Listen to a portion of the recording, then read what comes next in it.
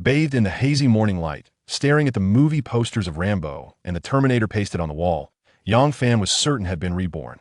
Looking around the small, rented apartment, both familiar and strangely unfamiliar, the last traces of confusion in his heart were quickly replaced by overwhelming excitement.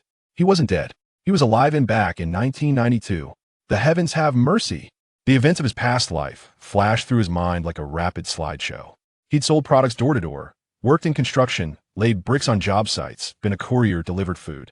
Oh, and he was also an honorary advisor to the Strategic Misdirection Bureau and a member of China's Red Hacker Organization. Since he'd been reborn, this life absolutely wouldn't follow the same old path. So what could he do now? At that moment, streams of information raced through his mind like a high-speed scroll. So much memory, so much knowledge, so many technological secrets. Turns out all those hours spent on internet forums paid off. Opportunity always favors the prepared. Turning around, Yang Fan saw his daughter sleeping on the small bed across the room. His eyes flicked to the calendar on the wall, then he shot upright, hastily dressed, scooped up his burning hot daughter, and rushed out the door.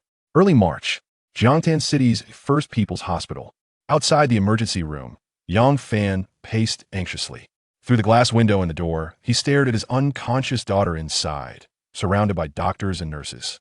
His fists clenched and unclenched, clenched and unclenched. Huan, you'll get better. Since heaven has sent me back, this time you'll never get meningitis. This life, you'll never become intellectually disabled. Dad will make you the happiest girl in the world. Click, click, click. The sharp sound of high heels echoed down the corridor. A young woman in a dark blue prosecutor's uniform hurried toward Yang Fan, her expression urgent. Tall, slender, and perfectly proportioned, her skin was as white as snow. Her long hair was tied into a ponytail, her features exquisitely carved as if by a master artisan.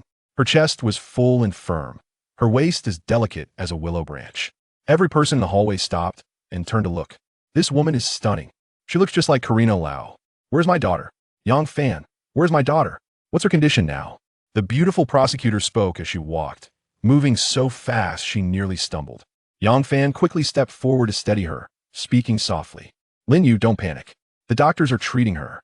The fever will come down soon. Lin Yue shoved Yang Fan away forcefully and rushed to the emergency room door. Peering through the glass at the little girl surrounded by medical staff, 2 streams of hot tears instantly poured down her cheeks. That's my child. My daughter. She's alive. She's so small, lying alone on that bed, so helpless, so pitiful. All of you are liars. You all told me my daughter died at birth due to complications during delivery. Even after more than 4 years, the scene of childbirth remained vivid in Lin Yue's mind, as if it had happened yesterday. The grief, the despair she felt when told her baby hadn't survived it was unbearable. Remembering it now, Lin Yue suddenly covered her mouth with her hand, stopping herself from sobbing aloud. She stood there, frozen, staring at her daughter's pretty, adorable face beneath the oxygen mask. After a long while, Lin Yue wiped her tears with her sleeve, took a deep breath and suddenly spun around. Her hand flashed, and with a loud slap, she struck Yang Fan across the face. Yang Fan, if anything happens to my daughter, I will never forgive you. Her voice was icy, chilling, thick with resentment. Facing Lin Yue's pale, furious glare, though his cheek burned, Yang Fan could only lower his head in silence, burdened with guilt. This woman before him, whether she slapped him once or 100 times, he wouldn't utter a single word of complaint. In his past life, he owed her far too much. His daughter, no matter the reason, had failed as a father. He let her life end in tragedy, and in the end, she followed him to the afterlife. Thankfully, heaven showed mercy, granting him a second chance and activating every single memory cell in his brain. Yeah, in this life, I will make you and our daughter the happiest women in the world. Without exception. Yang Fan, didn't you and my mother both swear to me back then that I lost the baby due to complications during childbirth? Now you suddenly tell me my daughter is alive and she's already 4 years old? Why? Why? Tell me. Lin Yue's voice grew shriller. Suddenly, she grabbed Yang Fan's shirt collar with both hands, her once beautiful eyes blazing with furious anger. Her flawless, jade-like face twisted slightly in rage. If my daughter hadn't gotten this high fever and been hospitalized, were you planning to hide this from me forever? Yang Fan, you disappoint me so much. How could you be so heartless? As she spoke, 2 more silent streams of sorrowful, disappointed tears rolled down Lin Yue's cheeks. Lin Yue, I'm sorry. Staring at the woman who had haunted his dreams for countless nights, Yang Fan's heart was full of words, but in this moment, beyond I'm sorry, he couldn't utter a single syllable. Sorry? Lin Yu's eyes gradually lost focus. She let out a chilling, cold laugh, slowly releasing Yang Fan, muttering almost to herself. Do you think I'm sorry can erase your deception? Do you have any idea how heartbroken, how hopeless a mother feels when told her newborn baby died on the operating table? Do you know how I've lived these past years? Do you know that every time I think of my poor child who barely touched the sunlight of this world, I feel like a criminal, a murderer? Seeing Lin Yue like this, Yang Fan felt a lump in his chest. He was at a loss, not knowing where to put his hands. Lin Yue, I'm sorry. I don't want to hear your I'm sorry. Lin Yue raised her hand again, and with another loud slap, she struck Yang Fan, cutting off his apology. She screamed hysterically. I want to know why. Why? Why did you do this? Why did you and my mother lie to me? Why? Why? Yang Fan's heart filled with bitterness. Can I tell you it's all because of your domineering mother? Can I let you blame your own flesh and blood? If you must hate someone, hate me, Yang Fan alone. He and Lin Yue had been lovers in college. In their third year, Lin Yue became unexpectedly pregnant. Defying fierce opposition from her family and peers even risking expulsion, she insisted on giving birth. Lin Yue's parents were government officials in Jiangtan City. Her uncles, aunts, and cousins all held influential positions in the government or business circles of Puhai and Yuezhou. With such a family, how could Lin Yue's mother accept her only daughter making such a foolish mistake? She certainly wouldn't allow her daughter to marry a poor rural boy like Yang Fan. Poverty is a crime in itself. Who is the guardian of Huan Yang? A round-faced female doctor in her 40s stepped out of the emergency room, her expression stern. Without hesitation, Lin Yue rushed over and anxiously asked, Doctor, how is the child? How could you adults be so irresponsible? Don't you even know the most basic childcare knowledge? The doctor scolded Lin Yue harshly. The national meningitis vaccine was developed years ago and widely promoted across the country. Why didn't you take your child to get vaccinated? Don't you parents even know this basic fact? Have you any idea what happens when a child gets meningitis? The child was brought in relatively quickly, but the condition isn't fully stable yet. If her condition worsens, you'll regret it for the rest of your lives. Meningitis. Hearing those 3 words, Lin Yue felt her mind explode. Chapter 2. A man without money is nothing. Her daughter has contracted meningitis, just as she received the news that her daughter was alive. Before the child could even cast a glance her way or utter the word mama, she was struck by this dreadful illness. Lin Yue felt as though she had just ascended to paradise, only to plummet into the depths of despair.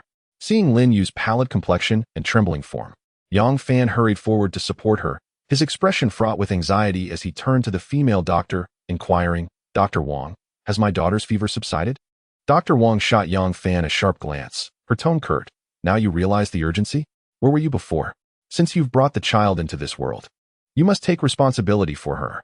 Lin Yue's eyes brimmed with despair as she stammered, Doctor, has my daughter truly contracted meningitis? Not yet, but it won't be long. I truly wonder how you can call yourself a mother, Dr. Wang retorted, equally unsympathetic. Enough of this delay. Hurry and pay for the hospitalization, she continued sternly. Though your child's fever has abated and her symptoms are temporarily under control, her condition has yet to stabilize and requires further treatment. Upon hearing that her daughter still had a chance for recovery, Lin Yue felt a weight lift from her heart. However, seeing Yang Fan standing there like a statue, she was suddenly filled with rage. She pushed him away and shouted, What are you still doing standing there? Hurry and pay the fees. If my daughter truly has meningitis, Yang Fan, I will not let you off easily. Yang Fan dared not speak, quickly asking Dr. Wang for the payment slip before striding purposefully towards the outpatient billing hall.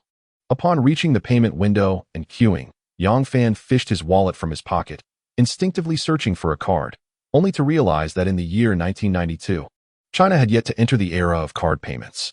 He opened his wallet and counted. His total funds amounted to a mere 178 yuan. Soon, the person before him completed their transaction, and it was Yang Fan's turn. He presented the 178 yuan along with the payment slip to the clerk at the counter. The middle-aged woman at the window, with a long face, frowned upon seeing the small amount of change.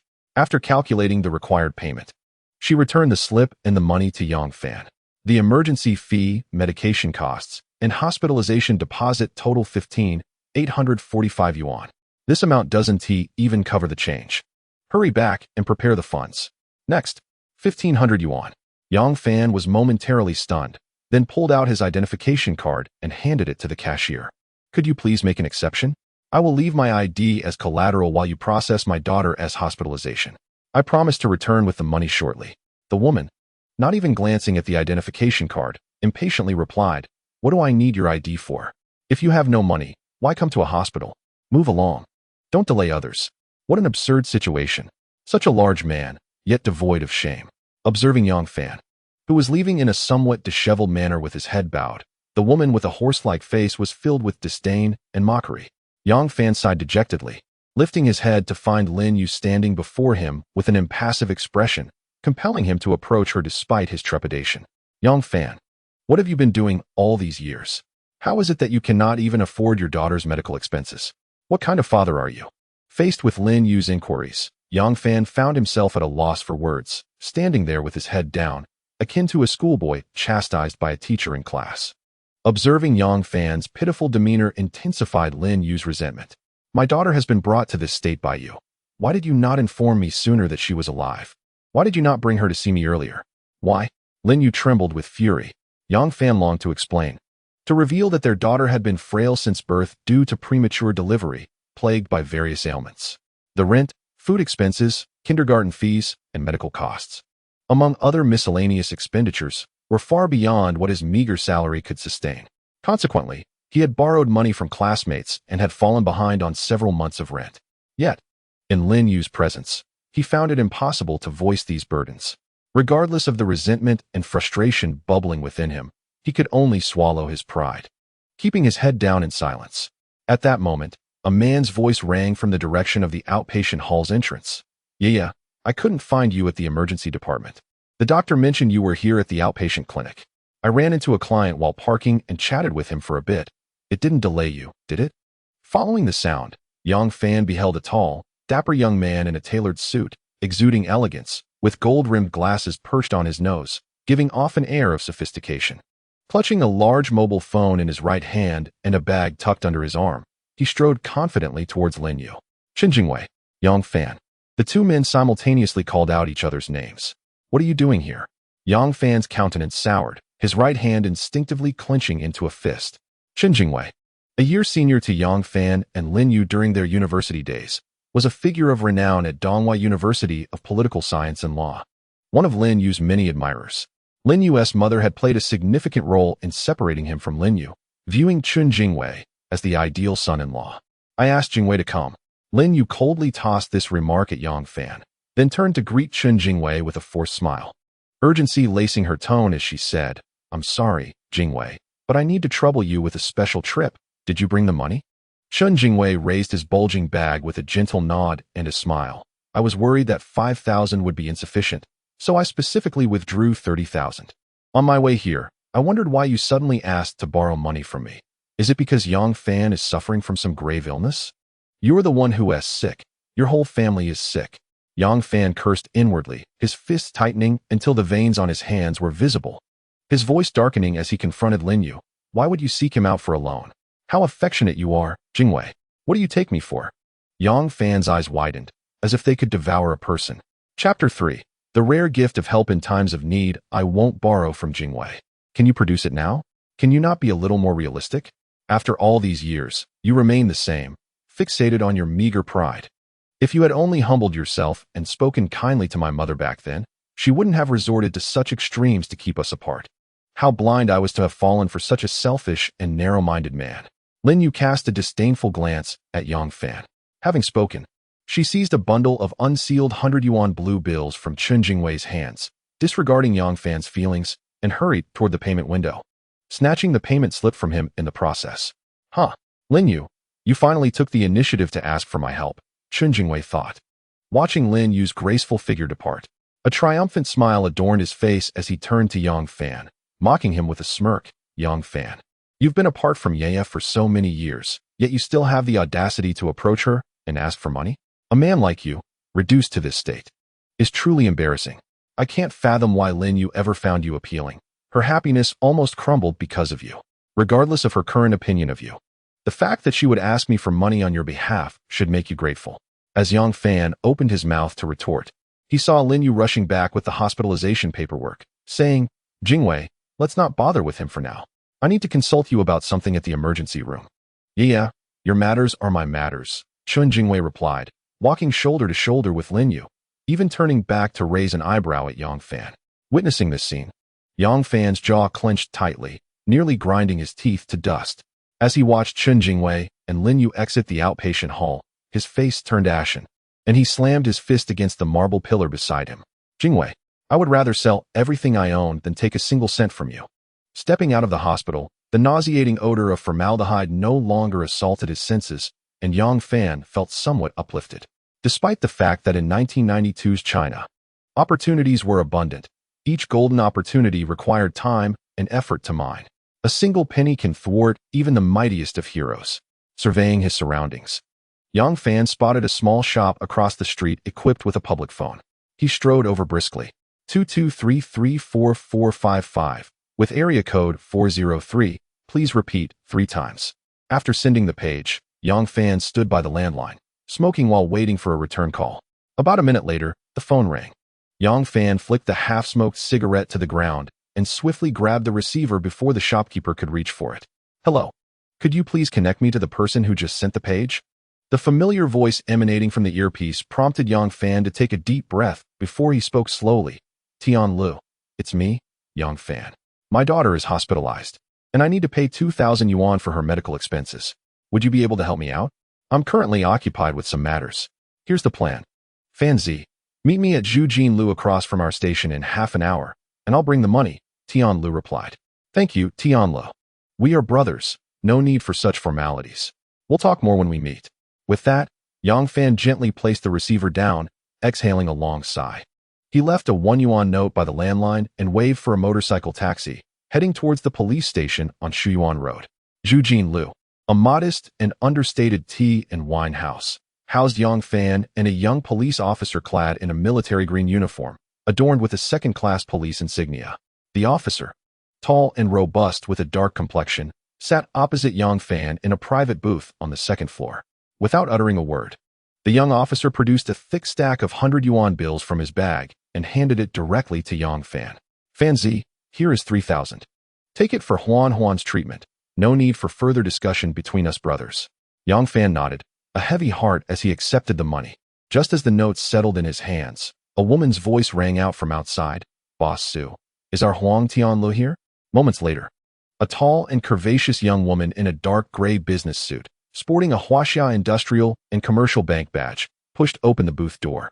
Huang Tianlu, did you just withdraw 3,000 yuan from the family savings account? As soon as her words fell, she caught sight of the stack of cash in Yang Fan's hands. Casting a disdainful glance at him, her tone rising sharply, Huang Tianlu, my mother gave us 10,000 to renovate our wedding house, and you withdraw 3,000? Are you planning to call off the wedding? Huang Tianlu immediately stood, pulling the young woman aside, whispering urgently, Luna, let us discuss this at home. Don't make a scene here. This money is for Yang Fan's daughter, who is ill. I don't care. Luna forcefully wrenched her arm from Huang Tianli's grasp, her face filled with derision as she shouted at Yang Fan, Yang Fan. You've been borrowing money from classmates for the past 2 years without repaying any of it, and now you come to borrow from my family? Do you have no shame? Luna, Huang Tianlu shot a fierce glare at his girlfriend. If you want to talk about brotherhood, fine. You can use your own money to lend or give to whomever you please. But using my mother's money to play the big shot is absolutely unacceptable. Luna, pointing an accusatory finger at Huang Tianlu, admonished, if you lend him the money today, I will pack my things and move back home. We might as well call off the wedding. As tensions escalated between the couple, Yang Fan hastily set the money down, feeling extremely awkward. Tianlu, I have some matters to attend to. Please remember to inform me when you and Luna are getting married. I will certainly come to celebrate. I'll take my leave now. No need to see you off. Luna retorted coldly, casting a disdainful smile at Yang Fan. Neglecting Huang Tianlu's current reaction, Yang Fan quietly exited the private room and hurried down the stairs. No sooner had he stepped out than a loud bang resonated from the door, followed by Huang Tianlu's furious shouts and Luna's cries. Emerging from Zhujin building, Yang Fan meandered along the sidewalk, head bowed, aimlessly walking, his pace gradually slowing as each step felt increasingly burdensome. Chapter 4. A man must be tough on himself. Upon reaching the corner ahead, Yang Fan seemed unable to continue, and he squatted forlornly by the roadside, pulling out a cigarette and lighting one after another. The mere thought of Chun Jingwei's haughty demeanor in the hospital gnawed at his heart like a venomous serpent. By chance, his gaze fell upon a public service advertisement across the street, emblazoned with bold red characters. Voluntary blood donation is honorable. In that instant, a resolution crystallized within him. He flicked the half-smoked cigarette to the ground, crushing it underfoot, and resolutely flagged down a passing motorcycle taxi. He directed the driver to Hushi, Jiangtan City Central Hospital. Following the hospital's map, he swiftly located the blood donation center. Blood selling had emerged as a new industry since the advent of Western medicine, both domestically and internationally. Some individuals resorted to it as a means of livelihood. With the continuous improvement of living standards, the number of blood sellers had dwindled, consequently driving up the price. After signing a contract with the hospital, Yang Fan underwent 3 blood extractions, totaling 1,000 milliliters, in exchange for 2,100 yuan bills. Despite feeling utterly drained, with dizziness overtaking him and stars dancing before his eyes, he feigned nonchalance. Grasping the 2,000 yuan earned from his blood, he weakly thanked the medical staff at the blood center and, leaning against the wall for support, slowly made his way out. At the First People's Hospital of Jiangtan City, on the 5th floor, room 506, Chun Jingwei stood at the doorway, observing Lin Yue, who sat by the bedside. Her eyes glazed over. Externally, he maintained an elegant smile, but internally, a heavy gloom enveloped him. The little girl, adorned with an oxygen mask, lay in a deep coma. Yet her features were strikingly reminiscent of Lin Yue from her childhood. Damn it, this child must belong to Lin Yue. Wasn't it said that the child she bore years ago had died at birth? What on earth is going on?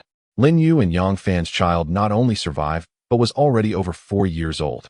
At that moment, an indescribable distaste filled Chun Jingwei's heart. Maintaining an impassive demeanor, he slowly exited the ward, walking to the end of the corridor, his face darkening as he retrieved his mobile phone from his bag and dialed a number. Aunt Tang. This is Chun Jingwei. Ah, Jingwei, hello. Aunt Tang, I recall you told my mother that Lin Yue and Yang Fan's child, born 4 years ago, had long since passed, correct? Yes, Jingwei, why do you suddenly inquire about this today? Switching the phone to his other hand, his face as cold as frost, he sneered. Half an hour ago, Lin Yue asked me to accompany her to the hospital. Guess whom I encountered there? Who did you run into? Yang Fan. Yang Fan's daughter fell ill, and he lacked the funds for medical expenses. Your daughter, Lin Yue, specifically called me, requesting that I send her money. By the way, Yang Fan's daughter bears an uncanny resemblance to Lin Yue in her childhood. On the other end of the line was Tang Huiru, the director of the personnel office in Jiangtan City. Her expression suddenly shifted, and she exclaimed, how is this possible? Aunt Tang, why are you still deceiving me? Tang Huiru swiftly placed the receiver gently on the desk, hurried to the door, closed it firmly, and then rushed back to her desk, picking up the receiver once more. With a forced smile and a lowered voice, she inquired, Jingwei, are you certain you did not make a mistake? That little girl truly is Yang Fan's daughter? I am absolutely certain. Where are you and Yaya now?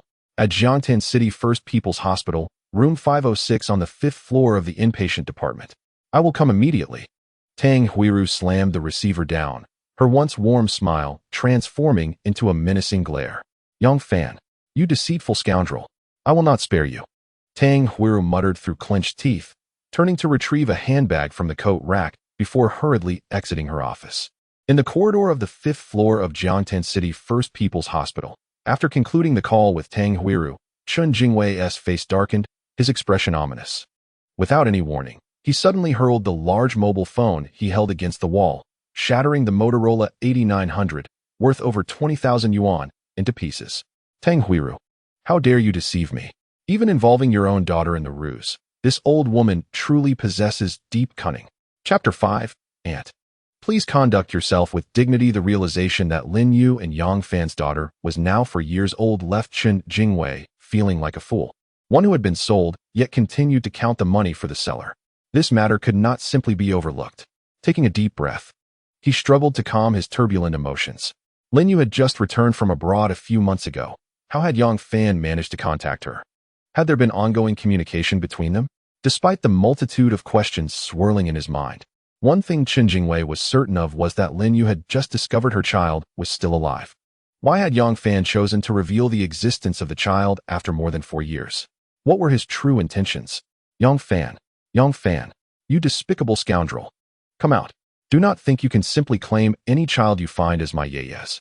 Hearing Tang Huiru's furious voice echoing down the corridor, Chen Jingwei suppressed his doubts, deliberately avoiding her gaze, intending to observe how she would explain things to Lin Yue. The enraged voice of the woman approaching the hospital room left Lin Yue without needing to look. She already knew who it was.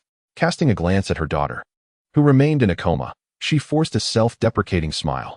She had contemplated various potential reactions her mother might have upon learning about the child, but she had never expected her mother to arrive in such a manner. Soon, Tang Huiru appeared at the door of the hospital room. She cast a fleeting glance, failing to spot Yang Fan in the hospital room, and immediately turned to Lin Yue, her voice laced with urgency. "Where is Yang Fan? Where is he? Mother, could you refrain from raising your voice so? This is a hospital, not our home." Lin Yue looked at her mother with a hint of sorrow in her eyes and sighed. "Come and take a closer look. If Huan isn't my child, whose could she possibly be?" Tang Huiru, her expression darkened, approached the bedside and cast a cold glance. She bears an uncanny resemblance to Yeye in her childhood. Tang Huiru concealed her astonishment, her face devoid of expression, and spoke in a rigid tone. "What about this child resembles you? She is so frail. Her skin is poor. It's evident she suffers from malnutrition. There is simply no comparison to your childhood. I cannot fathom where Yang Fan found her. His claims are utterly delusional." Disappointment flickered in Lin Yue's eyes as she replied softly, "Mother, the child is a part of me. She fell from my flesh. If she isn't my daughter, would I lack any sense of it? Why do you refuse to acknowledge this at this juncture? Are you truly willing to keep this secret from me for a lifetime? I cannot concern myself with such matters." Tang Huiru, in a fit of exasperation, waved her hand dismissively and shouted, "Where is Yang Fan? Bring him to me. That despicable man, what does he intend to do? He infuriates me to no end. I suspect Yang Fan has gone to borrow money," Chen Jingwei said as he entered the room, his face adorned with a calm smile. "From my understanding of Yang Fan, if he sees Yeye and borrows money from me for his daughter's medical expenses, he will, for the sake of his pitiful pride, refuse to accept the reality. Jingwei, both you and Yeye must not be deceived by Yang Fan." Tang Huiru was evidently determined to deny any accountability, stating solemnly, "This child cannot possibly be related to Yeye. Yang Fan has certainly fallen on hard times and seeks to exploit the affection he once shared with Yeye for extortion." Chen Jingwei nodded subtly, maintaining his composure. "Yeye, I believe Aunt Tang's analysis holds merit. Yang Fan's actions must conceal some ulterior motive. Books I have yet to read, matters I can speak of openly."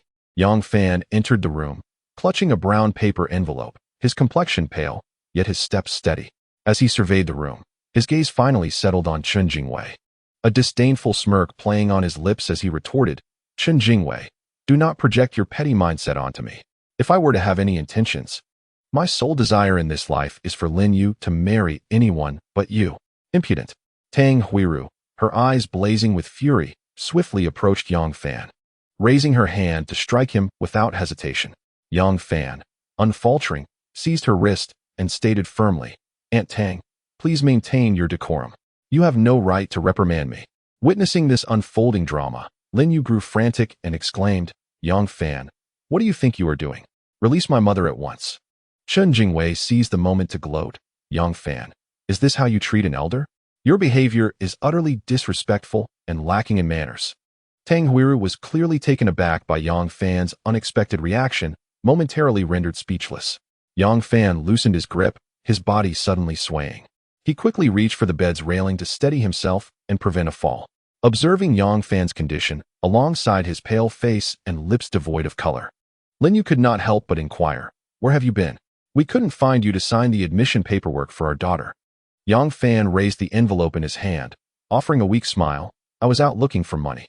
With that, he took a deep breath and slowly approached Chen Jingwei, counting out 16 100 yuan bills from the envelope and thrusting them into Chen Jingwei's hands. "Chen Jingwei, indeed, I am impoverished and without funds. However, when it comes to my daughter's medical treatment, I shall not spend a single penny of yours. This amounts to 1,600. The surplus is merely interest." Chen Jingwei scrutinized Yang Fan with a mocking gaze, derisively exclaiming, "TSK, TSK. Look at you now, Yang Fan. Have you resorted to selling blood?" Yang Fan, unfazed, replied with a calm smile, "Chen Jingwei, even if I were to sell blood, I would not use a cent of your money. There is no need for you to flaunt your superiority before me. Aside from your advantageous family background, you are nothing compared to me, Yang Fan. Take the money and leave. You have no business here. It is you who should leave. Tang Huiru retorted, her anger boiling over as she pointed an accusatory finger at Yang Fan. How dare you compare yourself to Jingwei? In what way do you measure up to him? Have you no shame? Yang Fan regarded Tang Huiru with pitying eyes, coldly stating, Aunt Tang, for Lin Yu's sake, I shall refer to you as Aunt one last time. One must first dishonor oneself before others can do so. We both know what transpired 4 years ago. It is known to heaven and earth. However, I must inform you that I am no longer the Yang Fan you could insult, strike, and humiliate at will. Should you continue to disrespect me, do not expect me to be courteous. Chapter 6. You still have a conscience. Tang Huiru trembled with rage, unable to articulate a response. What do you intend by not being courteous? Chun Jingwei stepped forward, a sardonic smile playing on his lips, having already spoken such harsh words. Do you dare to lay a hand on someone? Mom, Jingwei, could you both please refrain from saying another word? We are in a hospital. If you feel no shame. I am mortified. Lin Yu's face flushed with indignation at the scene unfolding before her. She turned to Qin Jingwei with an apologetic expression. Jingwei, I am sorry. Things are a bit chaotic right now. Please return home, and I will call you later. Qin Jingwei scrutinized Lin Yue for a moment, then sighed deeply, nodding, very well. This is your family matter, and as an outsider, I should not interfere. I will take my leave. Do call if you need anything. Lin Yue expressed her gratitude with several nods. Yes, I will explain everything to you later. As soon as Qin Jingwei exited the ward, Tang Huiru seemed to remember something important and hurried after him, calling out, Jingwei, Jingwei, wait for me. As Yang Fan slowly settled beside his daughter, Lin Yue could no longer contain her frustration and exclaimed, Yang Fan, what do you mean by this? Why treat my mother in such a manner? Without lifting his gaze, Yang Fan replied indifferently, she is your mother, not mine. The child, who had remained in a state of unconsciousness, suddenly fluttered her eyelids a few times before opening her eyes, revealing a pair of deep, pure black orbs that sparkled like 2 shining black pearls. She turned her head to survey her surroundings, her gaze sweeping past Lin Yu's face and landing on Yang Fan beside her. Then, with a hint of weakness, she opened her rosy lips and softly uttered, Daddy, I'm sorry, Huan Huan is sick again. Yang Fan gently held his daughter's small hand, which was connected to an four, and spoke tenderly, Huan Huan, you are Daddy's good girl. You should never say sorry to me. After all, it's not our first time in the hospital. We'll be home in just a couple of days, so there's no need to rush. Huan Huan blinked her big, round eyes and, pouting slightly, whispered, Daddy, Huan Huan is not afraid of injections, but can I skip the medicine? That herbal concoction is so bitter and hard to swallow. Feigning anger, Yang Fan replied solemnly, Huan Huan, have you forgotten what I told you? Your constitution is weaker than that of other children, and drinking Chinese medicine is beneficial for your health. Good medicine is often bitter. Tears welled up in Huan Huan's large eyes as she pouted and softly recited her father's words. Good medicine is bitter but beneficial for illness. Honest advice may be hard to hear, but is good for action. This phrase conveys that when one is ill, one must take medicine. And one should not fear the bitterness. Despite its unpopularity, if it is beneficial for health, it must not be rejected. Seeing her daughter so obedient and understanding, Lin Yue felt a tumult of emotions, joy, pride, and resentment. She was joyful because she thought the child she had lost was alive and well. She felt proud that her daughter not only thrived but also possessed a beauty and charm that seemed to surpass her peers, displaying a maturity beyond her years. Yet, she felt resentment because her daughter had reached the age of 4 without ever calling her mother, and she had failed to fulfill the responsibilities of motherhood for a single day. All of this was the fault of Yang Fan. As these thoughts coursed through her mind, Lin Yue clenched her tiny fist, her nails nearly digging into her flesh. Unable to restrain her anger, she cast a piercing glare at Yang Fan, her eyes cold as arrows. If looks could kill, Yang Fan would surely be left with 1,000 wounds at that moment. Daddy, this Annie looks so fierce and terrifying, the child remarked. Auntie, my daughter has called me Auntie. The first time I met my daughter, the first time I heard her speak, and it was such a phrase. Lin Yue felt a sharp pang in her heart. Upon hearing her daughter describe her as fierce and terrifying, her expression softened instantly. Huan Huan, good girl. I am your mother. Lin Yue gently held her daughter's small hand, her eyes brimming with maternal affection as she smiled and said, Huan Huan, I truly am your mother. When I gave birth to you, you are not my mother is called Lin Yue. It's the Lin from Two Trees and the Yue with a moon beside the king. A proud expression welled up in Huan's eyes as she exclaimed in a sweet voice. My mother is a scientist. She is engaged in a secret research mission assigned by the state. Much like my grandparents did when they studied the atomic bomb in the vast Gobi Desert. My mother is a great scientist. Despite her daughter's apparent malnutrition and frail health, Lin Yue felt an inexplicable sense of comfort seeing how well Yang Fan had raised her, instilling in her such understanding and maturity. Yang Fan, to his credit, had not revealed to their daughter that she lacked a mother. Contemplating this, Lin Yue's resentment gradually diminished. Chapter 7. In this life, they must recognize each other as mother and daughter. Noticing Lin Yue gazing at him with an almost pleading expression, Yang Fan rose and stood beside her, smiling gently at their daughter. Huan, this is your mother, Lin Yue. She is remarkable and has completed the tasks assigned by the state ahead of schedule, allowing her to come home. Huan's large eyes darted around, lingering on Lin Yue's face for a moment before turning to Yang Fan, softly asking, Daddy, is she really Lin Yue? Is she truly my mother? Yang Fan nodded vigorously, affirming yes. Huan, she is your mother, your biological mother. Mommy. Huan murmured to herself, repeating the term that felt both familiar and foreign. After a while, her gaze fell upon Lin Yue's face as she gently inquired, Are you really my mother? Lin Yue, with tears glistening in her eyes, tightly grasped her daughter's small hand and nodded repeatedly, saying, Yes, I am your mother. You are my biological daughter. I have dreamed of you countless times over the years. Tears streamed from the corners of Huan's eyes as she pouted, expressing her grievances. All the children in kindergarten have mothers, but I have never seen mine. Mommy, why didn't you come back to see Huan? Is it because I am often sick that you don't want me anymore? I want a mother too. I want to have a mother like other children. Lin Yue enveloped her daughter in a warm embrace, choking back her sobs as she reassured, Mommy is here. Huan, don't cry. Mommy is here. It's Mommy's fault. I promise I will never leave you again. I promise I will always be by your side. Observing the two tearful figures, Yang Fan quietly turned away, using the back of his hand to gently wipe away the traces of tears from his eyes. In a previous life, due to the forceful interference of Lin Yue's mother, Lin Yue had only seen her mentally challenged daughter once, more than a decade later, just before a car accident separated them forever. To bring her child into the world, Lin Yue had risked everything, even dropping out of school with Yang Fan and evading their families. However, she was ultimately found by her extraordinarily capable mother, Tang Huiru. When Tang Huiru located Lin Yue, she was hospitalized due to malnutrition that led to premature labor. At the critical moment on the operating table, Tang Huiru made resolute demands of Yang Fan. He accepted her terms, ensuring the survival of both mother and child. Otherwise, only one could be saved. Yang Fan understood all too well that Tang Huiru did not wish to see the fruit of his and Lin Yue's love enter this world. In order to preserve the child he had with Lin Yue, to cherish and witness the romance between them, and to uphold a man's dignity, Yang Fan reluctantly acquiesced to the harsh conditions imposed by Tang Huiru. Before Lin Yue had awakened from her surgery, Yang Fan departed from the hospital with the daughter she had given birth to. Subsequently, he deceitfully collaborated with Tang Huiru, misleading Lin Yue into believing that their child had perished due to complications during childbirth. The loss of their child, compounded by familial pressure, left Lin Yue despondent, leading her to study abroad in a state of profound sorrow. Alone, Yang Fan roamed in search of survival, cradling his infant daughter. Years later, at a class reunion, Yang Fan encountered Lin Yue once more.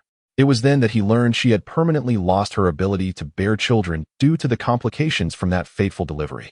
This revelation explained her decision to remain unmarried all those years. He longed to inform her that their daughter was alive, yet, contemplating the circumstances surrounding their daughter, he found himself unable to do so, his heart heavy with reluctance. The chasm between them widened, and despite their shared daughter, Yang Fan understood that their paths would never converge again. Following their reunion, Lin Yue learned from classmates that Yang Fan was struggling to care for a daughter with disabilities and that his wife was no longer in the picture. Out of respect for their past, she discreetly sought ways to assist him in finding work and projects, hoping to help him earn a better living. However, it seemed that misfortune clung to Yang Fan as he faced continual setbacks in his pursuits. Had he been willing to set aside his meager pride and engage Lin Yue earnestly, perhaps they could have rekindled their relationship. Yet, he hesitated to take that step. And as a woman, Lin Yue was even less inclined to initiate. Unexpectedly, Lin Yue ultimately discovered the truth about their daughter. Upon seeing her beautiful biological child, who was afflicted with disabilities, Lin Yue nearly succumbed to despair. In response to her inquiries, Yang Fan, burdened by the failure of his business and overwhelmed with frustration, unleashed years of pent-up resentment during a heated argument. Tragically, Lin Yue, in her deep sorrow and disorientation, was involved in a fatal accident shortly thereafter. It is evident that his pride had cost him dearly in their previous lives. He bore the blame for the premature birth and his inability to navigate the challenges posed by her mother. At the core of these troubles lay his own self-esteem. Years later, upon reuniting, he felt her goodwill yet remained shackled by his pride, missing the opportunity for reconciliation. When she learned of their daughter's condition, he did not humble himself to seek her forgiveness. Instead, like many a defeated man, he directed his frustrations at her. This ultimately culminated in a tragic outcome. Lin Yue had never wronged him. Rather, it was Yang Fan who failed to embody the responsibility of a man, depriving her of a lifetime of happiness and leading to her untimely demise. In the event of a next life, he vowed never to allow such a tragedy to unfold again. Perhaps the heavens heard his plea and granted him the chance for rebirth. In that moment, witnessing the reunion between mother and daughter, Yang Fan felt as though a heavy stone had been lifted from his heart, bringing him a profound sense of relief. The child, presumably exhausted from crying, soon fell asleep in Lin Yue's arms. Gazing at her slumbering daughter, Lin Yue was lost in thought for a moment before abruptly tugging at Yang Fan's sleeve with a stern expression, commanding, "Step outside with me." Yang Fan nodded, refraining from inquiring further, and followed Lin Yue out of the hospital room. "Do not presume that your actions will earn my forgiveness," Lin Yue declared, her tone rigid as she peered through the glass window of the door at her sleeping daughter. "This is what you owe me. Our daughter is already 4 years old, and you chose to conceal this from me until today. What transpired back then? Why did you conspire with my mother to deceive me?"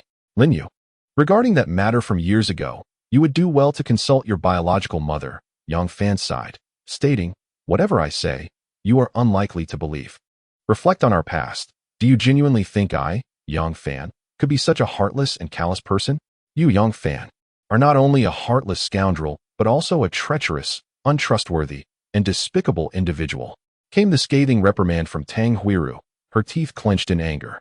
"You once agreed to take the money and leave with the child, promising that you would sever all ties with the Lin family and would never again see my daughter.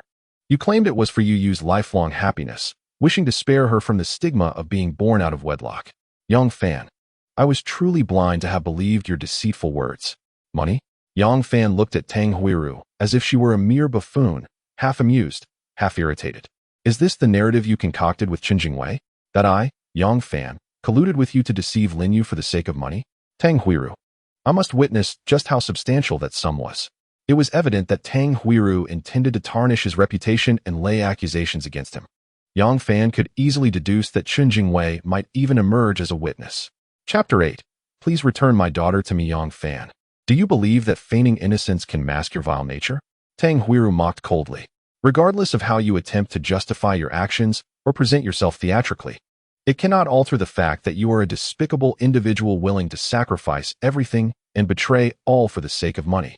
Indeed, as expected, Yang Fan remarked, casting a pitying glance at Tang Huiru as he sighed deeply. Lin Yue is truly unfortunate to have a mother like you. Tang Huiru, despite all your rhetoric, your sole intention is to tarnish my name and obstruct any potential rekindling between me and your daughter, is it not? Do you truly believe a person like you requires my assistance to discredit yourself? What a farce. Tang Huiru retorted with disdain. Yang Fan shook his head, exhaling a heavy sigh.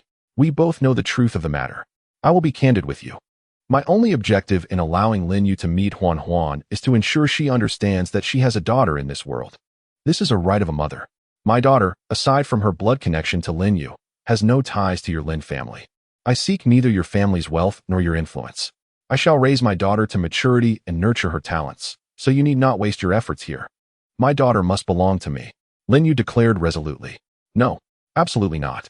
Tang Huiru and Yang Fan exclaimed in unison, vehemently rejecting her assertion. I am not here to negotiate with you. I am informing you of my decision. Lin Yue's gaze swept over Tang Huiru and Yang Fan, and she pronounced firmly, This is my daughter. I have the authority to decide. None of you can alter this fact. Upon finishing, Lin Yue's eyes settled on Tang Huiru as she calmly stated, Mother, I do not wish to know what transpired 4 years ago, nor am I interested in it. All I know is that my daughter is alive. And from this moment forward, I must fulfill the responsibilities and obligations of a mother. You, too, are a mother. I hope you can understand and respect my decision." Tang Huiru gazed at her daughter with a complex expression, and after a moment, she steadfastly replied, "You must choose. Your daughter or your mother. The decision is yours." Lin Yu's face reflected sorrow, her eyes glistening with unshed tears as she gently asked, "Mother, why must you force me like this? I am not forcing you. I am acting in your best interest." Tang Huiru's tone softened slightly as she earnestly advised, "For years ago, you acted impulsively and missed an opportunity. As your mother, I cannot allow you to repeat past mistakes. Yeah, you are still young. If you carry such a burden, how will you ever marry in the future?" "Then I simply want to marry," Lin Yue replied without hesitation. "With my daughter, my life is already complete. From now on, I shall live solely for her." Tang Huiru trembled with anger, pointing a finger at Lin Yue, stammering, You. Witnessing Tang Huiru rendered speechless with fury, Yang Fan inexplicably felt a surge of relief. "Lin Yue, you live only for your daughter, while I, Yang Fan, shall live solely for your happiness and that of our daughter. Yang Fan, please return my daughter to me." Lin Yue suddenly directed her words at him, causing Yang Fan to pause in surprise. "Have I not already allowed you to reunite with Huan Huan?" Yang Fan furrowed his brow, looking at Lin Yue earnestly as he asked, "Is that not sufficient?" "Not at all," Lin Yue replied decisively. "I will take care of my daughter. Her life, education, interests, and all other aspects will be my responsibility. Although you have raised her for the past 4 years, you evidently have a share of the blame for her nutritional and health issues. I do not care what your reasons are. All I know is that my daughter is in poor health and requires the best medical conditions and environment for comprehensive rehabilitation. Clearly, you are incapable of providing that." Yang Fan shook his head with a bitter smile, sighing as he said, "Lin Yue, if I were to claim that earning money is not a challenge for me, you would surely not believe it, would you?" "I only trust what I see as a fact," Lin Yue replied noncommittally. "Yang Fan, let us set aside the question of whether you can earn money. However, as our daughter grows older, do you believe it is more convenient for her to be cared for by her mother or her father?" Chapter 9. It's time to find a way to earn money. Upon hearing Lin Yue's words, Yang Fan recalled the various awkward situations he faced in his previous life as his daughter gradually grew up. He could only nod helplessly and sighed. "I must admit, your reasoning is quite substantial and compelling. I am willing to entrust our daughter to your care, but I must retain the right to visit her whenever and wherever I wish." Lin Yue nodded in agreement. A daughter needs both maternal and paternal love. "You have finally revealed your true colors, Yang Fan." Suddenly, Tang Huiru, who had remained silent until now, interjected with gritted teeth. "You intend to exploit this child to fulfill your insidious and nefarious desires regarding my daughter? You are simply indulging in a delusion. As long as I, Tang Huiru, draw breath, you shall never succeed." Seeing the grotesque expression on Tang Huiru's face, Yang Fan couldn't help but chuckle. In his past life, it was this very woman who had shattered his and Lin Yue's happiness. This time, he would take charge of his own destiny. Tang Huiru. Whether you choose to acknowledge it or not, your daughter is the mother of my child, her biological mother." Tang Huiru was momentarily taken aback by Yang Fan's retort, nearly choking on her indignation. You, yeah, did you hear that? Did you hear that? This is his true nature. He seeks to use you and the child born of your union to manipulate and exact revenge on you." The term illegitimate child caused Lin Yue's brows to furrow slightly. "Mother, if the child I bear is an illegitimate one, then what does that make me, as your daughter?" Lin Yue gazed at her mother with a sorrowful smile and murmured, "I do not expect to receive your or my father's blessings, but as the grandmother of my child, you should refrain from using such inappropriate terms to curse my baby." After speaking, Lin Yue slowly shifted her gaze to Yang Fan. "Yang Fan, I implore you to show some respect to my mother. Regardless of her past actions towards you, she is my mother and your elder. I am truly exhausted and do not wish to be embroiled in your conflicts any longer. Please leave, just go." By the end of her plea, Lin Yue's voice had taken on a frantic tone. Yang Fan looked at her with eyes filled with compassion. He wished to say something, but ultimately, it transformed into a long sigh, and he said nothing. Gently leaning against the wall, he turned and slowly walked towards the door of the room where his daughter lay. Peering through the glass window, he caught a glimpse of her sleeping soundly, a smile gracing her face as if she were lost in a sweet dream. "I will return." Yang Fan spoke as if to himself. allowing his gaze to linger on Lin Yue's sorrowful visage for a brief moment before he turned away. Dragging his heavy footsteps further away, entrusting his daughter to Lin Yue seemed, for the time being, more suitable than keeping her with him. Facilitating the reunion of his daughter with Lin Yue was the foremost desire he harbored upon his return to life. Regardless of Lin Yue's attitude toward him, Yang Fan felt a sense of understanding and acceptance. Now, he must carefully contemplate how to earn money, substantial money. Beep, beep, beep. A series of sharp, resonant beeping sounds abruptly pulled Yang Fan back from his reverie. He noticed a young man, approximately 25 or 26 years old, at the edge of the parking lot, now removing a device from his waist and glancing down at it. Amidst the envious and jealous gazes of countless passers-by, he proudly lifted his head, flicking aside the bangs that fell over his forehead, and strode confidently towards the public telephone stationed at the hospital entrance. It seems this era is on the brink of a glorious age for mobile devices. Clutching a bulky mobile phone in one hand and sporting another on his belt, he epitomized the quintessential symbol of ostentation in this time. A sudden spark of inspiration flickered through Yang Fan's mind, recalling a classic marketing case from the future, often mentioned online, involving a clever ruse. A knowing smile crept upon his lips as he thought, Chen Jingwei, do you truly believe that the mere possession of your funds grants you the right to flaunt before me? Soon enough, I shall demonstrate that money holds no significance for me, Yang Fan. As he gazed up at the azure sky adorned with slowly drifting, pristine clouds, Yang Fan felt the weight of pent-up frustration evaporate. On the bustling road, a police-issued Changjiang 750 trike, equipped with flashing lights, sped towards the First People's Hospital of Jiangtan City along Shuyuan Middle Road. As it approached the hospital entrance, the trike slightly decelerated. The guard, upon noticing the officer's uniform worn by the driver, did not hesitate to raise the barrier and permit passage. Yang Fan, who was just passing through the hospital parking lot, initially paid little attention to the approaching police trike. However, as he recognized the driver, he was taken aback. Tianlu, what brings you to the hospital? Is it for business or personal reasons? Upon hearing Yang Fan's greeting, Huang Tianlu executed a flawless turn on the trike, bringing it to a steady halt before Yang Fan. I came to find you, he replied, retrieving a handbag from the sidecar and extracting a substantial stack of blue 100 yuan bills. Chapter 10, Lifelong Brothers. Here's a total of 2,800. Take it and swiftly pay for Huan's hospital fees.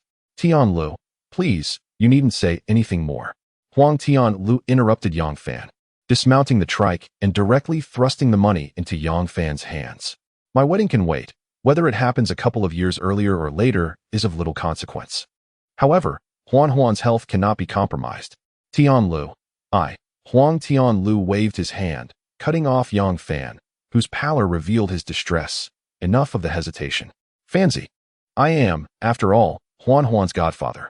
You've exhausted yourself over money to this extent. If I don't help you now, who will? Take it. And stop the chatter. Yang Fan clutched the notes tightly, suddenly feeling a wave of dizziness wash over him, followed by a darkening of his vision, as stars danced before his eyes, and his body swayed unsteadily. Huang Tianlu, noticing his condition, hurriedly extended his hand to steady him. Fanzi, what's wrong? You don't look well at all. Are you ill? Is it serious? I'm fine, really. Yang Fan, supported by Huang Tianlu, settled onto a nearby bench, grimacing as he spoke. It's just that I've lost quite a bit of blood. You may laugh, but after leaving Zhujin Lu, I had no other option but to sell my blood at the central hospital. I sold 1,000 cc, just enough to cover Huan's hospital expenses. What the hell? 1,000 cc? Are you out of your mind? Huang Tianla cast a fierce glance at Yang Fan, then clenched his right fist and struck it forcefully against the chair, gritting his teeth and cursing. Damn it. It's all that wretched Lu Na's fault. Fan, if anything happens to you, I will not spare her. My brother, I apologize, it is my inadequacy. What are you saying? Tianla, for your heartfelt sentiment, I, Yang Fan, shall remember it for a lifetime. Yang Fan, deeply moved, embraced Huang Tianla and patted him firmly on the back, sincerely expressing, the one who ought to apologize is I. I have brought you and Lu Na discord, and I feel remorse for both of you. Discord my foot. I have severed ties with her. Huang Tianla waved his hand dismissively, sighing with a hint of melancholy. Every day, all she talks about is money, cosmetics and designer bags. She is so obsessed with vanity and materialism. A woman like that is certainly not a suitable match for me. I increasingly feel that our values are misaligned. Even if we were to marry, separation would be inevitable.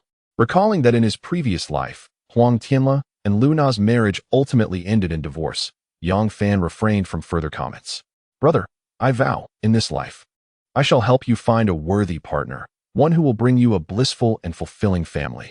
By the way, your health is in such a deplorable state. Why aren't you resting properly?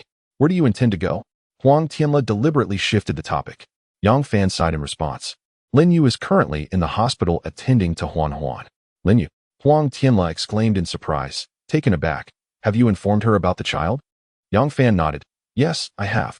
I have considered it carefully. Since she will inevitably learn about the child, it is better to tell her sooner rather than later.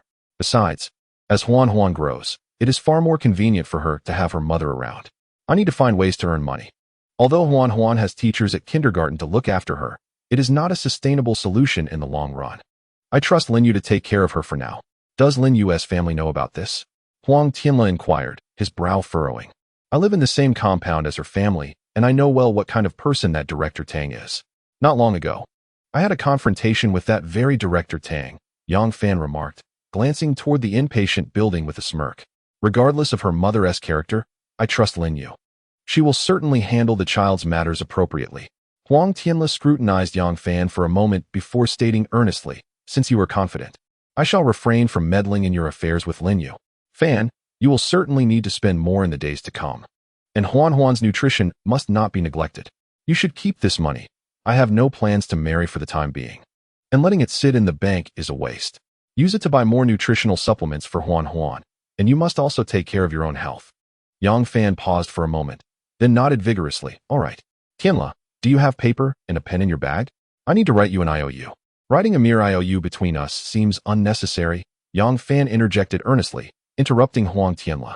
A true brother must account for every transaction. The IOU must be penned, otherwise, I shall not accept this sum. Recognizing the seriousness in Yang Fan's demeanor, Huang Tianle realized that further discussion would be futile. He thus retrieved paper and pen from his bag. Yang Fan took the notepaper and pen, meticulously inscribing, IOU. Today, I borrow from Huang Tianle the sum of 2,800 yuan, 280,000, promising to repay the principal and interest in a single payment after 3 months. Borrower, Yang Fan, March 24, 1992, Chapter 11.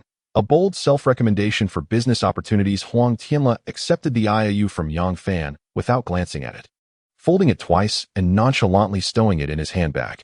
At that moment, he was oblivious to the monumental changes this IOU would eventually bring to his life. Aware that Lin Yue and her mother, Tang Huiru, were still at the hospital, Huang Tianle decided against having Yang Fan accompany him to visit Huan. Instead, he urged Yang Fan to get into the vehicle, and they roared out of the hospital gates on a 3-wheeled motorcycle. On their way to drop Yang Fan off at his rental abode, Huang Tianle deliberately detoured to the farmer's market, insisting that Yang Fan purchase an old hen. They then visited a pharmacy where they procured some red dates, longan, and angelica. After observing Yang Fan prepare the hen in a stew at his home, Huang Tianle waved goodbye. Standing at the doorway, watching Huang Tianle's figure recede into the distance, Yang Fan could not help but silently vow, good brother, for a lifetime. He reserved a portion of the stewed hen soup, chicken legs, and wings in a thermal container for his daughter, consuming the remainder in one sitting. Collapsing onto his bed, he slept soundly until dawn. Uncertain whether it was the nourishment from the hen or some other factor, Yang Fan awoke feeling particularly invigorated, full of energy with no trace of the weakness that typically follows significant blood loss. He rummaged through his wardrobe for the business suit he reserved for meetings, ensuring that his suit, shirt, and tie were impeccably pressed with an iron. Gazing into the mirror at the rejuvenated and spirited young man before him, a subtle smile crept onto Yang Fan's lips. At 9 in the morning, located at 168 Jianzhong Road, the courtyard of the Jiangtan City Post and Telecommunications Bureau, Yang Fan, dressed in a sharp suit, gently knocked on the office door of the wireless paging division. May I inquire if Section Chief Wu is available? I am Yang Fan, having recently returned from Pengcheng to Jiangtan, and I hope to intrude upon Section Chief Wu's time for a few moments, if it is convenient. A cup of tea and a newspaper epitomized the standard accoutrements for personnel in various departments of government institutions during this era. Wu Qingming, the deputy section chief of the wireless paging division at Jiangtan City Post and Telecommunications Bureau, possessed a keen self-awareness, understanding the philosophy of bureaucratic hierarchy. He was acutely aware of the vast discrepancies between positions of authority. Wu Qingming recognized that excelling in the burgeoning field of wireless paging within the postal system was no simple feat. Chief Liu Jinghe clung tightly to the recruitment, training, and personnel management of the paging operators, while delegating the most challenging task of business expansion to him, the deputy chief. It was a delicate balance in Wu Qingming's mind. Since the opportunity to recruit and train beautiful receptionists has eluded him, Wu Qingming has resolved to adopt a strategy of compliance with higher authorities while formulating his own countermeasures. He spends his days ensconced in the office, engrossed in reading books, newspapers, and reviewing materials, all under the guise of conducting research. Seated behind his desk, although his eyes appear fixed on the pages of a newspaper, his mind is preoccupied with thoughts of the young and attractive women from the training classes for receptionists. The abundance of blooming flowers juxtaposed against the heap of dung that is Liu Jinghe only serves to deepen his frustration. In this moment of contemplation, pondering how to concoct a plausible excuse to visit the training center, he is abruptly interrupted by an uninvited guest, Yang Fan. Casting a disdainful glance at the intruder, Wu Qingming furrows his brow and inquires, "Which organization do you represent, and what brings you here?" He muses internally about the increasingly lax standards of the doorman, who seems to let anyone through the gate. "Greetings, Director Wu. My name is Yang Fan, and I am a business manager at Jiangtan City Yinxin Material Trading Company, Limited. I wish to establish a long-term cooperative relationship regarding the expansion of wireless paging services in Jiangtan City," Yang Fan articulates, offering his business card with both hands. Wu Qingming takes the card, glances at it nonchalantly, and places it on his desk. "A salesperson, I presume?" he retorts, an air of mockery in his tone. "Is it American goods or Japanese?" "Philips, European products," Yang Fan replies with a smile. "Is it cash on delivery or payment upon shipment?" Wu Qingming inquires, his expression remaining impassive. "Cash on delivery. We settle with each unit sold," Yang Fan responds earnestly. Wu Qingming gestures towards the office door, a sardonic smile playing on his lips. "The door is over there. Please leave." Unperturbed, Yang Fan calmly requests, "Director Wu, may I have 5 minutes of your time?" Chapter 12. Unrecognized Treasures. Wu Qingming regards Yang Fan in silence, maintaining a stoic demeanor. Yang Fan, undeterred, continues with a smile, "Director Wu, there are currently far too few individuals sporting pagers on Jiangtan streets. In cities such as Puhai, Yanjing, Yuzhou, and Pengcheng, while not everyone carries a pager, at least 7 or 8 out of 10 pedestrians do." According to reputable foreign research institutions, the wireless paging business has been present in the Chinese mainland market since the early 1980s, with an annual growth rate exceeding 110. This agency predicts that in the next decade, the number of wireless paging users in our country will conservatively reach no fewer than 65 million, establishing us as the largest wireless paging market globally. The wireless paging business in Jiangtan is in its infancy, and the number of users is vastly inferior to coastal cities. Yet this presents a remarkable opportunity for us. While coastal cities are indeed more economically developed and dynamic than inland regions, this is not the crux of the matter. The primary issues reside in changing perceptions and superior marketing strategies. Regarding the expansion of our wireless paging business in Jiangtan, I have already conducted preliminary market research, industry background analysis, and regional environmental analysis. I have also completed a draft concerning consumer patterns and psychological tendencies. Young man, from your tone, it appears you possess more expertise and understanding than we seasoned postal veterans, do you? Wu Qingming interrupted Yang Fan's discourse with a cold smirk, his displeasure evident as he spoke in a low voice. "Do not presume that a few years of study and a brief stint at university endow you with profound knowledge. I, Wu Qingming, have navigated the postal and telecommunications industry for nearly 3 decades. I have traversed more paths than you have crossed bridges and consumed more salt than you have rice. Do you truly believe you can lecture me here? Who do you think you are?" "Director Wu, I have encountered many like you, masquerading as market researchers and marketing strategists." Wu Qingming waved his hand, cutting off Yang Fan's words, clearly growing impatient. "You think that we, the people of inland cities, are narrow-minded, believing that a sprinkle of professional jargon and empty rhetoric can deceive us. To put it plainly, it is merely a form of deception. Director Wu, you." Wu Qingming abruptly slammed his hand on the table, thunderously commanding, Are you leaving or not? If you do not depart, I will call for assistance. Yang Fan, with a wry smile, shook his head, sighed in resignation, and chose not to say more as he turned to leave. What a fool! Wu Qingming scoffed disdainfully. Just as Yang Fan reached the doorway, he caught Wu Qingming's derisive remark, causing him to halt momentarily, his right hand clenching into a fist before he relaxed it. After pausing for about 2 seconds at the entrance, Yang Fan finally lifted his foot and strode away with composure. Upon exiting the building, he suddenly heard a voice with a Cantonese accent calling out, "Mr. Yang, please hold on." Yang Fan turned to look in the direction of the voice.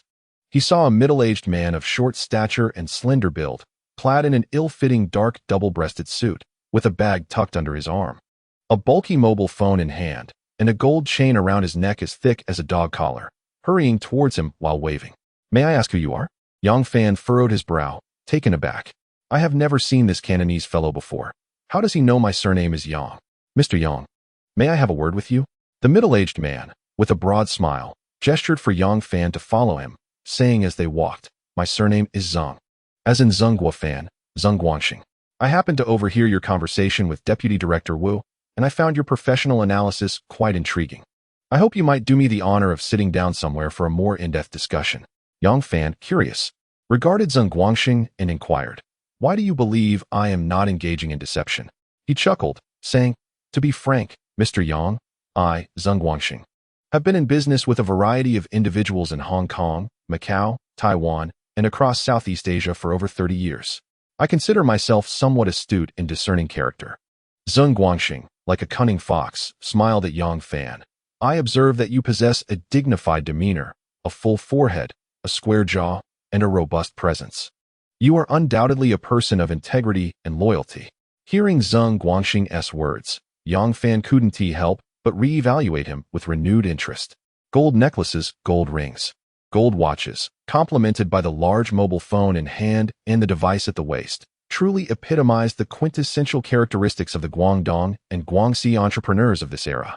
Yang Fan offered a faint smile and inquired gently, "Mr. Zeng, do you not fear misjudging someone based solely on their appearance?" Chapter 13. A 1,000-mile horse requires a talented rider. Zeng Guangxing's expression turned serious as he replied earnestly, "Young brother, I assess individuals based on familiarity, not mere appearances. These are fundamentally distinct concepts. The study of physiognomy is a science. It is far from being a mere superstition, as it withstands the scrutiny of historical validation." Yang Fan momentarily paused, then gave Zeng Guangxing a thumbs up with a cheerful grin, saying, "With the ability to discern people by their features, congratulations, Mr. Zeng. You are surely destined for great wealth."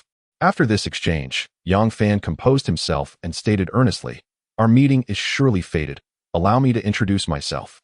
I am Yang Fan, the Yang of Wood, and Fan as in the ordinary person, hailing from Jiangtan."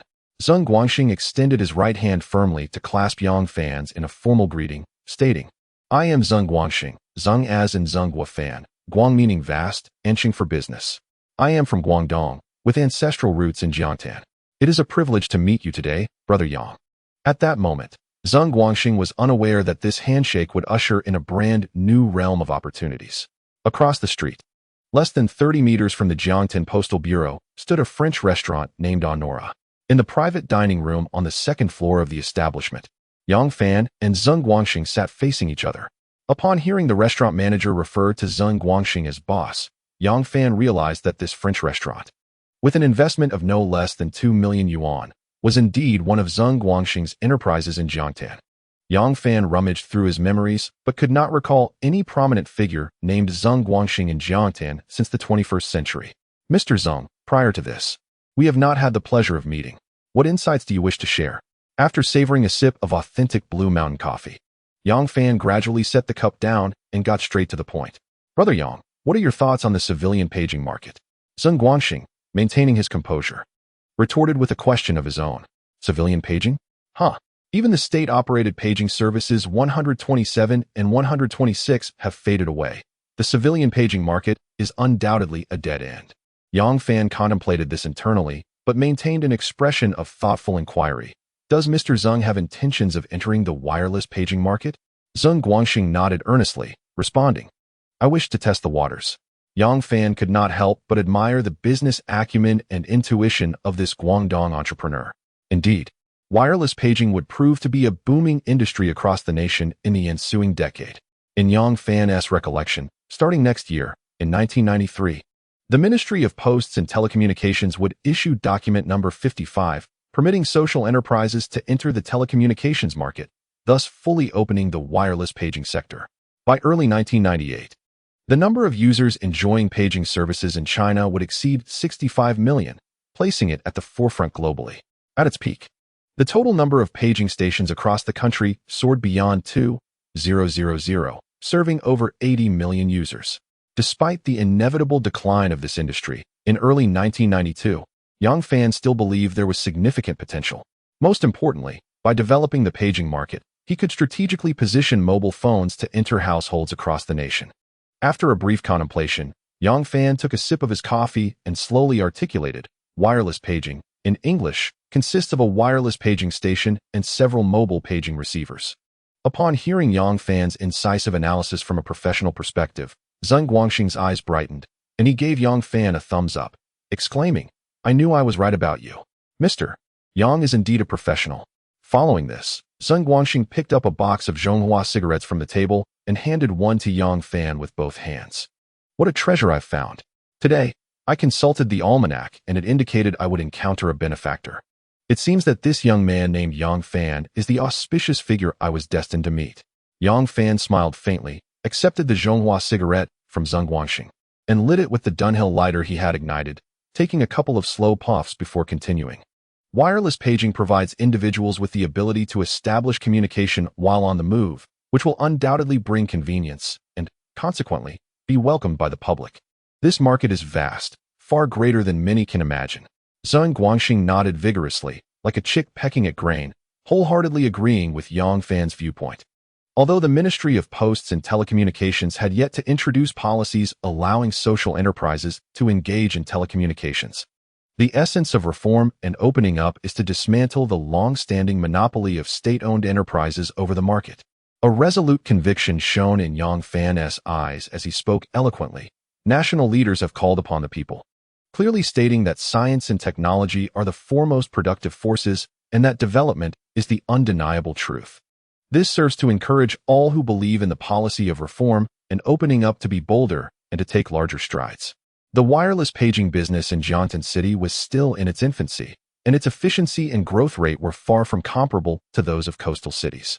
At its core, this stagnation stemmed from the rigid and inflexible nature of the state-run system over the years.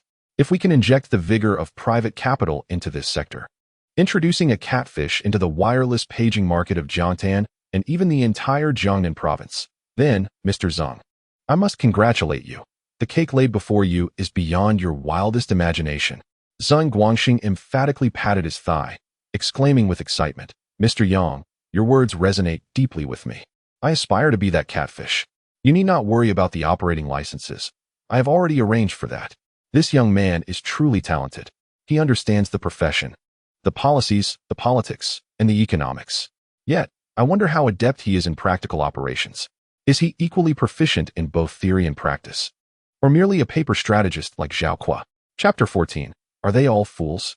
Yang Fan clearly belonged to the proactive camp.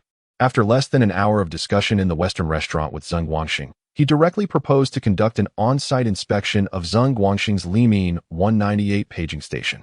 Without hesitation, Zeng Guangxing led Yang Fan to the Postal and Telecommunications Bureau compound. After inspecting the hardware and software facilities of the paging station, Yang Fan's subsequent actions left Zeng Guangxing utterly astonished. Yang Fan first instructed Zeng Guangxing to change the supply of Limin 198 units to Feishuan 198 units, and then made a long-distance call to a Taiwanese enterprise named Xinpeng Electronics in Pingcheng to finalize the supplier of the machines. Subsequently, Yang Fan took a brief tour of the other industries that Zeng Guangxing had invested in at Jiangtan. Ultimately, he selected Zeng Guangxing's Guangfa shoe store on Minju Middle Road as the sales venue, opting for a particular model of men's leather shoes resembling an esteemed Italian brand known as Old Man's Head, while also signing a sales agreement for the shoes with Zeng Guangxing. Adhering to the principle of not releasing the hawk without seeing the rabbit, Zheng Guangxing complied with various requests made by Yang Fan, as long as they did not involve money or goods. On March 29th, a Sunday, the skies over Jiangtan were a pristine blue, devoid of clouds. Wang Yong rose early, meticulously preparing himself from head to toe. The only aspect he found unsatisfactory was the worn-out leather shoes he wore. As the 1991 new Great Wall Assault team member, an exemplary employee, and a technical innovator at the Jiangtan Electric Motor Factory, he had been introduced to a potential partner by Sister Liu from the factory's labor union. With plans to meet at Peace Park at 2:30 p.m., the prospect of concluding his bachelor days filled Wang Yong with excitement. Riding the bicycle his father passed down to him, Wang Yong whistled and humbly Chuanbui Xiaofeng, cheerfully arriving at the bustling Minju Road in Jiangtan. After securing his bicycle, he ventured into several shoe stores along the street. Although he had his eye on 2 pairs of leather shoes from Puhaitian, he preferred to compare prices and styles at a few more shops. As he strolled, a sweet female voice suddenly rang out ahead. Good news, good news. Our store has partnered with a renowned Taiwanese enterprise in Pengcheng to offer benefits to the citizens of Jiangtan. Purchase a pair of high-quality leather shoes for 58 yuan and receive a complimentary imported brand machine worth 998 yuan. Don't miss out. Supplies are limited, and once they're gone, they're gone. Good news, good news. Buy a pair of high-quality leather shoes for 58 yuan and receive a free imported brand machine. Wang Yong was instantly intrigued and hurried toward the source of the announcement to uncover the details. Soon, he found himself in front of Guangxing Shoe Store, where 2 accomplices arranged by Yang Fan were waving cash, pushing their way through the crowd of onlookers. I'll buy 1 pair, give me a pair of shoes, exclaimed one. Hey, why are you pushing? I was here first. Another retorted with a chuckle, be careful not to be deceived. Buying shoes and getting a machine. How can such a good deal exist? That machine must be fake. I don't care if it's real or fake. I just want to buy shoes to wear. If it turns out to be real, I'll strike it rich. After these 2 accomplices purchased their shoes and received the complimentary machines, they proceeded to a nearby public phone, dialing 198 followed by their number. Upon hearing the crisp ringing sound, they quickly compared the public phone number with the displayed number on their machines, jumping up in excitement. Wow, it's real. Ha ha ha, I finally have a machine. Today, I stumbled upon an incredible bargain, purchasing a pair of leather shoes for only 58 yuan and receiving a remarkable machine valued at 998 yuan. I feel extraordinarily fortunate. With the performance of the 2 hired individuals, the onlookers could no longer remain composed. At this moment, Yang Fan called upon the police officers from the local precinct, whom Zheng Guangxing had invited in advance, to take action. The 2 officers, with serious expressions, urged everyone to line up for purchases to prevent chaos and trampling due to the rush. Wang Yong was the first to dash to the front of the line, producing a 100 yuan bill and thrusting it into the hands of the beautiful saleswoman, exclaiming, I want a pair. Before long, Wang Yong received a brand new pair of Cantonese leather shoes, along with a pristine Philips machine. After paying a service fee of 360 yuan at the nearby paging station, he was extraordinarily lucky to draw the coveted sequential number 223-45678. He then used a public phone to dial his pager number. Instantly hearing the delightful beeping sound that brought him joy, Wang Yong secured the elegantly designed machine to his belt, intentionally unzipping his jacket to display it prominently for all to see. Once the first wave of daring customers received their genuine merchandise, the entire Democracy Road erupted with excitement. An increasing number of citizens, having heard the news, formed a long queue in front of Guangxing's shoe store, even causing temporary traffic congestion. As the supplier of the machines, Lu Guiqing, the manager of Pengcheng Xinpeng Electronics Jiangnan branch, witnessed the fervent sales scene. He finally felt a weight lift from his heart. He no longer had to worry about Zheng Guangxing's ability to settle the payments. However, Lu Guiqing remained perplexed. No matter how much profit Zheng Guangxing made from selling shoes, it would never suffice to cover the costs of the machines. The more machines were given away, the greater Zheng Guangxing's losses would be. Such a straightforward calculation. Could Zheng Guangxing truly be oblivious to it? What was the young marketing strategist he hired truly up to? With these questions lingering in his mind, Lu Guiqing couldn't help but cast his gaze across the street. Chapter 15. The Art of Deception at the entrance of the Cantonese tea restaurant across the street. Yang Fan and Zheng Guangxing stood with their hands clasped behind their backs. Mr. Yang, I truly cannot fathom how your mind works. How did you conceive such an idea? Observing the bustling sales activity at the shoe store, Zheng Guangxing sighed with admiration. offering a machine with the purchase of shoes. Anyone with a bit of purchasing power would be remiss to let such an opportunity slip by. Your marketing model will undoubtedly become a classic case study in the domestic marketing planning circle. The new generation surpasses the old. It's undeniable. Indeed, Yang Fan smiled, responding in a somewhat clumsy Cantonese before continuing. The essence of sales lies in understanding human psychology and needs. The core of planning is to guide people's consumer perceptions. For these shoe buyers, spending merely 360 yuan grants them a coveted imported brand machine. Their desire to flaunt in front of others truly satisfies their deep-seated vanity. Moreover, there exists a pair of high-quality, elegant leather shoes as an added incentive. With such a remarkable bargain at hand, why would anyone refrain from seizing the opportunity? Zheng Guangxing wholeheartedly agreed, nodding in affirmation. This young man is truly extraordinary. He may very well be the fateful benefactor that I, Zheng, have been awaiting all along. In that moment, Zheng Guangxing harbored no doubts regarding Yang Fan's promise to secure an additional 5,000 users for the Feishuan 198 paging service within half a month. He even speculated that 5,000 might be a conservative estimate. Mr. Yang, Boss Zheng, the more machines you distribute, the more you stand to lose, Lu Guoqing interjected. Unable to contain his impatience as he approached, casting a derisive glance at Yang Fan, who stood beside Zheng Guangxing. Our boss has explicitly instructed that for every machine sold, we must collect cash for one as well. Selling a pair of shoes for 58, while giving away a machine that costs 220. How do you reconcile these figures? Don't let yourself be deceived while assisting others in counting their profits. Gazing at the manager of the Pengcheng Xinpeng Electronics Changzhou branch, Zheng Guangxing chuckled dismissively. Manager Lu, you fail to grasp the essence of the matter. One must take risks to reap rewards. The gains will naturally arise from the investment.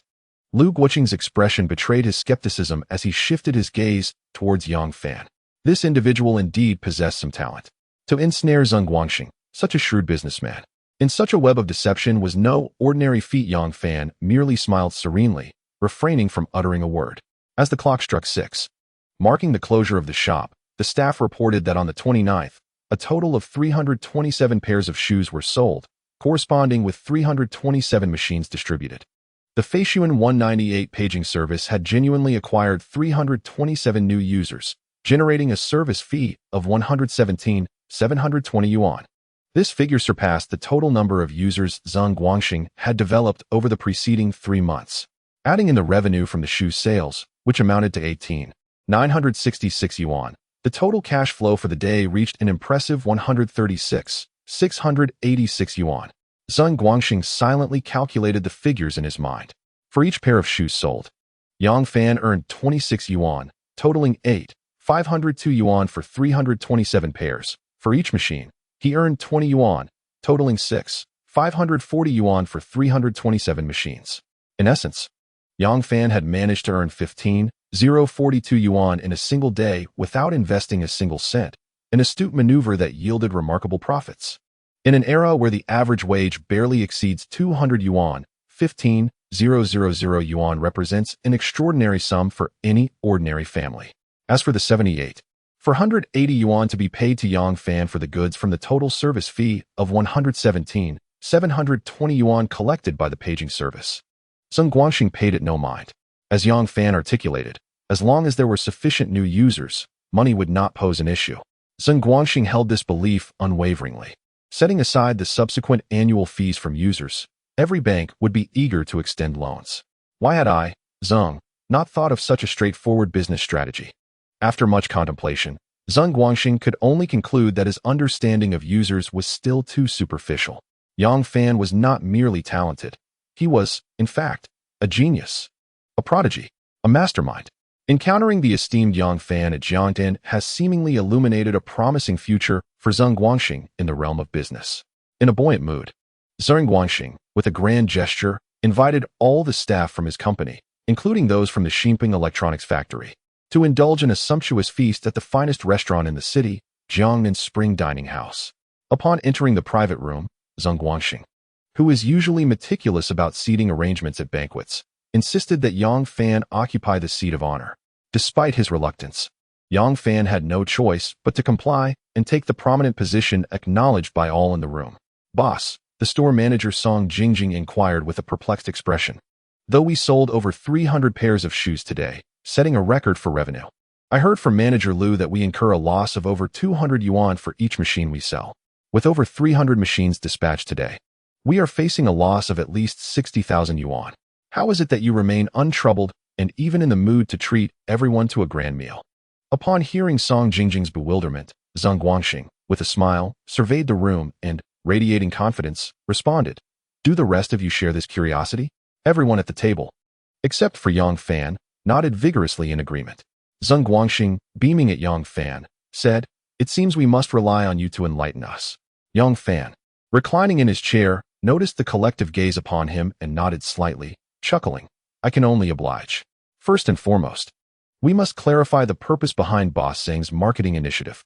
Rising slowly and raising his right index finger, he declared in a calm voice, "There is but one objective, not to sell shoes, nor machines, but to expand the user base for Feisun's 198 units. Users, users, users. This matter is of paramount importance." Observing the bemusement etched on the faces around the table, Yang Fan paused and, with a measured tone, began. "What is a user? How does a user differ from the customers we are accustomed to? The term customer is broad. A single customer can patronize multiple businesses. However, for paying users of a wireless paging system, there exists a singular consumption goal." At this juncture, Yang Fan turned to Song Jingjing with a smile and asked, "Miss Song, under the condition of adequate purchasing power, would you desire to possess a machine?" Without hesitation, she nodded affirmatively. "Of course." Yang Fan then glanced around at the other young individuals present and inquired, "Do you share the same sentiment as Miss Song?" "Yes," they chorused in unison. With a knowing smile, Yang Fan continued, "Do you not feel a sense of pride when you can tell your friends, classmates, colleagues, or relatives that they can rely on you for assistance?" A chorus of enthusiastic affirmations echoed, "Absolutely. It's incredibly impressive." As the room quieted, Yang Fan's demeanor shifted to one of seriousness, and he earnestly stated, "In truth, this embodies the dual craving for convenient communication and the contemporary fashion it entails. In a market economy, enterprises generally advocate for the production of customer demand-oriented products. However, in many instances, the public remains unaware of the feasibility of new products. Thus, truly exceptional companies do not merely inquire about consumer preferences. Rather, they analyze consumer behavior and psychology to guide them towards embracing innovative products that align with market trends, ultimately transforming them into loyal patrons. For the users of the Feisun 198 paging service, once they acquire a pager number, it becomes a vital contact point within their social circles, intricately linked to their work, life, and studies. Absent extraordinary circumstances, it is unlikely that anyone would readily change this number. At this juncture, Yang Fan turned to Zheng Guangxing with a smile and inquired, "Boss Zheng, could you share with us how many users you have attracted during your 3 months of operating the 198 paging service?" Zheng Guangxing, visibly embarrassed, replied, "Including myself, my wife, and my relatives and friends, there are fewer than 100. Yang Fan expressed his gratitude for Zheng's honesty. With a playful remark, he soon composed himself, scanning the table and raising his voice slightly as he declared, "Today alone, we have added 327 new users to Feisun 198 in just one day. If you are a colleague, classmate, relative, or friend of any of these 327 new users, and they informed you that for merely 58 yuan, you could purchase a pair of leather shoes and receive a nearly 1,000 yuan imported brand pager for free, would you want one?" "Absolutely." The crowd responded in unison. Yang Fan continued, "If the number of these free pagers is limited, would you rush over to queue up and seize the opportunity?" "Yes," they echoed collectively. With fervor, Yang Fan pressed on, "When you proudly wear your pager, basking in the envious gazes of your classmates, colleagues, friends, and relatives, would you still care about an annual fee of less than 1 yuan? Not at all." The excitement within the room escalated. With a sharp snap of his fingers, Yang Fan proclaimed, "Exactly. No one would concern themselves with such a trivial amount. Today, the 198 service has gained 327 new users, and tomorrow's numbers will surely surpass today's. When Boss Zheng's 198 paging service reaches 1,000,3,000,000,5,000,000,8,000,000, or even over 10,000 users, and each user pays an annual service fee of 360 yuan, what do you all think?" Has Boss Sung profited or incurred a loss by giving away these devices? One user pays 360 a year, so for 5,000 users, that amounts to 1,800,000 yuan. For 10,000 users, it totals 3,600,000 yuan. With over 3 million people in Jiangtan, even if just 1/10 join the 198 paging network, that would yield over 300,000 users. My goodness, Song Jingjing exclaimed, her eyes widening with astonishment as she calculated further. Wow, with such a substantial sum of money generated annually, merely requiring the existence of 198 units. It seems as if one could amass wealth at a pace swifter than robbing a bank. Yang Fan chuckled and interjected, robbing a bank constitutes a crime. However, in this business model, customers willingly contribute their money to Boss Zing year after year. What do you all think? Shouldn't Boss Zing treat us to this splendid feast? Absolutely. He must treat us, and several times more. Zhang Guangxing's smile radiated like a blooming garden as he stood up, nodding enthusiastically. Please, please, please. It is imperative. Everyone, please take a seat. Feel free to order whatever you desire. Beverages are on the house. Once Yang Fan settled down, Zhang Guangxing and Lu Guqing took their places beside him. Meanwhile, 5 young men and women, including the shoe store manager Song Jingjing, employee Li Fong, and Chen Hui, a salesperson from Xian Peng Electronics, remained standing, gazing at Yang Fan with admiration. Chapter 17. Talents must be unearthed. Noticing the young ones standing idly, Yang Fan surveyed the room and gestured for them to sit, cheerfully saying, "Why are you all standing there staring at me? Please, take a seat. Mr. Yang." The elegant and melodious voice Song Jingjing began, only to be gently interrupted by Yang Fan's smiling hand gestures. No, no, no, I am not a Mr.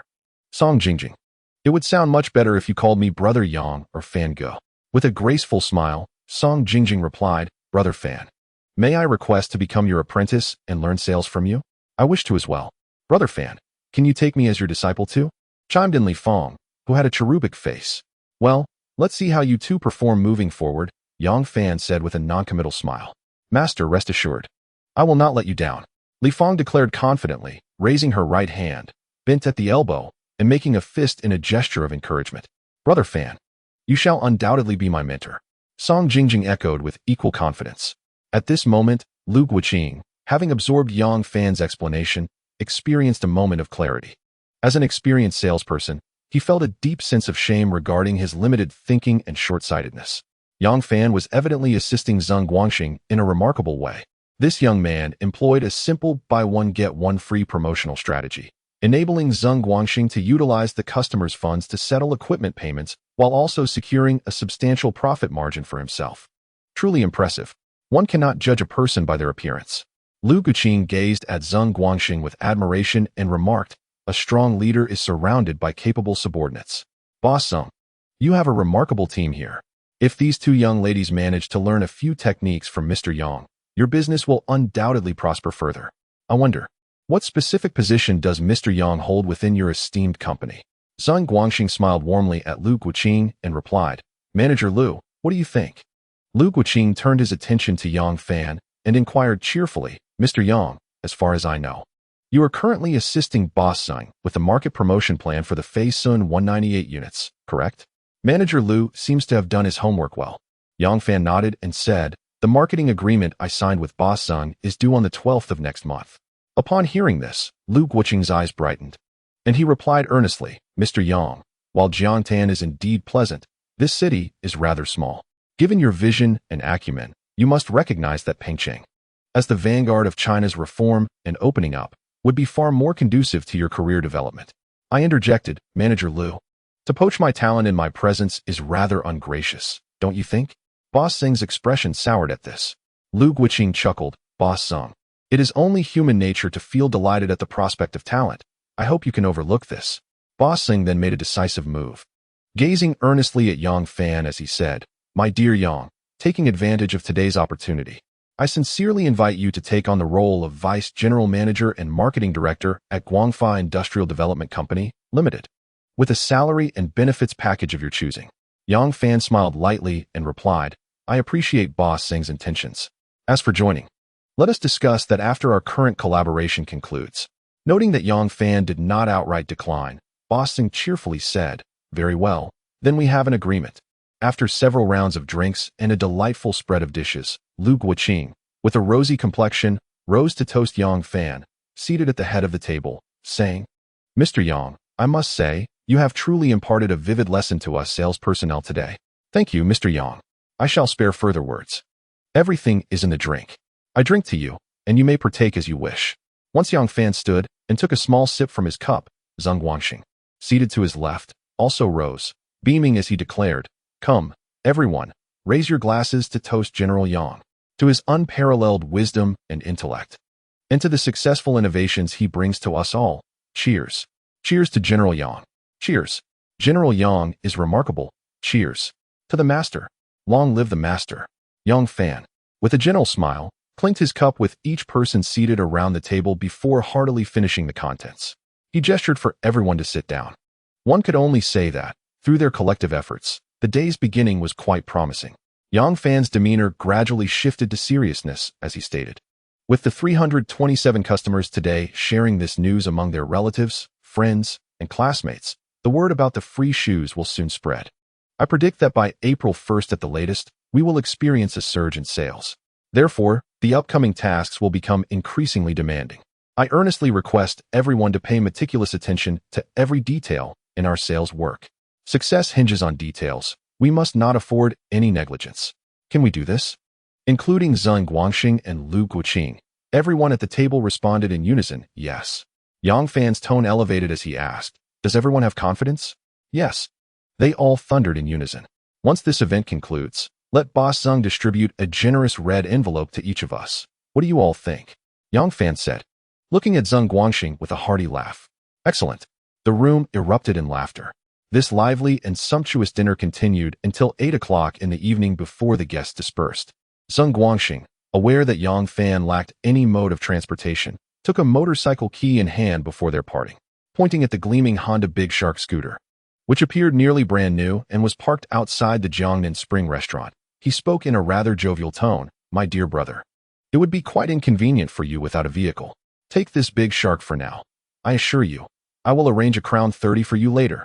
Gazing upon the Honda Big Shark, valued at no less than 30,000 yuan, Yang Fan couldn't help but admire Zheng Guangxing's adeptness in navigating social nuances.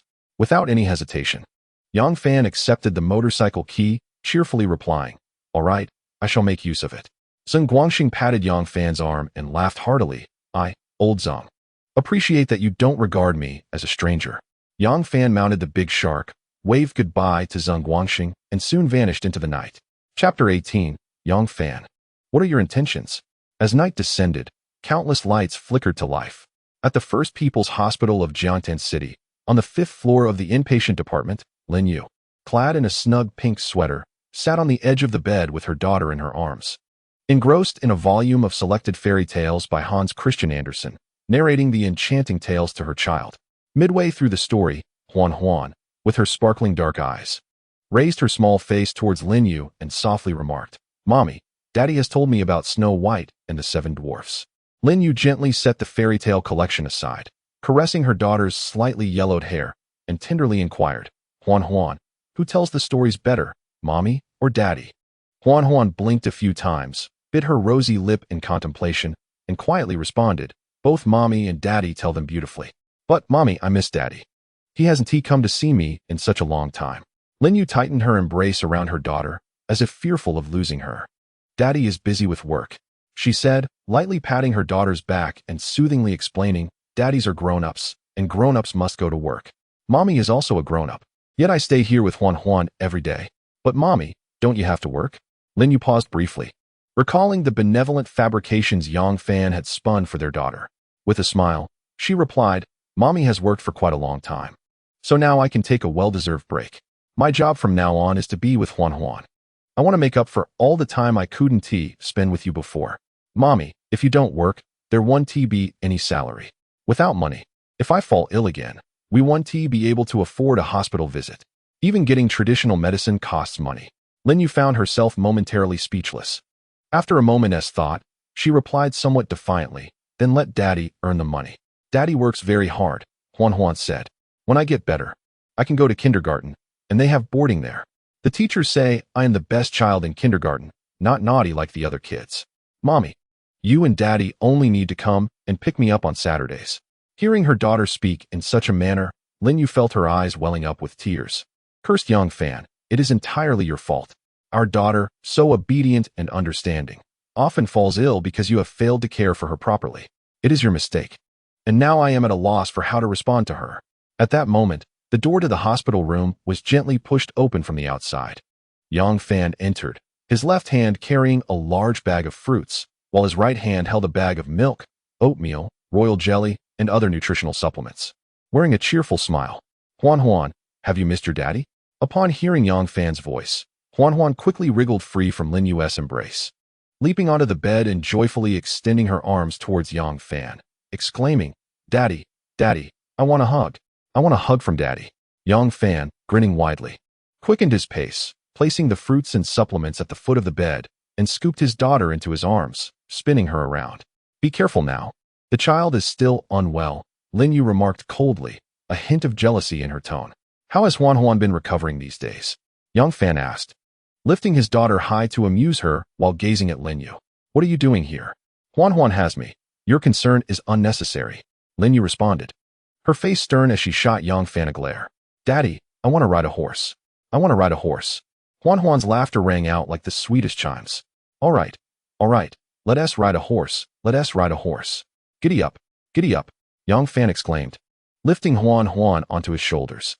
With her gleeful shouts of giddy up, he energetically dashed around the hospital room, seeing the affectionate bond between father and daughter.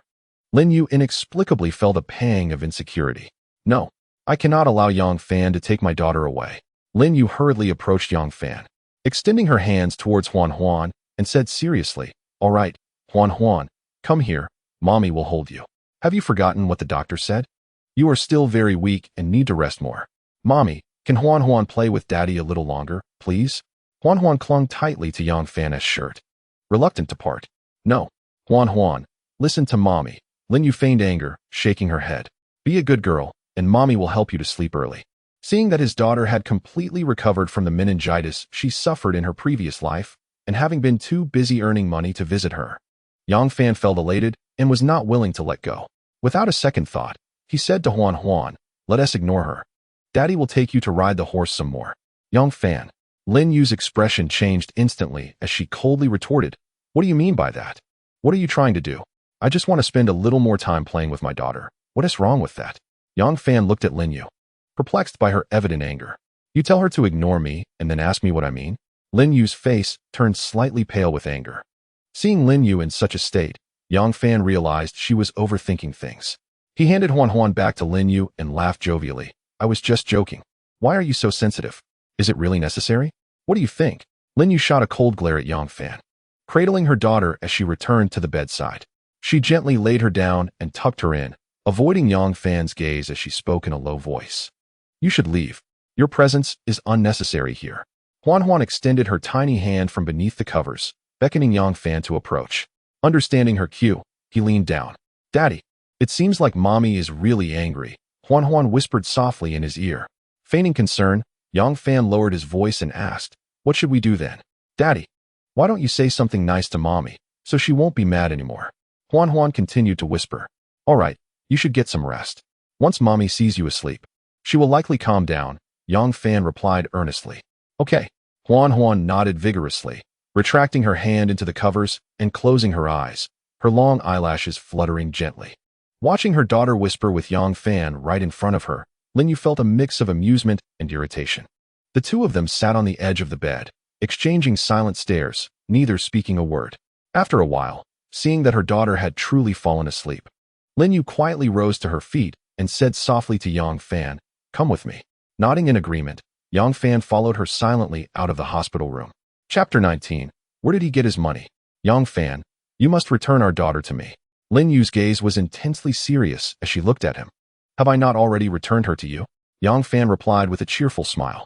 Before him stood Lin Yue, clad in form-fitting jeans and a snug pink sweater that accentuated her alluring figure. Her long, lustrous black hair cascaded down her shoulders, and her exquisite, flawless visage resembled white jade. She remained as beautiful and captivating as ever. Compared to her university days, she now exuded a more mature allure. She is my woman. She is the biological mother of my daughter. In this lifetime, she belongs solely to me. Noticing Yang Fan gazing at her with longing, Lin Yue coldly turned her face away, icily stating, "Do not feign ignorance. You know precisely what I mean." Reluctantly, Yang Fan withdrew his gaze from her ample chest, offering a wry smile as he remarked, "If I allow our daughter to stay with you, will your mother agree?" Alas, it appeared that her grievances had not entirely dissipated. "Yeah, how can I win back your love? That is not your concern. I will figure out a way to convince my mother," Lin Yue said, her expression frosty as she fixed her gaze on Yang Fan, her tone resolute. "As long as you do not let her see you, she will not cause me any trouble." Yang Fan pondered for a moment before nodding. "Once Huan is discharged, you may take her home. However, if I discover that your mother mistreats her or causes her distress, I will immediately take her away. You can rest assured on that front." Lin Yue spoke confidently. Huan is my daughter. Even if I endure hardships at home, I will not allow her to suffer even the slightest bit." Yang Fan nodded in agreement. "All right. Remember what you said today." After speaking, Yang Fan took out a stack of 100 yuan bills from his pocket and handed it to Lin Yue. "Here are 5,000 yuan. You should take it for now." Lin Yue did not extend her hand to accept it. Her eyes filled with astonishment as she looked at Yang Fan. "Where did this money come from? You wouldn't have resorted to selling blood again, would you? Do you think I believe that apart from selling blood, you cannot earn a living? Look at me, radiant and vibrant, not at all like someone who has just sold blood. Lin Yue, do you truly consider me so worthless? I do not need your money." With that, Lin Yue turned her face away.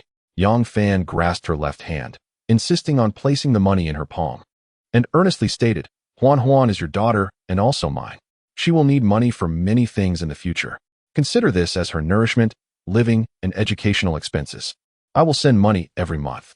Lin Yue pondered for a moment, realizing the validity of Yang Fan's words, and thus did not resist. As Yang Fan held her cold yet soft and delicate hand, he found himself reluctant to let go. He held her hand for a while, and as if compelled by some unseen force, he suddenly asked, "Yeah, is there still a chance for us?" "Impossible." Lin Yue broke free from Yang Fan's grasp, clutching the money and walking away towards the hospital room without looking back. Watching Lin Yue's graceful silhouette, Yang Fan could not help but bring his right hand, which had just held hers, to his nose to inhale her lingering scent. "Lin Yue, in our past life, indeed, there was no possibility for us. But in this life, you are mine. No one can take you away." Exiting the inpatient department, Yang Fan mounted his large black shark scooter, its bright headlight cutting through the night like a beam of light as he roared away. From the window of room 506 on the 5th floor, Lin Yue gazed in surprise at Yang Fan riding off on the large black shark. How could he possibly afford such an imported high-end motorcycle? In the entire Jiangtan area, there were no more than 3 of these Honda large black shark scooters imported from Japan. Looking down at the 5,000 yuan in her hand, Lin Yue's doubts deepened. How could he produce such a sum in just a few short days? What has he been doing all these years? If he truly had the ability to make substantial money, why did he need to sell blood to pay for their daughter's medical expenses? Based on his attire and the clothing he had purchased for their daughter, it was evident that their standard of living was not high. This indicated that his occupation could not yield a significant income. Where on earth did this money come from? Who lent him that large black shark motorcycle? Surely, he had resorted to illegal activities in a desperate attempt to earn money. No, she must confront him and seek clarity. After all, he is Huan's biological father. She could not stand by idly while he ventured down a path of no return. At that moment, Yang Fan would never have imagined that his small gesture of bringing money to see his daughter would only deepen Lin Yue's misunderstandings of him. With the marketing strategy having been validated by the market, Yang Fan was naturally filled with confidence in the myriad money-making schemes swirling in his mind. Money is the courage of a man. Without money, a man is but a shadow. In his fervent desire to win back Lin Yue, he yearned for a status and position that would be commensurate with her family's standing, compelling him to amass wealth with fervor. Although Lin Yue was not the type to be swayed by material possessions, fulfilling her material needs and providing her with a high standard of living would surely earn her favor. Regardless of the era, wealth remains an unwavering metric by which a man's success is measured. Riding his Honda Black Shark scooter, he sped down the road, even at 10 o'clock at night, attracting countless onlookers who turned their heads in admiration. Look, that's the Black Shark. How incredibly cool. If only I were the one riding it. This guy is impressive. If I could have a black shark in my lifetime, I would willingly sacrifice 10 years. Although Yang Fan could not hear the envious murmurs of the passers-by, the 100 rate of admiration gradually made him realize that in the year 1992 in Jiangtan, a Honda Black Shark was far rarer than a future Mercedes-Benz or BMW. However, a troubling thought struck him. The vehicle provided by Zheng Guangxing might evoke Lin Yue's suspicions. It was not just a possibility, it was a certainty. With his financial success and the conspicuous presence of the Black Shark, any rational mind would ponder the drastic changes in his circumstances. It seemed imperative to find an opportunity to explain to Lin Yue. Otherwise, this misunderstanding would only escalate. Chapter 20. Yang Fan certainly had a backup plan. The successful opening day instilled confidence in Zheng Guangxing and Lu Guoqing regarding Yang Fan's orchestrated sales extravaganza. Following Yang Fan's previous directives, Zheng Guangxing intensified promotional efforts.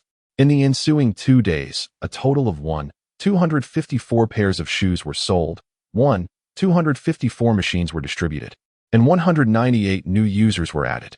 Witnessing such an encouraging trend, Zheng Guangxing promptly sent a fax to the shoe factory in Lingnan, organizing shipments while instructing the factory to commence production of the old-style shoes. In far-off Pengcheng, Guo Changrong received sales updates from Longzhou branch manager Lu Guoqing for 3 consecutive days and decided to personally oversee the transportation of all inventory to Jiangtan. As over 500 enthusiastic customers flaunted their free machines from shoe purchases within their social circles, an increasing number of Jiangtan citizens flocked to the store, queuing from dawn till dusk to seize the opportunity. On April 1st, as Yang Fan had anticipated, a surge in sales ensued. That day, a total of 246 pairs of shoes were sold, 246 machines were given away, and 198 new users were registered. With the growing customer base, Zheng Guangxing naturally amplified his advertising efforts. As word of mouth spread among the citizens, the Guangxing Shoe Store on Democracy Middle Road and the 198 paging service became the talk of the town. The Jiangtan Daily, Jiangtan Morning News, Jiangtan Television Station, and Jiangtan Radio Station dispatched reporters to Democracy Middle Road for interviews and coverage, inadvertently providing free publicity for Zheng Guangxing's paging service. Across from the Guangxing Shoe Store lies the Yunkai Rish and Cantonese tea restaurant. At this moment, the stout and somewhat balding Guo Changrong sits across from Lu Guoqing in a booth by the window, both men exhibiting a genuine sense of contentment and joy. Chairman, since you are aware that Yang Fan procured goods using 240 yuan from Boss Zheng's annual service fee, why not collaborate directly with Boss Sun? Lu Guoqing inquired, puzzled by the question that had lingered in his mind for the past few days. Manager Lu, therein lies the distinction between being an employee and being a boss. Guo Changrong replied with a knowing smile, gazing at the bustling scene on the street below. Do you think Zheng Guangxing is oblivious to the fact that Yang Fan is using his money to purchase from us? If Zheng Guangxing realizes he could save 20 yuan per unit by collaborating with me, why doesn't he approach me? Why? ISNT business supposed to prioritize maximum profit? Lu Guoqing questioned, still confused. While earning money is indeed essential, what holds greater significance is not merely the business itself, but the relationships between people, Guo Changrong sighed reflectively. Yang Fan, despite his youth, possesses an enigmatic quality. From the very beginning, he understood that he could not conceal the truth from me or Zheng Guangxing. Thus, the contract he signed with us only extends until April 12th. This indicates that Yang Fan is astute, knowing when to advance and when to retreat. With that, Guo Changrong took a slow draw from the cigar nestled between his fingers, exhaling a wispy cloud of light blue smoke. The buy one get one free strategy may appear straightforward and easily replicable. Yet upon deeper contemplation, you will discern that this marketing model has its barriers within. Lu Guoqing, grasping the nuance, murmured, "Are you suggesting that Yang Fan has a backup plan?" Guo Changrong regarded Lu Guoqing with an expression of bemused enlightenment. Rather than a backup plan, it would be more accurate to say that Yang Fan has a comprehensive marketing strategy from the outset for expanding the Fei Sun 198 paging platform. Moreover, his capabilities exceed mere expectations. Zheng Guangxing has evidently grasped this point as well. This old fox is more clever than a monkey. I can appreciate Yang Fan's worth, but he undoubtedly sees through the situation with even greater clarity. He would never propose the foolish notion of abandoning Yang Fan or burning bridges. Lu, you still have much to learn. Recalling the distinction Yang Fan had made between users and customers during their dinner at Jiangnan Spring Restaurant, Lu Guoqing looked upon his Taiwanese business partner with admiration, exclaiming, "Chairman, your vision is indeed sharp and far-reaching." Through the floor-to-ceiling windows, observing the men and women departing joyfully with their Philips machines, Guo Changrong smiled knowingly. "I can almost envision our Xinping manufactured devices flourishing throughout every city in Jiangnan province in the near future." Haha. The master has proclaimed that my fortune lies in the northwest. Geographically, Jiangtan indeed aligns with the northwest direction of Pengcheng. I wonder, is Yangfan perhaps my lucky star? Haha. Guodong, I searched for you everywhere, only to find you here enjoying your leisure. Turning around, I saw Zeng Guangxing laughing as he entered through the doors of the tea restaurant. Guo Changrong stood up, waved, and jovially exclaimed, "Boss Zeng, we are in the same boat." Lu Guoqing hastily rose, offering his seat to Zeng Guangxing, cheerfully stating, "Gentlemen, indulge in your conversation. I shall assist at the sales site." With that, he hurriedly departed. Zeng Guangxing and Guo Changrong stood at separate tables, exchanging a glance that revealed a shared, meaningful smile. "Guodong, please. Zeng, please." They both greeted each other with courteous pleasantries, bursting into hearty laughter as they took their seats together. After a brief silence, Zeng Guangxing was the first to speak. "Guodong, the sales contract signed by Yangfan with your esteemed factory will expire on the 12th. What are your plans moving forward?" "Our Xinpeng electronics factory will naturally move in tandem with Feishuan's 198 units." Guo Changrong candidly expressed his intentions. "Old fox." Zeng Guangxing mused inwardly. Guo Changrong did not mention a joint endeavor with him, but rather with Feishuan's 198 units, a subtlety that Zeng Guangxing could not overlook. Chapter 21. A truly fateful encounter without Yangfan. There would be no Feishuan's 198 units. Zeng Guangxing no longer concealed his thoughts, stating earnestly, "Yangfan has been appointed as the Vice General Manager and Marketing Director of Guangfa Industrial Development Company, Limited, a decision unanimously approved by our board. The forthcoming sales contract with Xinpeng will continue to be managed by our Vice General Manager, Yang." Guo Changrong had no intention of being courteous either, responding earnestly, "Zeng, our board has also unanimously agreed to offer a lucrative salary to entice Yangfan to assume the role of General Manager at Xinpeng Electronics Company, Limited. I hope you can show some leniency." Zeng Guangxing maintained a composed smile. "Haha, Guodong, is this not a blatant attempt to poach talent? It seems rather ungracious. Damn those islanders.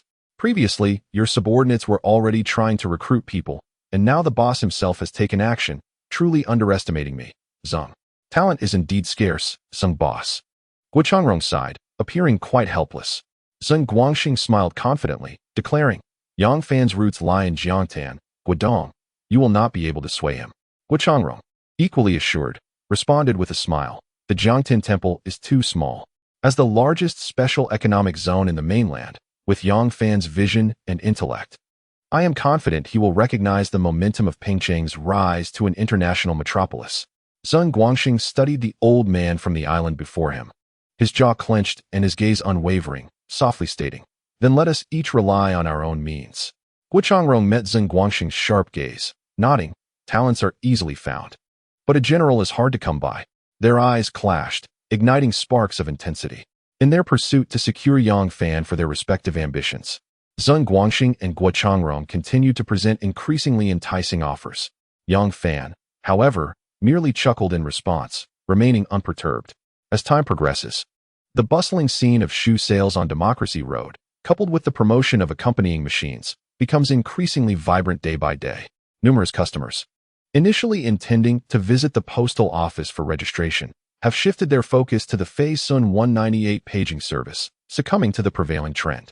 Upon learning of the remarkable success achieved by the privately operated 198 paging service established by Zeng Guosheng, Lu Jinghe, the head of the wireless department at the Jiangtan Postal Bureau, could hardly remain composed. At 7 in the evening, in the elegant private room of the Gathering of Talents on the second floor of the Jiangnan Chun restaurant, Lu Jinghe, dressed in formal attire and in his early 40s, sat at a round table laden with sumptuous dishes, his furrowed brows betraying his impatience as he frequently glanced at his watch. "Chief, isn't Zeng Guosheng being rather presumptuous? It's already past 7.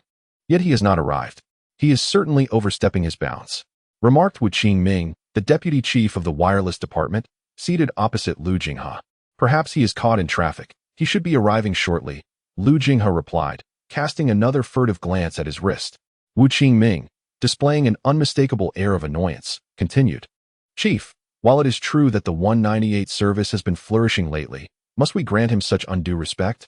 After all, the 198 service falls under our jurisdiction. If Zeng Guosheng fails to recognize his place, we could easily find a pretext to revoke his operating license. Let us see how he continues to thrive then. Do you even understand the implications? Lu Jinghe retorted, shooting a disapproving glare at Wu Qingming. Do you believe you hold such authority? The franchise license is a privilege. It cannot simply be revoked at will. Wu Qingming, you are no longer a youth. Must you persist in such folly? If you seek your own demise, do not drag me down with you. Wu Qingming was momentarily taken aback, his face flushed with embarrassment from his superior's reprimand. Damn it, you're merely the chief.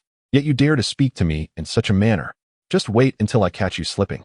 At that moment, the door to the private room swung open, and Zeng Guosheng entered with a jovial demeanor. My apologies, Chief Lu and Chief Wu. The traffic was quite congested, and I have kept you both waiting for a few minutes. Allow me to make amends with 3 drinks. As Zeng Guosheng concluded his greeting, Yang Fan entered calmly behind him. Upon seeing Yang Fan, Wu Qingming, already seething with frustration, seized the opportunity to vent his ire. Mr. Zeng, our Chief Lu specifically arranged this banquet to honor you. Why bring along anyone off the street? Do you not regard our superiors with the respect they deserve? Yang Fan, noticing Wu Qingming's displeasure, could not help but smirk. Ah, what a coincidence. In the past, you treated me with indifference. Today, it seems the tables have turned. He continued with a playful grin. Deputy Chief Wu, if you hadn't voiced your opinion, I might have mistaken you for the chief yourself. With your demeanor and level of discourse, I truly wonder how you managed to attain your position. However, given your character, it appears that a deputy chief is the pinnacle of your aspirations. How contemptible. After speaking, Yang Fan turned and walked away. You stop right there. Wu Qingming's face turned a shade of pig liver, his body trembling with anger as he pointed at Yang Fan's retreating figure. As Yang Fan reached the door, he suddenly turned around, a mocking smile gracing his lips. What's the matter, Deputy Section Chief Wu? Do you intend to flaunt your authority over a mere commoner like me? Perhaps you should take a moment to reflect on your own character. With that, Yang Fan spat on the ground and strode away with his head held high. Chapter 22. You are nothing but a pig. I could just die from anger. Wu Qingming gasped, nearly losing his breath. Witnessing this scene, Zeng Guangxing refrained from urging Yang Fan to stay, instead casting an annoyed glance at Wu Qingming before turning to Lu Jinghe. Section Chief Lu, it seems I am not worthy of the warm welcome you have extended today. Zeng Guangxing remarked with a wry smile. Lu Jinghe, looking puzzled, inquired, Mr. Zeng, what do you mean by that? Who was that young man just now? Section Chief Lu, you specifically hosted this banquet for me to inquire about the guidance I have received from esteemed individuals, did you not? Zeng Guangxing shot a sidelong glance at Wu Qingming and sighed. Before a true bodhisattva, you had the chance to pay your respects but instead chose to speak disrespectfully and drove him away. Deputy Section Chief Wu, I must say, your behavior is quite remarkable. What on earth is happening? Lu Jinghe, bewildered, glanced at Wu Qingming before directing his gaze back to Zeng Guangxing. Section Chief Lu, my 198 units have been operational for over 3 months since acquiring the franchise license. You must be aware of the situation surrounding the 198 units. In less than half a month, we have rapidly established a foothold, with user growth showing a promising trend. Do you think I, Zeng Guangxing, could have achieved this on my own? With a hint of sarcasm, Zeng Guangxing turned to Wu Qingming, smiling as he said, in fact, I owe this fortunate circumstance to Deputy Section Chief Wu. Without his interference, my 198 units might well have ceased operations by now. Wu Qingming, you must clarify this matter for me. Lu Jinghe demanded sternly, his face serious as he confronted the still panting Wu Qingming. Aye. Wu Qingming stammered, prompting Zeng Guangxing to shake his head in pity. Turning to Lu Jinghe, he continued, Section Chief Lu, allow me to explain. The young man you just witnessed being dismissed by Deputy Section Chief Wu is named Yang, with Fan as his given name. He came to present a comprehensive marketing plan for expanding the wireless paging market, eager to make Jiangtan 127 the most influential local paging station in the province. However, Deputy Section Chief Wu, with his bureaucratic tendencies and inability to recognize talent, deemed Yang Fan unworthy of imparting wisdom to an experienced postal worker like himself. Consequently, without understanding the situation, he arrogantly expelled Yang Fan from his office. Wu Qingming, I see you as nothing but a pig. After listening, Lu Jinghe was immediately filled with indignation. He pointed at Wu Qingming, who was several years older than him, and shouted, apart from scheming your petty tricks, can you not engage in anything of substance? This was an opportunity for achievements handed to you on a silver platter, yet you arrogantly drove people away. You are nothing short of a fool. The thought that the accomplishments of Feishuan 198, which should rightfully belong to Jiangtan 127, were a result of his leadership in the wireless paging department, now squandered by the incompetence of Wu Qingming, only fueled Lu Jinghe's ire. This old fool had been eyeing his position as department head, employing various petty tactics. It was imperative to seize this opportunity to eliminate this potential threat once and for all. He must report this situation to Director Ren without delay. With a resolution in his heart, Lu Jinghe realized he could no longer partake in the meal. He promptly stood up and said to Zeng Guangxing, Boss Zeng, my apologies, but I must return to the bureau. After speaking, he swiftly departed. Zeng Guangxing chuckled and replied, Director Lu, of course, attending to business takes precedence. I shall treat you another day. With that, Zeng Guangxing did not greet Wu Qingming further and followed Lu Jinghe out of the private room. Watching Lu Jinghe and Zeng Guangxing leave in succession, Wu Qingming's face turned an ashen hue. His right hand clenched into a fist. He struck the round table with force and muttered through gritted teeth, You bastards, this is far from over. In the courtyard of the Jiangtan City Post and Telecommunications Bureau, despite it being nearly 9 in the evening, the lights in the director's office remained illuminated. Ren Hongquan, the head of the bureau, had been feeling quite overwhelmed by the media scrutiny over the past few days. Since you, Zeng Guangxing, managed to get Feishuan 198 off the ground, why did you not inform me in advance so that Jiangtan 127 could ride the coattails? Now, the media was questioning why the private paging station was thriving while the state-run one languished in stagnation. Was this a systemic issue or a failure of personnel? Ren Hongquan had intended for the private 198 station and the state-run 127 station to compete, learn from one another, and progress together. Yet, it had turned into a situation where the private 198 station was the sole standout. Zeng Guangxing, you old rascal, you are as cunning as a monkey, utterly unscrupulous. Knock. Knock. Hearing the knock at the door, Ren Hongquan pulled his thoughts back and called out, Come in. Lu Jinghe entered at once. Director, I have clarified the matter.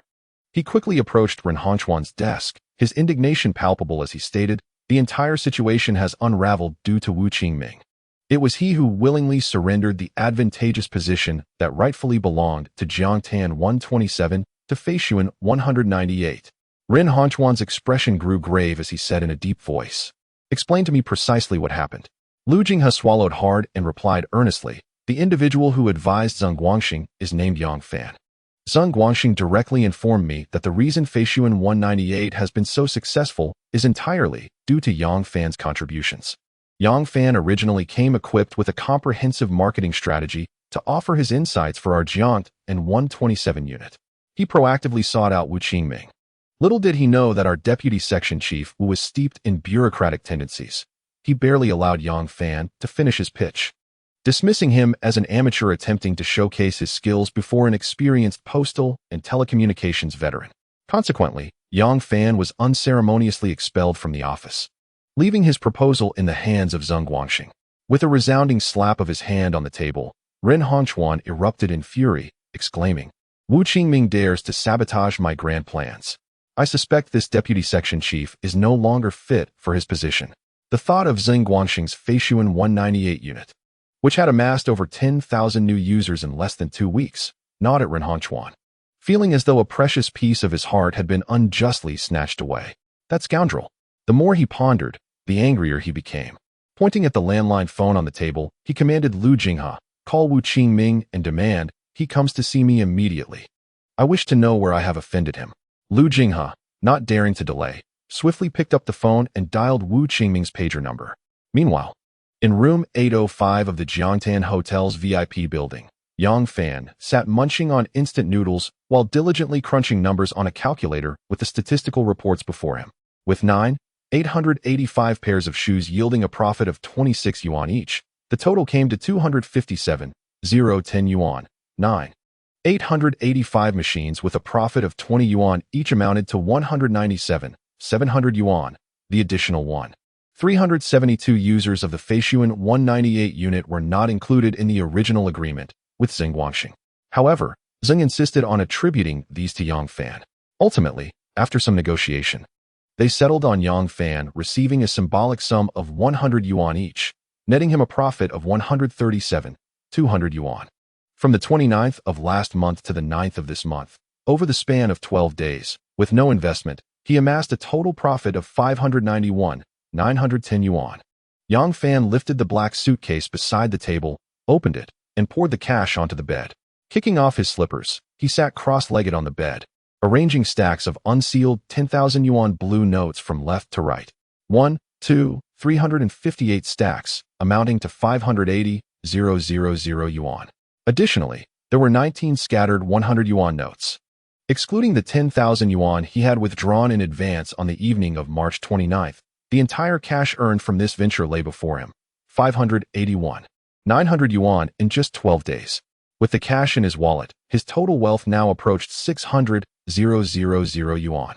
Reflecting on the mere 172 yuan he possessed upon his rebirth, and recalling the 2,000 yuan he earned from selling blood to fund his daughter's hospital expenses, Yang Fan could not help but gaze at the handsome figure in the mirror on the opposite wall, solemnly declaring, "Brother, the revolution has yet to succeed.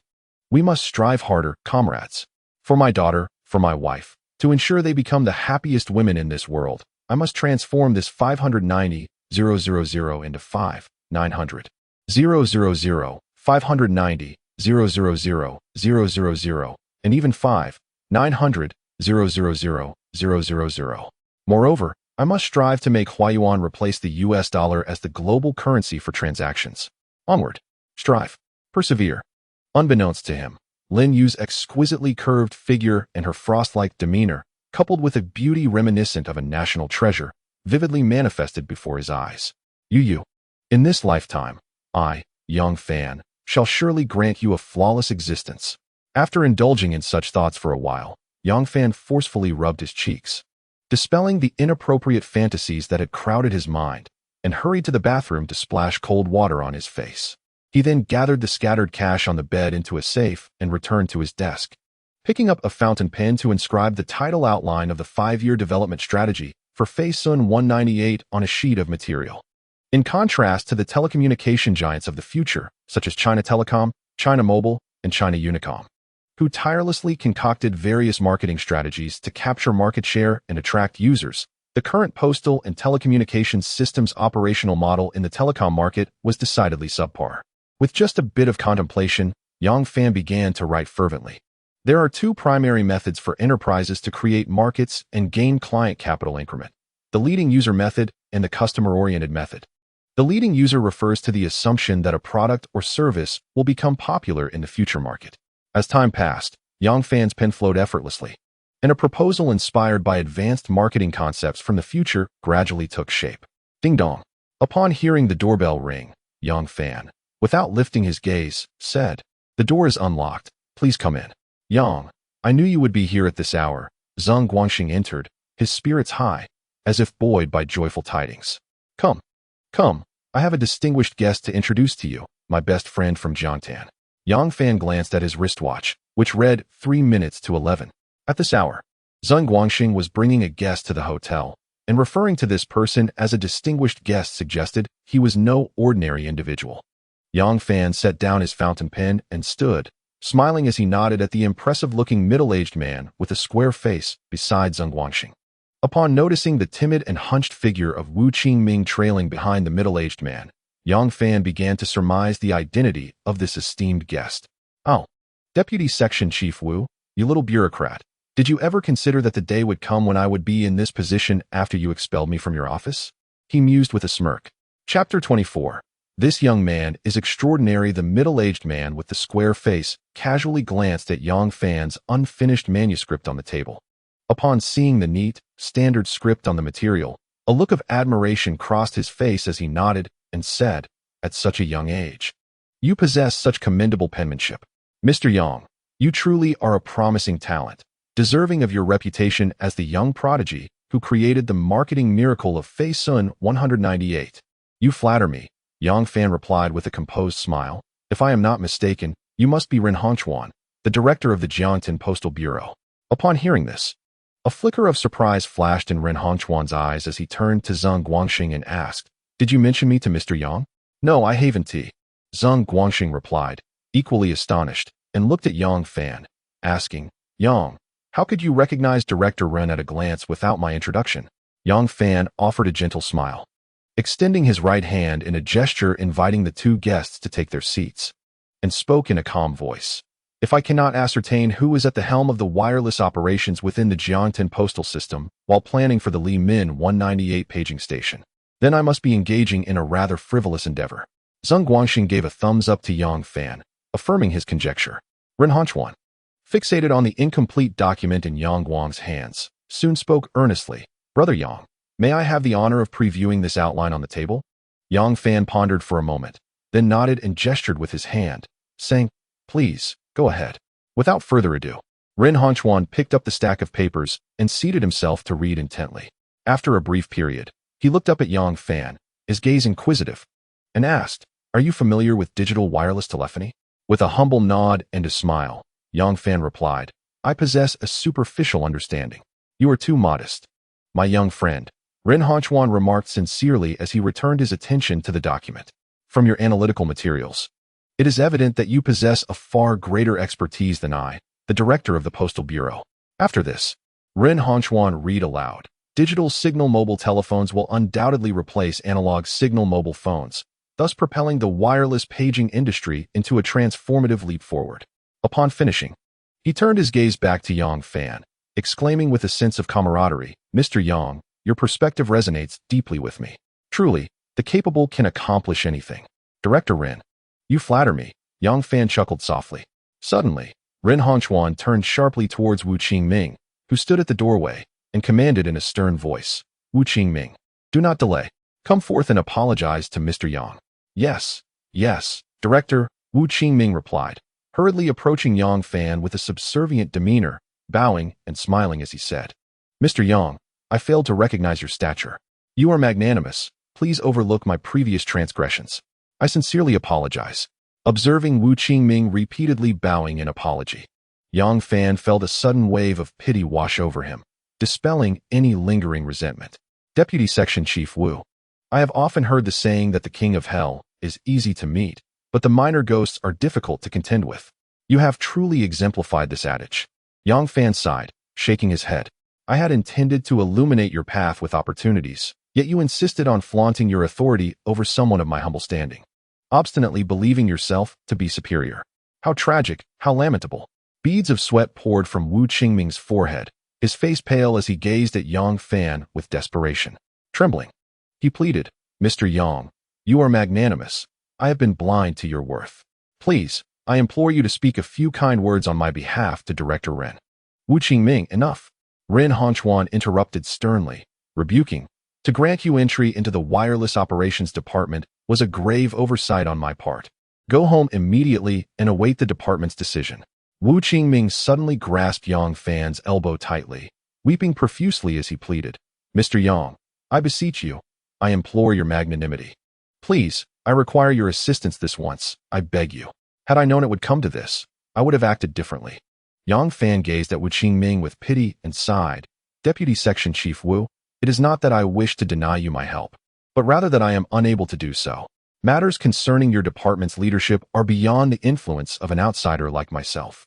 You would do well to reflect on your situation. How tragic it is that the most pitiable often harbor their own faults." Upon hearing Yang Fan's unwavering stance, despair flickered in Wu Qingming's eyes. By chance, he noticed a fruit knife resting on the table behind Yang Fan. Releasing his grip, he dashed forward, seizing the knife and pressing its blade against his throat, retreating 2 steps as he shouted frantically, "Do not push me. Do not force my hand. Yang Fan, if you do not assist me, I shall take my life before you." Chapter 25. If you wish to die, then do so. Calm yourself, Chief Wu. Yang Fan was taken aback by Wu Qingming's drastic action. "What are you attempting to do?" Ren Hongchuan's expression changed as he sternly commanded, "Put down the knife." "Chief Wu, please, you must not act impulsively. Let us discuss this calmly," Zheng Guangxing, equally stunned, urged from the side. "Do not approach." Seeing Yang Fan step toward him, Wu Qingming pressed the blade even harder against his neck, shouting with a fierce tone, "Do not come any closer, or I will end my life right here." Yang Fan halted, his hands raised in a placating gesture as he cautiously replied, "Chief Wu, let us not escalate this situation. We can resolve this with dialogue. Please, put down the knife. I am not a chief. I am merely a deputy chief." Wu Qingming interrupted Yang Fan's plea, his voice strained and frantic. "I have labored for over 20 years in this department, enduring hardships to finally attain the position of deputy chief. And now they wish to strip me of it for such a trivial matter. I have dependents, elderly and young, and without this position, how can I possibly maintain my dignity within the department? This is utterly excessive. You are forcing me into a corner. If you do not allow me to live in peace, I shall ensure you do not enjoy peace either." Ren Hongchuan took a deep breath, striving to quell his rising anger as he spoke calmly. "Wu Qingming, please lower the knife. The department has not indicated any intent to remove you. However, if you continue with this reckless behavior, where is the recklessness in my actions? It is all you're doing." Wu Qingming shouted desperately. "Whether I am removed or not hinges solely on your words, Ren Hongchuan. You stated on the way here that if I cannot obtain Yang Fan's understanding, then my role as deputy chief is forfeit. I have already exhausted all my entreaties, nearly on my knees. Yet Yang remains narrow-minded and refuses to utter a kind word on my behalf. If I cannot find peace, then neither shall any of you." Yang Fan suddenly let out a cold laugh, his countenance displaying a ruthless demeanor as he spoke in a calm tone. "Deputy Section Chief Wu, since you refuse to heed my counsel, you might as well go die. Your death bears no relation to me. My life will proceed as usual." Ren Hongchuan and Zheng Guangxing were taken aback by Yang Fan's sudden shift in demeanor. Is he truly so heartless? Just as this thought crossed their minds, they noticed Yang Fan's left hand, concealed behind his back, signaling them. Ren Hongchuan and Zheng Guangxing exchanged glances, suppressing their voices. Could he truly have a way to resolve this predicament? Wu Qingming clearly did not anticipate Yang Fan's abrupt change of heart. His gaze fixated on Yang Fan. He gritted his teeth and shouted, "You think I am afraid to die? I will show you. Even if my death has no legal implications for you, I will ensure you carry the burden of eternal guilt." "Guilt? Huh? What is the worth of conscience?" Yang Fan scoffed, dismissively curling his lip. "I have no kinship with you. I might feel a twinge of sorrow if my dog were to perish, but your demise, Wu Qingming, would evoke no remorse from me. Go ahead, test it." Wu Qingming stood momentarily stunned but quickly retorted, "Yang, you will regret this." "Regret?" Yang Fan replied coldly with a smirk. "In my dictionary, the word regret has never existed." A flicker of despair crossed Wu Qingming's eyes as he shouted in anguish, "Yang, you are the one forcing this upon me. You are the cause of all this." Just as Wu Qingming's right hand, clutching the knife, prepared to strike, Yang Fan interjected, "Deputy Section Chief Wu, I must remind you that the blade you wield is not aimed at the carotid artery. If you cut incorrectly, not only will you fail to die, but you will also risk choking on your own airway, leading to excruciating pain." Wu Qingming was momentarily taken aback by Yang Fan's words. Ignoring Wu Qingming's reaction, Yang Fan continued in a tone devoid of any emotional inflection. "If your cut is not deep enough, the lack of sufficient oxygen to your brain may render you a vegetable, trapped in a state of living death." Wu Qingming's expression turned bewildered, and he instinctively loosened his grip on the knife.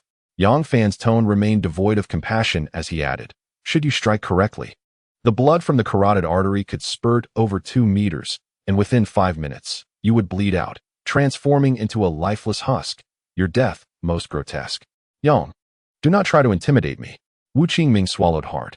Yang Fan's expression remained icy, yet he spoke with a detached smile. "I must admit, Deputy Section Chief Wu, I admire your courage to contemplate suicide.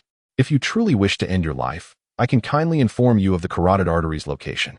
Yang Fan took slow steps towards Wu Qingming, stating as he approached, "Your current angle is incorrect. The carotid artery is on this side of your neck. Stay back. Do not come any closer." Wu Qingming tightened his grip on the knife, shouting loudly. Chapter 26. I am not small-minded. Yang Fan paused, lowering his gaze to align his right hand's index and middle fingers while earnestly addressing Wu Qingming. "You may reposition the knife towards the carotid artery based on the location I have indicated." Upon finishing, Yang Fan slowly gestured towards his own carotid artery. Wu Qingming, fixated on Yang Fan, instinctively raised his left hand, following Yang Fan's guidance to touch his neck. Upon locating the carotid artery, he could distinctly feel the pulse throbbing. As Yang Fan spoke, he subtly advanced a step forward. Wu Qingming gradually withdrew his right hand holding the knife, clearing a path for his left index finger. The moment Wu Qingming's left index finger slipped between the blade and his neck, Yang Fan sprang forth like a startled rabbit, seizing Wu Qingming's right hand, which held the knife, with his left hand, while forcefully pressing his right hand against Wu Qingming's head, pushing it backward to distance his neck from the blade. Wu Qingming grasped Yang Fan's right shoulder in an attempt to break free, but Yang Fan tightened his grip on Wu Qingming's right wrist, executing a sudden twist. Then swiftly maneuvering to Wu Qingming's rear, wresting the fruit knife from his grasp and delivering a kick to Wu Qingming's rear, sending him crashing to the ground. Ren Hongquan and Zeng Guangxing, witnessing the scene, without needing any prompt from Yang Fan, lunged forward to pin Wu Qingming to the ground, rendering him immobile. Yang Fan casually discarded the seized fruit knife into a corner and addressed the subdued Wu Qingming with a serious tone. Threatening others with your own life is a profound irresponsibility, not only to yourself, but also to your loved ones and family. The commotion that had erupted from room 805 had attracted the attention of hotel security, who swiftly entered and promptly escorted Wu Qingming away, assuring that he would be handed over to the police for further action. Mr. Yang, I apologize for the disturbance. Ren Hongquan remarked with an apologetic smile directed at Yang Fan. Yang Fan, his expression solemn, replied earnestly, Director Ren, my refusal to forgive Wu Qingming is not born of pettiness. Rather, the telecommunications and wireless business will undoubtedly become a primary focus within the postal and telecommunications system. If you aspire to transform Jiangtan Post and Telecommunications into a new urban hallmark for Jiangtan City, I suggest you take personal charge of the wireless business department. The notion of establishing Jiangtan Post and Telecommunications as a new urban emblem struck a chord with Ren Hongquan. Last year, he had painstakingly navigated various connections to obtain a special operating permit for telecommunications services from the Ministry of Posts and Telecommunications, intending to inject fresh vitality into the local character of Jiangtan City. The concept of a new urban hallmark undoubtedly resonated more profoundly with the currents of reform and opening up than the mere local characteristics of Jiangtan. Wu Qingming's unreasonable antics did not deter Ren Hongquan from his initial intention of visiting Yang Fan late at night. At this moment, Ren Hongquan pondered whether Yang Fan could potentially infuse new energy into the Jiangtan Post and Telecommunications system. After a brief tidying of the room, Ren Hongquan's focus remained on the materials Yang Fan had prepared. Zeng Guangxing, who leaned his head beside Ren Hongquan, suddenly inquired after observing the materials for a while. Brother Yang, you predict in this document that within 3 years, the mobile phone will gradually exit the market. Is that truly feasible? Yang Fan picked up a Zhonghua cigarette from the table, offering one to both Zeng Guangxing and Ren Hongquan before lighting his own and savoring a couple of puffs. He then replied slowly, in this era of rapid technological advancement, where innovation reshapes our lives, nothing is beyond the realm of possibility. Pausing for a moment, Yang Fan continued with renewed confidence, asserting, the American proposition of Moore's law regarding computer chips, wherein a generation becomes obsolete every 6 months, stems entirely from the swift evolution of contemporary electronic technology, a conclusion drawn from meticulous logical reasoning.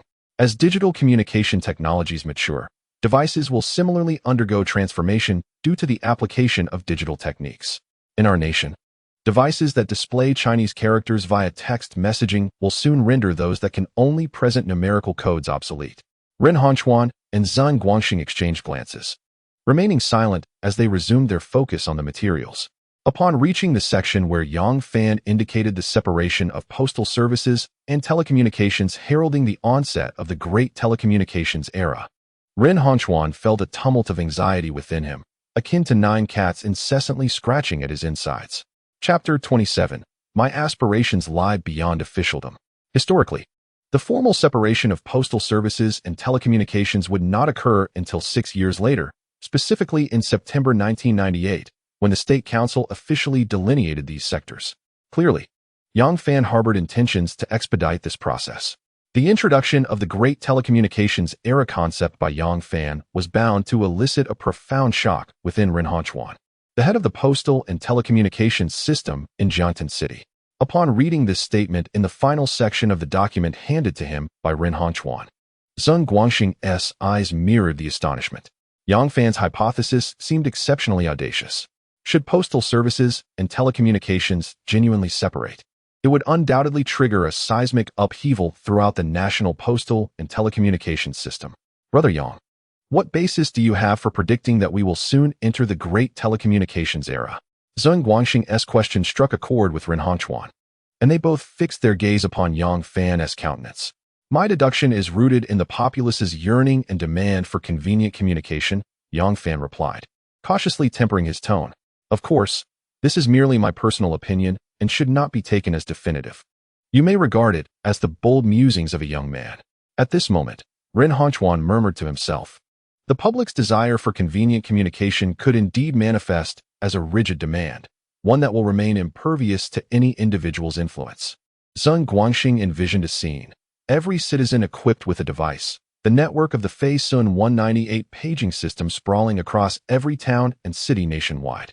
Unbeknownst to him, this vision would materialize into reality within 5 years. Gradually, Ren Hongchuan's gaze shifted from shock, skepticism, and confusion to clarity and brightness. The development of telecommunications has become a significant strategic endeavor within the framework of the nation's reform and opening up policies. Every household is equipped with a telephone, and nearly everyone possesses a mobile device. This vision has long been etched in Ren Hongchuan's mind since he assumed the role of director at the Jiangtan City Post and Telecommunications Bureau. As the scale of telecommunications development far surpasses that of postal services, can the postal sector still hold its ground? It is evident that telecommunications cannot replace postal services. Consequently, one inevitable outcome must arise. With the advent of the grand telecommunications era, the postal and telecommunications sectors shall inevitably part ways. Upon arriving at this conclusion, when Ren Hongchuan turned his gaze towards Yang Fan, his eyes sparkled with fervor. Xiaoyang, come join my post and telecommunications bureau, Ren Hongchuan declared solemnly, extending an olive branch to Yang Fan. First, serve as my assistant, and within a week, I will secure your formal position. Faced with Ren Hongchuan's favor, a vivid recollection of the latter's illustrious career flashed through Yang Fan's mind. Ren Hongchuan, male, Han ethnicity, born in April 1950, hailing from Changzhou, Jiangnan Province. He began his career in June 1966, joined the Communist Party in September 1968, and was admitted to the Communication and Information Systems program at Puhai University of Technology in 1977, earning a bachelor's degree. From 1989 to 2015, Ren Hongchuan ascended through the ranks, eventually holding significant authority, culminating in a prestigious governmental position. Anyone who peruses this or some can easily deduce that Ren Hongchuan will be a pivotal figure in Jiangnan Province's political landscape for the next 2 decades, a towering tree with deep roots and lush foliage. For those aspiring to a career in politics, aligning with Ren Hongchuan at this juncture presents an incredibly advantageous opportunity. In his previous life, Yang Fan would have undoubtedly seized such a fortuitous chance without hesitation. Yet now, as a reborn individual, he could not submit himself to anyone's employ. My life can only be governed by myself. Grateful for Director Ren's recognition, Yang Fan bowed slightly, maintaining his composure as he replied, however, my aspirations do not lie within the realm of officialdom, as I do not wish to be constrained by the identity of a civil servant. With the winds of reform and opening up just beginning to sweep across the land, I wish to explore the vastness of our nation while I am still young. At this moment, Zheng Guangxing, half-jokingly yet earnestly, chimed in, I must say, Director Ren, you cannot poach from my ranks in front of me. Yang is already the Deputy General Manager and Marketing Director of Guangfa Industrial Development Company, Limited. If you take him away, I might as well hurl stones at the heavens. Ren Hongchuan merely rolled his eyes at Zheng Guangxing, remaining silent. Boss Zheng, for you, I can only offer my apologies. Yang Fan chuckled. Director Ren, Brother Guangxing, it is not that I, Yang Fan, do not appreciate your kindness. My desire is to live as an unrestrained wanderer, unbound by official duties, enjoying a free and leisurely life. Chapter 28. The old fox is indeed an old fox, though Yang Fan spoke lightly. Ren Hongchuan discerned a hint of worldly wisdom in the young man's eyes that belied his age. As Ren Hongchuan was about to speak, Yang Fan gently waved his hand, his expression turning serious as he said, If my 2 elder brothers deem me worthy, consider me a humble younger sibling of yours. If you have matters to attend to, I shall dutifully assist you. However, the condition is that I shall remain behind the scenes, not stepping into the limelight. Hearing Yang Fan articulate his stance so clearly, Ren Hongchuan felt a tinge of regret, but nevertheless, with a hearty slap on Yang Fan's shoulder, he declared, "Very well, little brother. I, Ren, accept you." "Brother Ren, it seems I am fortunate to be in your company," Yang Fan responded with a respectful salute. Since they were now brothers, there was no question of hierarchy. Ren Hongchuan, with a serious demeanor, gestured to emphasize, brotherhood is built upon camaraderie. There exists no distinction of status or wealth. The bond one share with Brother Guangxing is rooted in our mutual respect and shared interests. In each other's eyes, I am not merely a deputy director, nor is he just a prominent businessman. We are merely kindred spirits. This man would, over the ensuing 2 decades, command a significant presence in the political arena of Jiangnan, indeed possessing remarkable qualities. Yang Fan silently admired him, his expression shifting to one of gravity as he earnestly replied, "Brother Quan speaks wisely. It is I who have fallen short. In the company of true friends, 1,000 cups are but a modest offering. Conversely, with those who lack affinity, even a single word feels excessive. There is ample time ahead, Brother Quan, Brother Sheng. Time will bear witness to all." Haha. Alas, dear brother, if only there were wine in this room, we 3 brothers could indulge in a hearty drink. Zeng Guangxing chimed in with a timely laugh. "Another day, I shall arrange it. Let us emulate the ancients and engage in a discourse over wine, not to part until we are inebriated." "Very well, Brother Zeng, you handle it."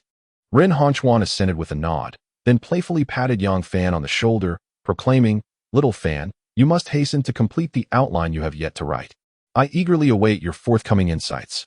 I shall not intrude further today. We shall converse again in due time." With that, Ren Hongchuan bid farewell to Zeng Guangxing and turned to leave. Zeng Guangxing took Yang Fan along, and the 3 of them shared light-hearted banter as they escorted Ren Hongchuan out of the hotel lobby. As they watched the deep blue Santana driven by Ren Hongchuan gradually fade from view, Yang Fan turned to Zeng Guangxing, offering a wry smile and shaking his head. "Brother Sheng, please inform me in advance when you bring someone along. Now it seems the outline I meticulously prepared for Fei Sun 198 has been preemptively seen by Brother Quan." "My brother, your kindness is not lost on me," Zeng Guangxing replied, thumping his chest with his right fist. "Speaking candidly, having Elder Ren see your developmental outline ahead of time may indeed be fortuitous. For Fei Sun 198 to thrive in Jiangtan, his robust support will be indispensable.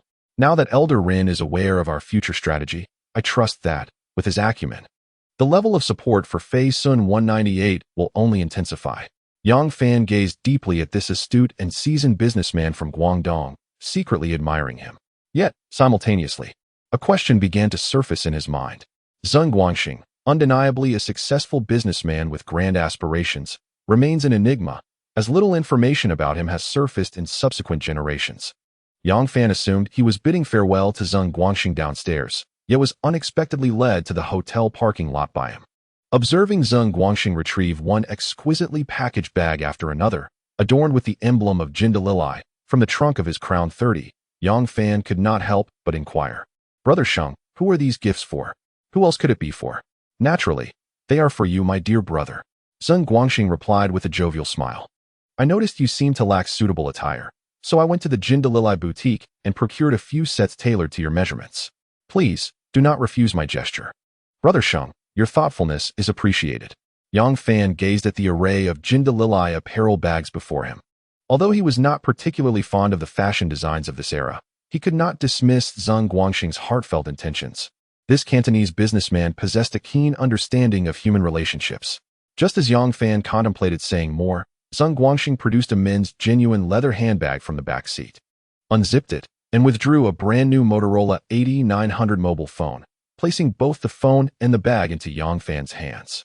"You've been so busy lately that I forgot you didn't even have a mobile phone. With this, it will be far more convenient for us to stay in touch." Yang Fan did not decline, but rather, with utmost seriousness, remarked, "Brother Sheng, how much does this mobile phone cost? I will retrieve the money for you." Zeng Guangxing laughed heartily. "Xiao Fan, considering you address me as Brother Sheng, there is no need to discuss money. In comparison to the grand plans I am contemplating with you, even if I were to bestow upon you all my worldly possessions, it would merely be a drop in the ocean. If anyone is gaining an advantage here, it is I, Zeng Guangxing." Hearing Zeng Guangxing's words, Yang Fan ceased to press the matter, sighing, Very well, Brother Sheng. The fact that you recognize the value of the outline I have drafted reassures me that my mental exertions over the past days have not been in vain. As Zeng Guangxing aptly noted, Yang Fan was indeed presenting him with an immense opportunity for wealth. Provided Zeng Guangxing avoided any glaring missteps in the coming years, he would remain unencumbered by the troubles of Guoxin paging. When the time came for Huaxia Telecom to undergo asset divestiture and restructuring, Zeng Guangxing might even find himself among the major shareholders of Mobile or Unicom. The unexpected appearance of Ren Hongquan prompted Yang Fan to reconsider the future development strategy for Feishuan 198 paging station. With the wireless paging market presenting such a vast opportunity, Yang Fan had every reason to claim a substantial portion for himself.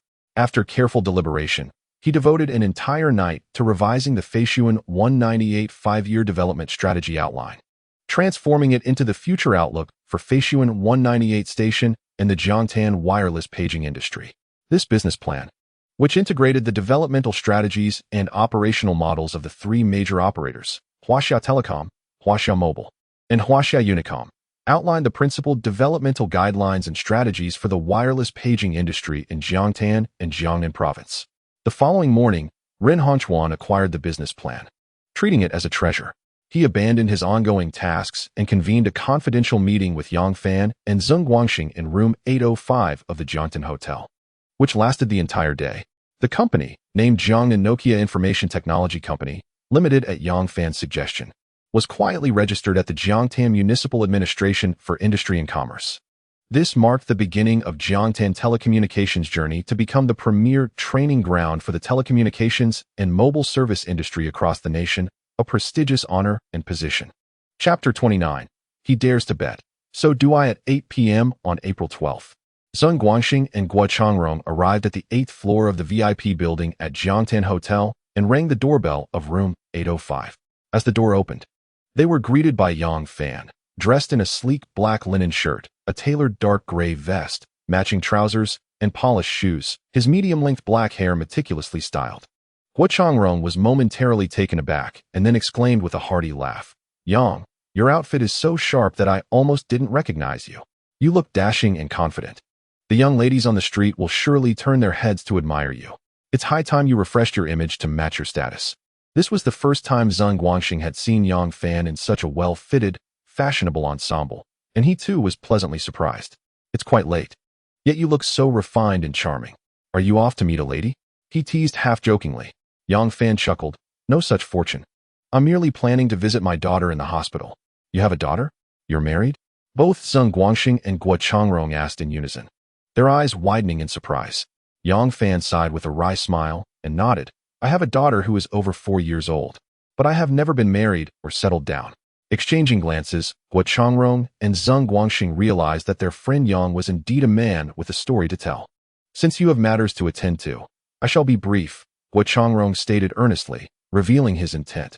"Mr. Yang, I hope to have the honor of joining you and Boss Zeng in the newly established Jiangnan Nokia Information Technology Company, Limited." "Mr. Guo, you are quite well informed," Yang Fan replied, inviting his guests into the room with a smile. "The company has just been registered, and we haven't even assembled a team yet. You present me with quite a challenge." Guo Changrong, with a cunning smile reminiscent of a sly fox, responded, "Since Mr. Yang is not interested in my company, I shall shamelessly seek to hitch a ride on your coattails." After exchanging pleasantries, they swiftly returned to the topic at hand. "Mr. Guo, Brother Guangxing's paging station 198 is valued at 5 million Huayuan and will be integrated into Nokia as a subsidiary, holding a 24.5% stake. What do you intend to contribute to join Nokia?" Yang Fan inquired candidly. Guo Changrong, taken aback, glanced at Zeng Guangxing. "Boss Zeng, you're taking quite a gamble here." Zeng Guangxing, unfazed, chuckled. "Without Yang, this paging station would inevitably collapse. In business, I always judge by the person, not the project." Guo Changrong pondered momentarily before responding with an untroubled expression. "My Xinping Electronics factory has invested over 7 million Huayuan, all verifiable. Since Boss Zeng dares to gamble, I, Guo, shall accompany him to the end. Thus, Mr. Yang, I propose to value Xinping Electronics at 5 million, similarly incorporating it into Nokia as a subsidiary, holding 245 shares. What say you?" Yang Fan gazed intently at Guo Changrong and solemnly nodded, stating, Director Guo, I can assure you, in this room today, this will be the shrewdest investment of your life. Guo Changrong laughed heartily, exclaiming, what I admire most is the absolute confidence exuded by you, Brother Yang. To be honest, I do find myself admiring the foresight and decisiveness of Zheng Guangxing and Guo Changrong at times. As a reborn individual, Yang Fan possesses unwavering confidence in himself. Yet, where does this inexplicable confidence of Zheng Guangxing and Guo Changrong towards him stem from? With advanced management concepts and a comprehensive marketing strategy, Yang Fan deftly played the game of leveraging without capital. Through his intellect and personal prowess, along with an infusion of 500,000 cash, he transformed into a controlling shareholder of a company with fixed assets exceeding 10 million Huayuan and a market valuation over 20 million Huayuan, holding 51 of the company's shares. In merely half a month, he accomplished a remarkable metamorphosis of initial capital from 0 to 10 million. However, Yang Fan did not perceive this as an advantage. He was certain that he could offer Zheng Guangxing and Guo Changrong much more. These two seasoned business figures, should they steadfastly follow in his footsteps, he would not hesitate to support them in becoming the world's premier telecommunications operators and mobile manufacturers. Once the new company's matters were settled, Zheng Guangxing swiftly shifted the topic to Yang Fan's daughter. Brother Fan, where is our little niece hospitalized? As uncles, it is our duty to convey our intentions as elders.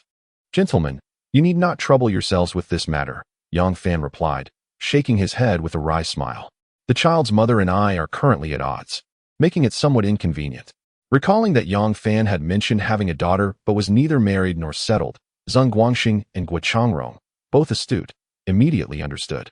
They concocted a casual excuse and departed.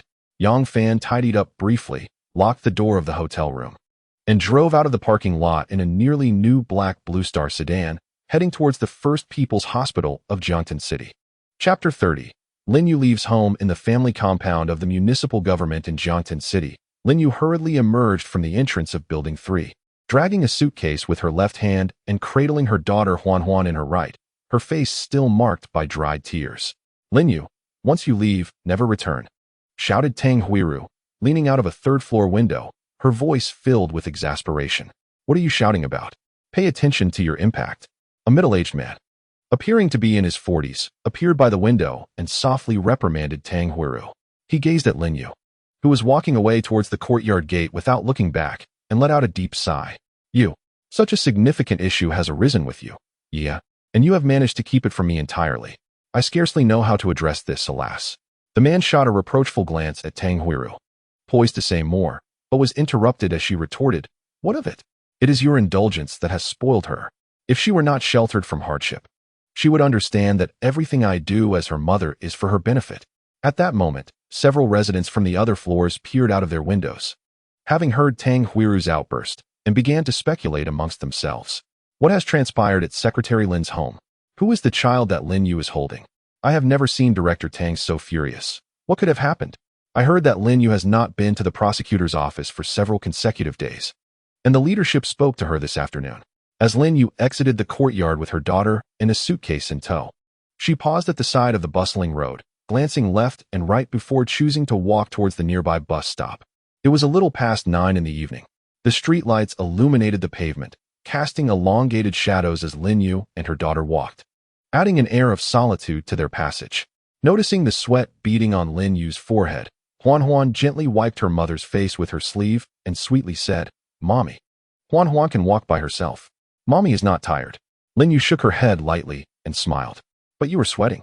Huan Huan, with a tender voice, wiped her mother's forehead again and said, Daddy said that children should not always be carried by adults. They need to learn to walk by themselves. It helps build their strength and teaches self-reliance. Doesn't Daddy take you out without carrying you? Lin Yue looked at her daughter with a heart full of pain and asked, Are you really that strong, my dear? I am very strong, Huan Huan proudly declared. Since I was 2, I have not needed Daddy to carry me. I walked to kindergarten while listening to Daddy tell stories. It's quite a long way. Hearing her daughter's words, Lin Yue felt a surge of heartache. Damn you, Yang Fan, what twisted logic is this? You are incapable of raising our child properly. Forcing her to endure hardships at such a tender age, truly unforgivable. As the ache in her right arm intensified, Lin Yue sensed her daughter growing heavier. Spotting the bus stop nearby, she paused to set her suitcase down and gently lowered her daughter to the ground. Huan, I am sorry. It is all my fault. I am inadequate. Huan took her mother's hand, raising her delicate porcelain-like face, and softly inquired, Mommy, why doesn't Grandma like Huan? I am usually very obedient, aside from when I get colds and fevers that require hospital visits. Observing her daughter's understanding and sweetness, and recalling the harshness and difficulties imposed by her mother in recent days, Lin Yue felt an even deeper sense of guilt towards her beloved child. Grandmother does not harbor a dislike for Huan. Rather, it is mother's disregard for grandmother's counsel that has incited her ire. Why then do you provoke grandmother's anger? I am my mother's child, and she is grandmother's child. Father says that children must heed the wisdom of adults, lest they become disobedient. For it is the unruly children who are susceptible to the clutches of traffickers. Lin Yue managed a bitter smile, releasing a sigh as she spoke. Huan. Mother is an adult, not a child. Matters pertaining to adults are beyond the grasp of children. In due time, when you mature, you will come to understand. As they stood by the bus stop, Huan turned her gaze to the desolate, shadowy road, her curiosity prompting her to inquire, Mother, where are we headed? Are we going home? How much longer until Father returns from his business trip? Home? Which home? Do I still possess a home? Lin Yue stifled the sorrow swelling within her, inhaling deeply before exhaling slowly. At that moment, a stark lightning bolt cleaved through the pitch-black sky, accompanied by a resounding thunder that rolled ominously. Huan, startled like a frightened lamb, clutched Lin Yue's waist and trembled, voicing her fear. Mother, I am scared. Lin Yue immediately embraced her daughter tightly, soothing her with gentle strokes on her head. Mother is here. Do not be afraid, Huan. Another flash of lightning danced chaotically across the night sky, and a deafening clap of thunder sent Huan shivering uncontrollably in Lin Yue's arms. Feeling the cool raindrops begin to fall upon her face, Lin Yue grasped her daughter with one hand while hastily rummaging through her suitcase with the other, finally producing an umbrella. Just as she opened it, a torrential downpour cascaded from the heavens. Lin Yue shed her outer coat, draping it over her daughter, managing the umbrella with one hand while the other clutched Huan protectively, fearful of the rain soaking her. The duo stood forlornly at the deserted bus stop, Lin Yue occasionally glancing at her watch, anxiously awaiting the last bus. Meanwhile, Yang Fan, wielding a dripping umbrella, pushed open the door to room 506 on the 5th floor of the hospital's inpatient department. A brilliant flash of lightning illuminated the empty room, and upon realizing its solitude, Yang Fan became frantic. Nurse, doctor, where is my daughter? Where has the patient from 506 gone? Amidst the thunderous roar of the storm outside, Yang Fan's anxious calls echoed through the empty corridor. Chapter 31. Yang Fan, how dare you come to my home? A nurse emerged from the duty room, and upon recognizing the hurried approach of Yang Fan, she remarked, Your daughter was discharged 2 days ago. Are you truly unaware? I wonder how you manage as a father. Who came to fetch her? Yang Fan queried urgently. A tall, handsome man whom your daughter referred to as Uncle Chun, replied the nurse, her memory notably sharp. Uncle Chun? What the hell? It must be Chun Jingwei. Lin Yue, how could you allow Chun Jingwei to pick up my daughter? This is utterly outrageous. That scoundrel Chun Jingwei. He truly has no boundaries. Yang Fan clenched his teeth and struck the corridor wall with a heavy fist.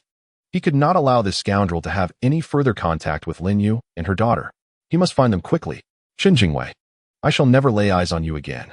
With hatred in his eyes and urgency in his heart, Yang Fan turned and dashed down the staircase, taking 3 steps at a time. 15 minutes later, at the municipal office compound, Building 3, Unit 2, a black Bluebird sedan screeched to a halt in front of the entrance. The driver's door swung open, and without even opening his umbrella, Yang Fan rushed into the building, ascending to the 3rd floor in a hurry, where he knocked frantically on Lin Yue's security door. Who is it? Is that how you knock? Came a clearly displeased voice from within. As the door opened, Tang Huiru revealed herself, and upon seeing Yang Fan, her already foul mood worsened. Yang Fan, how dare you come to my house? If it weren't for you, our family would not be in such disarray. Yang Fan, suppressing his disdain for the woman before him, urgently interrupted, Aunt Tang, is Lin Yue home? Has my daughter been brought back by her? Pointing an accusatory finger at him, Tang Huiru shouted. You have the audacity to come here looking for my daughter? Bah, you shameless wretch. Just seeing you offends my eyes. Get out. Get out. At that moment, The security door across from the Lin family opened, revealing a middle-aged woman in pajamas. Director Tang, what is going on? Who is this? Should we call security? This shameless rogue has been pestering my Lin Yue. Now he has the gall to come to my house. Tang Huiru fumed. The guard at our compound is utterly irresponsible, letting any miscreant in. I must lodge a complaint. Ignoring Tang Huiru's venomous words, Yang Fan called out to the open door of the Lin family. Lin Yue. Lin Yue. Huan. Daddy is here to take you home. Hearing the commotion from the third floor, several residents from the upper and lower floors emerged. In the corridor leading from the third floor to the second and fourth, a crowd of men, women, and children gathered. Is this man the father of the little girl Lin you brought home the other day? What is his relationship with Lin Yue? I think I heard that little girl call Lin Yue a mommy. Oh my, Lin Yue actually has a daughter? How is that possible? Could this man be the son-in-law of Secretary Lin? Nonsense. If he were Secretary Lin's son-in-law, how could he be confronted by his mother-in-law at the door? The director just called this man a scoundrel. Could it be that Lin Yue has truly been wronged by him? As the neighbors continued to speculate with increasing malice, Tang Huiru quickly interjected. You all must be mistaken. The little girl who came to our house the other day is not my Yu's daughter. She is the child of Lin Yu's college classmate. My Yu has no connection to this man. The child's mother is a classmate of Yu from university, who was wronged by this rogue, resulting in this child. Please do not misunderstand. This man is actually a perpetrator of a crime. Call the police at once.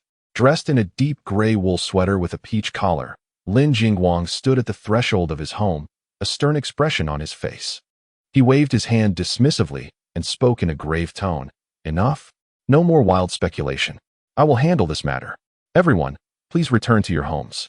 With that, he turned to Yang Fan and Tang Huiru, commanding, You two, come inside. Without a moment's hesitation, Yang Fan stepped through the door. Old Lin, be quiet. Tang Huiru began.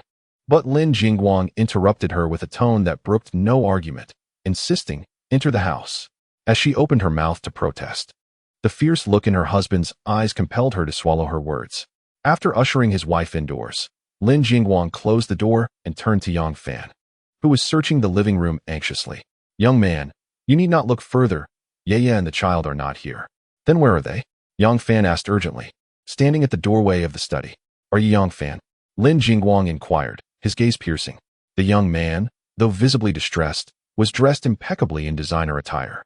Yang Fan hurriedly approached, nodding vigorously. Yes, I am. Uncle Lin, where have Lin Yue and my daughter gone? Please tell me. It's thundering and raining outside. My daughter is terrified of thunderstorms and her health is fragile. You love your daughter? Lin Jingguang asked with an impassive expression. And what of my daughter? Yes, both of them. I love them dearly. Yang Fan replied without hesitation. Love? Lin Jingguang scoffed coldly, questioning, if you truly loved my daughter, would you take away the child she bore for the sake of money and deceive her into believing the child had perished? Yang Fan inhaled deeply, his gaze icy as he turned to Tang Huiru. It appears you have spun your web of deceit not only around your daughter, but also ensnared your husband. Tang Huiru glared at Yang Fan with venomous eyes. This is my home. You need to leave. Yang Fan met her glare defiantly. Tell me where my daughter is, and I will leave immediately. Is it merely because I lack wealth that you see me as a thorn in your side? Must you go so far as to deceive both your daughter and your husband to keep us apart? Seething with indignation, Tang Huiru gritted her teeth and retorted, Yes. You are absolutely correct. It is precisely because you are poor. Yang Fan took another deep breath, suppressing his fury, and asked calmly, in your eyes, how much is considered wealthy? 100,000? 1 million? Or 10 million? Tang Huiru, enraged, laughed scornfully. With your pitiful appearance, do you even grasp what a million entails? Yang Fan, do not blame me for denying you an opportunity. I am not being unreasonable. If you can present 50,000 in cash before me within 3 days, I will cease to involve myself in your affairs with my daughter. 50,000. Yang Fan's expression remained inscrutable, conveying an overwhelming sense of despair. Indeed, 50,000. Tang Huiru observed Yang Fan's demeanor with disdain, nodding in affirmation. If you cannot procure it within 3 days, do not ever let me see you again. Since you are willing to sell your blood for your daughter's medical expenses, you could also consider selling a kidney for her sake. It is said that a single kidney can fetch 200,000. 2 kidneys amount to 400,000. If you are still short by 100,000, perhaps you might contemplate selling some liver, or even your spleen or lungs. Yang Fan's gaze turned icy as he fixed his stare on Tang Huiru, remaining silent. What a venomous woman. Huiru, you have gone too far. Lin Jingguang, observing from the side, reprimanded her with evident displeasure. Old Lin, do not interfere in this matter. Tang Huiru retorted assertively, declaring, I am giving this impoverished young man an opportunity. If he can produce 500,000, it will prove his genuine affection for Yue. Yang Fan's expression became indifferent, and with a calm tone, he addressed Tang Huiru, saying, 500,000. That is a sum that most people would never earn in their lifetime. Do you truly believe your daughter Lin Yue is worth merely 500,000? The worth of my daughter is none of your concern. Tang Huiru glared at Yang Fan with disdain, mocking him with a smile. Yang Fan, didn't you profess your love for my daughter? Didn't you claim you would do anything for her? Very well. I now offer you this chance. Gather 500,000 within 3 days, and I shall acknowledge you as our Lin family's son-in-law. Very well. I accept your challenge. I hope that, given your age, you do not renege on your words. Yang Fan clenched his fists tightly, his voice urgent as he turned to Lin Jingguang and inquired, Uncle Lin, can you tell me where Yue and my daughter have gone? Yue had a fierce argument with her mother tonight and, in a fit of anger, left home with her suitcase and your daughter. I am unaware of their current whereabouts, Lin Jingguang replied, glancing at his watch and adding, they have been gone for nearly half an hour. Thank you, Uncle Lin. Yang Fan bowed deeply in gratitude before turning to leave. Just before stepping out the door, he threw back a parting remark. There is no need for 3 days. I will present you with 500,000 in cash by tomorrow. With that, Yang Fan slammed the door behind him and hurried down the stairs. Chapter 33. How could it be him? Inside the Lin residence, Tang Huiru was momentarily stunned by Yang Fan's declaration. Before regaining her composure and asking her husband, Old Lin, what did that young man just say? He claimed he would bring 500,000 in cash tomorrow. Lin Jingguang replied bluntly, then muttered to himself. Could he truly possess the ability to secure 500,000 by tomorrow? Otherwise, his tone could not have been so assured. That is impossible, Tang Huiru declared emphatically. I believe that young man is simply a dead duck, all bravado. At the bus stop, torrential rain poured down, thunder rumbling ominously. At this moment, Lin Yue held her daughter in one arm and struggled to keep an umbrella aloft with the other, standing by the roadside in an attempt to hail a passing Santana. However, the vehicle showed no sign of slowing down, speeding past them, instinctively turning away. Lin Yue was splashed with water from the tires as they sped by. Mommy, I want to sleep. My head hurts. Huan murmured softly in Lin Yue's embrace. Lin Yue reached her hand to feel her daughter's forehead again. She was burning up. Clearly, her daughter had developed a high fever once more. Lin Yue's face was a picture of panic as she tightly embraced her daughter, anxiously stamping her feet in place. Tears streaming down her cheeks. She repeatedly murmured, What to do? What to do? If we can't catch a taxi, it will delay my daughter's condition, and it will be too late to say anything. In the distance, she spotted 2 headlights piercing through the night rain. As the van approached, Lin Yue dashed to the roadside, disregarding the fact that most of her body was exposed to the rain, and called out desperately, Driver, please, I beg you.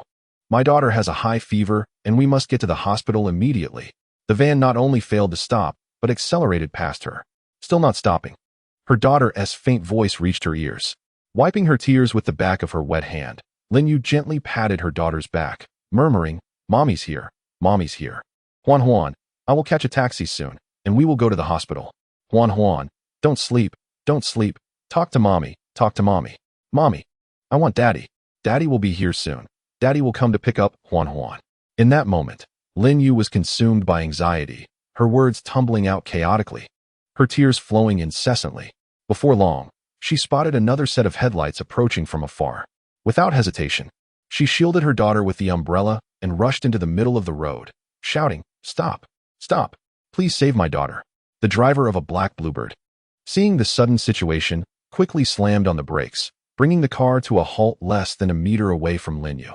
Recognizing Lin Yue illuminated by the headlights, Yang Fan, seated in the driver's seat, was momentarily taken aback, his eyes wide with disbelief. Driver, please, I beg you. My daughter has a high fever, and we need to get to the hospital urgently. Lin Yue, what happened to Huan? Yang Fan bolted from the car and rushed to Lin Yue, without a moment's hesitation, removing his suit jacket and draping it over the soaked mother and daughter. Yang Fan, is that really you? Lin Yu's beautiful eyes were filled with incredulity, mixed with anxious urgency. A thunderous roar echoed as a flash of white lightning split the sky, followed by another clap of thunder amidst the torrential downpour. Get in the car. Yang Fan used his jacket as a makeshift raincoat to shield Lin Yue and her daughter, guiding the seemingly lifeless Lin Yue into the back seat. He closed the door and quickly dashed to the driver's side, tossing his drenched jacket onto the passenger seat before settling into the driver's seat, accelerating towards the direction of Jiangtan City, First People's Hospital at breakneck speed. As Lin Yue watched Yang Fan, one hand gripping the steering wheel while the other turned on the car's heating, her gaze gradually shifted from one of shock to a complex mixture of emotions. How could Yang Fan possess such a fine luxury car on this stormy night? She had never before yearned for a man to shield her and her daughter from the tempest as she did now. She had never imagined that in her moment of dire need, the man arriving like a savior on a rainbow would be Yang Fan. Chapter 34. My earnings are earned rightfully yet. The moment Lin Yue recalled that her daughter had just been discharged from the hospital a mere 2 days prior and had fallen ill again, the fleeting whimsy in her heart was instantly eclipsed by resentment. Yang Fan, how could you be so negligent in caring for our daughter? How is it possible that Huan's immune system is so compromised? You are an utterly irresponsible father. Upon hearing Lin Yue's grievances, Yang Fan, who was already troubled by their daughter's health, could not maintain a pleasant demeanor. Without a moment's hesitation, he retorted in a deep voice, "How dare you blame me? Huan was perfectly fine in the hospital. Why did you insist on her early discharge? After leaving the hospital, why did you take her out and about instead of ensuring she rested at home? Are you not aware that our daughter is a premature baby, and her immune system is inherently weaker than that of her peers? You accuse me of irresponsibility, but I see the truly irresponsible one is you." Angered by Yang Fan's words, Lin Yue's face flushed with indignation as she shouted, "Is it my fault that our daughter was born prematurely? If you had possessed even a modicum of capability, I would not have had to follow you around while heavily pregnant, leading to the exhaustion that resulted in her premature birth. Most infuriatingly, our daughter was thriving after birth, yet you conspired with my mother to deceive me. Had I been the one to raise her from the start, I assure you she would not be in this condition. Yang Fan, this is all you're doing. Fine. I lack ability. Is Chun Jingwei more capable than I? What do you mean by that, Yang Fan? What does this have to do with Jingwei? Chun Jingwei, how affectionate you are." Yang Fan's words dripped with jealousy, leaving Lin Yue momentarily speechless. After a lengthy silence, she managed to utter 2 words, "Boring." With that, she turned her face away, refusing to look at Yang Fan's silhouette any longer. "Why did you have Chun Jingwei come to pick up Huan from the hospital? Does my daughter's situation warrant him to play the role of a big shot?" Yang Fan could not help but respond sharply, "I'm perfectly willing." I do not agree." Yang Fan's tone escalated slightly as he turned to Lin Yue, stating earnestly, "From this point forward, I do not want Chun Jingwei to have any form of contact with our daughter. I, as her father, am still very much alive." "How dare you say that?" Lin Yue scoffed coldly. "Aside from your visit to the hospital on the 29th of last month, have you even once come to see our daughter in the past 10 days? If you genuinely cared, would you have allowed such a long absence? During these 10 days, when our daughter asked, 'Where's Daddy? Why hasn't he come? Does Daddy not want me anymore?' Yang Fan, let me remind you, you do not have the right to speak to me in such a tone. My daughter was in the hospital, and you were supposed to be caring for her. Yet here you are, outside, engrossed in making money." As Yang Fan continued to speak, his tone weakened further. Lin Yue's expression darkened as she coldly remarked, "Since you mentioned money, let me ask you this. Previously, you had to sell your blood just to pay our daughter's hospital fees. How is it that you managed to acquire 5,000 yuan in just a few days? Who was the owner of that imposing black shark you rode when you came to the hospital that night with the money? Furthermore, who does this blue bird you are currently driving belong to? What exactly have you been doing all these years? If you engage in illegal activities for the sake of money, do not blame me when my daughter disavows you as her father. That 5,000 yuan was honestly earned through my own efforts." Yang Fan declared with unwavering conviction. "That imposing black shark was lent to me by a business associate. And this blue Nissan is a company car specifically assigned to me. Engaging in business?" Lin Yue clearly expressed her skepticism as she probed. "You can scarcely afford to pay your daughter's hospitalization fees. How do you propose to conduct business? What kind of enterprise could yield 5,000 yuan in such a short span? And what corporation would provide a young man, without even a college diploma, a dedicated vehicle? Yang Fan, Are you involved in smuggling? Smuggling? Lin Yue, do I strike you as someone who would resort to risk for monetary gain? Yang Fan could not help but roll his eyes at Lin Yue. Humph. You dare assert that this right-hand drive Nissan is not a smuggled vehicle? Lin Yue retorted with an inflexible tone. Caught off guard by Lin Yue's assertion, Yang Fan found himself momentarily at a loss for words. The mere display of 5,000 yuan had led her to suspect him of smuggling. If she were to discover that he intended to confront Tang Huiru with 500,000 yuan in cash the following day, she might even suspect him of drug trafficking. This blue Nissan is a company vehicle. Since the police department has registered it, it must possess legitimate documentation. Yang Fan, gripping the steering wheel, gazed straight ahead and stated earnestly, "While there are indeed many who profit from smuggling vehicles, I assure you, I would never engage in such dealings. When the opportunity arises, I will elucidate the origins of my wealth." Lin Yue scrutinized the back of Yang Fan's head for a considerable time, remaining silent. An oppressive silence enveloped the vehicle. Unbeknownst to them, they had arrived at the entrance of a hospital. Yang Fan drove directly to the emergency building's portico, opened the car door, and swiftly lifted his unconscious daughter, rushing towards the emergency hall. Chapter 35. Where did you earn such a fortune? Doctor. Nurse. The on-duty physician emerged from her office upon hearing the commotion. Seeing Yang Fan, she furrowed her brow. What brings you here again? Hasn't your daughter just been discharged? What has happened now? Yang Fan glanced up at the doctor as he carried his daughter toward the emergency room and replied, "She got caught in the rain and was startled by thunder. And now she has developed a fever again. Dr. Wang, I must trouble you to examine her urgently. How can you adults be so careless?" Dr. Wang exclaimed, placing her hand on Hua Huan's forehead before shooting a disapproving look toward Yang Fan. Immediately, she instructed a nurse to take the child's temperature and to use alcohol to cool her palms and soles. Then, turning her serious gaze toward the drenched Lin Yue, she admonished, "At least a high fever above 39 degrees. You parents are neglecting your daughter's well-being.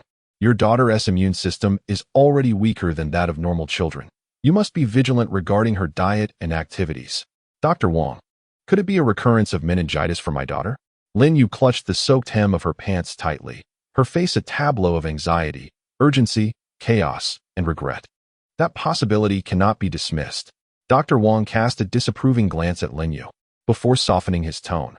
The specifics of the illness causing the high fever will only be known after further examinations. Do not be overly anxious. Quickly change out of your damp clothes to avoid catching a cold. With doctors and nurses present, even if Yang Fan wished to assist, he would be of no help. Observing Lin Yue, resembling a drenched chicken, Yang Fan took her hand firmly and said as they walked, "Come with me. What are you planning to do?" Lin Yue forcefully broke free from Yang Fan's grasp. "What can I do? Naturally, I am here to help you change into dry clothes." Yang Fan once again seized her left wrist and led her towards the entrance of the hall. "There are gifts for you and your daughter in the car's trunk, which are quite timely. My daughter is still inside receiving emergency care. I cannot focus on anything else." Lin Yue struggled but could not break free. Standing at the entrance would not aid us. Rather, it might create chaos for the doctors and nurses. Yang Fan urged as he pulled Lin Yue outside. "Dr. Wang is a pediatric expert with exceptional skills. With her present, Huan will certainly be fine. You should heed Dr.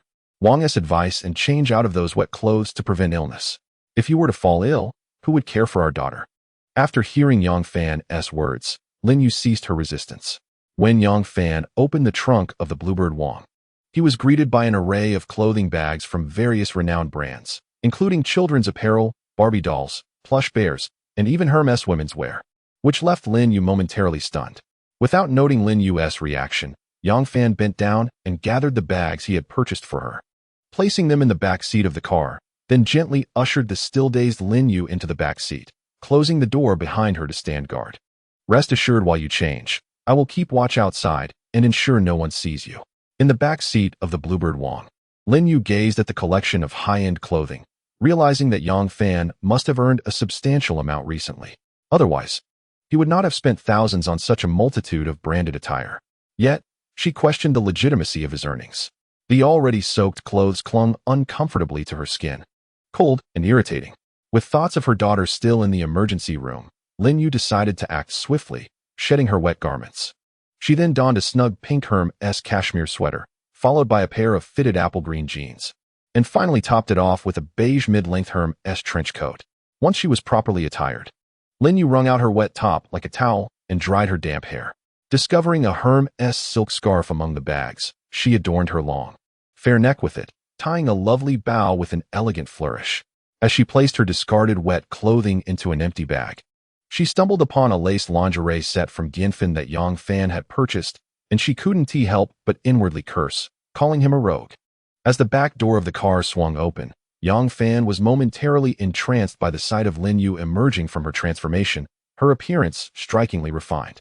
Upon witnessing Yang Fan's rather unsightly appearance, Lin Yue was abruptly reminded of the bag containing the delicate lace lingerie from Dianfin, prompting her to cast a sharp glare at him.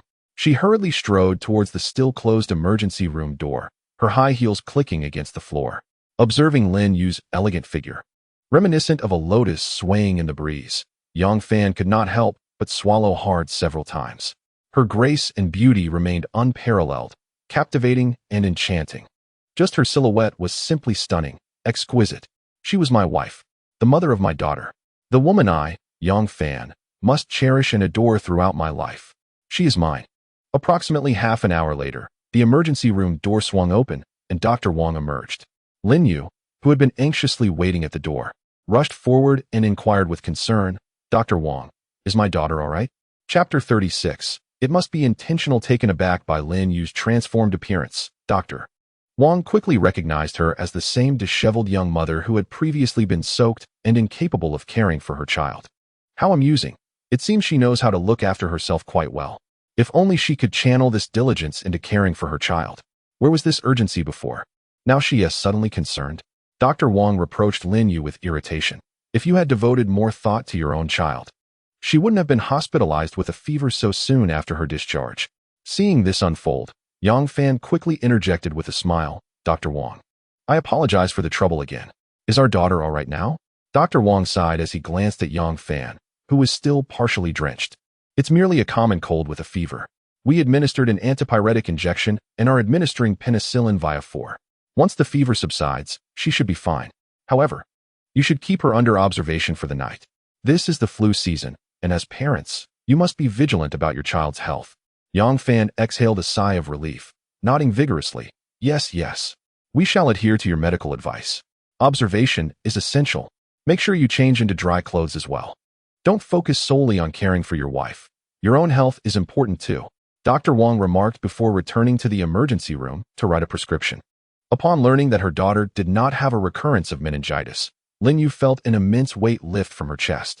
As her mood lightened, she reflected on Dr. Wang's earlier words, increasingly sensing something amiss. Did Dr. Wang perceive Lin Yue as a woman who only cared for herself, neglecting her child? Furthermore, when had Yang Fan taken it upon himself to care for her?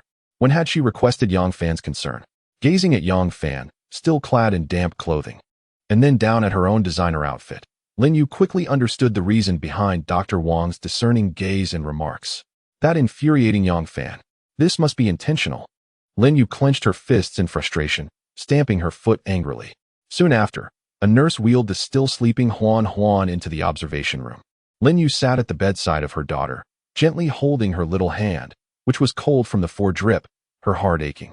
Just 2 days after being discharged, they were back in the hospital, receiving injections and drips. Even she, as an adult, dreaded needles. Oh, my poor daughter. At that moment, Yang Fan, dressed in smart casual attire, strode in with a buoyant step from the observation room. Upon seeing Yang Fan's well-fitted, handsome ensemble, Lin Yue quickly turned her gaze to her daughter, refraining from a second look. To be fair, the man did possess some charm. Lin Yue secretly scoffed to herself. Yeah. Shall we have a serious talk?" Yang Fan said with a grin, sitting closely beside Lin Yue. "Are we that familiar? Please, call me Lin Yue." She shot him a stern glare. Sensing the faint fragrance emanating from Lin Yue, Yang Fan couldn't help but inhale deeply. She seemed more mature and alluring than 4 years ago. The subtle grace of a young mother radiated from her, making her even more captivating than in her youth. "She belongs to me. She is meant to be cherished and protected solely by me, Yang Fan. Yeah, for our daughter's sake, we must have a serious conversation. Situations like tonight cannot happen again," Yang Fan asserted with earnestness, adopting the persona of a concerned father. Today was merely a fluke. Lin Yue's words betrayed a hint of guilt. Yang Fan discreetly took her delicate hand, speaking tenderly, Yeah, our daughter was born fragile. She cannot withstand any misfortune. She needs me, and more importantly, she needs you. We are indispensable in her growth. Unbidden. A vivid image flashed before Lin Yu's eyes, her desperate attempt to stop a car in the rain. In that moment of near despair, she had never craved the support of a man as much as she did tonight. Unconsciously, she leaned her head against Yang Fan's shoulder. Yang Fan delighted inwardly, gently enveloping her in his embrace. Mommy, Daddy is back. Unbeknownst to them, Huan Huan had awoken, her bright eyes blinking at her parents. Feeling Yang Fan's large hand caressing her waist, Lin Yue managed to smile at her daughter. Then, she turned to Yang Fan, whispering fiercely in his ear, Yang Fan, do not overstep. Remove your hand. Yang Fan chuckled sheepishly, reluctantly withdrawing his hand and standing up. I believe there's a Barbie doll in the trunk. I'll get it for Huan Huan. No amount of money can justify your reckless spending. Lin Yue coldly remarked at Yang Fan's retreating figure.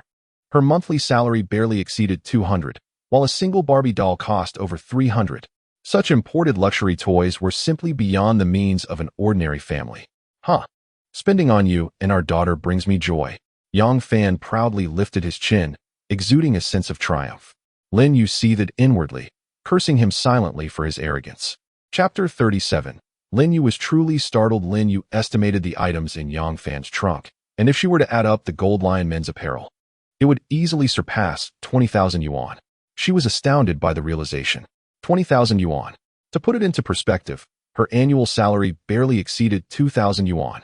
This fellow had, in one fell swoop, spent nearly a decade's worth of her earnings, assuming she had abstained from any indulgences during that time.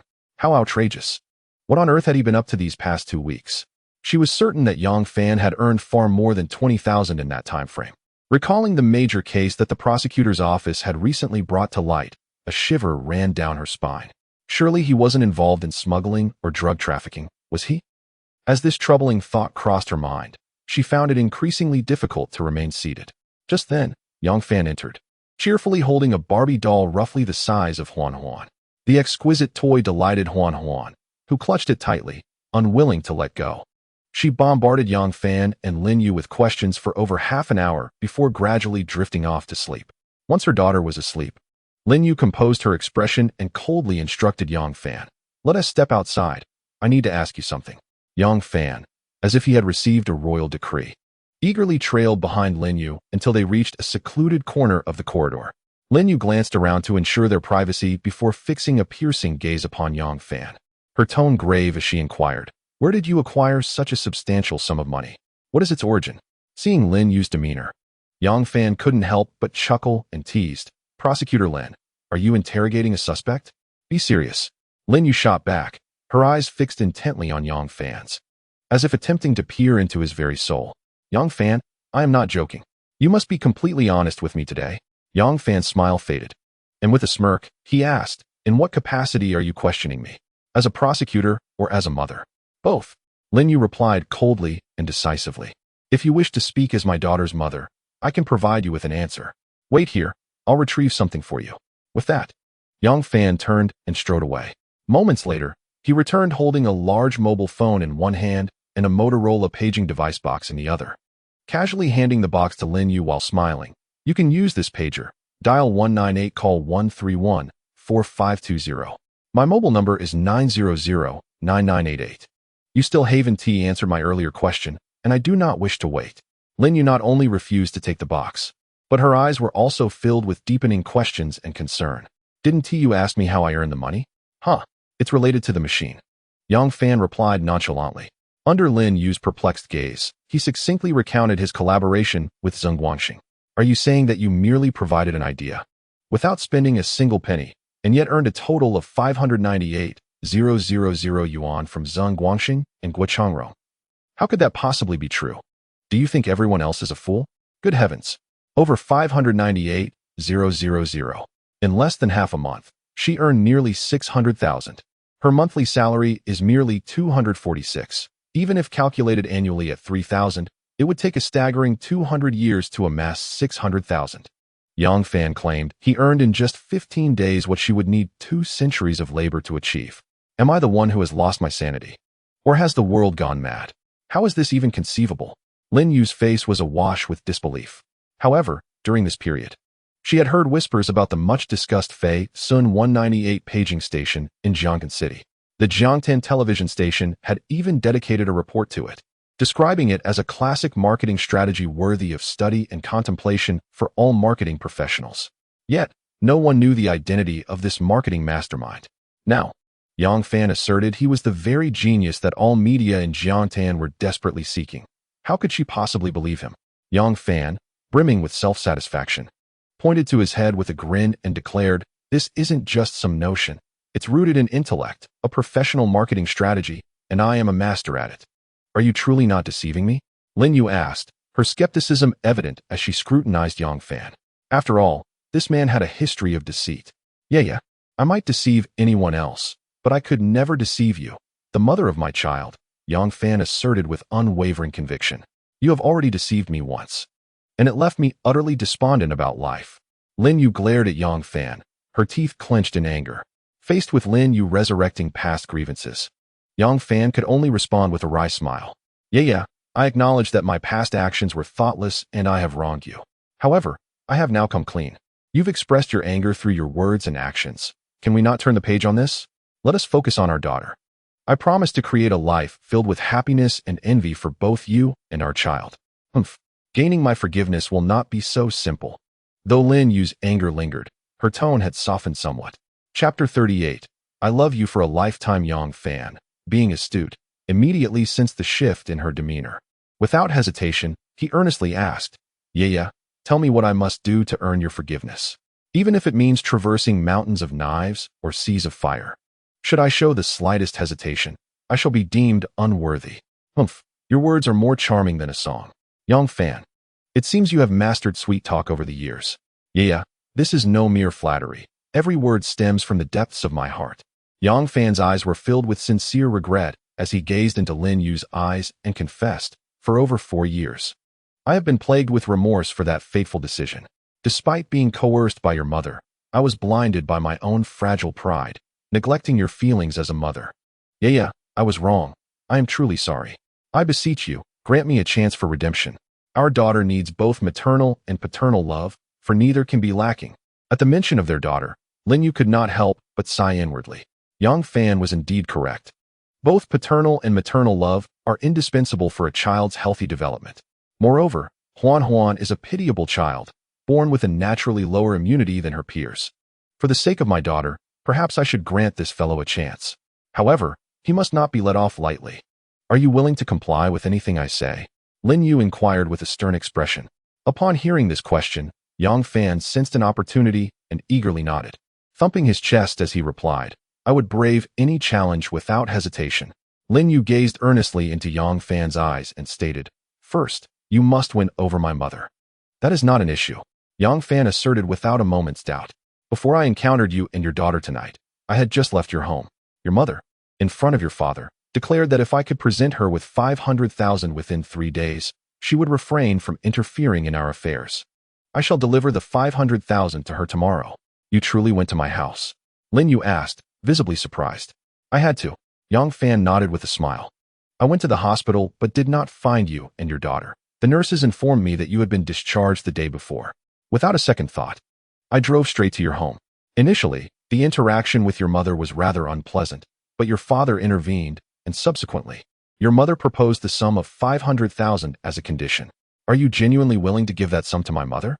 Lin Yue scrutinized Yang Fan with a deep gaze. Yang Fan, unfazed, replied, Let it be 500,000, 5 million, or even 50 million. As long as your mother consents to grant me your hand in marriage, I would provide any amount she desires. His words suggested that money was as easily acquired as the wind. Lin Yue rolled her eyes at him in exasperation. Her playful yet alluring demeanor stirred something inexplicable within Yang Fan. Seizing the moment, he hurriedly handed her the Motorola pager he had in his hand. You, do you know how to use this pager? If not, I shall teach you. Lin Yue opened the box and extracted the Motorola pager, examining it closely. Her beautiful eyes brightened as she remarked, Several leaders in our compound have this model. It is quite convenient for communication. I hear it costs over 4,000. This seemingly clunky Motorola pager, in Yang Fan's eyes, was not an accessory that just anyone could afford in this era. It was undoubtedly a status symbol, second only to the iconic Big Brother phone. Not only were men unable to resist its allure, but women also yearned to possess one. Yang Fan smirked and cheerfully stated, "You can keep this one for now. It will facilitate our communication. After some time, I shall procure a model specifically designed for women, as this one is far too rugged for someone as beautiful as you." 198 call 131-4520. Yu, this number shall be your exclusive contact henceforth. Lin Yue furrowed her brows, looking at Yang Fan with mild displeasure as she asked, "Isn't a good pager number one that consists of sequences like 689? Why would you choose such a difficult number to remember?" Alas, the limitations of the times. Even Lin Yue, such a clever beauty, was unaware of the significance that 131-4520 would hold in the future. Yeah, numbers like 689 are rather commonplace. The one I have chosen for you is truly unique. Yang Fan earnestly elaborated. 13 signifies a lifetime, 14 denotes an eternity, and 520 translates to I love you. The combination 131-4520 phonetically conveys a lifetime, an eternity. I love you. Indeed, 131-4520 does possess a certain phonetic charm, Lin Yue murmured to herself. What do you think, Yaya? This number I specifically selected for you is rather splendid. I assent it? Yang Fan leaned closer to Lin Yue, his face adorned with a somewhat sycophantic grin. Humph. At least you have a semblance of conscience. Lin Yue cast a bewitching glance in his direction. Yang Fan felt a stir within him, unable to resist pulling her into an embrace. Yeah, I once missed my chance with you. In this life and the next, I shall never let that happen again. I love you, now and forever. Lin Yue's delicate form stiffened momentarily, before she began to struggle. Let go of me. Release me, Yang Fan. I won't let go, Yaya. I love you. As he spoke, Yang Fan leaned in closer to Lin Yue's alluring crimson lips. Chapter 39. His transformation was truly remarkable. The words I love you seemed to possess a potent, hallucinatory effect, causing Lin Yue to involuntarily recall the cherished moments from their university romance. They embraced and kissed beneath the moonlight, entwined on the single bed in their dormitory. Suddenly, she felt his fervent lips upon hers. Lin Yue instantly snapped back to reality, forcefully pushing Yang Fan away and delivering a sharp slap to his face. Her expression icy as she exclaimed, Yang Fan, what do you take me for? This is utterly outrageous. That slap served to awaken the somewhat bewitched Yang Fan. Yeah, I'm sorry. I just silence. Lin Yue coldly interrupted Yang Fan's apology. If it weren't for our daughter, that slap would have been lenient. I give you a bit of kindness, and you take it a step too far? Our past romance has been irrevocably severed since the day you took my daughter away without my knowledge. Now, you are merely the father of my daughter. Beyond that, we share no relationship whatsoever. I am sorry, Yaya. Call me Lin Yue. Yes, Lin Yue, I acknowledge my mistake. I promise it won't happen again. Please don't be upset, all right? Humph. Lin Yue scoffed and turned towards the observation room. Yang Fan lightly slapped himself across the face. I warned you to be patient. Do you not know that haste makes waste? Now look, I've lost even the privilege of calling her Yaya. If Lin Yue could be so easily swayed by a few words, she wouldn't be Lin Yue. Let this be a lesson, Yang Fan muttered to himself, lightly patting his cheek. As Lin Yue approached the door of the observation room, she caught sight of Yang Fan standing there, chastising himself, and couldn't he help but smile faintly. From now on, I must be cautious in my dealings with this fellow. I cannot afford to show him any kindness. Otherwise, with his deplorable character, he will undoubtedly use our daughter as a pretext to further his own agenda. Sitting on the edge of the bed, gazing at her daughter who was peacefully asleep with a sweet smile adorning her face, Lin Yue felt her previous discontent dissipate entirely. With nothing pressing to do, she picked up the instruction manual for her Motorola display device and began to peruse its pages leisurely. The number 131-4520, which translates to I love you for a lifetime, intrigued Lin Yue more the more she contemplated it. If such a number as 131-4520 existed, then surely 520-1314 must also be in circulation. 131-4520, I love you for a lifetime. 520-1314, I love you for eternity. It left her pondering where Yang Fan had conjured such romantic notions from. After more than 4 years apart, Yang Fan had indeed transformed significantly. Through their recent interactions, Lin Yue had observed a newfound confidence radiating from him, far beyond his previous demeanor.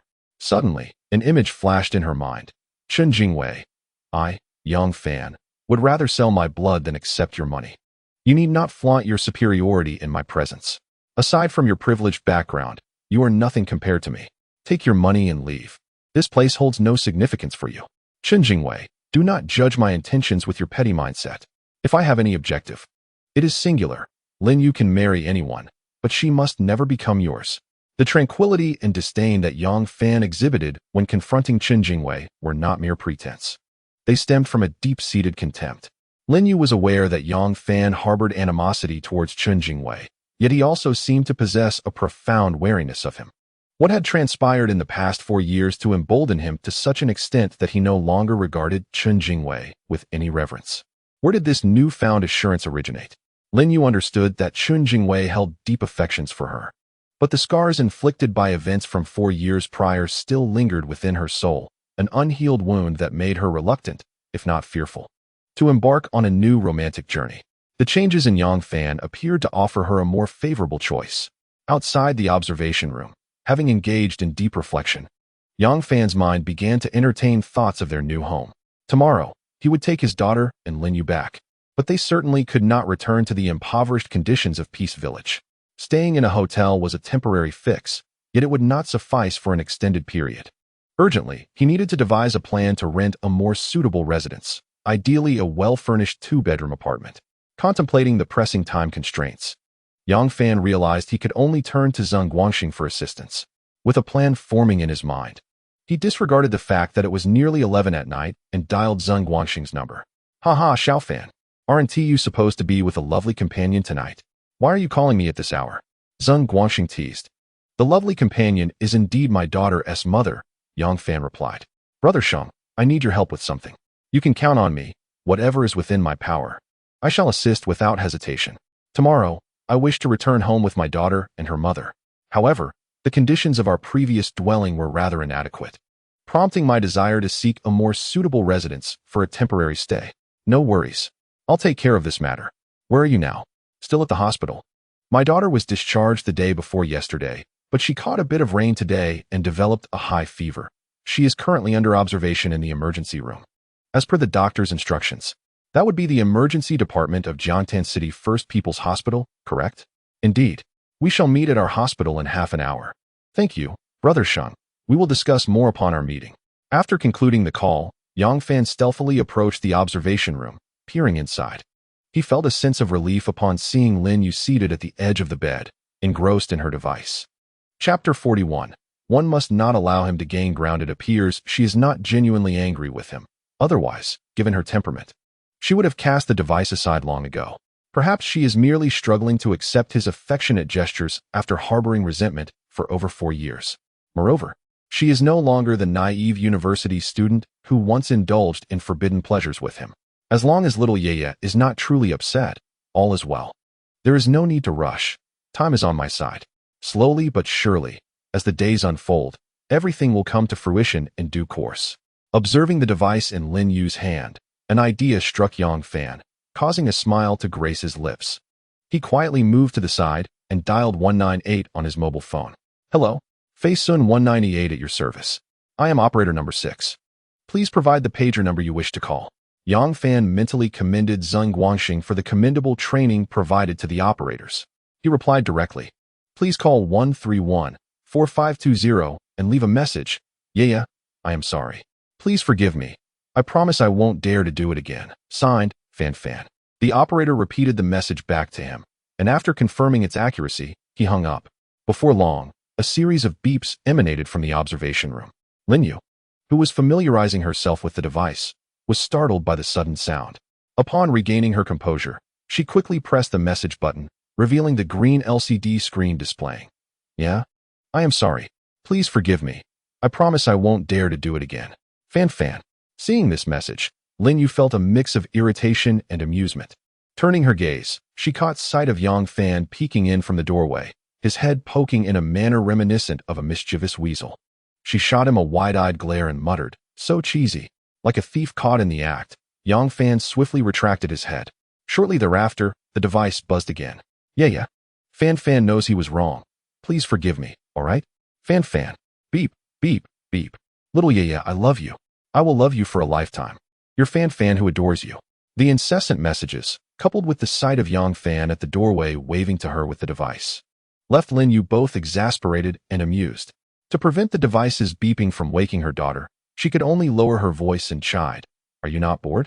Is this not cheesy? Come inside. Lin Yue's call resonated in Yang Fan's ears like a celestial melody. Without hesitation, he tiptoed swiftly to the vacant bed beside his sleeping daughter, settling down next to Lin Yue, his head bowed in deference as he awaited her command. With a stern expression, Lin Yue gestured towards the opposite end of the hospital bed, coldly instructing, keep your distance. Maintain at least a meter away. Reluctantly, Yang Fan shifted slightly, positioning himself less than half a meter away before coming to a halt. Further back, Lin Yue immediately discerned his intentions. Oh, Yang Fan mumbled, lowering his head as he adjusted his position once more, this time genuinely maintaining a full meter of space. Have you truly realized your mistake? Lin Yue inquired, her face devoid of emotion. Yang Fan nodded vigorously, akin to a chick pecking at grains, yet he remained silent. Will you dare to misbehave again? Lin Yue pressed on. He initially nodded before shaking his head repeatedly, still too timid to speak. Observing Yang Fan's demeanor reminiscent of a chastised child, Lin Yue couldn't help but smirk inwardly, a fleeting smile gracing her lips before she returned to her usual icy composure. I ask you, since the number 131-4520 exists, does that not imply the existence of 520-1314 as well?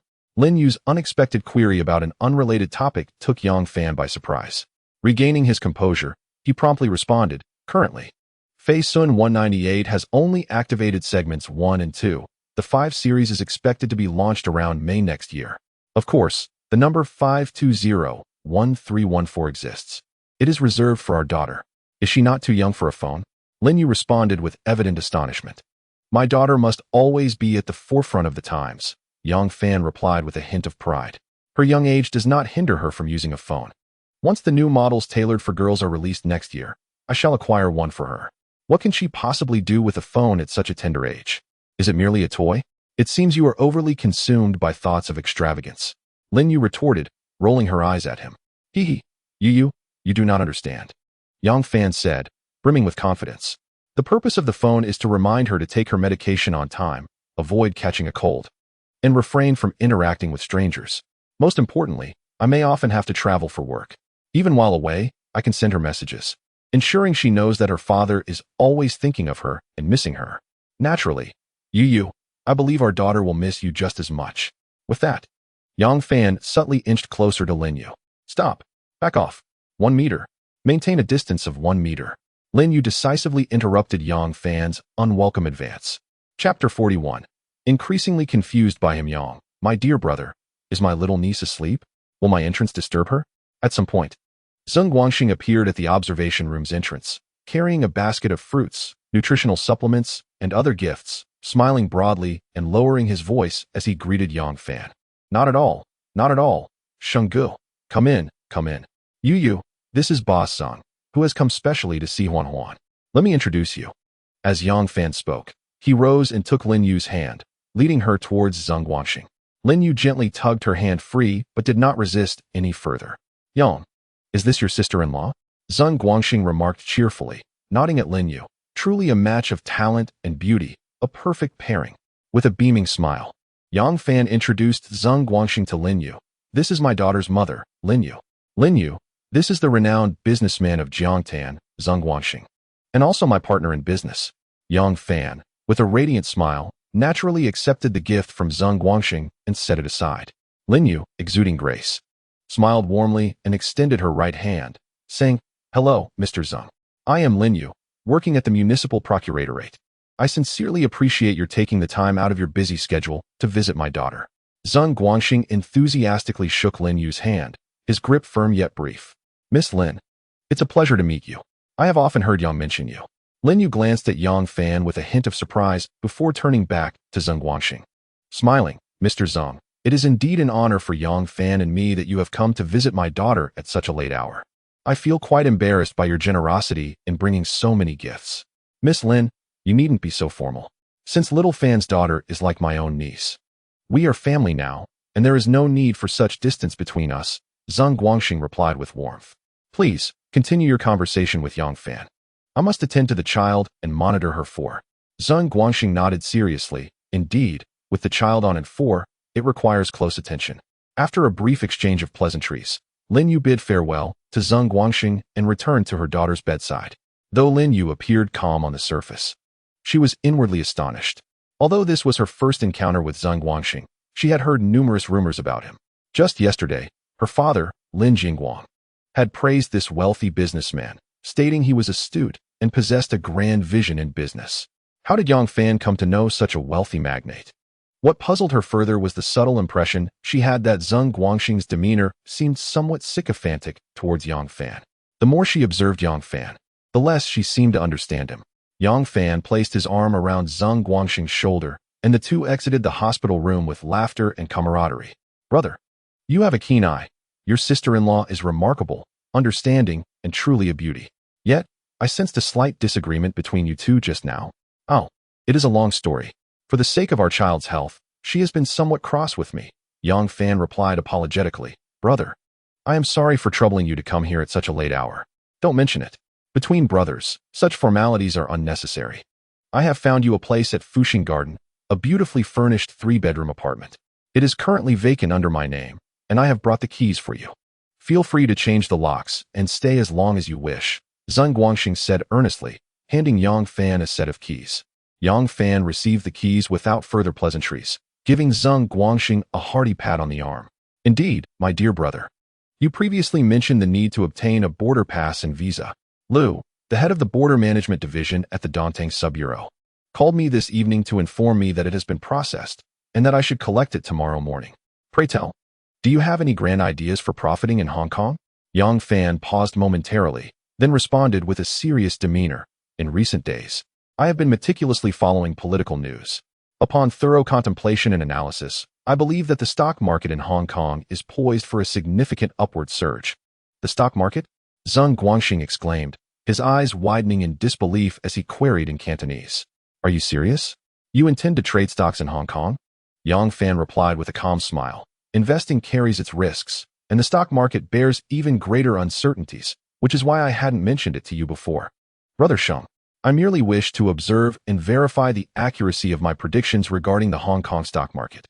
Unbeknownst to Zeng Guangxing, Yang Fan refrained from revealing that since the renowned architect of China's reform and opening up, Deng Xiaoping, delivered his pivotal speeches, the Hang Seng Index has been on a continuous ascent. On April 29, 1992, the index reached an unprecedented high of 533,017. Following this surge, rather than experiencing a decline, by August of the same year, it skyrocketed to 923,967. After these two remarkable increases, the index settled into a steady upward trajectory, ultimately reaching 12,599 in 1993, with only a single notable drop to 6,900 in 1994. It can be said that prior to 1994, the Hang Seng Index was akin to a veritable cash cow for Yang Fan. As long as he avoided glaringly obvious blunders, he could effortlessly multiply his wealth by several hundred or even thousand times without drawing attention. Despite Yang Fan's somewhat uncertain tone, Zeng Guangxing astutely detected a fleeting glimmer of immense confidence in his eyes. Over time, he realized that Yang Fan was not the reckless youth one might assume. On the contrary, this young man, who remained an enigma to him, exuded a calm and collected demeanor, as if he were a master strategist capable of orchestrating success from the shadows. Something is amiss. This sly fox must possess some clandestine scheme for wealth that I am unaware of. Zeng Guangxing's eyes sparkled with cunning as he gazed at Yang Fan, narrowing them with a sly smile. Little Fan, surely matters are not as simple as you suggest? If you have a surefire way to make a fortune, do not forget to include your elder brother. You can feast, and I shall partake of the broth. Surely that is acceptable? Alas, it seems this old fox has caught a whiff of opportunity. Yang Fan's expression turned uneasy as he rubbed his nose and replied, Brother Sheng, the stock market is fraught with peril. I do not wish for you to bear such risks. It would be more prudent for you to engage in tangible enterprises, which are stable and substantial. Zeng Guangxing playfully draped an arm around Yang Fan's shoulders and smiled broadly. Oh, come now, little Fan. In this day and age, is there any endeavor devoid of risk? One could choke merely on a sip of water. We are both blessed with fortune and should be able to navigate a modicum of risk. Wouldn't you agree? Yang Fan shook his head with a wry smile, sighing. Brother Shang, let me ponder this further. We shall discuss it again. Zheng Guangxing patted Yang Fan's shoulder heavily and said with utmost seriousness, You must consider this deeply. Reflect earnestly. I shall not impede your romantic interlude with your siblings any longer. Do not hesitate to call if necessary. Yang Fan nodded in agreement. Seeing Zheng Guangxing off as he entered the car, watching the Crown 30 drive out of the hospital gates, his gaze falling upon the keys in his hand. Lost in contemplation. Chapter 43. He must suffer more than death. Yang Fan's fists clenched tightly, his nails nearly digging into his flesh. As a blazing fury ignited in his eyes, he advanced step by step towards the beast disguised in human form. At that moment, Wang Jianjun's mind was consumed with lustful fantasies of Lin Yue. He brought his right hand, which had just touched Lin Yue's rear, to his nose, inhaling deeply, treating Yang Fan as though he were mere air. You are a scoundrel, a wretch. Yang Fan roared as he surged forward, delivering a powerful kick to Wang Jianjun's neck. Wang Jianjun had no time to react before he was sent sprawling to the ground. Without hesitation, Yang Fan followed with a swift kick to Wang Jianjun's abdomen, eliciting a pained cry as he curled into a ball. Yang Fan showed no intention of relenting, unleashing a flurry of kicks upon the old beast, akin to a football player executing a vigorous strike. Thud, thud. You are insane, Yang Fan. You old beast. You filthy swine. With each insult, Yang Fan delivered another savage kick, causing Wang Jianjun to roll on the ground, screaming in agony. Seeing the old scoundrel shielding his face with his hands, unable to protect his vulnerable spots, Yang Fan bent down, seizing Wang Jianjun by the collar and hoisting him up as if he were a mere rag doll. He thrust Wang Jianjun against an ancient camphor tree, gripping his neck tightly, lifting his feet off the ground. Let go, please. Wang Jianjun's face quickly turned crimson, his hands futilely trying to pry apart Yang Fan's iron grip. His lifeless eyes rolled back as he struggled for breath, his feet growing weaker in their futile attempts to escape. Kill him. You must kill him. Yang Fan's eyes glimmered with bloodlust, his murderous intent unmistakable. Wang Jianjun, you despicable scoundrel. If you do not return my money today, I shall make you pay dearly. At that moment, a gray-haired woman, appearing to be nearly 60, rushed out of the house wielding a broom. Upon seeing Yang Fan fiercely choking Wang Jianjun against the tree, she was momentarily taken aback. Why was Yang Fan attacking that old scoundrel? Was he seeking to avenge me? Help! Help! Please let go! Yang Fan, stop! The elderly woman hastily discarded the broom and rushed to Yang Fan, attempting to pry his powerful hands apart. Yang Fan, you must cease this at once. If you do not release him, it may lead to a fatal outcome. Lin Yue, previously stunned by Yang Fan's sudden rage, regained her composure and quickly realized that he seemed intent on choking the lecher to death. She urgently cried out in an effort to dissuade him. Lin Yue's exclamation instantly roused Yang Fan from his furious state. It is not yet the time for violence. I have painstakingly returned to life. I cannot allow this scoundrel to ruin everything. If fate desires that I eliminate this wretch once more, it would be wiser to plot my revenge carefully. Killing him now would undoubtedly lead to imprisonment. As clarity washed over Yang Fan's mind, he released his grip, allowing Wang Jianjun to collapse to the ground like a lifeless dog, gasping for breath. Wang Jianjun truly deserves this. He dares to touch any woman at his whim. Such a vile character, indeed, and now he has encountered someone formidable. Yet, I must admit, this girl is extraordinarily beautiful. I almost mistook her for Li Jiasin visiting Jiangtan. Yang Fan, how dare you strike my father? A stout young man with a buzz cut stepped forward from the onlookers, his expression dark as he confronted Yang Fan. Maintaining a composed demeanor, Yang Fan replied calmly, Your lecherous father has harassed my wife. Do you think he deserves punishment? This is not Yang Fan's fault. It's Wang Jianjun's disgraceful behavior. He just robbed me of my money and assaulted me at home. An elderly woman glared at Wang Jianjun, who lay on the ground like a defeated dog, her voice filled with contempt. Xiaoyong, if someone were to touch your wife's backside, what would you do? Indeed, your father has crossed a line. Even your mother isn't defending him. That speaks volumes. Gui Fun, you should leave this scoundrel. If I were you, I would have divorced him long ago. Wang Jianjun is utterly despicable. Hearing the murmurs of the neighbors, Xiaoyong's expression grew increasingly grim as he impatiently waved his hand, shouting, Enough! Stop gossiping. Disperse, everyone. You little brat, your father has been beaten to this extent, and you won't help me reclaim my honor? Shut your mouth. Xiao Yong angrily interrupted Wang Jianjun's complaints, pointing a finger at him. You, old bastard, are no better. You dare to lay a hand on my mother. If Yang Fan doesn't deal with you, I will. You insolent child, striking your father? Beware of divine retribution. Oh, the pain. I must be broken. My bones are surely shattered. Wang Jianjun writhed on the ground like a mangy dog. Observing that Wang Jianjun was still capable of rolling about on the ground, Yang Fan realized that his earlier kicks had not inflicted severe damage upon this scoundrel. This old dog can indeed endure punishment. Wang Jianjun, the circumstances are clear to all. You laid hands on my wife. Today, I have spared you from a more severe beating out of respect for Aunt Sue. Now, do you wish to settle this publicly or privately? Make your choice. Crouching before Wang Jianjun, concealing his murderous intent, Yang Fan's gaze turned icy as he spoke. Wang Jianjun, I swear, I will make your life a living hell. Chapter 44. Let him first lose his family upon seeing Yang Fan clad in designer attire and glancing at the sleek black bluebird. Wang Jianjun's small eyes darted about in confusion. How should this be resolved? What if it goes public? Yang Fan rose, retrieved his wallet, and flung 5 crisp 100 yuan bills into Wang Jianjun's face. This is a private settlement. Should it go public, you won't receive a single cent witnessing this act. Wang Xiaoyong's expression shifted dramatically, and he hesitated to speak. However, upon observing Yang Fan approach his mother, Su Guifan, and present her with a substantial stack of 100 yuan bills, he fell silent. Aunt Sue, here is some money.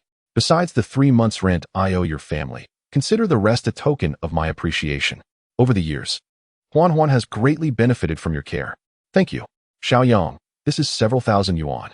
It's far too much. Su Guifan exclaimed, tears of gratitude brimming in her eyes. Had it not been for Yang Fan's timely assistance, she shuddered to think what her despicable husband might have done to her. Yang Fan gently clasped Su Guifan's rough hands, urging her to accept the money. Aunt Sue, your husband's character is well known among the neighbors. It is best to part ways with him. Do not harbor hopes for his redemption. A dog cannot change its nature. The first step in exacting revenge on Wang Jianjun is to ensure he loses his family. Su Guifan murmured, but where would I go if I leave? Of course. You must separate your household, Yang Fan replied earnestly, turning to Wang Xiaoyong. Xiaoyong, you and your brother Daong certainly live with your mother, correct? Without hesitation, Wang Xiaoyong looked at his mother and declared, Mother, as long as you make this decision, Daong and I will stand by your side. That old bastard has someone else. Let him go live with that shameless woman. Su Guifan sighed, indecisive. Let us wait until your brother returns to discuss this matter.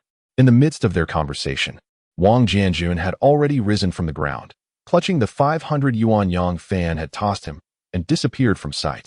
Wang Xiaoyong assisted his mother into the house, while Yang Fan and Lin Yue each held Huan's little hand, trailing behind. Yang Fan, what was that about? Lin Yue leaned in closely to whisper in Yang Fan's ear. I felt as if you were going to kill that man just now. I genuinely wished to end that scoundrel's life. If you hadn't roused me, I fear I would have committed a grave mistake, Yang Fan silently reflected. Because he was harassing you. Yang Fan's eyes glimmered with a palpable intensity as he coldly asserted, You are the woman I cherish. Should he dare to insult you, I would not hesitate to take his life. Lin Yue felt a sweet warmth in her heart, yet she maintained her seriousness. He indeed is a wretched creature. However, it is not for you to take action. We can report him. Do not act impulsively again, do you understand? Yang Fan nodded silently in agreement. Wang Jianjun, rest assured.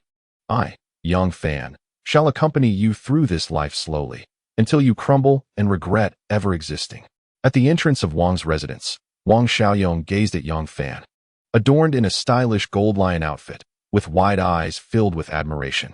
He exclaimed, it's Bluebird Wang again, wearing gold lion, no less.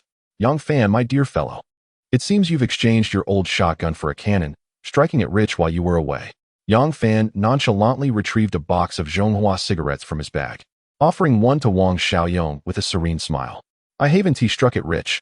I'm merely scraping by. Xiaoyong, how is your father? He remains the same. I see. Aunt Sue has it tough. Don't mention that old scoundrel. It's quite disheartening, Wang Xiaoyong sighed. Family disgrace should remain private. I apologize for the embarrassment.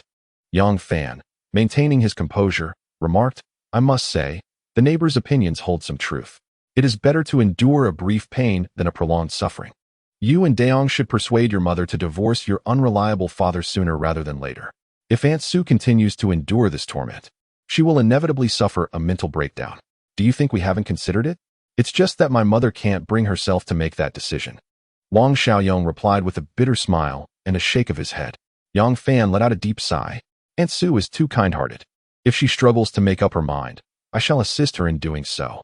To help her completely sever ties with Wang Jianjun is simple. I could invest in someone to ensure he succumbs to addiction. After introducing Lin Yue to Wang Xiaoyong, the lively child, reminiscent of a little adult, volunteered to take her mother upstairs to showcase their modest home. Meanwhile, Yang Fan engaged in casual conversation with Wang Xiaoyong and Su Guifan, subtly advocating for Su Guifan's divorce and the removal of Wang Jianjun from their lives. Aunt Su, I have resided in your home for 4 years. Throughout these years, I have witnessed Wang Jianjun's acts of domestic violence numerous times. Even Daong and Xiaoyong, your sons, believe he is unworthy. You cling to the bond of marriage. Yet Wang Jianjun does not regard you as his wife. Life like this is hardly worth enduring. With unreserved eloquence, Yang Fan earnestly advised, given Wang Jianjun's demeanor. It is astonishing he finds companionship outside. Aunt Sue, if you were to invest a little effort in your appearance, you would undoubtedly retain your charm. I assure you, once a marriage agency learns of your situation, a plethora of suitors would eagerly fall at your feet.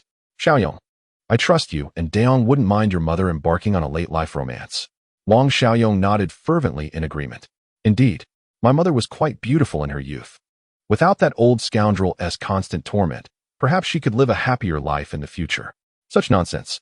Su Guifan shot a slightly embarrassed glare at her younger son, then rose to greet Yang Fan before bustling into the kitchen. Brother Fan, where have you been striking it rich lately? Wang Xiaoyong inquired, still light-heartedly fixated on Yang Fan. Yang Fan smiled gently. I have indeed garnered a modest fortune. I partnered with friends to establish a company, and the business is progressing well. Xiaoyong, I have long wished to express my gratitude for the kindness you and your brother have shown me over the years. If you're free tonight, invite Daong, and let us enjoy an evening at the Haitian Night Club. Wang Xiaoyong replied without a moment's hesitation. Of course, I have time.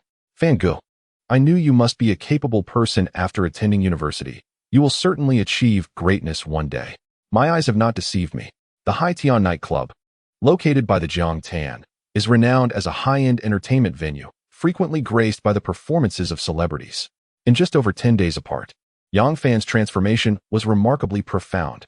Chapter 45. The sole obsession in his heart. It is often said that fortune does not favor the unambitious, and a horse that does not graze at night will not grow fat. It seems a thorough discussion with him tonight may yield fruitful insights. Wang Xiaoyong's small eyes glimmered with anticipation as he pondered. The phone rang melodiously. Yang Fan retrieved his mobile phone, recognizing the caller ID as Zheng Guangxing. Stepping outside, he pressed the answer button. Brother Sheng, what's the matter? Xiao Fan, Old Rin has organized a gathering.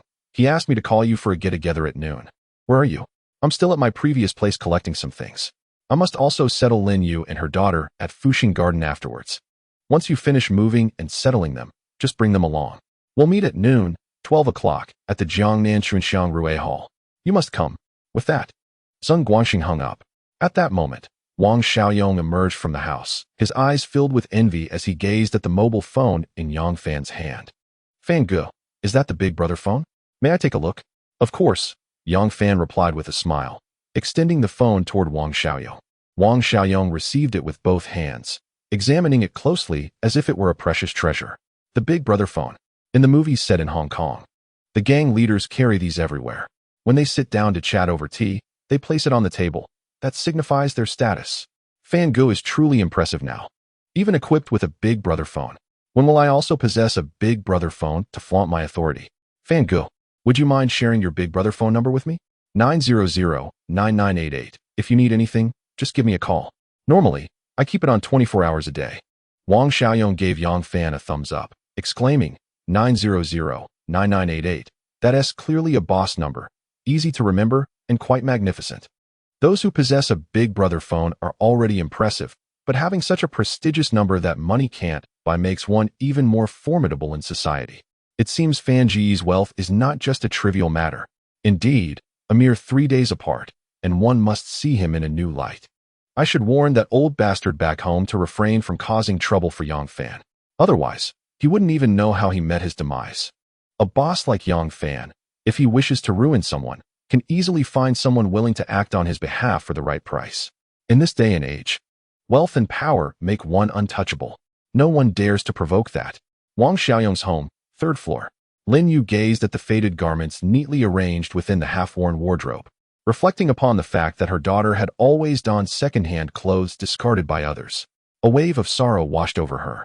Even though these old clothes were impeccably clean and orderly, their presence weighed heavily on Lin Yue's heart. Tears streamed down her cheeks uncontrollably. "Mom, why are you crying?" her daughter Huan inquired. Lin Yue hastily wiped her eyes with the back of her hand and replied softly, "A little bug accidentally flew into my eye, Huan. Where's the bathroom?" After guiding Lin Yue to the restroom, Huan scampered off to play alone. Without needing to speculate, Lin Yue could discern the challenges Yang Fan had faced while raising their daughter alone over the years. However, she could not shake off the resentment that bubbled within her. If only Yang Fan had not deceived her in the beginning, none of this would have transpired. His suffering was self-inflicted, while her innocent daughter bore the brunt of the consequences. Despite acknowledging that Yang Fan had done his utmost, bitterness still gnawed at her. He stubbornly clung to his pride, causing her untold sorrow and despair for the past 4 years. His obstinacy had inflicted hardships upon their daughter from a tender age. This scoundrel could not simply escape retribution. "Lin Yue, Huan, where's Mom?" Huan responded, "Mom is in the bathroom." She said a little bug flew into her eye. Hearing the exchange between Yang Fan and their daughter, Lin Yue took a deep breath and emerged from the restroom with an icy demeanor. Upon witnessing her frigid expression, as though someone owed her a fortune, Yang Fan inwardly lamented. It was evident that she was upset upon realizing the poor living conditions they had endured since Huan's childhood. "Dad, Mom said we don't need the clothes in the wardrobe, but I really like this little red coat that Grandma Chun gave me for the new year. She said I looked beautiful in it." Seeing Huan, with her small backpack and a bright red vest in hand, Yang Fan couldn't help but smile ruefully. Lin Yue, upon hearing her daughter's words, felt her anger flare, shooting a fierce glare at Yang Fan. "Yang Fan, you've made our daughter resort to wearing discarded items. This is infuriating. Just wait until I deal with you." Yang Fan quickly took the little red coat, the doll, and the backpack from Huan, stowing them away in the wardrobe and shutting the door. "Huan, we won't be keeping these. Daddy will buy you new ones." "All right. If Daddy says we don't need them, then let us get all new ones. I want a new backpack and new clothes." Huan's innocent remark struck Yang Fan like a dagger, leaving him with a hand pressed to his forehead, feeling utterly helpless. Lin Yue approached Yang Fan, gritting her teeth as she asked, "If I hadn't insisted on coming, would you have kept this from me? Whether I wanted to show you or not." "I had to come to pay the overdue rent," Yang Fan sighed. "Humph." Lin Yue let out a cold snort, turning to embrace her daughter as they descended the stairs. Yang Fan glanced around the room he had shared with his daughter for over 4 years, letting out a deep sigh. He retrieved an album, a household registration book, and a slender red silk pouch from the half-worn 5-drawer cabinet. Without taking anything else, he turned towards the door. At the moment he closed the door behind him, he instinctively paused, standing at the threshold to take a deep breath, slowly exhaling before finally shutting the door. In that moment, Yang Fan silently vowed to himself that he had severed ties with the past. The only lingering thought this rented house left him was of Wang Jianjun. Chapter 46. I cannot be outdone by him. Fuxing Garden, adjacent to Jiangtan Bridge. At room 402, Unit 1, Building 5 of Fuxing Garden, the Yang family was exploring their new home. Wow, what a spacious and beautiful house. Look at that enormous television. "Oh, Dad, come quickly, there's a piano. It's just like the one teacher Wang plays at kindergarten." Watching Huan run joyously around the house, Lin Yue felt quite pleased with the new home Yang Fan had brought her to. This residence, with an area of 120 square meters, boasted ash wood wall paneling and ceilings, a living room adorned with creamy granite, and 3 bedrooms featuring solid wood floors. Both bathrooms were equipped with marble-topped sinks, making this 3-bedroom apartment one of the most luxurious in Jiangtan. This place was far more opulent than her previous home in the municipal compound. It could easily rival the luxury suites at Jiangtan Hotel. Before coming here, Lin Yue had thought Yang Fan's new dwelling would certainly surpass his rented accommodation in Heping Village, but she never anticipated it would be to such an extravagant extent. Lin Yue had long heard that Fuxing Garden was among the first batch of riverside condominiums developed in Jiangtan, a residence for the affluent who had prospered early on. She had never imagined that Yang Fan would bring her to this community, much less to such a lavishly decorated three-bedroom apartment. What kind of company could offer such a residence as employee housing? This treatment seemed almost too outrageous. Yang Fan could sense Lin Yue's astonishment, which sparked a tinge of pride within him. However, he found the design style of the decor to be rather outdated. Yet, it was unavoidable. This was 1992. Such interior design was considered the pinnacle of luxury for Jiangtan in that era. The only aspect that satisfied Yang Fan was the price. 888 yuan per square meter. The real estate industry seemed to hold significant potential. Just as this thought crossed Yang Fan's mind, another notion surfaced in his consciousness: the real estate bubble in Xiongdao in 1993. That year would forever be remembered as a catastrophic one for real estate companies in Huaxia. Is this truly the welfare housing assigned to you by your company? What is the full name of your company? Lin Yue's inquiry interrupted Yang Fan's reverie. Of course. They deduct 200 yuan from my monthly salary for it. Yang Fan unhesitatingly told a benevolent lie. Lin Yue exclaimed, 200 yuan a month. My salary is only 240 yuan. That's exorbitant. Is it expensive? Yang Fan inquired, taken aback. Lin Yue shot him a glare and retorted, is it not? Oh, in comparison to your civil servant's meager monthly wage, it does seem rather steep, Yang Fan replied with a straight face. Considering that this man had earned nearly 600,000 in just half a month, Lin Yue was momentarily speechless. But could such opportunistic behavior truly be repeated incessantly? Did he really believe that all businessmen were fools? Lin Yue seriously changed the subject. How much does your company pay you each month? Yang Fan pondered, realizing that since the company was his own, he could dictate his salary, and thus replied earnestly, 24,000. What did you say?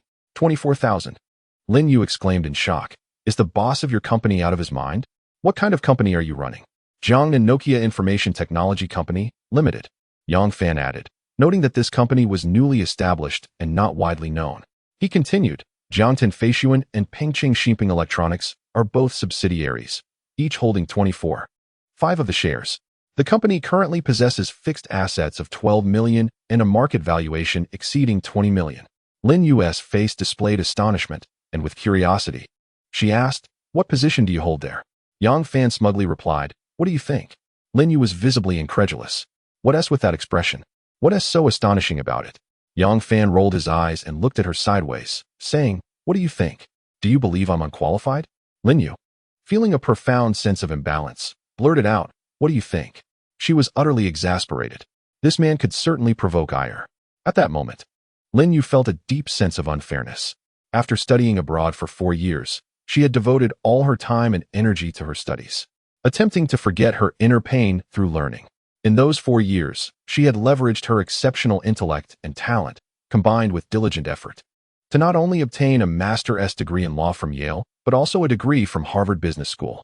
Upon returning home as a talent of special merit, her family arranged for her to join the Jiangtan Municipal People's Procuratorate as an assistant to the chief prosecutor, earning a relatively high salary of 240.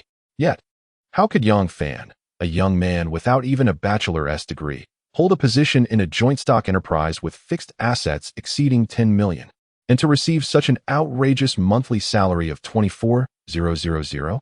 His salary was a staggering 100 times hers. In that moment, Lin Yue began to doubt the wisdom of the job her family had secured for her. If Yang Fan could earn over 20,000, surely her own knowledge and capabilities would allow her to excel beyond him. Resignation, entrepreneurship. In a nation where numerous government officials resign to venture into commerce, Lin Yue too can make that choice. She absolutely cannot allow Yang Fan to surpass her. Otherwise, in the future, how could she assert her authority at home? Wouldn't that allow him to soar to great heights? Chapter 47. Where does his confidence stem from? Observing the myriad expressions on Lin Yue's face, Yang Fan discerned that she was undoubtedly contemplating something significant. Recollecting the lunch gathering scheduled for midday, Yang Fan earnestly addressed Lin Yue, saying, yeah, Brother Quan has organized a lunch and invited me. If you have no other commitments, please accompany me along with Huan. Brother Quan, who is he? Reincarnated, the director of the Jiangtan Post and Telecommunications Bureau. Shen Guangxing will also be attending. Lin Yue was taken aback upon hearing this. How could this fellow refer to Reincarnated, the head of the Jiangtan Post and Telecommunications Bureau, as Brother Quan. What could their relationship possibly be? Could his position in that joint stock company be related to Ren Hongchuan? Suppressing her surprise and questions, Lin Yue maintained a composed demeanor and firmly declined. I won't go. I haven't settled in yet, and Huan's room needs to be rearranged. You go ahead with your plans. I will take care of our daughter. Yang Fan understood that. Given Lin Yue's character, once she had made a decision, further discussion would be futile, so he refrained from pressing the matter. Turning away, he opened the black safe on the coffee table and retrieved 2 bundles of unsealed 100 yuan blue notes, approaching Lin Yue to present them. Take this 20,000 yuan for household expenses. If you wish to purchase anything for the house or Huan, you have the authority to decide. Lin Yue gazed at the 2 bundles of blue notes in Yang Fan's hands with a complex expression and shook her head, stating, I do not need your money. I have my own. Yang Fan responded with a wry smile. Yeah, must we be so meticulous in distinguishing our finances? My money is essentially your money. Of course, we must be clear. Lin Yue replied, her expression unfaltering. Yang Fan, you need to understand that I am here to care for Huan. I live with my daughter. Not as part of a family with you. You are you, and I am I. Besides being Huan's mother, I have no other relationship with you. At this point, Lin Yue let out a cold laugh, laced with mockery. Do you realize how you appear now? To me, you bear no difference from those nouveau riches. Our daughter's immune system is compromised. To rectify it will undoubtedly require substantial funds. Although you have cunningly earned a few 100,000, can you ensure that this sum will suffice to cure our daughter's illness? Can you guarantee that your so-called Nokia information technology company will operate smoothly and not face bankruptcy? Do you genuinely believe that your qualifications will secure you such a high salary each month? If you lose this job, how will you sustain yourself in the future? Yeah, call me Lin Yue. She interrupted Yang Fan with a frosty demeanor. Yang Fan sighed in resignation. Very well, Lin Yue. I understand that you are still grappling with the changes in my circumstances. However, I assure you that time will vindicate everything. As for our daughter's ailment, no matter the cost, she will surely recover. Then let the facts prove it to me. Lin Yue scoffed. Do not flaunt your nouveau riche demeanor before me any longer. Yang Fan cast a deep glance at Lin Yue, ultimately transforming a multitude of unspoken words into a long, weary sigh. He reached for his handbag and suitcase. And as he turned to leave, he addressed Lin Yue without looking back. After dinner, I must go to your home to deliver money to your mother. The landline number here is 565,008. Remember to hire a locksmith to change the door lock.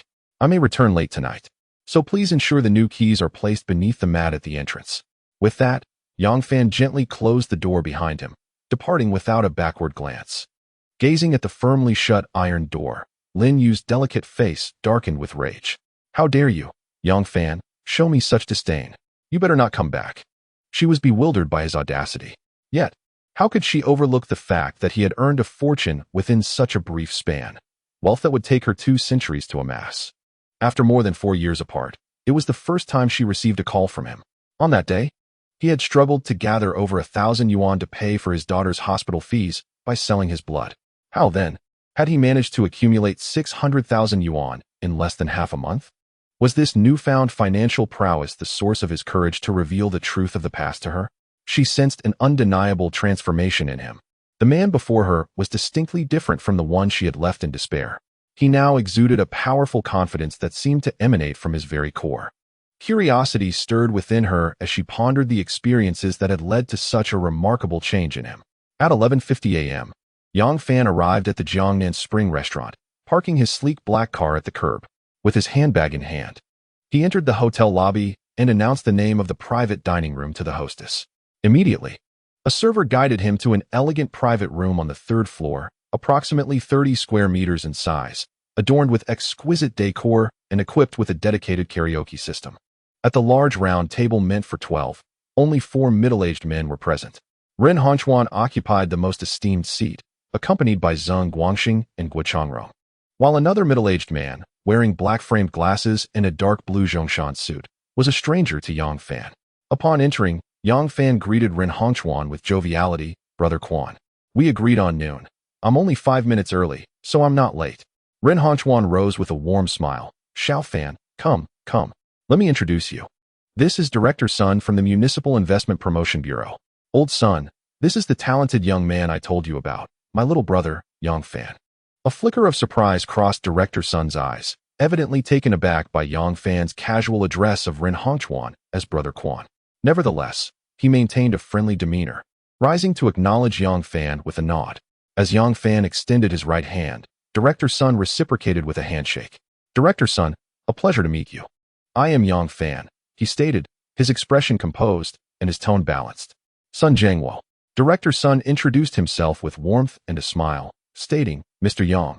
It is a privilege for us Jiangtan residents that Jiangnan Nokia Information Technology Company, Limited has chosen to establish itself here. This also affirms the success of our city's investment attraction efforts. However, I am curious about the scale of your investment in Jiangtan. Yang Fan pondered briefly before responding. The specifics will depend on Jiangtan's investment incentives. If they are more favorable than those of Changzhou and Zhuling, our initial investment will not be less than 30 million. Upon hearing the figure of 30 million, Zhang Guangxing and Guo Changrong exchanged discreet glances, both sensing a mixture of surprise and curiosity in each other's eyes. Director Sun, however, displayed evident delight, and with Zhang Guangxing and the Taiwanese businessman Guo Changrong present, he appeared unperturbed by Yang Fan's declaration, laughing heartily. Rest assured, Mr. Yang, I, Sun Jiangwo, will ensure that your company receives the most favorable policies. Real estate. Director Sun, is Jiangtan really intending to vigorously develop real estate projects? Yang Fan inquired with a furrowed brow. Noticing Yang Fan's demeanor, Sun Jiangwo appeared puzzled and asked, cities across the nation are heavily investing in real estate development. Jiangtan cannot afford to lag behind. Is there an issue with that? Without hesitation, Yang Fan replied, the problem is not that there is an issue. It is that there is a significant one. Chapter 48. Do you not see the crisis? Upon hearing Yang Fan's resolute assertion, Sun Jiangwo frowned. Gazing at Yang Fan with confusion, awaiting further explanation, Yang Fan picked up a cigarette from the table, lit it, and after taking a couple of slow puffs, he surveyed Sun Jiangwo, Ren Hongchuan, and Zhang Guangxing before saying, Director Sun, it is fortunate that Brother Quan organized this gathering today. Otherwise, Jiangtan's real estate development would undoubtedly encounter grave difficulties. As Yang Fan finished speaking, Sun Jiangwo was about to retort when a woman's voice drifted in from outside the private room. Sir, why do you believe that our real estate development in Jiangtan will face significant problems? A middle-aged woman, dressed in professional attire, with a voluptuous figure and elegantly styled long hair, entered the room. President Peng, welcome. Please come in. As Sun Jiangwo, Zhang Guangxing, and Ren Hongchuan greeted the middle-aged woman, Yang Fan surmised that she was the president of a bank in Jiangtan. His assumption was confirmed when Ren Hongchuan introduced Xiao Fan. Let me present this lovely lady. This is President Peng Xiulan from a major bank in Jiangtan. Xiulan, this is my younger brother, Yang Fan. Yang Fan smiled as he shook hands with Peng Xiulan. Before Peng Xiulan had even taken her seat, she furrowed her brows slightly and continued to question Yang Fan. Mr. Yang, real estate development nationwide is thriving, bustling with activity. The Qiong Island model is a benchmark that various provinces and cities aspire to emulate. Why do you believe we cannot succeed in Jiangtan? President Peng, do you think it is a normal phenomenon for land prices in Qiangku to reach 1 million per mu, with housing prices soaring to 4,000 per square meter? Yang Fan smiled calmly and responded with a question. As far as I know, the price of an apartment in the Yanjing Asian Games Village is only 2,000 per square meter, and the land price in prime areas within the 4th Ring Road is less than 500,000 per mu. Additionally, the construction area in Qiangku City has already exceeded 50 square meters, while the average living space in Yanjing is merely 7 square meters. Given the geographical positions of Qiangku and Yanjing, do you not think this raises concerns of overshadowing the master? Oh, Peng Xiulan, slightly taken aback, scrutinized Yang Fan a few more times, her expression gradually turning serious as she remarked, it seems Mr. Yang possesses a profound understanding of the domestic real estate market. To be candid, this is the first time I have heard such figures regarding land and housing prices in Yanjing. For the past 2 years, I have been engaged in the building materials trade, which has kept me somewhat connected to the real estate sector. Earlier this year, I contemplated making a bold move in Qiangku. However, after conducting an in-depth analysis of the overall development trends in the domestic real estate market, I discovered that our current real estate economic model bears a striking resemblance to Japan's South real estate industry following the Plaza Accord in the 1990s. At this juncture, Yang Fan paused, gazing intently at Peng Qiulan as he inquired earnestly, Director Peng, as a professional in the financial sector, I presume you have the means to ascertain that Japan's real estate bubble economy has completely collapsed from its pinnacle in 1990 to its current state, correct? Are you suggesting that the real estate economy in Qingdai may also evolve into a bubble economy? Peng Qiulan countered thoughtfully. Sun Jiangwo, who had been listening attentively, seized the opportunity to elaborate. Mr. Yang, do you believe that the current land prices in Qingdai are nearing their peak? After a moment of serious contemplation, Yang Fan replied, I cannot hastily assert whether we have reached the zenith. However, one thing is clear. The land prices in Qiangku are double those of Yanjing, the nation's political, cultural, and economic epicenter, which is an undeniably abnormal phenomenon. The government will certainly not stand idly by and will eventually implement effective measures to regulate this situation. Younger man, what effective measures do you believe the government will adopt? At that moment, a figure clad in a military green police uniform, bearing the rank of a first-level police inspector, entered the room. Upon seeing him, Ren Hongchuan voiced his displeasure. I say, Director Luo, why do you always arrive late to our gatherings? Is it intentional? Haha, not at all. Old Ren, as per our tradition, I shall punish myself with 3 cups later. Does that suffice? The middle-aged inspector chuckled. 3 cups? Not nearly enough. It must be at least 6, Zhang Guanxing chimed in. Haha, since Boss Zheng is here, 6 cups it is. We must ensure that today's revelry is thoroughly enjoyed. Director Luo heartily agreed. Half-jokingly, yet earnestly, Ren Hongchuan introduced, Xiao Fan. Allow me to formally introduce this esteemed officer, the newly appointed third-in-command of our Jiangtan City Police Bureau, Director Luo Zhengxian. This gentleman is famously known as Luo the Unintoxicated. Should you possess the skill to best him at the table, he will undoubtedly regard you as a brother. Yang Fan smiled and nodded gently, saying, Very well, Brother Quan, I shall do my utmost. Director Luo, I am Yang Fan, the younger brother of Brother Quan. It is a pleasure to meet you, and I kindly ask for your guidance. Luo Zhengxian, gazing at Yang Fan, chuckled and replied, I, old Luo, have always believed that one's drinking capacity reflects one's character. Whether you receive my assistance depends on how much you can drink. The more you imbibe, the more support you shall receive, and conversely, the less you drink, the less assistance you will garner. Thanks to old Ren's interruption. I almost forgot that you had yet to answer my earlier question. Earlier, at the door of the private room, Luo Zhengxian inadvertently overheard Yang Fan's final remark, which piqued his interest. It is rather audacious for a young man of Yang Fan's age to venture a prediction regarding national policies. Such individuals are either genuinely capable and possess unique insights or are merely spouting nonsense to attract attention. Noticing that Peng Qiulan, Sun Jiangwo, and others had turned their gazes toward him, Yang Fan, composed and unruffled, articulated 8 words: macroeconomic regulation, tightening monetary policy. Peng Qiulan slightly furrowed her brows and softly repeated Yang Fan's phrase. Suddenly, her countenance grew serious as she intently regarded Yang Fan and asked, Yang, what is your basis for this assertion? My basis lies in the multitude of facts that have unfolded in the future. Yang Fan thought to himself with a sense of pride, while maintaining a solemn expression. First, he cast a glance at Peng Qiulan, then surveyed the others around the table, and confidently responded, before the collapse of Japan's real estate bubble, the Japanese government issued a notification aimed at controlling the total financing of real estate, which led to a dramatic decline in property prices. This was essentially a macroeconomic regulatory policy to tighten monetary policy. Observing that everyone present was attentively listening, Yang Fan's demeanor shifted to one of gravity as he continued, with real estate prices soaring across our nation, an inexplicable fervor has taken hold throughout China. In certain locales, proclamations have been made about transforming land resources into capital. Local governments no longer beseech higher authorities for funding. Instead, they have discovered a more effective means of acquiring funds. They approach banks, using land as collateral, taking as much as they desire.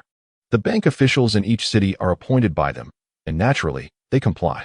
The control exerted by higher-level banks over currency and credit has become ineffective. I believe, President Peng, you are more cognizant of this phenomenon than I am.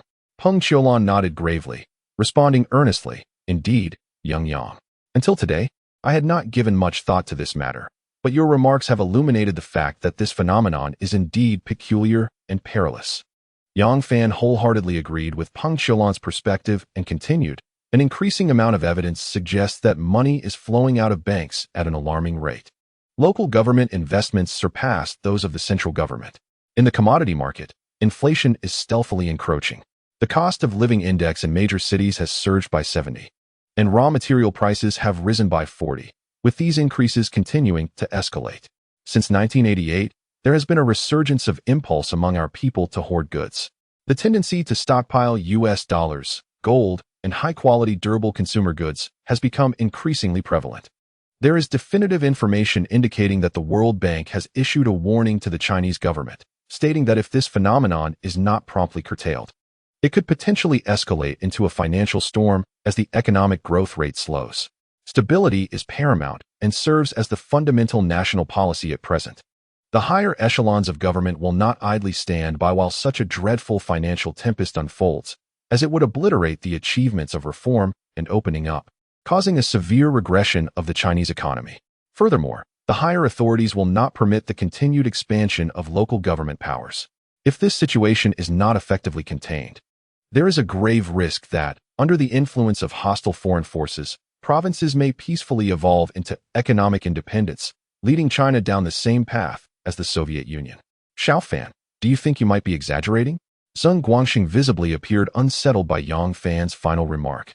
This is not an exaggeration, but rather a highly probable scenario. Luo Zhengxian suddenly took on a serious demeanor, echoing Zheng Guangxing's concerns, and spoke gravely. Just the other day, I reviewed a confidential report that listed various data on rising prices, with several indicators even more severe than what Xiao Fan has just articulated. I did not think much of it at the time, but following Xiao Fan's analysis, I suddenly felt a sense of foreboding. Sun Jiangwo murmured to himself. According to this analysis, our country could very well adopt macroeconomic controls akin to Japan's, tightening monetary policy in response to the booming real estate markets across the nation to halt the rampant increase in land and housing prices. If such a policy were to be implemented, my heavens, many might resort to desperate measures. At this moment, Peng Qiulan turned her face towards Ren Hongchuan and said earnestly, Hongchuan, could you kindly ask your younger colleague to organize his analysis into a written document? Ren Hongchuan did not respond directly, but instead cast his gaze towards Yang Fan. After a moment of contemplation, Yang Fan nodded and inquired, is there anyone here who has paper and a pen? Without hesitation, Peng Qiulan retrieved a stack of paper and a pen from her handbag, handing them to Yang Fan with a smile. Xiao Yang, if you could assist me with this, I promise to repay you handsomely in the future. I shall write it now. Yang Fan accepted the paper and pen, rising to the sofa beside the round table. After a moment of reflection, he leaned over the coffee table and began to write fervently. This is an opportunity, an exceptional chance to establish a connection with the bank. Moreover, it is a splendid opportunity to strategically position oneself in the real estate industry for the future. What a decisive and efficient style you possess, old Ren. I admire your young colleague's approach. Luo Zhengxian gave Yang Fan a thumbs up. I wholeheartedly agree with Director Luo's sentiment. Sun Jiangwo remarked earnestly, Old Ren, I must truly thank you for orchestrating this gathering today. Your young colleague demonstrates meticulous thought, unique insights, and heightened political sensitivity. Given time, his prospects are boundless. Hearing his friends praise Yang Fan so highly, Ren Hongchuan naturally felt a sense of pride. Heh. If only you knew that my young colleague had previously predicted the inevitable separation of postal and telecommunications, you would be utterly astonished. He chuckled. This matter, however, I shall not reveal a single word about. Good things must be kept under wraps. Chapter 50. I owe you a favor. Yang Fan's efficiency in carrying out tasks is remarkably high. In less than 20 minutes, Yang Fan returned to the dining table with 3 sheets of densely written material. President Peng, please take a look. If there are any deficiencies, I welcome your corrections. He handed the freshly penned documents to Peng Qiulan, simultaneously returning the paper and pen to her. The neat script on the pages prompted Peng Qiulan to exclaim, Xiao Fan, your handwriting is truly impressive. Luo Zhengxian, seated beside her, could not resist leaning over for a glimpse. Nodding in agreement, it seems that our young friend has indeed devoted considerable effort to his penmanship. His work is even more meticulous and formal than that of the individual in my office who solely focuses on calligraphy. Sun Jiangwo, intrigued by their remarks, also leaned in for a closer look. Thus, the 3 officials, all holding significant positions within the Jiangtan municipal government, diligently examined the document that Yang Fan had hastily composed, line by line. Approximately 5 minutes later, Peng Qiulan, Luo Zhengxian, and Sun Zhangwo finished perusing the formally structured document titled Beware of the Severe Dangers of Real Estate Bubble Economy to National Economy. Xiaofan, it appears you had anticipated this situation well in advance. Your research is thorough, and the arguments you present are compelling. Some aspects even surpass my considerations. This material is of great importance to me. As she spoke, Peng Qiulan folded the 3 pages twice and placed them into her handbag. Turning to Ren Hongchuan, Luo Jingxian, and Sun Zhangwo, she smiled and said, "Everyone, I will not be able to stay with you today. I will treat you another time. I must make a trip to the provincial capital immediately." Sun Zhangwo, with a serious expression, nodded in understanding and replied, "I know that your bank has invested a substantial sum of money and extended significant loans for the projects there. This matter is indeed of utmost urgency. President Peng, if it is convenient later, could you provide me with a copy of this document for reference?" "No problem," Peng Qiulan readily agreed. Afterward, she picked up a bottle of Mao Tai and approached Yang Fan, filling his cup with the liquor, then filling an empty glass for herself. "Brother Xiao Fan, this toast is for you." Peng Qiulan raised her glass in salute to Yang Fan, and, with a tilt of her head, downed the contents in one gulp. The sight of Peng Qiulan in such a manner left Ren Hongchuan, Sun Zhangwo, and Luo Zhengxian utterly astonished. It was not uncommon for prominent figures to receive a toast from the president of the city's construction bank, but it was certainly a privilege reserved for only the most distinguished individuals. Despite their years of acquaintance with Peng Qiulan, this was the first time they witnessed her voluntarily toasting a young man, and it was also the first occasion on which she referred to him as brother in their presence. This clearly indicated the immense value of the document Yang Fan had just prepared. After completing her toast, Peng Qiulan set down her glass and turned to leave. Just before exiting the private room, she turned back to Yang Fan with solemnity and said, "Xiao Fan, thank you. I owe you a favor." Yang Fan stood and smiled, responding, "Sister Peng, there is no need for formality. I hope this document will capture the attention of your bank." Only Yang Fan understood that with the macro control policies set to be implemented in the second half of next year, the province of Chongzhou, which constitutes only 0.6% of the nation's population, would be left with 10 of the country's backlog of unsold properties. The province is beset with over 600 unfinished buildings, spanning more than 16 million square meters, alongside 834 hectares of idle land, and an accumulation of over 80 billion in frozen funds. In Qianggu, 13,000 real estate firms have collapsed, with a staggering 95% failure rate. The 4 major commercial banks are burdened with bad debts exceeding 30 billion. Numerous banks report non-performing asset ratios surpassing 60. China Construction Bank alone has disposed of 267 problematic real estate projects. Should Peng Qiulan operate with skill, she could not only help the bank avert a significant investment blunder, but also potentially seize substantial profits by leveraging time differences. Based on Peng Qiulan's demonstrated style and character today, Yang Fan is confident that the virtuous seeds sown will yield fruitful results in the future. Although Peng Qiulan departed early, it did not dampen the spirits of Ren Hongchuan, Luo Zhengxian, and Sun Zhangwo. On the contrary, with the absence of the sole lady at the table, the gathering of gentlemen became more uninhibited as food and drink were served. As the 4th bottle of Matai approached empty, the atmosphere grew increasingly vibrant. "Xiao Fan, after all this talk, what line of work are you in now?" Luo Jingxian inquired with keen interest, raising a glass filled with about 5 qian of liquor. "I plan to venture into the telecommunications sector for now," Yang Fan replied, matching his enthusiasm by downing his drink. "Telecommunications? That puts you in the same field as Old Run." Luo Zhengxian nodded in agreement. "Brother Luo, my telecommunications sector, also referred to as the information technology industry, differs from the conventional thinking of those in the postal and telecommunications departments," Yang Fan stated, rising to pour fresh Matai for his 5 esteemed companions before filling his own glass. He sat down with a smile, remarking, "Historically, postal services and governance have been closely intertwined. In the 5,000-year history of Chinese civilization, the primary function of postal services has been to facilitate governance, typically accessible only to those in power. As society evolved, postal services gradually developed functions of communication for governance, the public, and commerce. In 1979, The Party Committee of the Ministry of Posts and Telecommunications clearly articulated at the 17th National Postal and Telecommunications Work Conference that telecommunications is a theoretical assessment of social productivity. Today, with programmable telephones reaching every household and wireless communication advancing rapidly, the rigid mindset of state-owned enterprises remains deeply entrenched, and the issue of large entities taking advantage of customers persists. Despite having scientifically sound theoretical support, conservative thinking continues to stifle progress.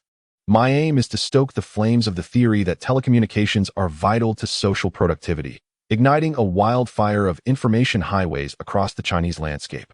Before foreign multinational corporations establish a stronghold, we must at least secure half the territory and subsequently repel them. Sun Jianguo, glowing with enthusiasm, rhythmically tapped his fingers on the table and eagerly asked, "Xiao Fan, your vision requires immense technical and financial backing. How do you plan to overcome these formidable obstacles?" "I possess the technology." Yang Fan, brimming with confidence, pointed to his head and declared proudly, "In today's world, the rapid advancement of electronic technology is undeniable. The foundation of industry and technology is readily available. My aim is to innovate upon existing technologies, breathing new life into them. Take, for instance, the Nokia Information Technology Company. In partnership with Boss Zeng and Boss Gua, initially, we plan to invest in an electronic processing factory in Jiangtan, primarily producing display devices and 486,586 computers, to cultivate a skilled workforce for future mobile phone research and manufacturing. As for funding, it is quite simple. Financing. Wealth is best shared. One cannot thrive in isolation. We live in an era of resource sharing, and capital is but one form of resource. A sound business plan can establish a robust business model, which is a far rarer resource than capital itself. While banks are overflowing with money, a unique, innovative, and feasible business model is a scarce resource that the world lacks.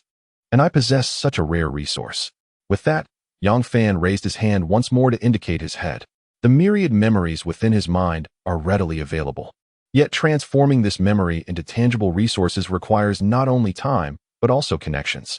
In Huaxia, without a certain level of official backing, it is exceedingly difficult for a mere businessman to expand and strengthen a company. Yang Fan felt a deep sense of gratitude for the dinner arranged by Ren Hongchuan today. It signified that he had established connections within the government, police, and banking sectors in Jiangtan, which would undoubtedly act as a catalyst for his forthcoming endeavors. As for my young brother's ambitious aspirations, I wonder if you all believe in them, but I do. Ren Hongchuan appeared to be in high spirits, beaming with enthusiasm as he remarked, Xiao Fan's previous insights on the real estate bubble economy, while not unique in the country, are certainly limited to a select few. Although I have not reviewed the specific content of the materials he prepared for Peng Qiulan, I can assert that she will undoubtedly leverage this information, combined with her personal insights, to amass immeasurable political capital. Lao Luo, Lao Sun, the purpose of gathering today extends beyond merely introducing Xiao Fan to you, including Peng Qiulan. The four of us have spent time together in the countryside, and we are long-standing friends who know each other well. What I admire most about Xiao Fan is his distinctive perspective on the bigger picture. He gives me the impression that his eyes can perceive the future. In the realm of politics, the greatest fear is misinterpreting policies from above and aligning with the wrong faction. Upon hearing this, Luo Zhengxian and Sun Jianguo nodded silently, lost in contemplation. Yang Fan, however, was taken aback by Ren Hongchuan's assertion that his eyes seemed to foresee the future.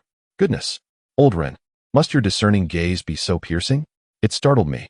No wonder old Ren became a perennial figure in the Jiangnan political arena over the next 20 years. With his unique and astute vision, coupled with his adeptness in navigating human affairs, it would be a challenge for him not to thrive in such a landscape. After a brief silence, Sun Jianguo rose, holding his wine glass to clink with Ren Hongchuan, and earnestly declared, "Old Ren, your thoughtfulness is appreciated. I toast to you." Once Sun Jianguo and Ren Hongchuan finished their drink, Luo Jingxian also stood to offer a toast to Ren Hongchuan, saying with profound meaning, "Old Ren, gatherings like today should occur more frequently in the future." At that moment, Yang Fan's mobile phone unexpectedly buzzed. "Pardon me, gentlemen, I must take this call," Yang Fan said as he opened his bag to retrieve his phone. Upon seeing the caller ID was the landline from the new home at Fuxing Garden. He quickly pressed the answer button. Yeah, have you and Huan had lunch?" Do you want me to bring something back for you? We've eaten. My mom is waiting for you at home this afternoon. Lin Yue, on the other end of the line, hung up shortly after saying this. Yang Fan stared blankly at his phone, bewildered. What does it mean that your mother is waiting for me at home? Is this your mother's house or mine? Wasn't Lin Yue supposed to have a falling out with her mother, prompting her to leave home? He had just managed to settle the two of them. Could it be that Tang Huiru had found them so quickly? Although Tang Huiru had some connections in Jiangtan, surely her influence couldn't extend that far. Noticing Yang Fan lost in thought after the call, Zhang Guangxing asked with concern, Xiao Fan, is there something going on at home? Yang Fan instinctively nodded but quickly shook his head. Nothing major, just normal family disagreements. Wait a moment, old Zhang, Ren Hongchuan, intrigued, inquired. Did you just mention your sister-in-law? Is Xiao Fan married? Zhang Guangxing glanced at Yang Fan and sighed. Xiao Fan isn't married, but he has a daughter, over 4 years old, and she is exceptionally adorable. The child's mother is also a striking beauty, truly a remarkable woman. But for some reason, they couldn't stay together. And it seems their relationship regarding the child isn't very pleasant. Xiao Fan, what is the story? Share with us. We've all been through similar experiences and might be able to offer some advice. Luo Zhengxin's curiosity ignited as well. Seeing the concerned and inquisitive expressions of those at the table, Yang Fan could only sigh deeply, forcing a bitter smile as he said, to put it plainly, I'm essentially a modern-day Liang Shanbua, and the mother of my child is Zhu Yingtai. Her name is Lin Yue, a classmate and lover from my university days. I believe you all know her parents. Her father is Lin Jingguang, the Deputy Secretary General of the Jiangtan Municipal Government, and her mother is Tang Huiru, the Director of the Personnel Office in Jiangtan. A glimmer of surprise flickered in the eyes of Ren Hongchuan, Luo Zhengxian, Sun Zhangwo, and Zhang Guangxing. Chapter 52. A must to embrace the beauty. He paid no heed to the gazes of those gathered at the table, and with a heavy tone, he slowly recounted. Years ago, I met and fell in love with Lin Yue during our university days, a relationship that was once the envy of many. However, upon learning of our bond, Lin Yue's mother deemed me, a mere impoverished youth, unworthy of her daughter and intervened forcefully. Despite her family's staunch opposition, Lin Yue chose to be with me. In our junior year, Lin Yue unexpectedly became pregnant. Upon discovering this, Tang Huiru pressured her daughter to terminate the pregnancy. But Lin Yue resolutely refused. To protect our child, Lin Yue made the decision to withdraw from school. Thus began our life of evasion, yet ultimately, we were found by Tang Huiru. During this tumultuous time, Lin Yue, suffering from the effects of poor nutrition and stress during her pregnancy, experienced a premature labor. While she lay on the operating table, Tang Huiru presented me with an ultimatum. If I agreed to part ways with Lin Yue, both mother and child would be safe. If I refused, one would be lost. The condition for saving the child was that I would have to take the newborn and never see Lin Yue again, while also deceiving her into believing that the child had not survived. At this juncture, Yang Fan's fists clenched tightly, veins protruding, and tears glimmered in his eyes. His gaze turning particularly cold. This is outrageous, Ren Hongchuan exclaimed, slamming his fist against the table in indignation. Indeed, given Director Tang's character, she is capable of such cruelty. Luo Zhengxian's eyes were filled with contempt. What kind of mother behaves this way? Zhuo Guangxing could not help but curse in disbelief. Yang Fan wiped his eyes with his thumb, rubbed his cheeks, and took a deep breath to calm the turmoil within, before continuing. I am an orphan, and my child, born prematurely, has been frail and sickly. These years have been filled with hardship as I raised her. Lin Yue, devastated by the situation, succumbed to despair. And in my compliance with her mother's harsh words, she eventually followed her family's wishes and went abroad to study. I believed she would never return. To my surprise, she came back 4 years later. I felt it unjust to continue hiding the truth about our child from her. So I seized an opportunity to reveal everything that had transpired. She will undoubtedly seek custody of the child. Guo Changrong, who had been mostly silent, astutely identified the crux of the conflict. Yang Fan nodded, acknowledging, exactly. She insisted vehemently that I return the child to her. I thought it reasonable to allow her to take the child for a while, and I consented, but her mother, Tang Huiru, refused to acknowledge her granddaughter. Just the day before yesterday, after bringing the child home from the hospital, Lin Yue had a falling out with her mother and left home with the child. Fortunately, fate was kind to me, and I was able to locate them that very evening, thus averting any disaster. Ren Hongchuan, deep in thought, suddenly inquired, what is Lin Yue's father's stance on this matter? Yang Fan slowly shook his head, saying, "He gives the impression of being indifferent," seemingly allowing his wife to dominate the household. The daughter left home with her child, and he did not intervene, which I believe reflects his attitude. At this juncture, Sun Jiangwo interjected, "Xiao Fan, I just heard you mention that you are an orphan. Would you mind becoming the son-in-law of Secretary Lin?"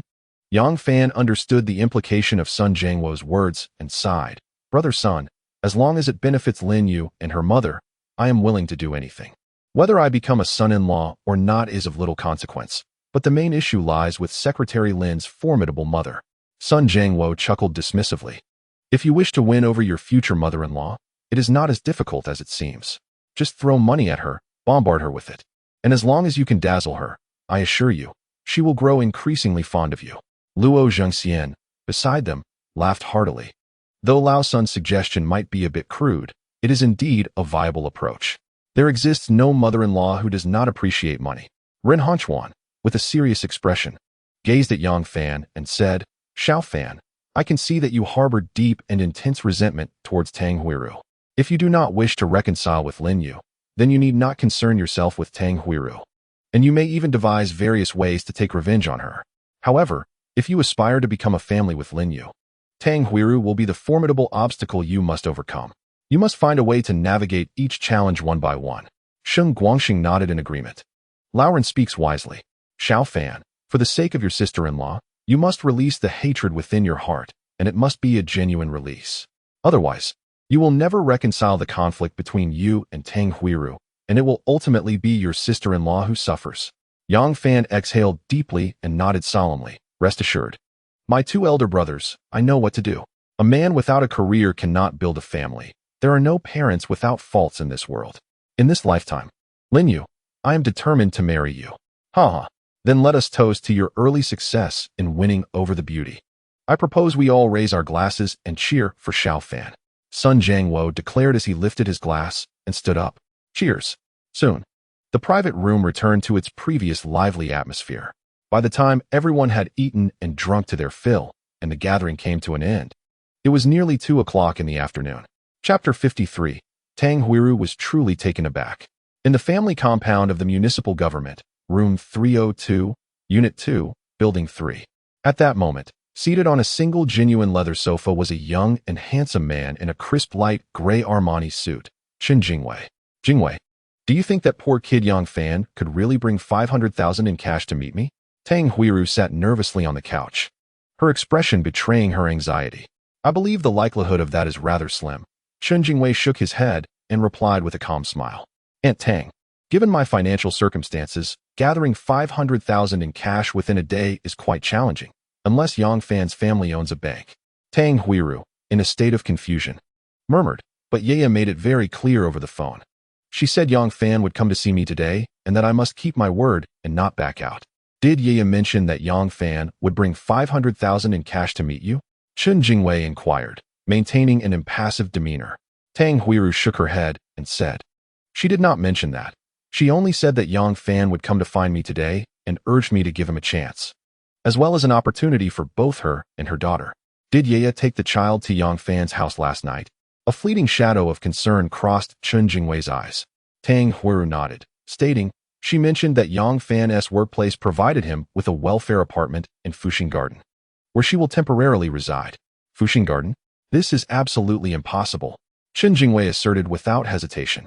"I also purchased a 2-bedroom apartment in Fuxing Garden, and not even government agencies could have welfare housing there, let alone the inconsequential trading company where Yang Fan works." "Aunt Tang, I suspect that Yaya is merely colluding with Yang Fan to put on a show for you." Suddenly, a series of knocks resounded at the door. "Who is it?" Tang Huiru turned to the closed door and inquired. "Aunt Tang, it's me, Yang Fan." Upon hearing Yang Fan's voice, Tang Huiru's expression shifted, and she muttered through clenched teeth, "This insufferable man really dares to come. Aunt Tang, please take a seat. I will open the door." Chen Jingwei smiled confidently and strode towards the entrance. "Chen Jingwei, what are you doing here?" Yang Fan's brows knitted tightly as he beheld Chen Jingwei standing at the door. As Yang Fan spoke, Chen Jingwei was met with a strong scent of alcohol wafting from him. "If you can come, why can't I?" Chen Jingwei covered his mouth and nose with his hand, a teasing demeanor evident as he mockingly remarked, "Yang Fan, how much have you had to drink?" Planning to come here and act tough? Get out of the way. Yang Fan, with his right arm holding a suitcase, unceremoniously pushed Chen Jingwei aside, his gaze clear, stride steady, and chest held high as he entered the living room. Noticing Tang Huiru seated on the sofa, he approached her without hesitation. The stench of alcohol emanating from Yang Fan repulsed Tang Huiru, who glared at him and shouted, "Stop right there. What do you think you're doing? Do you intend to come to my house and cause a scene? Do you believe I want to call the police to have you arrested? Cause a scene? Huh. Aunt Tang, you are overthinking it." Yang Fan smiled calmly, placing the black suitcase gently on the coffee table, and added nonchalantly, "I did have a bit to drink at noon, but I am certainly not drunk." A drunkard always claims he isn't intoxicated. Chen Jingwei interjected coldly from behind Yang Fan. "This is a residential compound for city officials, Yang Fan. If you seek trouble, I shall oblige. Is there nowhere you can't appear, you oblivious fool?" Yang Fan glanced at Chen Jingwei with a playful gleam in his eye and retorted, "I'm speaking with my mother-in-law. Who are you to interject? You claim I'm seeking trouble, but it seems you are the one looking for a fight. You insufferable fool. Yang Fan, you." Chen Jingwei was momentarily taken aback, nearly erupting with fury. "Yang Fan, mind your language." Tang Huiru was equally infuriated by Yang Fan's words, rising from her seat and pointing sternly at her front door, declaring, "You need to leave this instant." Yang Fan remained unruffled, a subtle smile gracing his lips as he enigmatically replied, "Aunt Tang, last night, in this very room, you stated before Uncle Lin that if I presented 50,000 in cash, your daughter Lin Yue would become my wife, and you would thus become my esteemed mother-in-law. Now, we stand at the precipice of witnessing a miracle." With that, Yang Fan opened a briefcase, holding it aloft, and poured out the 50,000 in cash onto the coffee table. The sight of the neatly stacked, unsealed blue 100 yuan bills left Tang Huiru momentarily speechless. "My heavens! He actually brought 50,000 before me today. How could this be possible? No, it must be an illusion. Surely, it is but a figment of my imagination." Instinctively, she rubbed her eyes with the back of her hand, only to find the stacks of blue bills still vividly before her. It was no mere illusion. At that moment, Chen Jingwei was equally astonished by Yang Fan's actions. How could he possibly amass 50,000 in cash within a single day? What sorcery was this? No, this defied all logic. It was utterly abnormal. Chapter 54. Esteemed mother-in-law, please accept. Yang Fan disregarded the stunned expressions of Tang Huiru and Chen Jingwei. Boldly taking a seat beside Tang Huiru, he began to methodically arrange the cash into neat stacks of 10,000, forming 5 tidy piles, and then, with a solemn expression, he pushed them toward Tang Huiru, stating, "Esteemed mother-in-law, please accept 50,000, not a penny less." As the director of the Personnel Bureau in Jiangtan City, Tang Huiru was not easily intimidated by the sight of 50,000 in cash, despite it being a sum she could scarcely hope to earn in her lifetime. Her mind raced with the question of how Yang Fan had acquired such a substantial amount. Alone, even she, Tang Huiru, could not secure one. Given Yang Fan's connections in Jiangtan, it seemed even less plausible. Theft. Where could he procure such a large sum in a single day? "Aunt Tang, I suspect the origins of Yang Fan's money are highly questionable," Chen Jingwei remarked, his tone laced with an air of accusation as he pointed at the cash on the table. "We are all well aware of Yang Fan's character, his workplace, and his financial situation. Not long ago, he struggled to pay over 3,000 for his daughter's hospital bill, resorting to selling blood to maintain his meager dignity. He could not possibly acquire 50,000, let alone 5,000, through legitimate means." Tang Huiru nodded in agreement. "You are absolutely right, Jingwei. The source of this money is undoubtedly suspect." With a smirk akin to a cat playing with a mouse, Chen Jingwei gazed at Yang Fan and suggested, "As law-abiding citizens, we have a duty to report any suspicious criminal activity to the police. What do you think, Yang Fan?" Instantly, a wave of caution washed over Tang Huiru as she stood up and said to Chen Jingwei, "Yes. Call the police immediately." Yang Fan reclined comfortably on a genuine leather sofa, his feet casually resting upon the coffee table, exuding an air of nonchalance as he remarked with a serene smile, "Chen Jingwei, did you not hear my mother-in-law? Hurry and call 110. If you fail to report this, you're a disgrace." Turning to his esteemed mother-in-law, he added, "I may have indulged a bit too much at lunch and now feel somewhat drowsy. I shall just rest my eyes here. I hope you do not mind. When the police arrive, please simply call for me." With that, Yang Fan indeed closed his eyes. lying back to rejuvenate himself. His relaxed demeanor bewildered Tang Huiru. If he were truly a criminal willing to break the law for monetary gain, he would not remain so composed knowing she intended to call the authorities. Could it be that the money he possessed was genuinely untainted? Aunt Tang, I believe Yang Fan is merely feigning calmness. Let us not be deceived by his facade, Chen Jingwei asserted, his gaze dark and piercing as it fixated on Yang Fan. Yet, if it turned out he was innocent, it would indeed lead to an embarrassing situation. Tang Huiru's uncertainty was palpable. Chen Jingwei maintained a stoic expression as he scrutinized Yang Fan for a moment before stating, "In that case, we can." He leaned in close to whisper the remainder of his thoughts to Tang Huiru, seemingly cautious of Yang Fan's feigned slumber. Through the slits of his eyelids, Yang Fan observed Chen Jingwei's furtive behavior, a subtle, inscrutable smile playing at the corners of his lips. Approximately 20 minutes later, a police patrol car arrived at the municipal compound. Before long, two fully armed officers knocked on the door of Tang Huiru's residence. "Good day. We are patrol officers from the Dongtang branch of the Jiangtan City Police Department. Here are my credentials. May I ask who reported the incident?" The lead officer, a robust man with a dark complexion, presented his identification. Xiong Weiman, captain of the 3rd Squad, Dongtang Police Department, 2nd-class officer. "It was I who made the report." Tang Huiru replied with a stern expression.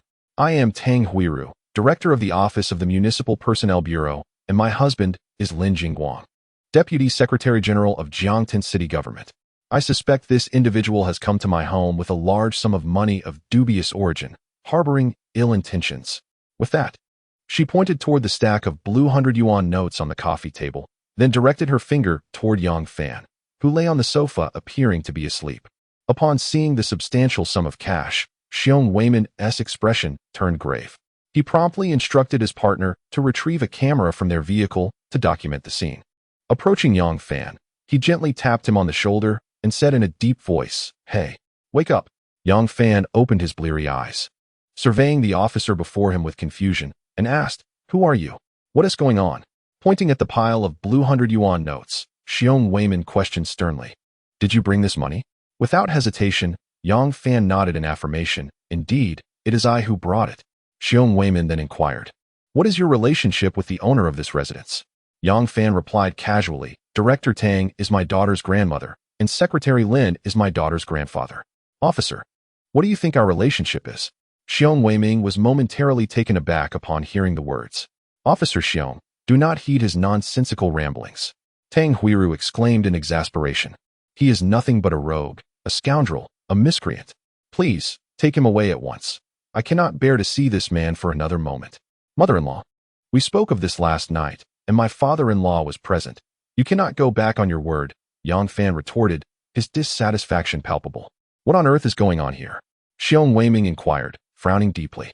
At that moment, Chen Jingwei spoke with righteous indignation, declaring, in fact, it was Yang Fan who attempted to bribe Secretary Lin with this inexplicably large sum of money.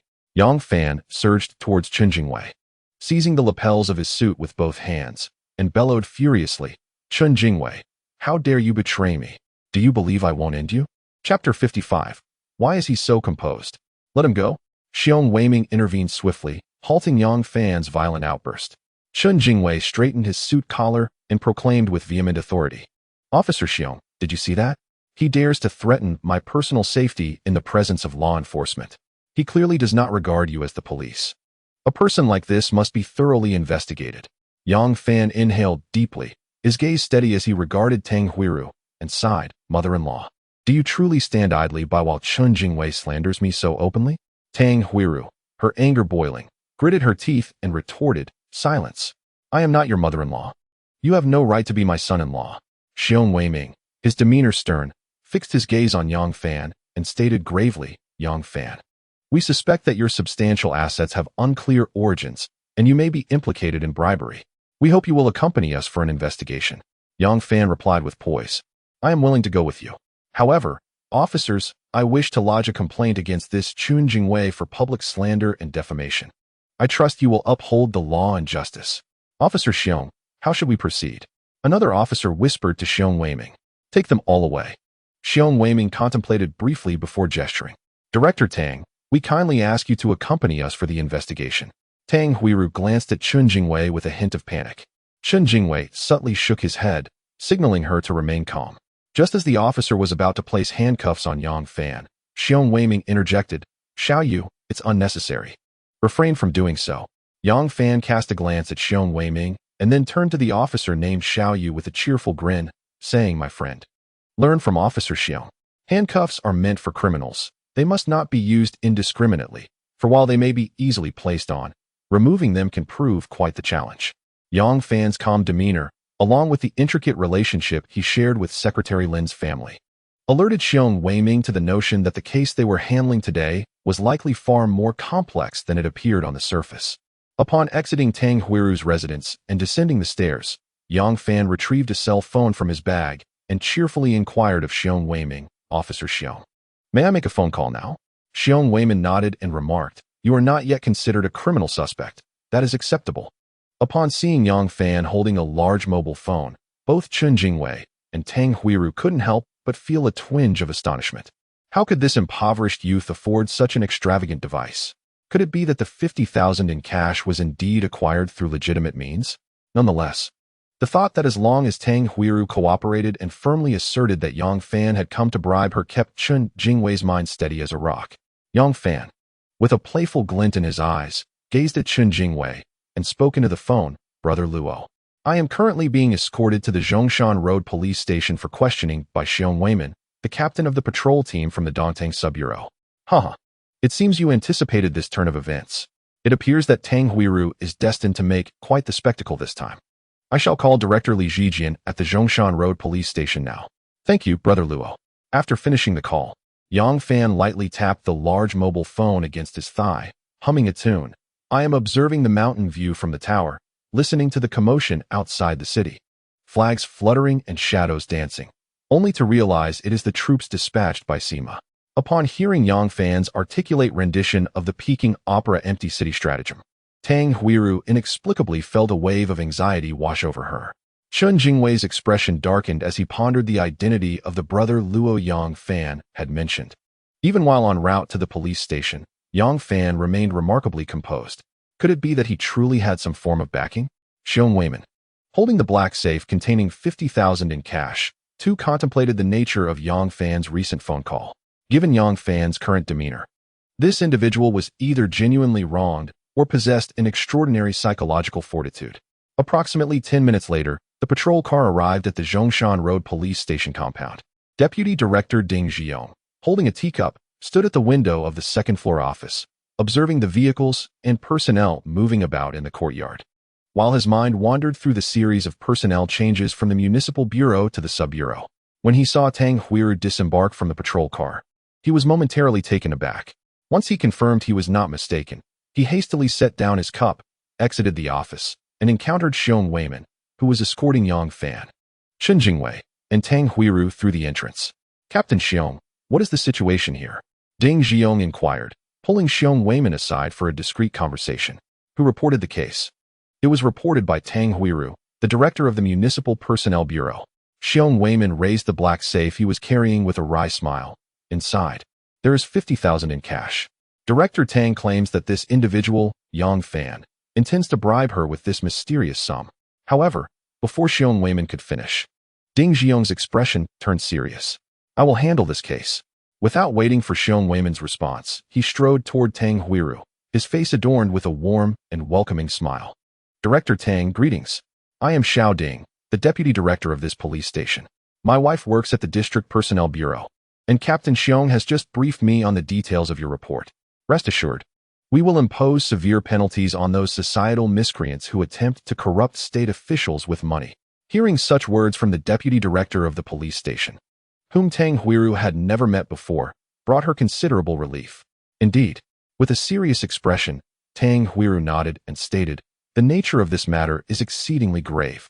With both witnesses and evidence at hand, I hope you will handle this case with utmost diligence, ensuring that the perpetrators face strict and swift justice. Director Tang, rest assured, I will personally oversee this case," Ding Jiong declared, puffing out his beer belly, eager to guarantee his commitment. The amount involved in this case reaches 500,000, a rare and significant incident in a decade. More importantly, this case could forge a connection with Director Tang of the Municipal Personnel Bureau. Establishing such a relationship with Director Tang would signify potential future opportunities to enter Secretary Lin's purview. At this moment, Ding Xiong was brimming with excitement. Chapter 56. Who is truly deceiving whom? Ding Xiong, the deputy director of the Zhongshan Road Police Station, proactively sought to take over the hot potato from Xiong Weiman, who was more than willing to hand it over, with no need for unnecessary words. Xiong Weiman completed the handover procedures with the police officers summoned by Ding Xiong and promptly departed. In the dimly lit interrogation room, Yang Fan was handcuffed to the interrogation chair, with no one present to record his statement. Yang Fan, seemingly prepared for this, remained quiet and composed, sitting with closed eyes to gather his thoughts. Meanwhile, Tang Huiru and Chen Jingwei were invited by Ding Xiong to his office for tea and to provide their testimonies. Aware that this was standard procedure for the police station, they cooperated willingly. After Ding Xiong completed the documentation of their statements, both Tang Huiru and Chen Jingwei affixed their respective fingerprints. At that moment, a police Jeep 212 entered the compound, coinciding with the arrival of Xiong Weiman's patrol car at the entrance. "Xiong, where are the people you brought?" Upon recognizing the person greeting him from the Jeep, Li Zijian, the director of the Zhongshan Road Police Station, Xiong Weiman exited the vehicle from the passenger seat. "Director Li, I have handed the individual over to Deputy Director Ding. He should be in the interrogation room now." Li Zijian, a tall and robust man from the north, approached with a stern expression and questioned a tall, slender young officer he encountered. "Where's the person Ding Xiong took over from the patrol team?" "Director Li, he is in interrogation room 3. Director Ding said to keep that fellow there for the time being," the young officer promptly replied. "What nonsense! Hurry and open the door, let him out." Li Zijian immediately issued his directive. "Forget it, I will go with you." Before long, the iron door of the interrogation room swung open. Li Zijian produced the handcuff key and, with a smile, courteously addressed Yang Fan. "You must be Mr. Yang Fan.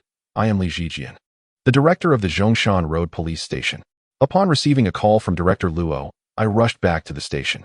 I apologize for the inconvenience you have endured." Yang Fan opened his eyes at the sound, displaying a calm and serene smile as he replied, "I can understand that your Deputy Director Ding is merely trying to curry favor with Tang Huiru. Please place the handcuffs on me," I remarked, considering it within the realm of standard police procedure.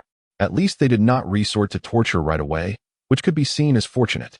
"Mr. Yang can understand. Long live understanding." As Li Zijian spoke, he unclasped the cuffs. Then, with a serious demeanor, inquired, "Mr. Yang, I have already been informed by Director Luo about the circumstances. Please articulate your demands." Without hesitation, Yang Fan resolutely declared, "I intend to sue Tang Huiru and Chen Jingwei for defamation and seek criminal accountability." Li Zijian, taken aback, questioned, "Who is Chen Jingwei?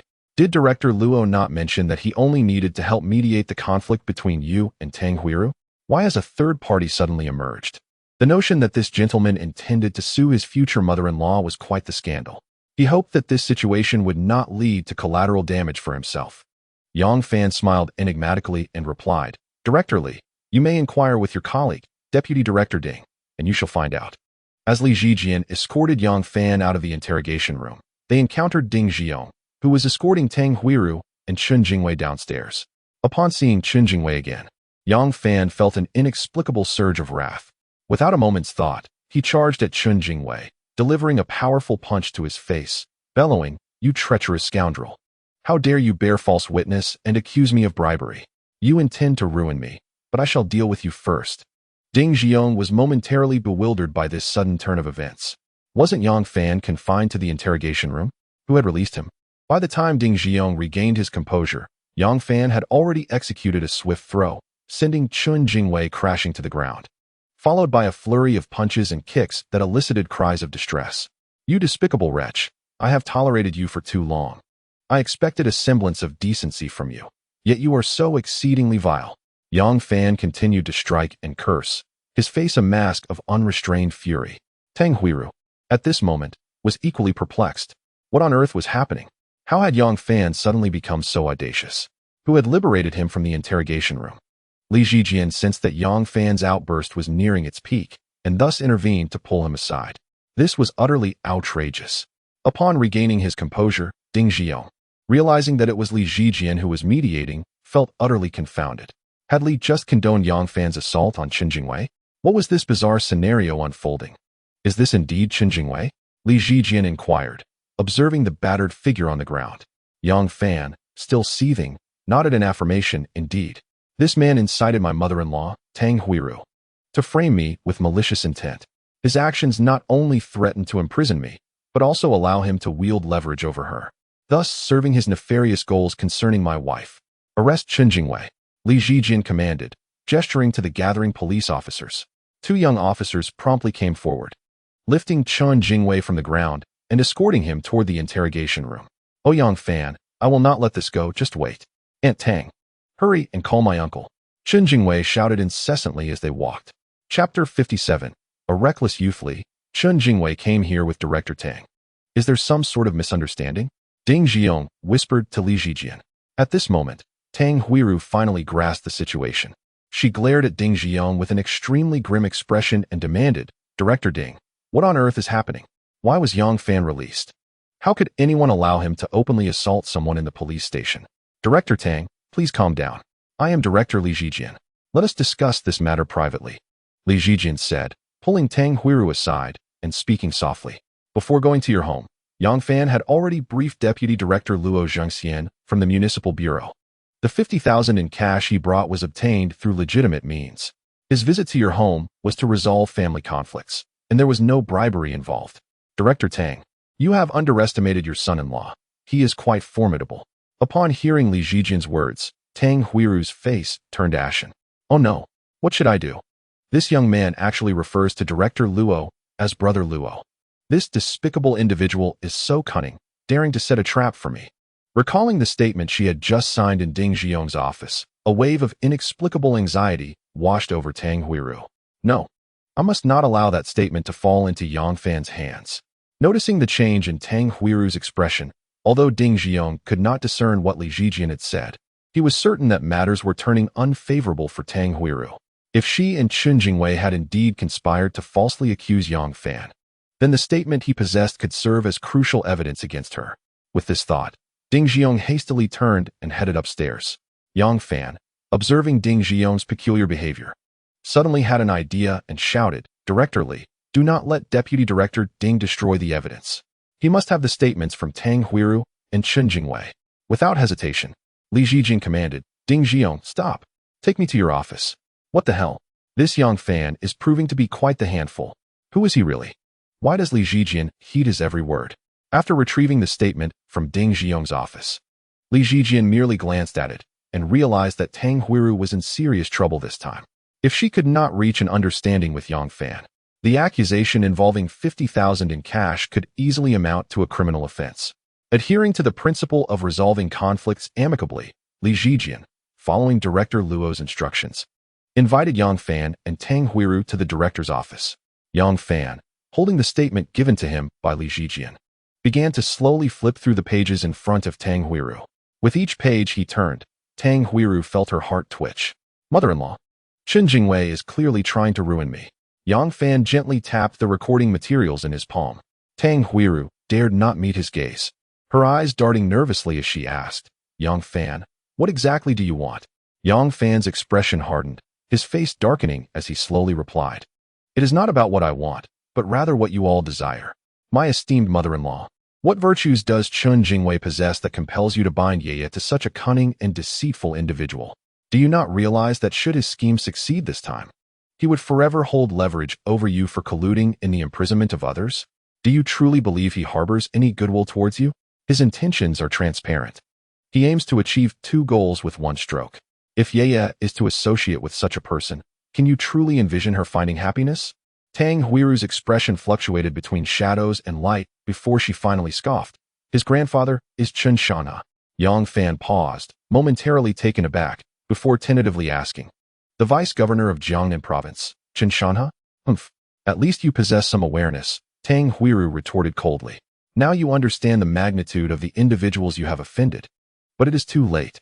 Yang Fan laughed heartily, responding, so what if Chen Jingwei's grandfather is Chen Shanha? The sky we inhabit belongs to the people. The current ruling party represents the interests of the broadest masses. Chen Jingwei's illegal actions are irrefutably documented. I refuse to believe that a leader like Chen, who truly cares for the common folk, would permit his descendants to engage in lawlessness and corruption. Even if someone wields immense power, I, Yang Fan, would dare to topple the emperor. Tang Huiru glared at Yang Fan with resentment, wanting to retort but unsure how to articulate her thoughts. This insufferable fool was undeniably a blockhead. Yet, he had not been entirely incorrect. If the Governor Chun were to learn of Chun Jingwei's actions today, he would not shield his grandson, but rather uphold justice. This matter must not reach Governor Chun's ears. Otherwise, the animosity between the Lin and Chun families would deepen significantly. It seemed the only course was to temporarily concede to this obstinate fool, to minimize the issue at hand. The thought of her, Tang Huiru, one day bowing before this impoverished youth filled her with indignation. However, if she refused to yield, given this brash youth's obstinate nature, he would undoubtedly persist in pursuing Chun Jingwei relentlessly. It was imperative to quell the situation and strictly control the circle of knowledge surrounding it. Realizing this, Tang Huiru took a deep breath and, striving for a calm demeanor, looked at Yang Fan and said, Yang Fan, it appears I have underestimated you. I believe it is necessary for us to sit down and have a serious discussion. Chapter 58, Yang Fan, do not go too far. Hearty laughter bubbled within Yang Fan as he muttered, Heh, Tang Huiru, look at you now. Yet, outwardly, he nodded seriously and said, Mother-in-law, I too feel that we ought to engage in a thorough conversation. Tang Huiru suppressed her distaste, maintaining a composed facade as she remarked, Yang Fan, calling me mother-in-law at this juncture seems rather premature, does it not? You scheming and despicable little man. Once we navigate through this ordeal, you shall witness how I deal with you. To aspire to be the son-in-law of Tang Huiru is nothing short of a daydream. Yang Fan was well aware that the relationship between him and Tang Huiru would not easily mend. With a mindset of relishing the opportunity to irritate her, Yang Fan chuckled dismissively. You are Huan Huan's grandmother, hence we are naturally family. Even if we are not now, we shall be in the future. Wouldn't you agree, mother-in-law? As he repeatedly addressed her as mother-in-law, Tang Huiru's concealed right hand clenched into a fist beneath the table, her nails nearly piercing her palm. How do you plan to resolve today's matter? Tang Huiru's face gradually hardened with frost. Resolve? Yang Fan replied with a playful glint in his eyes. Oh, mother-in-law, you are overthinking it. As family, we naturally do not speak as separate entities. However, regarding Chun Jingwei, even if the King of Heaven himself intervened, I shall pursue the legal battle to the very end until he is incarcerated. Yang Fan, today you have already struck and scolded Chun Jingwei. If the Chun family holds on to the fact that you publicly assaulted him at the police station, you and Chun Jingwei will surely suffer mutual destruction. Even if you do not consider me, should you not think of Yeya and your daughter? Hearing Tang Huiru's words, Yang Fan secretly chuckled, realizing that excess in any matter is undesirable. He pretended to ponder deeply, as Tang Huiru was evidently worried that he would relentlessly pursue Chun Jingwei, dragging her down with him. Should Yang Fan insist on legal proceedings, Tang Huiru would certainly become the subject of ridicule within the political circles of Jiangtan. Having successfully put Tang Huiru in a difficult position, Yang Fan was pleased with the turn of events. After all, she was Lin Yue's biological mother. Despite his disdain for this daughter, he could only endure and silently bear it. Otherwise, Lin Yue would inevitably become a victim caught in a crossfire, a scenario he wished to avoid. After approximately half a minute, Yang Fan feigned annoyance, slapping his thigh with frustration, lamenting, What a blunder. How could I not have restrained myself at that moment? Why did I seek instant gratification? Impulsiveness truly is a devil. Such a splendid opportunity squandered. What a pity. Seeing Yang Fan's demeanor, Tang Huiru finally felt a sense of relief wash over her. Suppressing her resentment, she tightly gripped the hem of her clothing and spoke as calmly as possible. Yang Fan, how do you intend to conclude today's affair? State your conditions. Yang Fan bowed his head in contemplation for a moment before raising his gaze to meet Tang Huiru's, slowly articulating, First, you must cease to interfere in matters between Yeya and me. Tang Huiru repeatedly chanted in her mind, I will not be angry. I will not be angry.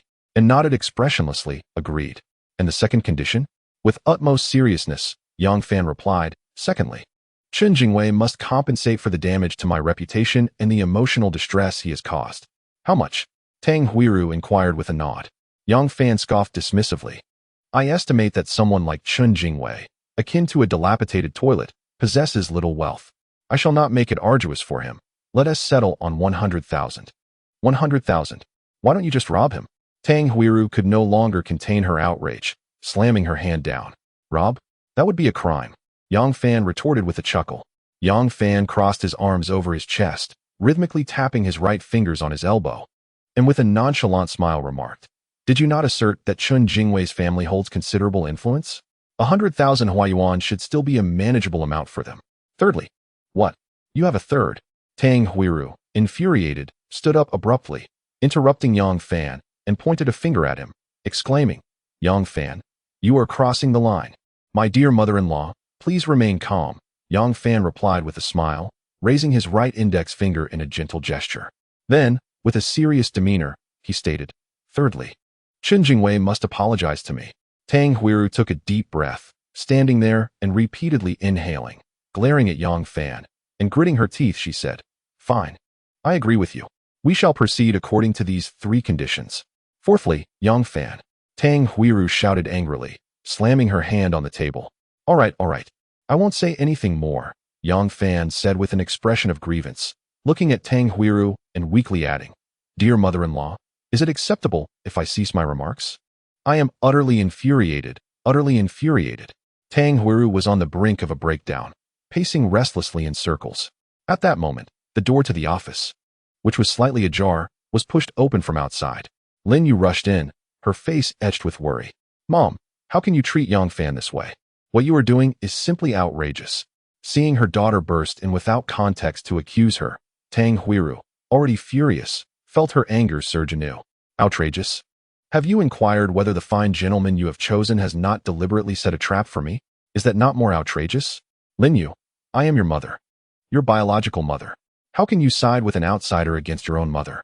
It is utterly infuriating. Oh, it pains my heart. What do you mean the fine gentleman I have chosen? When did I ever have a husband?" Upon witnessing Lin Yue's bewildered expression, Yang Fan smiled and explained, Yeah, it's nothing. Your mother and I have reached an understanding. She has already accepted me as her son-in-law in her heart." Hearing Yang Fan refer to her as our mother, Lin Yue immediately realized who the fine gentleman her mother had mentioned was.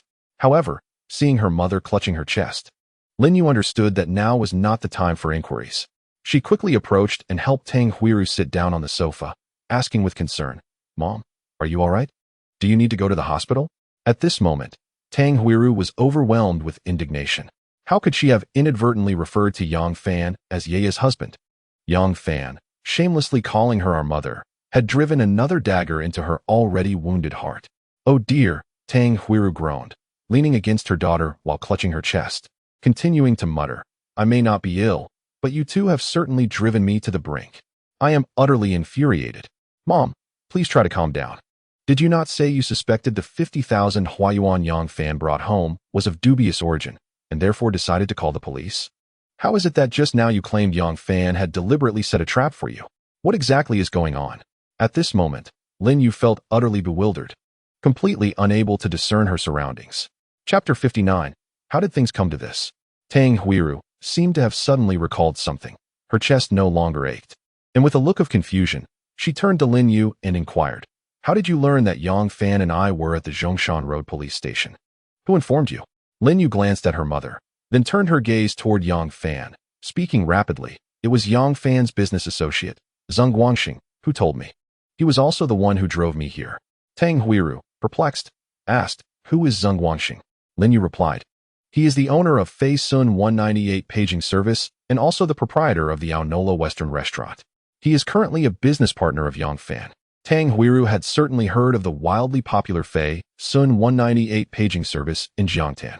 Aonola Western Restaurant was the only French restaurant in the area, where she had dined on several occasions. The realization that Yang Fan had established a connection with this prominent businessman was striking. It seemed that the 50,000 was indeed borrowed from Zeng. However, how did Zeng come to know that Yang Fan had been taken to the Zhongshan Road police station? Could it be that Zeng and Luo Zhengxian from the municipal bureau were acquaintances as well? If Zeng and Luo were friends, it would all make sense. That wretched Yang Fan had clearly orchestrated everything before visiting her home, waiting for her to step into the trap he had meticulously laid. What a cunning and despicable man. It was astonishing that I, Tang Huiru, sharp-witted throughout my life, would fall into the hands of such an unassuming, impoverished youth. It appeared that both I and Jing Wei had underestimated him. How had we not previously noticed the depth of his connections in Jiangtan? Yang Fan, I never anticipated you possessed such intricate schemes and profound cunning. Yeah, I have promised Yang Fan that I will no longer interfere in your affairs. As for how far your relationship will progress, I have no desire to meddle, Tang Huiru said with a sigh as she looked at her daughter. However, there is one thing I must caution you about. Yang Fan has gravely offended Chun Jingwei this time. Given Chun Jingwei's temperament, he will not let this matter rest easily. Lin Yue, taken aback, asked, how does this involve Chun Jingwei? Here, take a look at this, and you will understand, Yang Fan said, handing Lin Yue the statement he held. Perplexed, Lin Yue accepted it, and soon she grasped why this situation was tied to Chun Jingwei. Yet the issue lay in the fact that it was Chun Jingwei who had wronged Yang Fan. Why did her mother assert that Yang Fan had deeply offended Chun Jingwei? As if reading the confusion in her daughter's eyes, Tang Huiru sighed. Yang Fan severely beat Chun Jingwei in front of many people at the police station. My goodness. Yang Fan hit Chun Jingwei. Lin Yue exclaimed, her mouth agape in astonishment, as if she could fit an egg inside. Tang Huiru added with a wry smile, moreover, Chun Jingwei has been detained in the interrogation room for allegedly defaming and slandering Yang Fan. As a prosecutor, Lin Yue was acutely aware that with the testimony she held, should Yang Fan accuse Chun Jingwei, the outcome would undeniably be in her favor.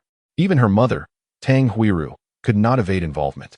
However, based on her mother's earlier remarks, it appeared that Yang Fan had reached a private understanding with her.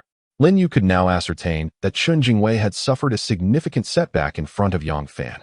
Given Yang Fan's profound animosity towards Chun Jingwei, it was evident that he would not easily let him off the hook.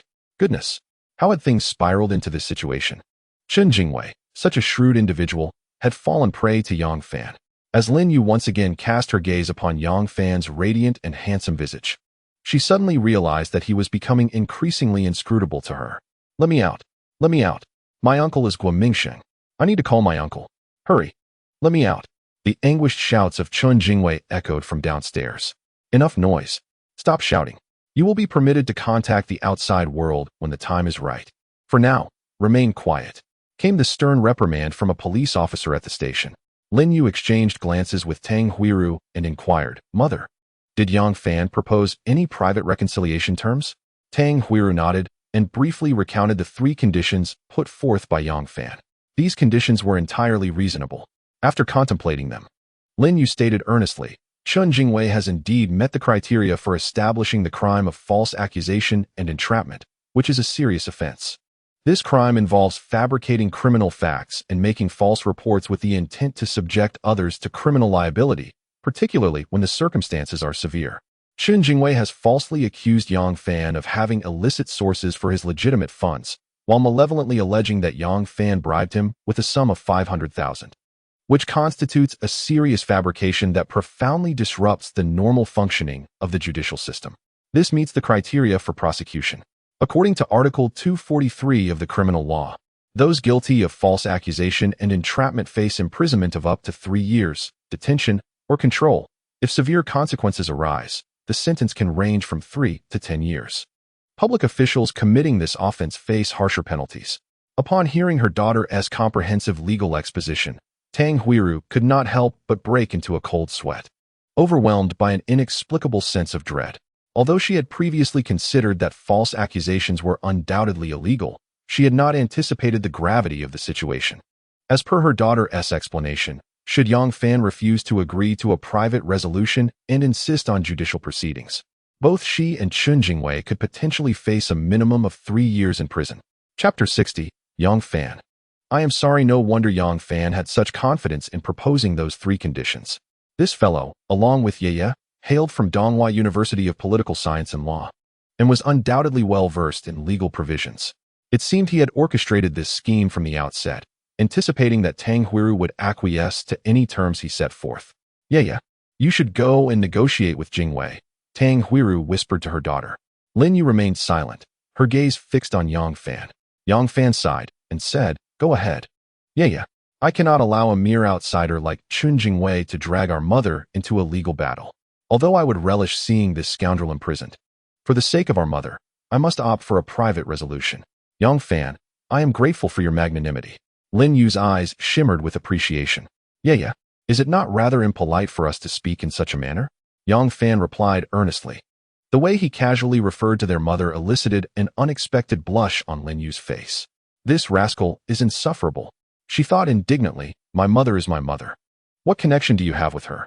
How shamelessly he seizes every opportunity to advance his own interests. Humph, I shall settle the score with you later. Stifling her embarrassment and irritation, Lin Yue instructed Yang Fan to greet Director Li Zijian, and they were escorted to the interrogation room by a police officer. Upon seeing Lin Yue, the battered Chen Jingwei appeared as though he had spotted a lifeline, desperately struggling against the handcuffs binding him to the interrogation chair while shouting, "Yeah? You must get them to release me at once." "Chen Jingwei, you need to calm down and listen to me," Lin Yue said, shifting her tone to one of seriousness as she regarded him intently. "You must apologize to Yang Fan and reach an understanding." "Why should I apologize to him?" Chen Jingwei bellowed, his face contorted with rage. "This penniless wretch has reduced me to this state, and you expect me to apologize? What do you take me for? If I do not see this young scoundrel rot in prison, I am not Chen Jingwei. You still fail to grasp the gravity of the situation," Lin Yue replied with utmost seriousness. "While Yang Fan's actions were indeed wrong, they were provoked by your prior slander against him. As someone knowledgeable in the law, you should be aware of the crime of false accusations." At the mention of false accusations, Chen Jingwei was momentarily taken aback. Lin Yue continued, "You fabricated the story about Yang Fan's 50,000 yuan in cash being of dubious origin and falsely accused him of intent to bribe. Fabrication entails conjuring false criminal facts with the aim of leading the accused into erroneous investigation, prosecution, and trial. False accusation involves reporting these fabricated facts to the relevant authorities. Your malice towards Yang Fan was intentional, with the objective of subjecting him to criminal liability. This act not only infringes upon Yang Fan's legitimate rights, but also disrupts the normal operations of law enforcement. According to pertinent regulations, if an individual is suspected of false accusations and meets any of the following criteria, a case must be filed. First, the fabricated criminal facts are particularly serious. Second, the methods of false accusation are heinous. Third, it severely impacts the normal functioning of judicial organs. Fourth, there are other serious circumstances. Chen Jingwei, your actions align entirely with the first three conditions. If Yang Fan chooses to pursue legal action, the police can promptly initiate a case without further investigation. Relying solely on the statements recorded at the police station by you and our mother, along with the physical evidence of the 50,000 yuan, this case could be directly forwarded to the prosecutor's office, which could, at any moment, file a public prosecution in court. As Chen Jingwei fell into silence, Yang Fan silently emerged from behind Lin Yue, gazing at Chen's swollen face resembling that of a pig's, and cheerfully remarked, "Chen Jingwei, do you require me to enlighten you on the stipulations of Article 243 of our criminal law? Or do you presume that your uncle Guo Mingsheng, being the third most influential figure in Jiangtan City, can wield absolute power here? Perhaps you believe your grandfather Chen Shanhe can directly call our city's top leaders, allowing authority to eclipse the law?" Chen Jingwei fixed a resentful gaze upon Yang Fan, and after a prolonged moment, that resentment gradually dissipated, giving way to a calm composure. He realized he had been excessively complacent. Upon their last encounter at the hospital, he had sensed the changes within Yang Fan. He had resolved to discreetly monitor Yang Fan, but a sudden trip to Qianku had delayed his plans. Little did he anticipate that after a mere half-month apart, Yang Fan, once a mere fish out of water, would exhibit signs of resurgence. "I shall endure. This matter must not reach my grandfather's ears. Otherwise, with his stern and unyielding temperament, even if my parents were to kneel and plead, he would not protect me." Yang Fan, with a serene demeanor, met the shifting gaze of Chen Jingwei and mockingly replied, "Indeed, quite commendable. You display the poise of a scion of a prominent family, understanding the wisdom of enduring a moment of calm for a broader horizon."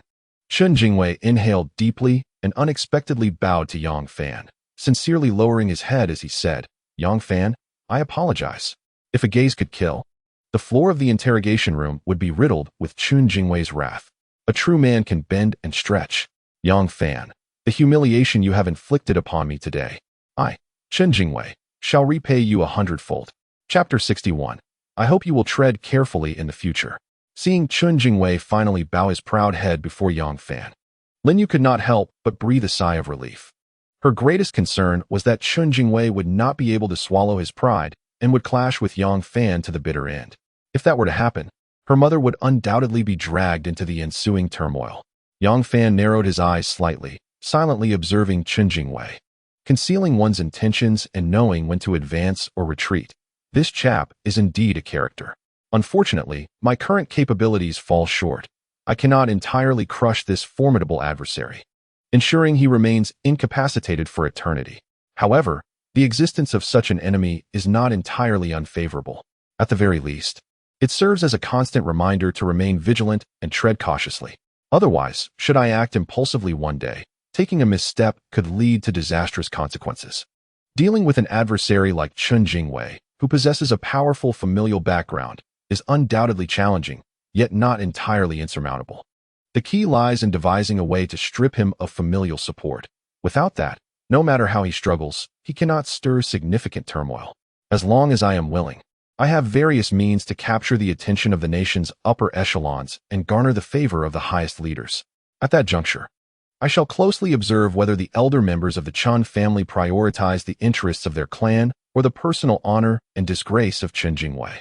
Once this thought crystallizes, the heart naturally finds clarity. Dear Jingwei, I understand your current feelings of resentment and anger.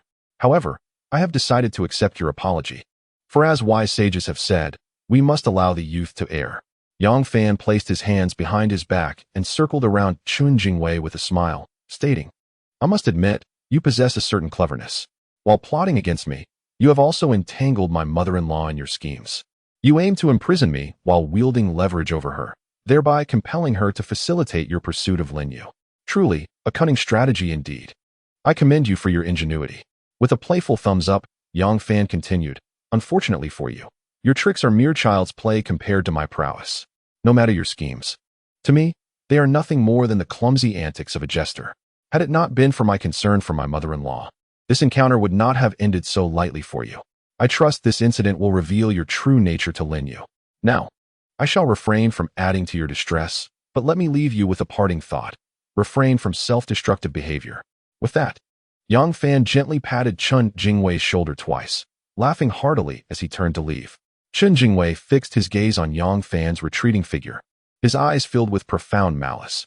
His fists clenched tightly, veins bulging on the backs of his hands, and his jaws ground together in suppressed fury. Yang Fan, just you wait. The humiliation you have inflicted upon me today shall be repaid 100-fold in the future. Observing Chen Jingwei's contorted face, twisted by intense frustration, Lin Yue felt an inexplicable chill. Yang Fan had indeed made a formidable enemy of Chen Jingwei.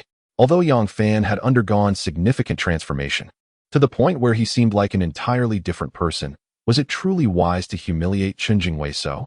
What gave him the audacity to disregard the powerful Chen family? She knew without needing to guess that Chen Jingwei would undoubtedly seek revenge on Yang Fan. With a sigh of trepidation, Lin Yue spoke softly, Jingwei, Yang Fan has one more condition. Chen Jingwei looked deeply into Lin Yue's eyes and suddenly broke into a smile. Asking what condition? The peculiar, profound smile on his face filled Lin Yue with an impulse to flee. He was terrifying. In that moment, Chen Jingwei was a stark contrast to the elegant and charismatic individual she had known. Avoiding the greedy gaze that flickered with sinister desire, Lin Yue quickly replied, Yang Fan demands a one-time compensation of 100,000 Huayuan for defamation and emotional distress. Only then can a written agreement of mutual understanding be reached. Having spoken, Lin Yue dared not glance at Chen Jingwei again and swiftly turned to flee. His gaze was too malevolent. How could he be this way? Why had she never considered the depths of his depravity before? No wonder Yang Fan has always harbored a disdain for this fellow. It seems our Yang Fan possesses a keen eye for character. Yeah, go inform Yang Fan that I will accept his conditions. Chen Jingwei said with a sinister grin while gazing at Lin Yue's delicate and alluring figure. Lin Yue, you wretched woman. Were it not for you, I, Chen Jingwei, would not have endured such humiliation. Yang Fan, Lin Yue, and Tang Huiru, all of you shall await your reckoning. I will make you understand that crossing me, Chen Jingwei, will be the gravest mistake of your lives. Fixating on the small window of the iron door of the detention room, Chen Jingwei's face was a mask of malice. Throughout his life, he had never faced such a profound disgrace. Yang Fan, this unremarkable impoverished young man, how dare you? How dare you treat me, Chen Jingwei, in such a manner? Chen Jingwei roared internally. Chapter 62. digging a pit for him to fall into outside the interrogation room. When Yang Fan saw Lin Yue emerge as if fleeing, he assumed she had been violated by Chun Jingwei and was instantly consumed by rage. Yeah. Did that scoundrel Chun Jingwei do anything to you? Seeing the ferocity in Yang Fan's eyes, Lin Yue realized he had misunderstood and hurriedly shook her head, saying, "No, he did not do anything to me. I just suddenly found him to be exceedingly terrifying. Especially his gaze. It feels as though it could haunt one's nightmares." Yang Fan, are you not concerned about his retaliation after provoking him so? Yang Fan gently held Lin Yue's icy hand, smiling reassuringly. Do not worry, Iya. I know Chun Jingwei better than you do. If he remains inactive after his release, he is not Chun Jingwei. He who does not court death shall not meet it. In Jiangtan, he cannot stir up any storm. Lin Yue, visibly anxious, replied, his uncle is Guo Mingsheng. He has the Chun family from Yanjing backing him. Yang Fan, even if your business has seen some improvement, Chun Jingwei has countless ways to deal with you. He is no ordinary person. Yang Fan smiled nonchalantly and shook his head. Chun Jingwei does not represent the Chun family. He is not the sole heir of the younger generation. For political families, interests often outweigh so-called familial ties. Yeah, rest assured, everything is within my control. Really? Lin Yue widened her beautiful eyes, looking at Yang Fan with a mixture of doubt and hope. Certainly. Yang Fan chuckled, gently patting her smooth hand, speaking with confidence. Think twice before acting, plan before moving. I am not one to act recklessly in youthful fervor. Even if I do not consider myself, I must think of you and our daughter's well-being. Reflecting on the trap set for her mother and Chun Jingwei, it was clear that this fellow was no fool. Seeing the unwavering confidence in Yang Fan's eyes, Lin Yue felt a bit reassured. However, as he stubbornly held onto her hand, she recalled how he had addressed her mother as mother-in-law and our mother in her presence, causing her to feel somewhat uncomfortable. Let go. This is the police station, Lin Yue softly warned. Yang Fan chuckled dismissively, saying, what is wrong with the police station? You are my wife, and I am merely holding my wife's hand. Who can possibly object? Lin Yue, with her almond-shaped eyes wide open, retorted, who is your wife? Have we ever been married? Have we obtained a marriage certificate? If you agree, we can obtain one right away. Yang Fan, brimming with joy, replied eagerly, oh, how delightful. Humph, you think I would agree? Not a chance. Lin Yue playfully turned away, choosing to ignore him. Yang Fan, firmly grasping her hand, shamelessly grinned, hee. It doesn't matter if there's no door, as long as there's a window. Get lost. Lin Yue shot him an exasperated glance. Spotting her mother, Tang Huiru, emerging from the staircase, she hastily pulled her hand away from Yang Fan's grasp. Yeah, have you reached an agreement with Jingwei? Tang Huiru asked anxiously. Lin Yue approached her mother, nodding reassuringly. Mom, it's all right now. Chun Jingwei has agreed. We can sign the mutual understanding agreement shortly. That's wonderful, that's wonderful. Tang Huiru nodded repeatedly, letting out a long sigh of relief. Yang Fan, appearing relaxed, approached with a smile, addressing Tang Huiru. Yeah, our mom has already consented to us being together. Am I not correct, Aunt Tang? Tang Huiru's face turned pale with anger as she turned her head away, unwilling to spare him another glance. Damn Yang Fan, dream on if you think you can marry my daughter. In the office of the director, Yang Fan, Tang Huiru, and Chun Jingwei sat across from one another on the sofa. Li Zijian, serving as the mediator, briefly recounted the events and the content of the mediation, then, with a serious expression, inquired, do you three have anything to add? Both Tang Huiru and Chun Jingwei shook their heads simultaneously, indicating they had nothing further to say. Yang Fan, with an air of tranquility, remarked, directorly, I believe we should add one more clause. As the saying goes, one harbors no ill will. Yet the tiger may have a heart to devour. One must harbor no ill will towards others, yet one must always be cautious. I know Chun Jingwei well enough. Relying on his family's influence, he has always acted tyrannically, and I suspect he would relish the chance to harm me. Therefore, to prevent future disputes, I propose we add a stipulation to this mediation agreement. Within 6 months, any personal injury incidents involving myself or those around me shall be attributed to Chun Jingwei. This mediation agreement shall automatically become void, and I reserve the right to pursue criminal liability for his false accusations at any time. I disagree. Chun Jingwei shouted, clearly displeased. If you were to get hit by a car while walking on the street, would that also be my responsibility? It certainly would be your responsibility. Yang Fan retorted without hesitation. A person like you would do anything. You better pray to the heavens every day during this period, wishing that my daughter and I do not choke on our food or water. Otherwise, that too would be your responsibility. Damn you, young fan. Chen Jingwei erupted, standing up in fury. Damn you, and your mother, your sister, and all the women in your family. Yang Fan shot back, pointing a finger at Chen Jingwei and unleashing a torrent of curses. Enough. Both of you be quiet. Do you think this is an appropriate place for such behavior? Li Zijian, with a stern countenance, admonished Yang Fan and Chen Jingwei for their uncivil behavior, stating solemnly, Chen Jingwei, I believe Yang Fan's concerns are not without merit. Regardless of whether you harbor vengeful thoughts, I urge you to reflect seriously during these 6 months and refrain from testing the waters again. Chen Jingwei glared fiercely at Yang Fan, gritting his teeth as he retorted, Yang Fan, you're quite something. 6 months, is it? I'll bide my time. Do you think this will leave me without recourse? Damn. Yang Fan chuckled playfully. Mediocre, really. Just third in the world. Soon. Li Zijian arranged for the mediation document to be printed. After Yang Fan, Tang Huiru, and Chen Jingwei confirmed its accuracy, they affixed their signatures and fingerprints, each retaining a copy while the police station kept one, officially taking effect from that day. Upon leaving the police station, Chen Jingwei and Tang Huiru sped away in a deep blue Santana. Meanwhile, Yang Fan, carrying a briefcase containing 500,000 in cash, joined Lin Yue in the Toyota Crown 30 that Zheng Guangxing had parked outside, proceeding smoothly toward the direction of Fuxing Garden. In the back seat, Huan Huan cuddled her beloved Barbie doll, nestled between Lin Yue and Yang Fan. With her head tilted, she blinked her large eyes at Yang Fan and sweetly inquired, Daddy, how did you end up in the police station? Didn't you say that only bad people go there? Yang Fan gently pinched his daughter's rosy cheek. Chuckling cheerfully, Daddy caught a big bad guy today. I went to the police station to assist the officers in their investigation. Daddy, who is the big bad guy? Huan Huan asked earnestly. Yang Fan replied with utmost seriousness. It's the Uncle Chen you met at the hospital. He is a very wicked bad guy. From now on, if you see him again, do not speak to him or acknowledge him, understood? MHM. Huan Huan nodded vigorously. Since Daddy says Uncle Chen is a big bad guy, then he is indeed a big bad guy. Huan Huan will no longer pay attention to him or the gifts he gave. Remarkably, Lin Yue refrained from contradicting Yang Fan's remarks regarding Chen Jingwei. Although she had previously harbored some fondness for Chen Jingwei, his recent actions of falsely accusing and framing Yang Fan had crossed a line, particularly his deliberate attempt to drag her mother, Tang Huiru, into the fray made his actions unforgivable in her eyes. A sense of unease crept into her heart, fearing that Chen Jingwei would undoubtedly seek revenge against Yang Fan. She believed Yang Fan understood this as well.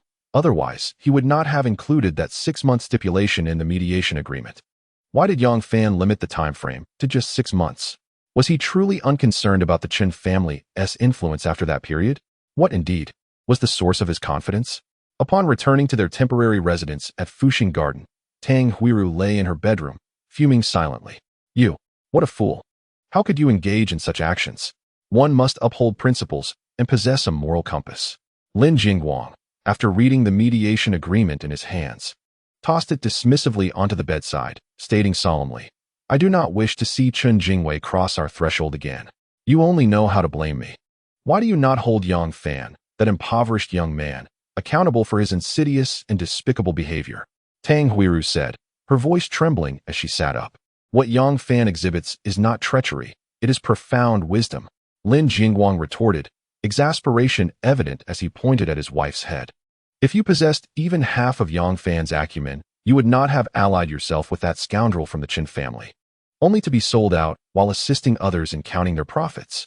I have a strong intuition that since Yang Fan departed our home last night, he has been meticulously orchestrating today's scheme, leaving no stone unturned.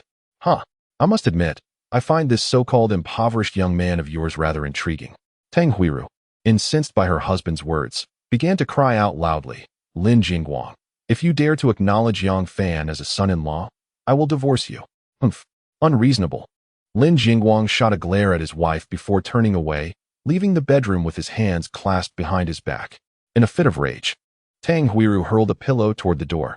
Yang Fan had betrayed her, Chen Jingwei had disrespected her, and she had returned home expecting some consolation from her husband, only to find Lin Jingguang adding to her distress.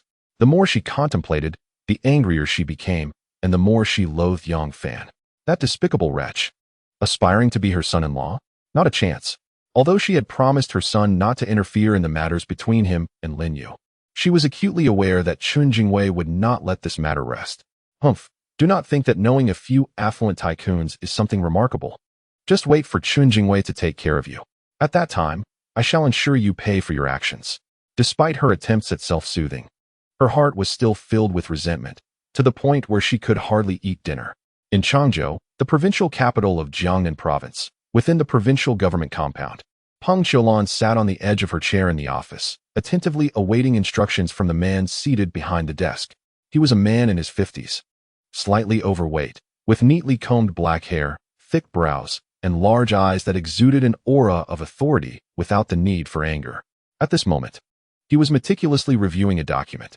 After finishing the last page, he picked up a box of unmarked, special whiteboard cigarettes from the desk, extracted one, and placed it in his mouth. Upon seeing this, Peng Qiulan promptly stood, igniting a prepared lighter to light his cigarette.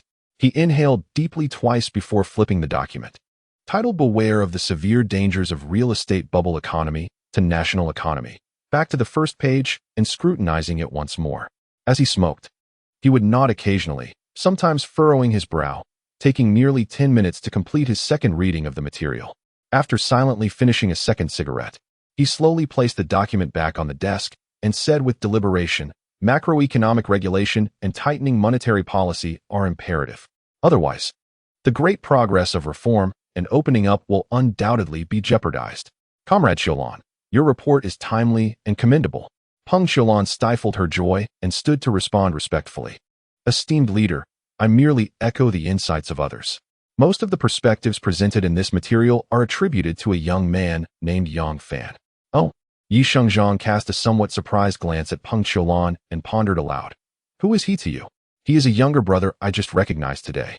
Peng Qiulan replied candidly, succinctly recounting the events that transpired at the Jiangtan Jiangnan Spring restaurant during lunch.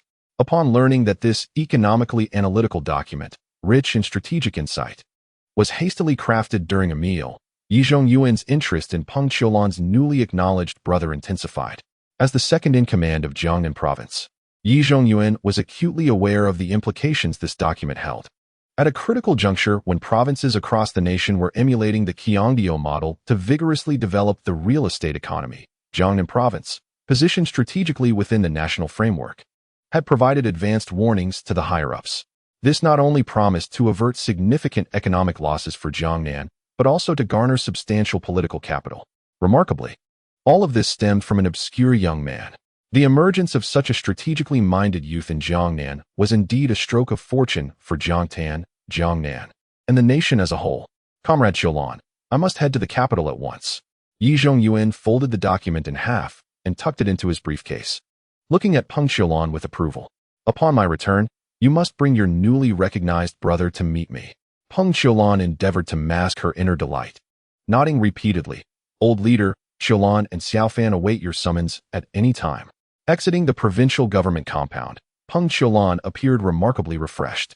She did not linger in the provincial capital, skipping dinner to hurry back to Jiangtan. Chapter 64. The present is no longer the past at 7:30 p.m. At the Haitian Song and Dance Entertainment Center in Jiangtan City, Wang Xiaoyong stood on the porch steps with his brother Wang Daong, engaged in conversation. Occasionally, groups of young people passed by, greeting them with calls of Xiaoyong Go, Daong Go. Wang Daong learned about Yang Fan beating up Wang Jianjun upon returning home. Even if their father was less than admirable, being struck by an outsider left Wang Daong feeling somewhat disgruntled. However, since Yang Fan had compensated his mother with over 2,000 yuan, he found it difficult to confront Yang Fan directly, even if he had the inclination. To seek someone to deal with Yang Fan? That would only mean he would have to repay the money Yang Fan had given to his family. Sighing, he decided against it. In these times, it was unwise to let money become a source of conflict. He could only blame his father for being utterly unworthy. As Xiaoyong had remarked, had that old man not already been beaten by Yang Fan, he would have wanted to confront him himself. As the clock approached 8, a black bluebird slowly turned into the parking lot in front of the entertainment center, its headlights blazing. Brother, that's Yang Fan's bluebird. He has arrived. As Wang Xiaoyong spoke, Yang Fan emerged from the driver's seat, impeccably dressed in a suit, a clutch under his arm, and his shoes gleaming brightly. Who is this guy? He carries himself with such confidence. If you were wealthy and owned a car, you would undoubtedly be arrogant. Wow, behold the Bluebird King. This gentleman is incredibly handsome and affluent. How wonderful it would be if you were my husband. You little infatuated fool, don't be ridiculous. It's obvious he frequents the nightclub on the second floor and wouldn't he step into the first floor dance hall. To catch his attention, one must have the opportunity to venture to the second floor nightclub. I yearn to dance with him. The sensation of being held by him must be exquisite.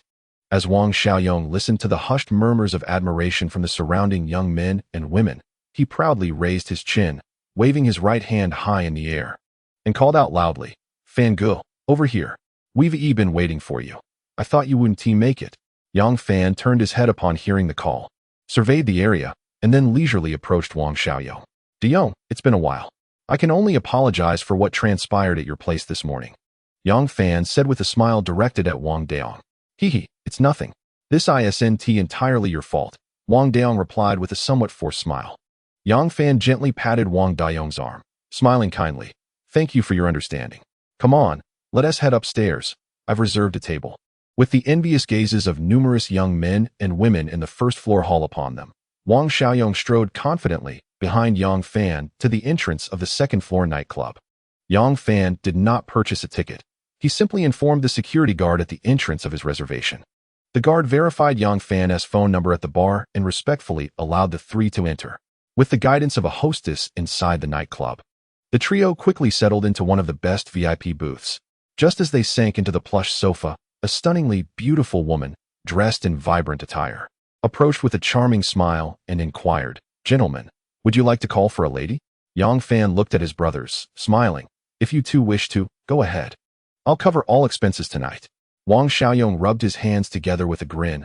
"Fan Ge, then I shan't hold back." The two brothers each called for a beautiful hostess, alluringly dressed and radiating a captivating fragrance under the dim lights, while Yang Fan sat alone across from them, clearly disinterested in such pursuits.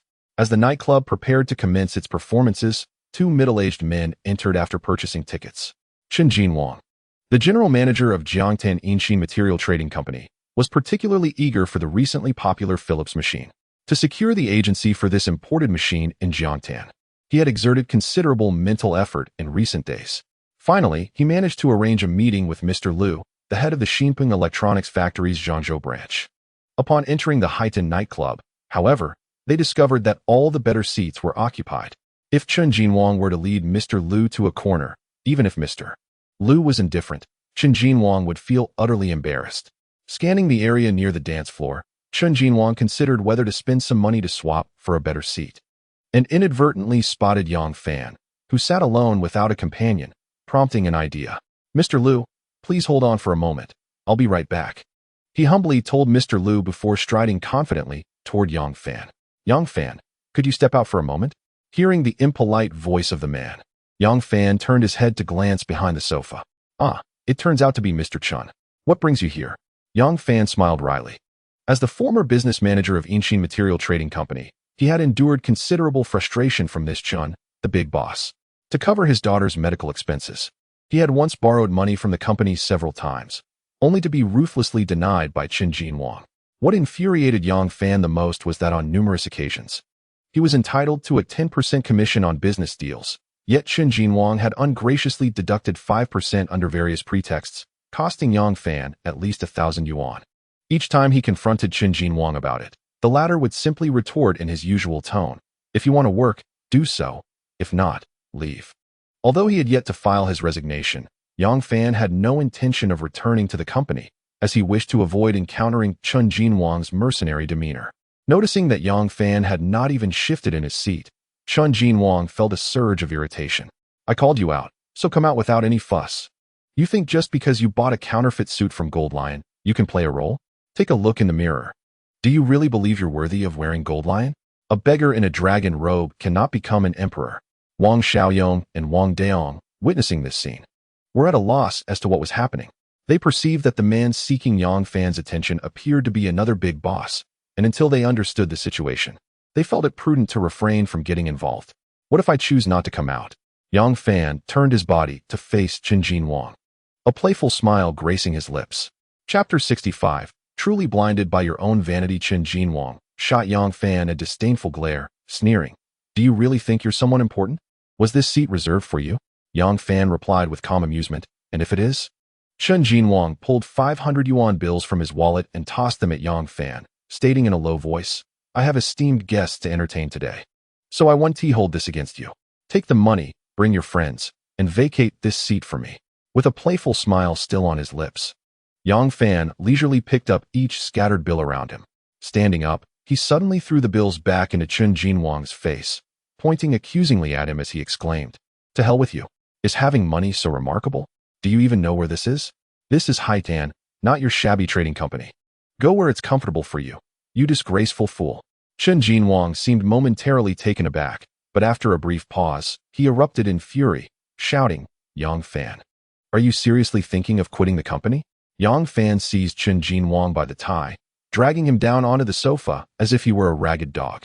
He unleashed a flurry of punches and kicks while berating him. You scoundrel!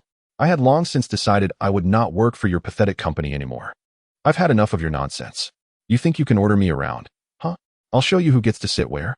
He had longed to confront Chen Jinwang, but had previously been forced to endure his arrogance. During the day, the malevolent fire ignited by Wang Jianjun had remained unvented. At that moment, Chen Jinwang, lacking awareness, instigated trouble, making himself the perfect target for venting frustrations. Damn it, Chen. I've tolerated you for far too long. Who do you think you are? Strutting around before me. Have you lost your mind? The sudden eruption of conflict at the edge of the dance floor immediately captured the attention of everyone in the nightclub. Hey, Yang Fan. Do you dare lay a hand on me? You must be tired of living. Wang Xiaorong and Wang Daong exchanged glances and simultaneously acted, dragging Chen Jinwang to the ground and joining Yang Fan in a relentless assault. If they did not intervene now, they would surely be looked down upon by Yang Fan. There's a fight. A fight. Someone shouted. He deserves it. Just because he has money, he thinks he's all that. Anyone who can come to Haidu has some status, huh? This fool thinks a few hundred yuan can buy him respect. He.s. asking for a beating, thinking he's Tang Xiangdong. Stop it. Stop it. The dance hall manager hurriedly approached with 2 security guards, attempting to mediate and forcibly separating the 2 parties. Chen Jinwang, blood streaming from his mouth and nose, clumsily rose from the ground, pointing at Yang Fan and sputtering, Yang Fan. If I don't break your leg today, I'm not Wang. Wang Xiaoyong suddenly charged forward and delivered a fierce kick to Chen Jinwang's knee, sending him sprawling to the floor. Wang Daong followed up with a flurry of kicks aimed at Chen Jinwang's head. Stop. Don't hit him anymore. We'll call the police. The dance hall manager shouted from the sidelines. Enough, Daong, Xiaoyong, cease this madness. Yang Fan understood the need for restraint. It would not bode well if the police were involved. Chen Jinwang was assisted to his feet by the security personnel, and just as he was about to speak, he saw Manager Lu, who had been desperately summoned, rushing towards him, bowing and scraping before Yang Fan. Mr. Yang, I am Xiao Lu from the Longzhou branch. Is there some misunderstanding between you and Boss Chen? At that moment, Yang Fan was no longer merely the marketing strategist who had arrived in Jiangtan with nothing but empty promises. He had metamorphosed into the esteemed owner of the newly established Jiangnan Nokia Information Technology Company, Limited, with even his former boss, Guo Changrong, reduced to a minor shareholder in this new venture. The entire assets of Pingcheng Xinping Electronics Factory, including all its workers, had been transferred under the banner of Jiangnan Nokia Information Technology Company, Limited. As the principal owner, Yang Fan held the power to determine Lu Guoqing's fate with a single word. Given Lu Guoqing's extensive experience and insight in the sales industry, he recognized the bright future that lay ahead for the newly established Jiangnan Nokia Information Technology Company. Facing a pivotal moment in his career, offending Yang Fan, the esteemed owner, would be akin to courting disaster. Chen Jinwang stood there, utterly astonished by Lu's deference towards the seemingly impoverished Yang Fan, nearly choking on the unexpressed anger bubbling within him. What in the world is happening? Why is Manager Lu treating this poor wretch with such respect? Surely he must be mistaken. Upon hearing the somewhat familiar and apprehensive voice of the middle-aged man, Yang Fan turned his gaze and was surprised to find it was Lu Guoqing from the Changzhou branch. Yang Fan first cast a disdainful sidelong glance at Chen Jinwang, before looking at Lu Guoqing with a bemused smile, inquiring, Manager Lu, do you know Chen Jinwang? Lu Guoqing, beads of cold sweat forming on his forehead, hesitated before nodding, and then shaking his head repeatedly.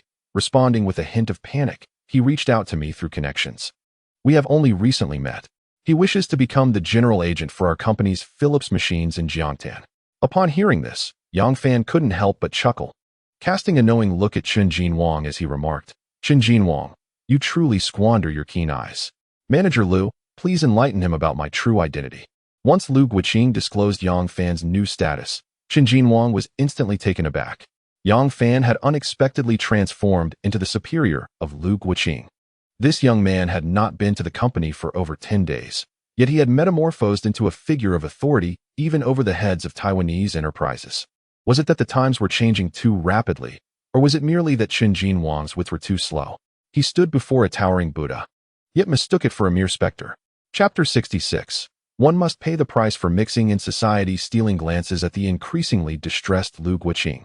Chen Jinwang realized his fate was sealed. "Yang Zong, I apologize, I truly apologize. It was my blindness, my foolishness. Please forgive me, as a magnanimous person would." Ignoring the blood that continued to flow from his nose and mouth, Chen Jinwang bowed profusely, repeatedly apologizing to Yang Fan. "I was in the wrong. I acted out of greed. I recall there was a total of over 1,200. I will repay you with both principal and interest immediately." In a flurry, Chen Jinwang fished out a bundle of cash from his bag, counting out 1,300 yuan notes and presenting them to Yang Fan with both hands. "Chen Jinwang, your memory serves you well," Yang Fan remarked, not bothering with pleasantries, as he accepted the money and casually tossed it onto the coffee table. Turning to the brothers Wang Xiaoyong and Wang Daong, he smiled. "Well, someone has picked up the tab. You two, play as you wish tonight." The brothers exchanged glances, each reflecting astonishment and excitement. Yang Fan was indeed a significant figure. They had just witnessed a momentous turn of events. Liu Guiqing tugged at the disheveled Chen Jinwang's sleeve, and together they slinked away in disgrace. What was the true standing of this young Yang Zong? Chen Jinwang, who held a degree of renown in Jiangtan, had unexpectedly lost face tonight. "Zhang Zong, if what you say holds true, then this young man must possess considerable influence. That manager Liu I just saw is the head of an electronics factory's Changzhou branch, and their products, particularly a recently popular machine in Jiangtan, are from their company." Given Liu's respectful demeanor towards Yang Zong, it is evident that this young man commands significant authority. "Sister Xian, that man exudes charisma and charm. Should we not seize the opportunity to approach him? Hee. In a moment, I shall find a chance to invite him for a dance." As the troublemaker departed, the nightclub manager, Zhou Hao, breathed a silent sigh of relief. "All is well, all is well. Host, commence the show. Band, let the music resound." Upon hearing Zhou Hao's call, the band on stage immediately struck up a powerful opening melody. Brothers Wang Daong and Wang Xiaoyong exchanged glances, each discerning the shock mirrored in the other's eyes. Yang Fan is truly no ordinary magnate. If we could align ourselves with such a formidable figure, perhaps we too could ascend to the ranks of proprietorship. No wonder he dismisses that old scoundrel from their family with such disdain. For a man of his stature, should he wish to eliminate someone, he need only provide the funds, and countless individuals in society would gladly serve his will. Upon returning home, I must advise that old fool to abandon any thoughts of seeking vengeance against Yang Fan. Gazing at the two brothers before him, Yang Fan felt a swirl of conflicting emotions. According to the trajectory of his past life, Wang Xiaoyong and Wang Daong would fall into drug addiction starting next year. 3 years hence, Wang Xiaoyong would succumb to an overdose in his home bathroom. 5 years later, Wang Daong would be sentenced to 15 years for drug trafficking, only to perish in prison 2 years into his sentence, reportedly at the hands of fellow inmates. It was said that he was brutally beaten to death. Meanwhile, Wang Jianjun, their father, would gradually become more subdued, eventually tamed by the deaths of his 2 sons. Yet, Yang Fan never anticipated that Wang Jianjun was not merely becoming docile. Rather, he concealed his vile and malevolent heart. Contemplating the atrocities Wang Jianjun had inflicted upon Huan Huan in his previous life, Yang Fan's heart hardened to stone. In the world of underworld dealings, one must always repay debts. Since these brothers are destined to perish due to their drug habits, they might as well drag their wicked father down to hell with them. "Daong, Xiaoyong, you 2 brothers should spend more time at home with Aunt Sue. She is far too accommodating." Yang Fan reflected poignantly, "At least one of you at home is a blessing, otherwise Aunt Sue will inevitably be driven to madness by Wang Jianjun." Indeed. Wang Xiaoyong nodded vigorously. If there is another occurrence, I shall certainly persuade my mother to divorce. Wang Daong continued. I have conferred with Xiaoyong and resolved to confront that old curmudgeon. If he remains unrepentant, then he should not blame us for disavowing him as our father. Yang Fan sighed heavily. One can only hope he can amend his vile ways. Brother Fan, let us not dwell on these unpleasant matters any longer. Come, let us drink. Wang Daong exclaimed, lifting a small bottle of beer. Yes, yes, Brother Fan. I toast to you. Wang Xiaoyong raised his bottle in agreement. Yang Fan smiled, clinking his bottle with the brothers before downing the entire contents in one swift motion. As the band began to play a lively dance tune, a beautiful singer on stage gently serenaded with the Cantonese song Red Tea House. Wang Xiaoyong and Wang Daong each accompanied their chosen companions into the dance floor, engaging in a slow dance. Yang Fan reclined on the sofa, swaying slightly, as he observed the couples in the dimly lit dance floor, enveloped in an air of reverie. The first time I danced with Lin Yue was during the freshman gala at Donghua University of Political Science and Law. Back then, it was Lin Yue, the newly crowned campus belle, who took the initiative to invite me, the top liberal arts student from Jiangnan province. The sweet memories of our passionate romance during university vividly flashed through Yang Fan's mind. He longed to embrace Lin Yue and dance as intimately as the men and women around them. Yet he wondered how many days he would have to wait for that moment. Alas, a woman's heart is indeed as elusive as a needle in the depths of the sea, far too difficult to fathom. Yang, would you do me the honor of dancing with me? At that moment, a tall and graceful beauty with a sweet, pure appearance, clad in a white dress and with long hair cascading down her shoulders, appeared before Yang Fan. Her voice was melodious and enchanting, evoking a sense of familiarity within him. Chapter 67. Memories of youth bathed in the hazy glow of the lights. Yang Fan raised his gaze to scrutinize the unexpected vision of beauty before him. Are you Wu Xian? He tentatively inquired, a vibrant image of a youthful girl flashing through his mind. Hee, it seems that despite your wealth, you haven't forgotten your old classmate, the long-haired beauty replied with a radiant smile. Yang Fan rose eagerly, taking Wu Xian's delicate hand, and together they stepped into the dance floor, swaying to the rhythm of a slow four. Wu Xian had been his classmate throughout middle and high school. They had even shared a desk in their early years. During that time, she was the goddess of every boy in their class, renowned as the most famous campus belle of Jiangtan No. 3 Middle School. However, she had withdrawn from school during her second year of high school, and Yang Fan had not seen her since. It truly is you, Wu Xian. Where have you been since you left school? Some say you went abroad. Others claim you went to Puhai, and some even say you went to Yanjing. When did you return to Jiangtan? Yang Fan asked, his left hand resting on her fragrant shoulder while his right gently encircled her waist, maintaining a relatively standard slow dance posture. Unlike the other couples who were closely entwined, they kept a respectful distance. Yet, the subtle fragrance emanating from her still wafted into his senses. A hint of sadness graced Wu Xian's otherwise beautiful features as she sighed. In my youth, I was naive and encountered the wrong people, leading to a series of unfortunate events that I prefer not to revisit. Upon my return, I heard you not only got into university, but also became the top liberal arts student of your cohort. You seem to be doing quite well now.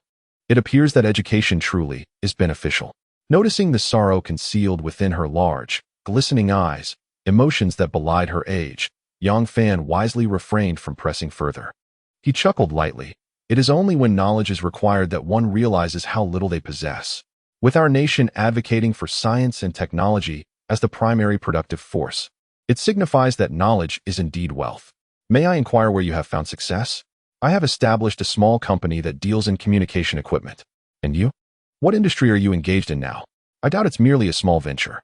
Chen Jinwang may be a boss in his own right, but I just observed him acting submissively before you, Yang Fan remarked. I never anticipated that our class's once bookish learning committee member would now possess such cunning. This worldly and pragmatic society is indeed a vast melting pot. Noticing Wu Xian's deliberate omission of her profession, Yang Fan chose not to pry further and smiled nonchalantly. Sometimes, we must allow life to take a turn and not get stuck in the minutiae. Life is seldom a smooth sail. There are times when we stumble. Yet what matters is our ability to rise again. There is no need to exhaust ourselves over every little thing. Once an event has passed, we should learn to forget and not dwell on it endlessly. Wu Xian's expression momentarily blanked before returning to normal, and she gazed at Yang Fan with a charming smile. You are just as eloquent as you were back in our school days.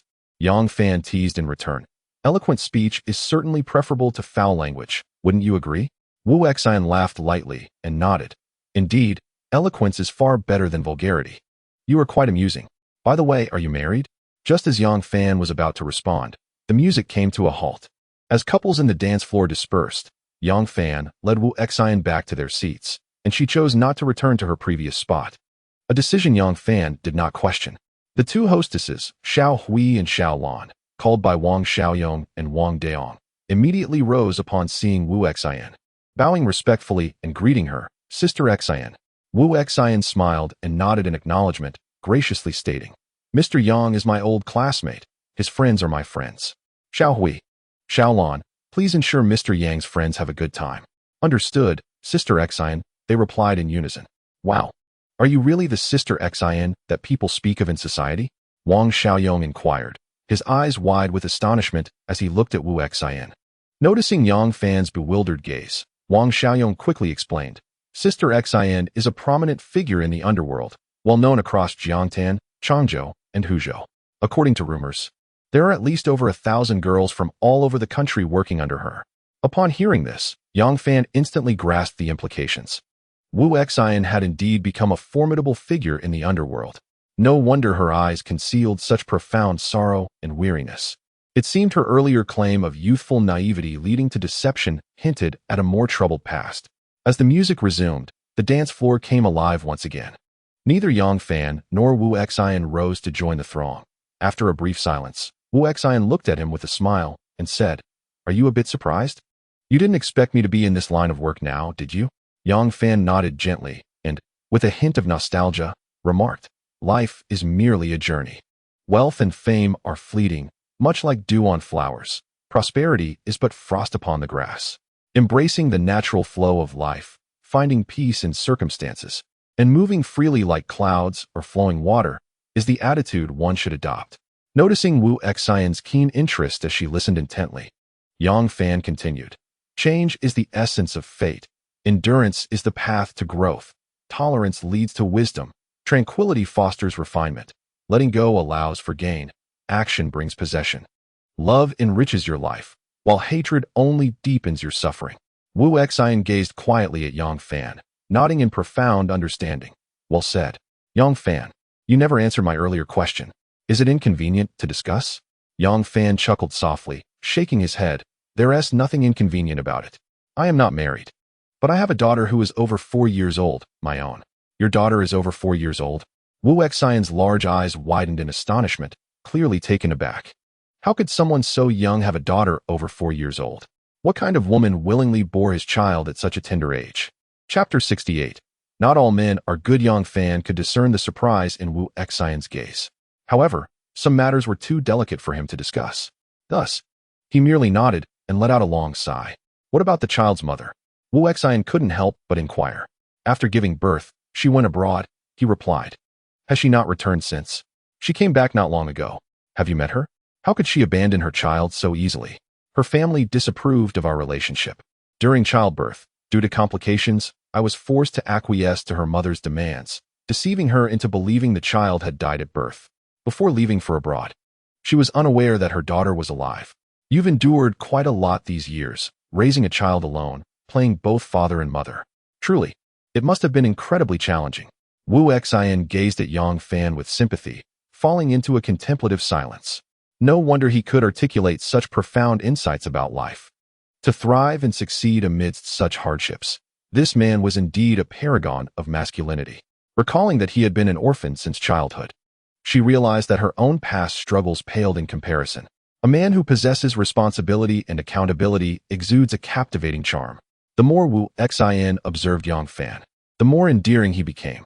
In life, treating tribulations as a form of cultivation allows one to see through many things. Yang Fan smiled nonchalantly and remarked, in truth, no one has it easy. Upon reflection, life is filled with helplessness. If you strive to be a good person, you may be bullied by the wicked. If you resort to deceit, you will be scorned by the masses. If you are too kind, you will be exploited. If you are too sincere, you will be let down. Be shrewd, and people will say you are slippery. Be honest, and they will deem you foolish. No matter what you do, it feels wrong. Wouldn't you agree? Wu Xian gazed deeply at Yang Fan and smiled sweetly. Old classmate, let us exchange contact information. I usually reside in Jinqing, but encountering you here in Haitan today has brought me immense joy after all these years. Yang Fan smiled without hesitation. Absolutely, we must exchange numbers. To reunite with my high school goddess after so many years is indeed a delight. They exchanged their mobile numbers and engaged in reminiscing about amusing anecdotes from their school days, laughing heartily as they recalled joyful moments.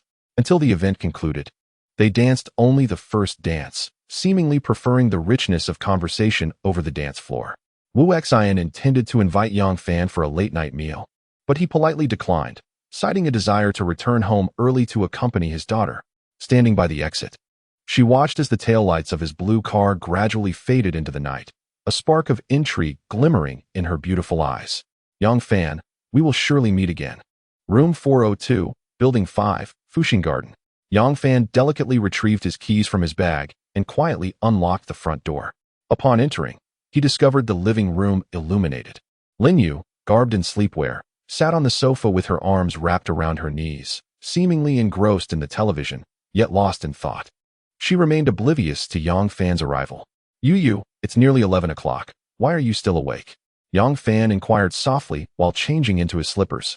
You're back. Lin Yue turned her head to glance at him, her delicate brows slightly furrowing as she asked, do you usually return this late? Does Huan often find herself home alone? Yang Fan hastily replied, I rarely had such late engagements before.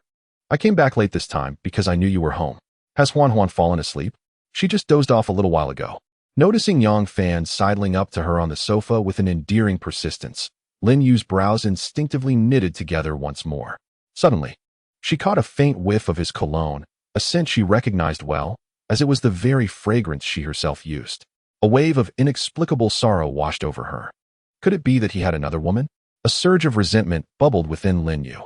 Men are all the same, she thought bitterly. They profess their love, yet cavort with others behind your back. The more she pondered, the angrier she became. She slipped into her slippers, cast one last glance at Yang Fan, and without a backward glance, retreated to the master bedroom where she and her daughter slept, slamming the door shut behind her. Yang Fan felt his heart lurch. What on earth is happening? Is she upset because I returned late and didn't T keep her company? Does she want me to spend more time at home with her? If that is the case, well, perhaps there's a chance. With this self-satisfied thought, Yang Fan took a warm shower and returned to the guest room, cradling his pillow and drifting into a deep slumber until dawn. The following day, around 11 in the morning, Yang Fan received a call from Peng Qiulan, who insisted on hosting a banquet in his honor and urged him to attend. Standing at the kitchen doorway, he called to Lin Yue, who was busy tying her apron and preparing to cook rice. Yu, don't bother with lunch today. Someone is treating us to a meal. You and Huan should come with me. Who is treating us? Lin Yue asked, setting down the rice cooker and turning to face him. Peng Qiulan from the Municipal Construction Bank. The bank president is inviting you to dinner? Lin Yue's eyes widened in disbelief. It was commonly the case that businessmen went to great lengths to treat bank officials. So how was it that the president of the Municipal Construction Bank was hosting a meal for him? What business was Yang Fan truly involved in that warranted such attention from the bank? With a mixture of skepticism and curiosity, Lin Yue resolved to accompany him, eager to uncover the truth behind his affairs. Chapter 69. His social circle is remarkably vast. Zhu Wan Mountain Villa, located in the eastern suburbs of Jiangtan City, is a resort-style estate that encompasses dining, fishing, accommodation, karaoke, and various recreational activities. As Yang Fan and his family of 3 drove into the mountain villa, they were guided by a waiter into the private dining room of the Juxian Pavilion, where Peng Qiulan, Ren Hongchuan, Luo Jingxian, Sun Jiangwo, and another refined middle-aged gentleman were already seated. Lan Jie, Quan Gu, Luo Gu, Sun Gu, I apologize for being late. It is my first time here, and I am unfamiliar with the route, Yang Fan said, bowing deeply to those present as he stood at the door. He then turned to introduce Lin Yue, who was beside him, saying, This is my wife, Lin Yue, and this is my daughter, Huan. Huan, greet everyone. Hello, auntie. Hello, uncle. My name is Yang Huan, and I am 4.5 years old. Peng Qiulan stood up to welcome Yang Fan, gently ruffling Huan's hair and smiling warmly at Lin Yue. Yu, I didn't realize you and Xiao Fan were a family.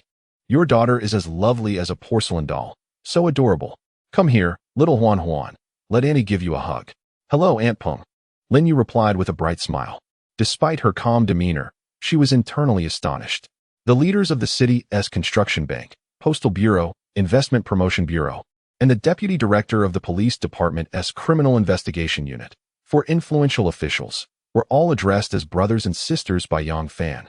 Though surprised, Lin Yue maintained her composure and, after greeting Peng Qiulan, she turned to Ren Hongchuan and the others with a smile, saying, Uncle Ren, Uncle Sun, Uncle Luo, Uncle Tang.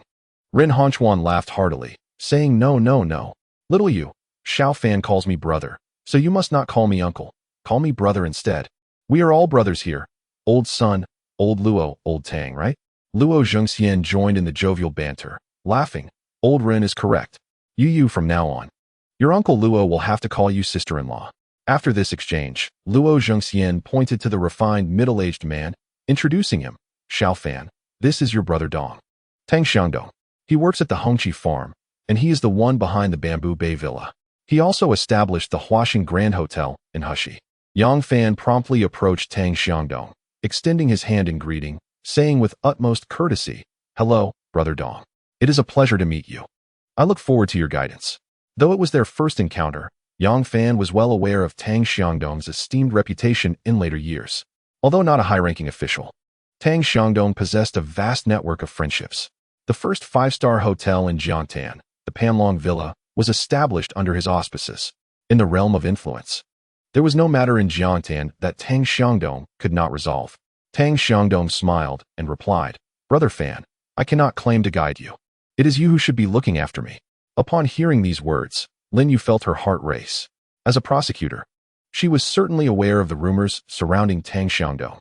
Although he did not engage in the underworld, no prominent figure in society dared to disregard him.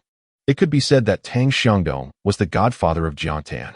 The fact that this hidden powerhouse of the underworld suggested that Yang Fan should look after him was utterly bewildering. What secrets could Yang Fan possibly be hiding from her? After the lively exchanges, everyone took their seats. Lin Yue sat closely next to Peng Qiulan, the two of them leaning in to whisper secrets. Their words lost to the air. Lin Yue's eyes occasionally sparkled with surprise as she stole glances at Yang Fan. One plate after another of seafood, river delicacies, mountain treasures, and wild game graced the table, and a bottle of Feitian Mount Ai quickly neared its end. After toasting Yang Fan with a drink, Tang Xiangdong set his cup down and said earnestly, Brother Fan, I take the liberty of calling you brother. I have heard from Brother Quan that your newly established Jiangnan Nokia Information Technology Company Limited will soon make significant strides in Jiangnan. I have long wished to enter the high-tech electronics industry, but have been unable to find a way. In investing and doing business, I firmly believe in investing in people before projects. Technology is the foremost production force, a fact beyond dispute. Convenient communication is not only a pressing demand for businessmen, but also a common yearning for every household. I, Tang Xiangdong, consider myself to have a modest amount of capital and a bit of a network in Jiangtan. I have great confidence in your company, brother. But I wonder if Brother Fan would allow me to join you in this venture? Yang Fan, slightly taken aback, regarded Tang Xiangdong with renewed interest. This man, destined to wield influence in Jiangtan, indeed possessed some true capabilities. No wonder he would later become the region's greatest invisible tycoon, able to remain steady amidst any storm. Brother Dong, how much do you intend to invest? What percentage do you desire? 2 million, and I seek only 5. Tang Xiangdong replied without hesitation. Yang Fan calmly turned his gaze to Ren Hongchuan, and then slowly fixed his eyes on Luo Zhengxian. Chapter 70. He must be hiding something from her on the surface. Yang Fan held 51 of the shares in the newly established Jiangnan Nokia Information Technology Company, Limited, yet he had entrusted Ren Hongchuan and Luo Zhengxian with 10,000 shares each. As his first startup, Yang Fan had never intended to clutch his 51 shares tightly. To rapidly expand the company, it was imperative to bind valuable resources to a common interest chain as much as possible. Naturally, the shareholding agreement would not bear the names of Ren Hongchuan and Luo Zhengxian, but rather those of Ren Yongkong and Zheng Kainan, one being Ren Hongchuan's cousin and the other Luo Zhengxian's nephew. For a company to grow and strengthen, there must be individuals standing behind it. Otherwise, it could be swallowed whole at any moment.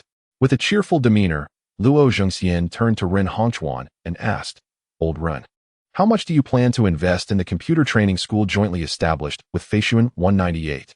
Rin Hongchuan replied with utmost seriousness. Xiao Fan named this computer training school New Oriental. Since it is New Oriental, it must embody a fresh spirit. The initial investment should be at least 2 million as a foundation. Listening to their exchange, Yang Fan understood perfectly. Brother Dong, the New Oriental Computer Training School has yet to secure a suitable venue. Do you have any good suggestions on this front? Tang Xiangdong laughed heartily. 6 months ago, I submitted a proposal to the city's Education Bureau to establish Hongqi Vocational Technical School, and just the day before yesterday, I received the approval. In my view, why not change the name to New Oriental Vocational Technical Training School? Yang Fan nodded with a smile and remarked, I believe this venture is both credible and feasible. In just a few brief exchanges, the once paper-bound Nokia Information Technology Company Limited now gained a new shareholder endowed with both strength and resources. The formidable boss, Tang Xiangdong, presented a cash sum of 2 million, which astonishingly sufficed to acquire merely 5% of the original shares of Jiangnan Nokia Information Technology Company, Limited. Observing the cheerful handshake between Yang Fan and Tang Xiangdong, Lin Yue's beautiful eyes widened in astonishment. Was Yang Fan's company truly this impressive? No, that couldn't be right. Yang Fan claimed to hold a position within the company, with a monthly salary of 24,000. How could an employed individual so easily influence a change in the company's equity? Cursed be it. This fellow must be concealing something from her. He surely was not merely affiliated with Jiangnan Nokia Information Technology Company, Limited Xiao Fan, since everyone has such high hopes for your newly established Nokia Technology Company. And considering this excellent project, our construction bank would also like to invest 2 million for a 5% stake. What do you think? Upon hearing Peng Xiulan's words, Lin Yue's eyes grew even wider in disbelief. What on earth was this Nokia Technology Information Company? Had they also come to Yang Fan's charm? The last time Yang Fan mentioned his association with the company, she had taken the initiative to investigate its background. The legal representative was Taiwanese businessman Guo Changrong, primarily engaged in communication equipment, who had recently rented an entire floor of the trade and industry building on the 15th floor, with renovations still incomplete. Peng Xiulan and Tang Xiangdong were both individuals of remarkable acumen. Why did they hold such unwavering confidence in Yang Fan? If Sister Lan is willing to participate, I would be delighted to join. Yang Fan could easily discern that Peng Xiulan was reciprocating his goodwill, seeking to bind their interests more closely. Naturally, he welcomed such advantageous resources and replied with a bright smile. With Sister Lan's involvement, our company will no longer need to worry about funding. Peng Xiulan gazed at Yang Fan, her smile laden with significance, saying, as one of our own, you shall certainly receive preferential treatment. Without hesitation, Tang Xiangdong summoned someone to bring paper and pen, and Yang Fan promptly drafted a letter of intent for the transfer of shares. Sun Jianan, the director of the Municipal Investment Promotion Bureau, served as a third-party notary, and the trio, Yang Fan, Peng Xiulan, and Tang Xiangdong, each affixed their signatures to the document. That very afternoon, Jiangnan Nokia Technology Information Company, Limited executed an equity change with the Industrial and Commercial Registration Department. Upon learning of this favorable development, Zheng Guangxing and Guo Changrong resolved to safeguard their 245 shares with utmost diligence. The addition of these new shareholders, Tang Xiangdong and Peng Xiulan, implied that the valuation of Jiangnan Nokia Information Technology Company, Limited had effectively doubled, reaching 40 million. Particularly noteworthy was Peng Xiulan's representation of Jiangtan Construction Bank in acquiring shares in Jiangnan Nokia Information Technology Company, Limited, which served as a testament to the fact that this valuation had received recognition from the bank's assessment. Thus, the shareholder list of Jiangnan Nokia Information Technology Company, Limited, in the business registration has transformed to Yang Fan 41, with 20 held in trust, Zheng Guangxing 245, Guo Changrong 245, Jiangtan City Construction Bank 5, and Tang Xiangdong 5. Despite cashing in 4 million from his original shares, Yang Fan did not feel a sense of triumph. Sharing both fortune and risk, one cannot thrive alone. As a grassroots entrepreneur, the only sacrifice he could afford was his own interests. After completing the relevant procedures for investment and shareholding in the afternoon, Tang Xiangdong, under the pretext of celebration, rallied everyone back to Zhuwan Mountain Villa for a continued banquet. Friends had become partners, and the atmosphere at the dinner table was naturally more congenial than at noon. As they drank and conversed, after discussing the pertinent investment matters, Tang Xiangdong raised a toast to Yang Fan, gently placing his cup down before solemnly stating, "Brother Fan, today I must have Sister Lan introduce you to this esteemed individual. To be frank, I have another matter to request." Yang Fan, puzzled, turned to look at Peng Qiulan. With a sigh, Peng Qiulan explained, "Xiangdong has invested over 5 million in Jiangtan County. He has mortgaged Zhuwan Mountain Villa to our bank." Yang Fan understood immediately. "Brother Dong, we must not rush into this matter." After a brief contemplation, he replied with calm assurance, "In this type of collective investment, once the funds are poured into the project, it is quite challenging to withdraw them in the short term. The best approach is to find someone else interested in taking over the project. Xiao Fan, is there any way for me to safely retrieve all my funds while making a modest profit?" Tang Xiangdong inquired, his brow furrowed with concern. "There is a method, but it is somewhat unscrupulous and may leave many others at a loss." Yang Fan replied with a wry smile. "To hell with it.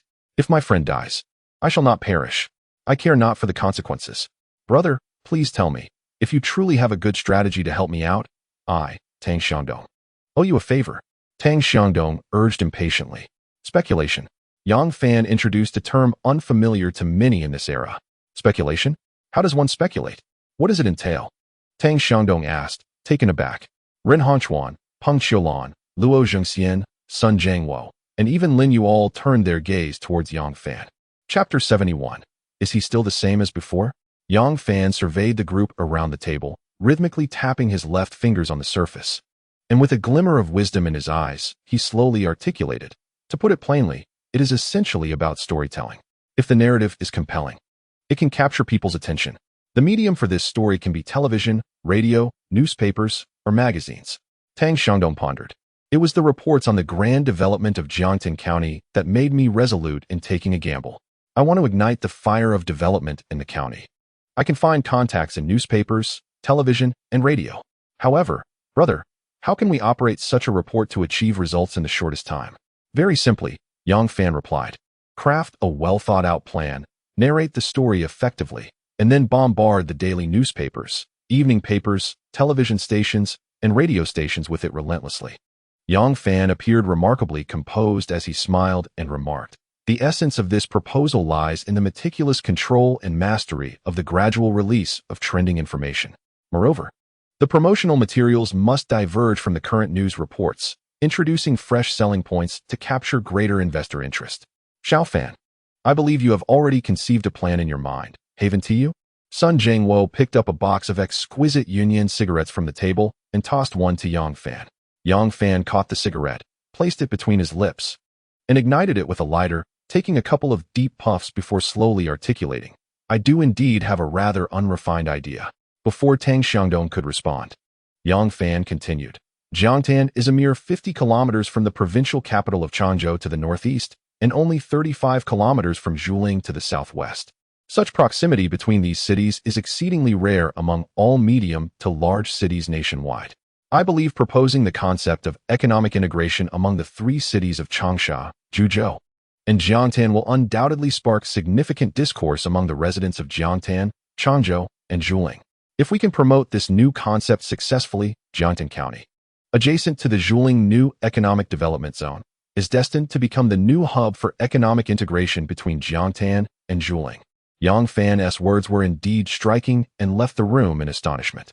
Tang Xiangdong, Sun Zhangwo, Peng Qiulan, Luo Zhengxian, and Ren Hongchuan were all taken aback by this innovative idea.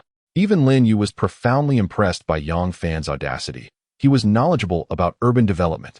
Wasn't he a law major? Had he been self-studying all these years? Observing the eager expressions of those at the table, Yang Fan glanced around and, with the cigarette delicately held between his fingers, took a couple more puffs before confidently stating, "In truth, the integration of the 3 cities of Changsha, Zhuzhou, and Jiangtan is not merely a figment of my imagination.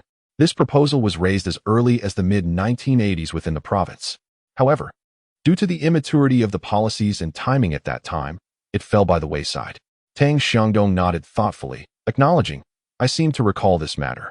It was said that there was considerable debate within the province regarding this proposal." Sun Zhangwo, rubbing his hands together with excitement, exclaimed, "Haha, I remember it now. It indeed happened. Thus, The concept of economic integration among the three cities of Changsha, Zhuzhou, and Jiangtan acquires substantial justification. If we can bring this to fruition, our economy in Jiangtan is sure to experience a significant leap forward. Xiao Fan, your intellect is truly remarkable. Tang Xiangdong raised his thumb to Yang Fan, sincerely praising him. I am confident that once this new concept is published in the newspapers, it will not only create a sensation in Jiangtan, Changzhou, and Zhuling, but it will likely draw immense attention across the province and even the nation. Lin Yue, who had been silent until now, interjected with confusion. If we indeed manage to promote this new concept successfully, land prices in the development zone will undoubtedly soar, meaning that Mr. Tang's investment wouldn't need to be withdrawn, right? Yang Fan replied with a smile. Regardless of how this matter is publicized, the determination of the higher-ups for macroeconomic regulation will remain unchanged. If we truly manage to inflate the value of the land in the county town within a short period, it is quite possible that we will expedite the higher authorities' pace of macroeconomic regulation. Macroeconomic regulation? Lin Yue wore a look of naive bewilderment. Peng Qiulan leaned in and whispered a few words into her ear, causing Lin Yue's beautiful eyes to widen in disbelief. My goodness, he has even delved into national strategic policies. Moreover, this research has garnered the endorsement of Governor Yi Zhongyuan. Yang Fan, oh Yang Fan, what knowledge have you amassed over these years? You have even caught the attention of provincial leaders. No wonder you hold Chen Jingwei in such low regard. At that moment, Lin Yue began to understand why individuals like Peng Qiulan, Ren Hongchuan, Luo Zhengxian, and Sun Jiangwo were so invested in Yang Fan. He possesses the capability to engage in policy planning at the national level. Had it not been for witnessing Peng Qiulan and the others today, Lin Yue would have never believed it. What has he experienced over the years? Is he still the Yang Fan of old? It seems my understanding of this fellow is woefully inadequate. However, observing his calm demeanor and his commanding presence, he truly embodies the essence of a remarkable figure. Looking towards the future with confidence. He is rather handsome. Should I genuinely consider forgiving him? Although he made mistakes in the past, they appear somewhat excusable. Chapter 72. Yang Fan, you are becoming arrogant without a doubt. Sun Jiangwo and Peng Qiulan are most intrigued by the new concept of the integrated Changzhoutin cities.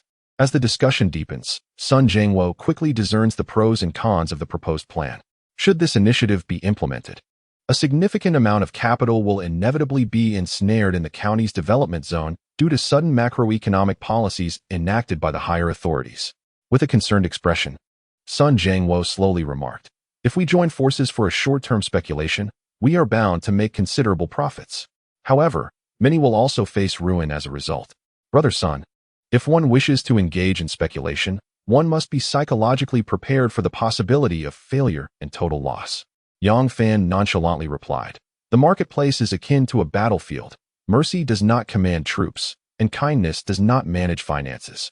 Tang Xiangdong chimed in with a sardonic laugh. Echoing Yang Fan's sentiment, in business, risks are inherent, a truth well understood by every entrepreneur. Where there are profits, there are bound to be losses. Had it not been for Sister Lan's guidance, and had I not met Brother Fan today, many among us would have found our substantial investments trapped. Who would come to our rescue? Who would pity us? Luo Zhengxian, from a professional standpoint, raised a personal concern.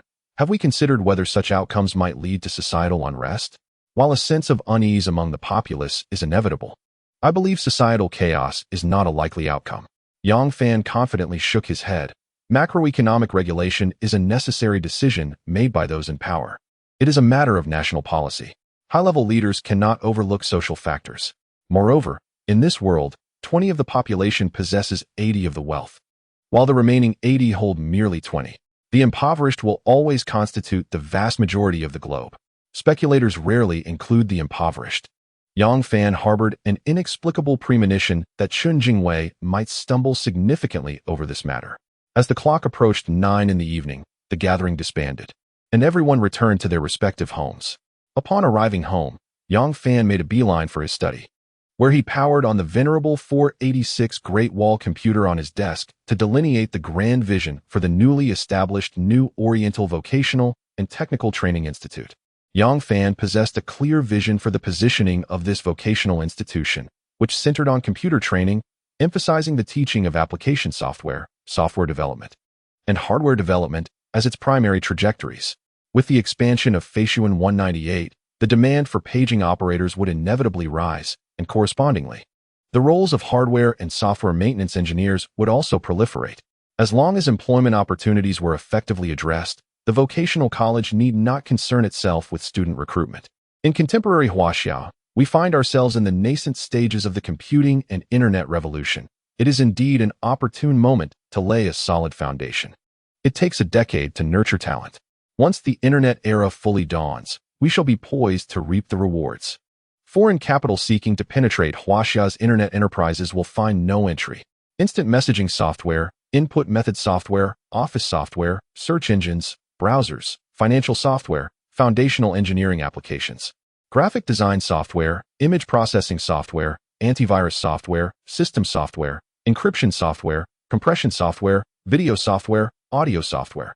These were the myriad programs Yang Fan meticulously categorized on his computer.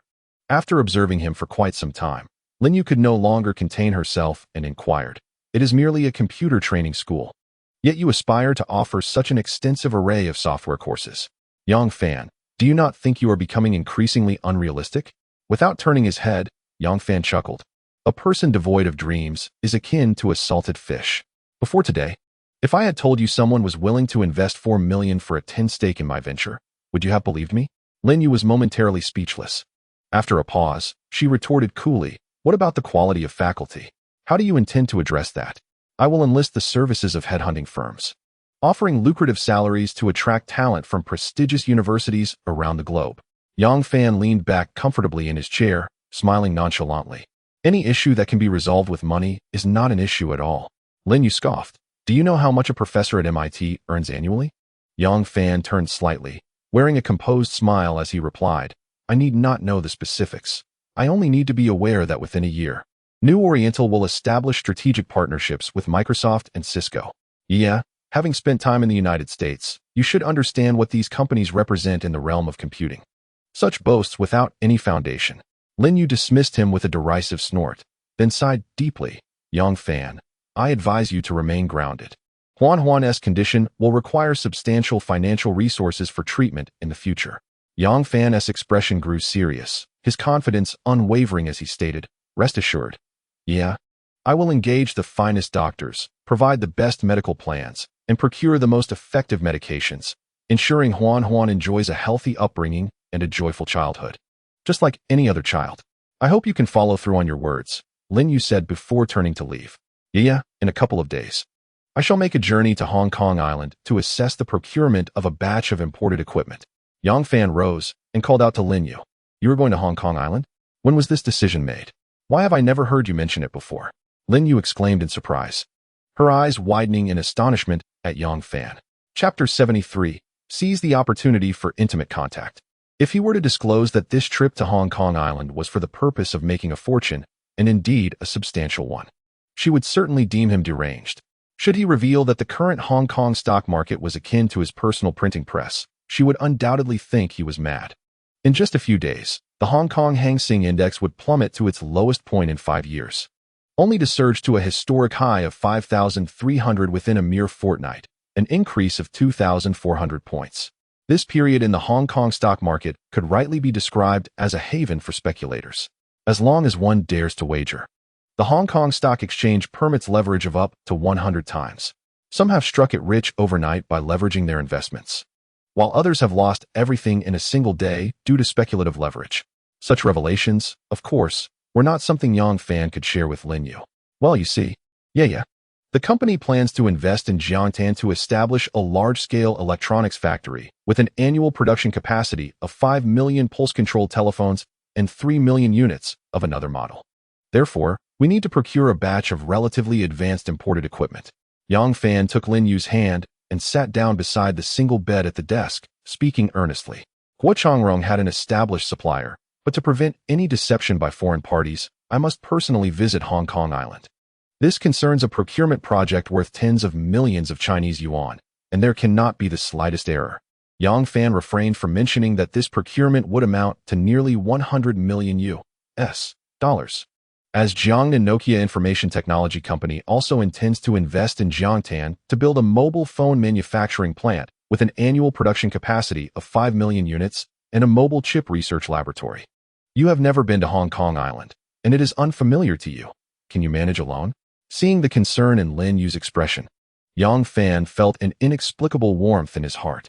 I can manage the English fairly well, and I can understand Cantonese to a basic extent, he replied with a gentle smile. Such a significant matter, the company would certainly not send me alone. The Postal Bureau has plans to procure a batch of digital mobile communication stations, and Brother Qian and the others will be going as a group. Ren Honchuan wishes to make Jiangtan the first city in the nation to utilize digital mobile phones. Having just returned from the United States, Lin Yue was evidently not unfamiliar with advanced mobile communication technologies. She was surprised that the Jiangtan Postal Bureau possessed such foresight and determination. Reform is akin to crossing a river by feeling for stones. Someone must be the first to venture. Yang Fan nodded and smiled. In fact, our Jiangtan city is not the first to implement digital communication. In February of this year, the Ministry of Posts and Telecommunications officially approved the initiation of a digital mobile telephone system in the Jiaxing area. The relevant equipment for the system is provided by Alcatel of France and Behavior Alcatel Holdings Limited. Currently, these two companies are engaged in the installation, debugging, and operational verification of the equipment.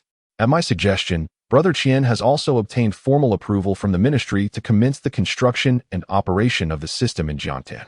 Only through comparison can we truly gauge our options. This time, we have decided against procuring equipment from the French and have instead opted for the renowned Siemens from Germany. The arrangements have been made, and we are merely awaiting Quan and his team to finalize the contract with Siemens on the island. Should time permit, I may also accompany Quan and his team to negotiate a potential collaboration with a telecommunications company from Finland. In short, our visit to the island is laden with numerous tasks and an urgent timeline. Lin Yue, deep in thought, turned to Yang Fan and inquired, "Are you suggesting that our company intends to firmly entwine our business with the Jiangtan Postal and Telecommunications Department in the future?" Yang Fan nodded without hesitation, smiling as he replied, "With the rapid advancement of technology in today's world, transitioning from the electronic era to the information age is an inevitable trend. Engaging in the innovation and research of mobile communication networks will undoubtedly yield great opportunities in the future." Lin Yue gently nodded and sighed. "Since this is a significant matter of urgency, you can focus on it without worry. I will take care of Huan, so you need not be concerned." Yang Fan felt a spark of inspiration and tentatively proposed, "Yu, why not consider resigning and staying home to care for the child? I will take on the responsibility of providing for our family. I promise to ensure that you and Huan will live a life of comfort and happiness." "Are you suggesting that I become a full-time housewife?" Lin Yue appeared to have never contemplated such a notion. Her delicate brows furrowed slightly, as if pondering Yang Fan's suggestion. Noticing her lack of immediate rejection, Yang Fan gently urged, "Yu, our daughter is frail and requires dedicated care at home. While a civil servant's position is stable and guaranteed, that meager salary is inconsequential for our family. If you are uncertain at present, you might consider applying for a leave of absence to stay home and care for our daughter for a while. Once Huan has recovered and is ready to attend school like any other child, should you wish to return to work, I will fully support your decision." Lin Yue lowered her gaze, contemplating for a moment before responding non-committally, "I need to think this through carefully. Let us discuss it again when you return from the island." Hearing her words, Yang Fan felt a surge of joy within. When I return from the island, you will be the wife of a billionaire. And you won't have to toil outside anymore." Yu. "What? Yu, I wish, what do you wish?" Yang Fan pulled her into his embrace and decisively pressed his lips against her soft, rosy ones. "You, what are you doing? Our daughter is still outside." Lin Yue's face flushed crimson, and she glanced furtively toward the slightly ajar study door. "Mommy, I finished my homework. Can I watch cartoons for a bit?" "Oh, Mommy, what are you and Daddy doing?" Chapter 74. The circle seems to be expanding upon seeing Huan enter with her drawing pad in hand. Lin Yue quickly rose from the edge of the bed, feigning composure as she adjusted her attire. She walked to the door and took the drawing pad from her daughter, casting a glare at Yang Fan as she did so. "Oh, my dear precious daughter, you arrived just in time. Do you realize that I finally had the chance to share an intimate moment with your mother, and you have interrupted it?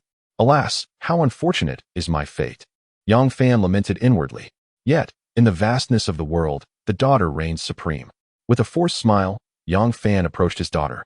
lifting her into his arms and settling down on the living room sofa. He turned on the television and handed the remote control to her. Huan, which channel would you like to watch? Daddy will leave it to your discretion. I want to watch Mickey Mouse and Donald Duck, she replied, complying with her request.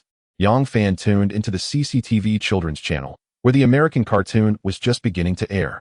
Observing that his daughter was quickly captivated by the animated spectacle, he gently set her down and stealthily slipped into the master bedroom where Lin Yue was asleep. Stand still and maintain your distance, Lin Yue commanded coldly. Without turning her head as she stood before the wardrobe, Yang Fan, do not overstep your bounds. Do you realize how we would face our child if she had seen us? How would we explain it? You may have no shame, but I still have mine. Yeah, isn't it a bit exaggerated? He responded. Not exaggerated? Yang Fan, I find your mindset quite concerning. Yeah, I have numerous responsibilities at work, often socializing and traveling for business. It's not sustainable for you to manage the child alone for extended periods. Perhaps we should consider hiring a nanny? Noting that Yang Fan had deliberately shifted the topic, Lin Yue refrained from calling him out. In truth, the suggestion intrigued her. Given that he was now earning significantly, there was no need for her to be as stringent with herself as before.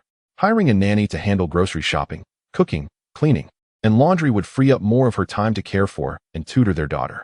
Yes, I will contemplate this. If we find someone suitable, we could bring them home for a trial period, Lin Yue replied with earnestness.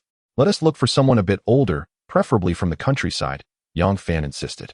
We must ensure that the nanny has a reputable background, with solid references. We cannot allow anyone with a gambling or drug problem into our home. Agreed. I will call my mother later. She should be able to help us find a good candidate. Upon hearing Lin Yue mention her mother, an inexplicable distaste welled up within Yang Fan. He understood that to achieve a lasting relationship with Lin Yue, he needed to win her mother's approval. Yet, he found himself unable to overcome the mental barrier that stood in his way. Feeling a sense of disinterest, he casually bid Lin Yue farewell and retreated to his study. Once seated before the imposing computer screen, Yang Fan's mind was consumed with information regarding major telecommunications manufacturers around the world. To assist Ren Hongchuan in transforming Jiangtan Telecom into a renowned urban emblem, they must tread an unprecedented path that no other city had traveled. A mature and advanced communication system encompasses core switching systems, transmission systems, including microwave and fiber optic transmission, wireless access systems, power supply systems, antenna and feed systems, as well as business support systems and devices. The system constitutes the software, while the equipment represents the hardware. Huawei has already independently developed user-level switches, which are utilized for the company's internal telephone business network, allowing internal users to share a set number of external lines. This year, they will also unveil a digital exchange solution for rural areas. In 2 years, they plan to develop a digital program-controlled switch with independent intellectual property rights. Currently, the program-controlled switches used domestically are predominantly imported. The foreign suppliers include numerous giants such as Lucent Technologies from the United States, Alcatel from France, Fujitsu from Japan, Nortel from Canada, Siemens from Germany, and Ericsson from Sweden, among others. Since Huawei has already set its sights on the development of digital program-controlled switches, it is best to let Mr. Ren lead Huawei steadily forward in this domain. Perhaps, upon returning from Hong Kong and passing through Shenzhen, I could take a stroll around Huawei. While Mr. Ren focuses on the digital program-controlled switches, I, Yang Fan, will concentrate on the systems. As for the systems and technology, we can only procure a batch from abroad for the time being, to be utilized for 2 years. Once digital communication becomes widespread across the Chinese mainland, we will then introduce the 3rd generation of communication technologies and network systems that possess independent intellectual property rights belonging to the Chinese people. Considering the broader environment, influenced by the embargo imposed by the Commonwealth, establishing a 3rd generation laboratory with world-class standards within the country seems to be fraught with challenges. It may be more pragmatic to temporarily set up this laboratory in Hong Kong. Yes, that will suffice. Ding, ding, ding. Hearing the ringing of the Motorola 8900 mobile phone sitting on the table, Yang Fan couldn't help but reflect on how cumbersome mobile phones truly are in this era. He realized he must expedite the promotion of the 2nd generation mobile phones. Afterward, he answered the call by pressing the accept button. Hello, this is Yang Fan. Mr. Yang, this is Tang Xiangdong. Is it convenient for you to talk now? Of course, Brother Dong, please go ahead. I've organized a gathering this evening and would like to invite you to join us. Primarily, I wish to introduce you to someone. Oh, Brother Dong, who is this person? Kong Wenjong. Kong Wenjong? Who might that be? Yang Fan asked, bewildered. The eldest son of our Jiangtan city mayor, Kong Chaoxian. He is known as a notorious young scion. At that moment, Lin Yue appeared beside Yang Fan and whispered in his ear. Yang Fan pondered momentarily, slightly furrowing his brow as he inquired of Tang Xiangdong, Brother Dong. What is this person's character like? As for Kong Lauer, he is quite principled, Tang Xiangdong replied with a smile. He possesses a hint of the streetwise demeanor, but never relies on his father's status to cause trouble. Although everyone refers to him as the most notorious young master in Jiangtan, he does not exhibit the typical traits of a spoiled rich kid. He usually maintains a low profile in his dealings. Matters of bullying or oppression are largely unrelated to him. Kong Lauer has a famous saying, a man's attraction to the opposite sex is a sign of heroism. Yet one must never lose basic decency. One can be romantic, but never base. We should all prosper together. Wealth should be earned collectively, is a phrase he often reiterates. He has invited me to invest in land speculation in the county town, so it stands to reason that he does not harbor any ill intentions towards me. Yang Fan contemplated this, nodding in agreement. Since he is someone Brother Dong recognizes, it should pose no issue. By the way, Mr. Yang, Kong Lauer is also accompanied by another individual from the provincial city. His surname is Yi, with the single character Qiu, meaning autumn. Who is Yi Qiu? Yang Fan asked, utterly perplexed. Standing beside him, Lin Yue hesitated for a moment before softly whispering into Yang Fan's ear, the only son of Yi Zhongyuan, the governor of Jiangnan province. Yang Fan's eyes widened in astonishment. The sole heir of Yi Zhongyuan, the second most powerful figure in Jiangnan province. My goodness, it seems my circle is expanding rapidly. Calm down, stay composed, he admonished himself internally. After all, he was merely the son of a provincial bigwig. It didn't he appear to be of monumental significance. I am a reincarnator. I am the prophet of this world. Chapter 75. Do you know Yang Fan? Just as Yang Fan's thoughts were racing, Tang Xiangdong's jovial voice resonated through the phone. Director Yang, your sister-in-law seems to be right beside you. Should I request a leave for you? Yang Fan casually handed the phone to Lin Yue, who accepted it. Tang Xiangdong then spoke with an apologetic tone, sister-in-law, I must borrow Xiao Fan for a while. I hope you will be understanding. Lin Yue, with grace and charm, smiled and replied, his affairs have always been at his discretion. From her perspective, this was undoubtedly an excellent opportunity for Yang Fan to broaden his network, and she expressed her support. The broader Yang Fan's connections grew, the more advantageous it would be for him. Yang Fan, not wishing to appear overly sentimental, tidied up his room, and, just before stepping out, Lin Yue mysteriously reminded him, you must not go to Jincheng. Without hesitation, Yang Fan nodded resolutely. I won't go, not even if it kills me. Mom, what kind of place is Jincheng? Why can't Dad go? Huan's curious little head peeked around the door. Yang Fan replied earnestly, Jincheng is a place for bad people to go, naturally. Dad cannot go there. Oh, Dad isn't a bad person. Huan's innocent remark made Lin Yue stifle a laugh. Jincheng. Yang Fan felt a wave of emotions wash over him. Jincheng, officially known as the Golden Entertainment City in Jiangtan County, was a hub of entertainment more vibrant than Dongguan in later years. The phrase 100,000 young ladies gather in Jincheng became the quintessential depiction of Jiangtan County during this era. Presently, Jiangtan County not only attracted men from neighboring cities like Changzhou and Zhuling, but also drew visitors from across the nation. At its peak, even the Voice of America broadcasted reports internationally about it.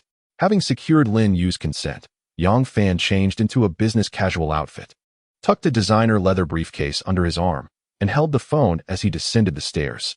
Lin Yue stood at the doorway with their daughter.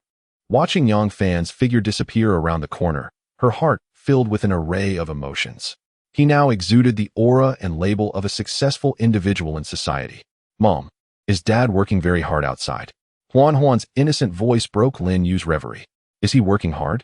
Compared to those who toil tirelessly for just 200 or 300 yuan a month, does his effort even qualify as strenuous? Reflecting on the time since he had to resort to selling blood to cover their daughter's medical expenses, it seemed his fortune had surpassed 1 million by now. How little time had passed. Truly, one does not realize the magnitude until it is calculated. A man's responsibility is to earn a livelihood and support his wife and children. It is a duty he must shoulder. No matter how arduous or challenging it may be, he must persevere, for he is a man, the pillar of his family. After much contemplation, Lin Yue managed to utter this thought. Downstairs, after waiting for approximately 5 minutes at the entrance of the community, Yang Fan spotted the Mercedes-Benz 320 driven by Tang Xiangdong approach. Yang Fan opened the passenger door and slid inside. On the asphalt road, a privately owned minibus hastily overtook a number 1 bus, incessantly stopping to pick up and drop off passengers. The bus, unperturbed, leisurely dragged its elongated 2-carriage frame, sluggishly making its way toward Jiangtan Bridge. Tang Xiangdong drove swiftly yet steadily, with the Mercedes-Benz 320 effortlessly overtaking other vehicles. Along the way, drivers and other cars occasionally pointed at the imported luxury sedan bearing a military police license plate, yet none dared to voice their envy or resentment audibly. Brother Dong, is there anything inappropriate about my audacious venture into your circle? Yang Fan inquired tentatively.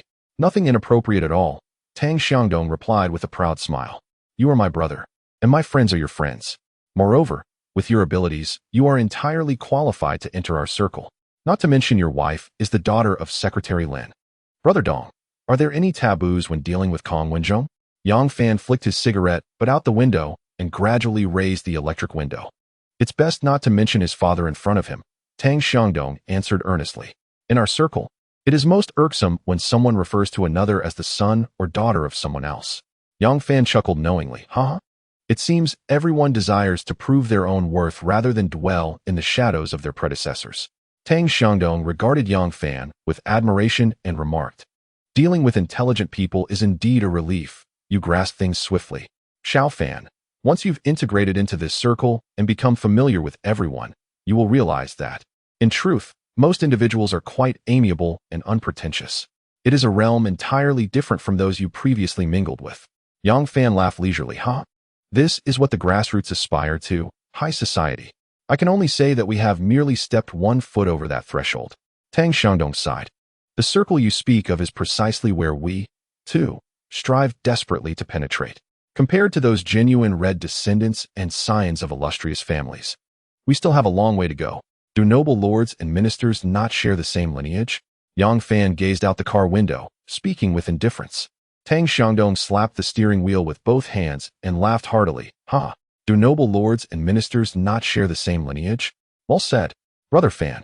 I truly admire your calm audacity in tackling significant matters. Half an hour later, at Jiangtan Hotel, in the back building, Tang Xiangdong stood at the door of the 918 business suite and pressed the doorbell. The door opened swiftly, revealing a young man, around 25 or 26, with a fair complexion and gold-rimmed glasses, exuding an air of cultured elegance. Brother Dong, you arrived quite promptly. A young and handsome man smiled and nodded at Tang Xiangdong in greeting. How could I dare to neglect you, young Master Kong? Tang Xiangdong playfully punched Kong Daxiao lightly on the chest, and then turned to introduce the young man standing beside him, Yang Fan. This is my newly acquainted brother, Yang Fan. Kong Daxiao, it is a pleasure to meet you. I hope you will look after me in the future. Yang Fan, with a demeanor of neither subservience nor arrogance, smiled and nodded in acknowledgement to Kong Wenzhong. Kong Wenzhong, slightly taken aback, scrutinized Yang Fan from head to toe before inquiring. You're also named Yang Fan. Do you know Peng Xiulan from the construction bank? Yang Fan nodded in response. Oh my, you are the Yang Fan. At that moment, another young, fair-skinned, plump man burst into the room, his curiosity evident as he examined Yang Fan closely. He muttered to himself, he doesn't seem particularly remarkable. Just 2 ears, 2 eyes, and 1 mouth like everyone else. I thought the old man had sung his praises to the heavens, expecting him to be a remarkable figure. He is just slightly more handsome than I am. Chapter 76. Yang Fan is indeed impressive. Seeing the fair young man scrutinizing Yang Fan, Tang Xiangdong looked at him in surprise and asked, Qiu, do you know each other? Tang Xiangdong was certain that Yang Fan and Yi Qiu had never met before. Yet from Yi Qiu's tone, it seemed he had heard of Yang Fan's illustrious reputation. It appeared that Yang Fan had already gained considerable notoriety. I was just pondering whether to ask Kong Lauer to help me find out who that top scorer in the liberal arts from Jiangnan province, Yang Fan, was. I didn't expect you, Xiangdong, to be his brother. What a coincidence. Yi Qiu chuckled. With Yang Fan, this true bodhisattva, among us. We need not worry about that matter anymore. According to my father, he surely has a solution. Kong Daxiao, You and Xiu were so eager to summon me here for the land in the Jiangtan Economic Development Zone, right? Tang Xiangdong spoke while casting his gaze between Kong Wenzhong and Yi Qiu, exuding an air of confidence. Kong Wenzhong sighed deeply and nodded in agreement. Would I be in such a rush if it weren't for that? From your tone, you must have a solid strategy in mind, right? Kong Lauer, if it weren't for Sister Lan's guidance this time, you would have led me into a half-dead situation, Tang Xiangdong reproached with a glare at Kong Wenzhong. How was I to know they were planning macroeconomic regulation? Kong Wenzhong expressed his frustration, such a significant matter, and my father has never hinted at anything. I was merely thinking of capitalizing on the hot development zone to make a profit together. At that moment, a hint of trepidation flickered in Yi Qiu's eyes as he replied with some irritation, there are probably very few individuals in the country who foresee this matter. Early this morning, my father called me, urging me to quickly find a way to dispose of the land in my possession.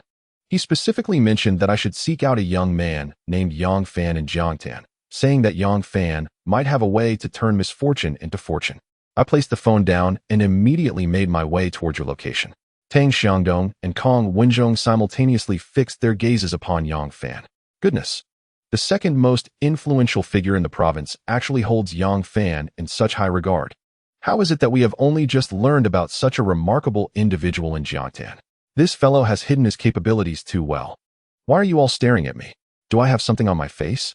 Yang Fan, somewhat bewildered, reached up to touch his face and asked in astonishment. Gentlemen, this information is still under strict control at the upper levels, Yi Qiu stated with an exceptionally serious expression. My father has directly approached the highest authority during this trip to Beijing.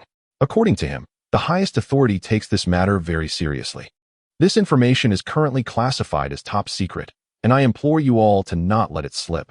Otherwise, it could potentially incite severe social unrest. Upon hearing Yi Qiu's words, Yang Fan instantly understood. Yi Zhongyuan is surely keeping this situation tightly under wraps and has no intention of bringing it up at the provincial standing committee meeting. As for the profound political wisdom entwined within, Yang Fan was aware of its existence but remained oblivious to its intricacies. It seems that Peng Qiulan's backing in the province is none other than the second most powerful figure, Yi Zhongyuan. The room erupted with 4 simultaneous gunshots, instantly enveloping it in a haze of smoke. Qiu, this news, if I relay it to my father, should it not be considered as spreading rumors? Kong Wenzhong inquired eagerly, gazing at Yi Qiu. Yang Fan noted Kong Wenzhong's familiarity in addressing Yi Qiu as Qiu, realizing that these two likely grew up together as childhood friends. Otherwise, such a significant confidential message would not have been disclosed so readily, merely due to their shared social circle. Social circles, after all, have their distinctions. Yi Qiu pondered briefly before nodding solemnly, stating, you must relay my exact words to your father without alteration. I trust his political insight will gauge the weight of this matter appropriately. Indeed, Kong Wenzhong nodded in understanding. From Yi Qiu's cautious demeanor, Yang Fan now recognized that the information he inadvertently revealed could potentially introduce a subtle shift in the political landscape of Jiangnan province, including Ren Hongchuan, Sun Zhengwo, Luo Zhengxian, and Peng Qiulan, 4 pivotal figures in Jiangtan's political arena, alongside the second most powerful figure, Yi Zhongyuan. Those who have had direct or indirect interactions with him may well emerge as significant beneficiaries in the forthcoming whirlwind of macroeconomic adjustments. Master Qiu, your funds in Xiongdao must have already begun their gradual withdrawal, correct? Yang Fan inquired thoughtfully, looking at Yi Qiu, initially taken aback. Yi Qiu then enlightenedly raised his thumb to Yang Fan, sincerely praising, you truly possess an astute perception. It is not a gradual process. It is complete. I have instructed my subordinate in Qiangu to immediately liquidate all holdings, even at a loss, to ensure that all funds are converted back into cash. Yang Fan leisurely approached the tightly closed aluminum sliding window, raising his hand to create a narrow opening, allowing the air within the room to circulate more freely. Turning to Yi Qiu, he remarked, Brother Dong and young Master Kong currently have their funds tied up in the Jiangtan County Economic Development Zone. I estimate that a final decision from above is still in process. Thus, we have ample time at our disposal. If executed properly, before the whirlwind from Qiong Island reaches the mainland, we can not only withdraw the trapped funds, but also seize the opportunity to profit. If you have some spare cash, Old Yi, you might consider joining in for a bit of fun. It seems that Brother Fan has long been in possession of the key insights. I wonder how this plan will unfold. Kong Wenjong adjusted his gold-rimmed glasses and looked at Yang Fan with great enthusiasm. Before Yang Fan could respond, Tang Xiangdong eagerly volunteered to summarize the new conceptual speculation plan that Yang Fan had previously discussed with Peng Qiulan and others at Zhuan Mountain Villa. The integration of the three cities of Changsha, Zhuzhou, and Xiangtan, constructing a unified economic framework, Yi Qiu murmured, suddenly slapping his thigh in excitement, exclaiming, "By heavens! This idea is simply brilliant. I must immediately share this concept with my father. This new initiative will have an immeasurable impact on the economic development of the entire Jiangnan province. If we can bring this to fruition, by heavens, Changzhou, Jiangtan, and Zhuling could truly merge into a directly governed municipality. The benefits will be felt today, and the achievements will echo through the ages. A grand endeavor. This is indeed a genuine masterpiece. Little Fan, you have bestowed upon me an immense surprise. Ha! Coming to Jiangtan this time was truly fortuitous. My father was right about you. You are indeed exceptional." Yang Fan proved to be a remarkable individual, prompting admiration from the elder. Chapter 77. This proposition is indeed monumental. Yi Qiu held Yang Fan in such high regard. No, it should be his father. As the foremost scion of Jiangtan City, Kong Wenjong's mind was evidently sharp. Hold on. Qiu, I suggest we take little Fan and brother Dong to my home now to hear my father's perspective. What do you think? It was clear that Kong Wenjong had astutely recognized that should his father propose this new concept to the provincial government, it would be a monumental political achievement. Hey, I say, Kong heir, old Yi, don't just think about your fathers. Tang Xiangdong interjected, somewhat smugly. Regarding this plan, will you two participate or not? Give me a clear answer so I can adjust the original plan accordingly. Isn't that obvious? We must participate, we must act. Yi Qiu rolled his eyes at Tang Xiangdong, stating without hesitation, not only must we act, but we must act decisively. Kong Wenjong, excitedly rubbing his hands together, declared, Qiu is right. Such a once-in-a-century grand endeavor cannot proceed without me, Kong Wenjong. If we truly succeed in this, by heavens, who would dare label me as a mere dandy? I can now foresee that once this new concept is sensationalized through newspapers, television stations, and radio, the land prices in Jiangtan will undoubtedly soar. At that moment, Yi Qiu's expression turned grave as he looked at Yang Fan and inquired, Brother Fan, with the imminent launch of the National Macroeconomic Control, is it not a bit premature to embark on this plan? There will certainly be an impact, yet it will not disrupt the overall situation. Yang Fan replied confidently. What the higher-ups aim to adjust and regulate are the commercial residential projects, luxury villas, hotels, and commercial districts that various major and medium-sized cities are hastily launching with profit as their primary objective. As for the construction of infrastructure, such as highways and bridge projects, not only will it not be reduced, but there is a possibility that investment may even be intensified. That is indeed a reasonable assertion, Yi Qiu remarked, pacing back and forth and nodding vigorously. Our Jiangnan province currently lacks a single highway. Perhaps we could utilize this plan to commence the construction of the Haijiang Expressway connecting Changzhou and Jiangtan. Hold on a moment. I must temper your enthusiasm, Yang Fan said with a calm smile. The reason I am presenting this concept now is not to initiate this project at the provincial level, but rather to disseminate this idea to the citizens of the Changshujing area through the media, ultimately inflating the land prices in Jiangtan County in a short period. To my knowledge, the concept of economic integration among the Changshujing cities was proposed in December 1982 by Zhang Ping from the Jiangnan Academy of Social Sciences during the 4th session of the 6th Jiangnan Provincial Political Consultative Conference, and it received affirmation from the Jiangnan Provincial Party Committee on November 10, 1984. Thus, the idea of economic integration in the Changshujing region began to gain recognition among the province's senior leaders. Master Qiu, I am certain your father has heard of this proposal.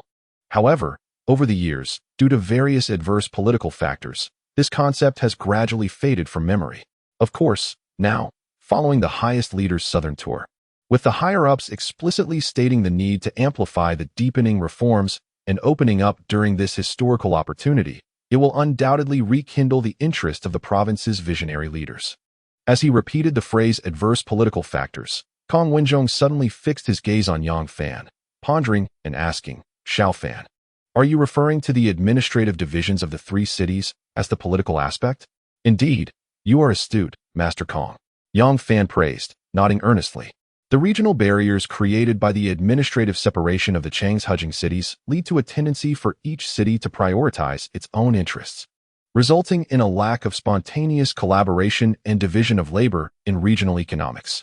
Furthermore, compared to the eastern coastal areas, Jiangnan province's economic and urban development is relatively lagging, which fundamentally constrains the growth of the Changhujing urban agglomeration. Observing the solemn and contemplative demeanor of Yi Qiu, Kong Wenzhong, and Tang Xiangdong, Yang Fan chuckled lightly and continued. Of course, if we could devise a way to accelerate the economic and urban development of the Changjuzhang area, bringing it closer to, or even surpassing, the eastern coastal cities, it would not be impossible for the three cities to merge and elevate to a directly governed municipality. Yi Qiu, with a glimmer of understanding in his eyes, eagerly inquired. Xiaofan, you appear to be quite confident. Do you perhaps have a brilliant strategy in mind? When the phoenix is sown with the parasol tree, it will surely come. Yang Fan accepted the cigarette offered by Yi Qiu, lit it, and with a profound air, he leisurely stated, as long as we can hype this new concept through the media, stimulating and accelerating the infrastructure development in the Changjuzhang area, coupled with scientific and rational urban planning, can we truly fear the inability to attract businesses or investments? It is essential to recognize that numerous powerful international conglomerates are already casting their covetous eyes upon the open gates of our great nation. In a market boasting a population of over 1 billion, there is no entrepreneur who would not yearn to claim a share of this vast pie. During his first interaction with Kong Wenzhong and Yi Qiu, Yang Fan, of course, would not reveal all his cards. Trust is a fragile thing. One must harbor no ill will, but remain vigilant. Let us not dwell in idle speculation any longer. Let us visit my father. With his experience, he should be able to provide us with some sound advice.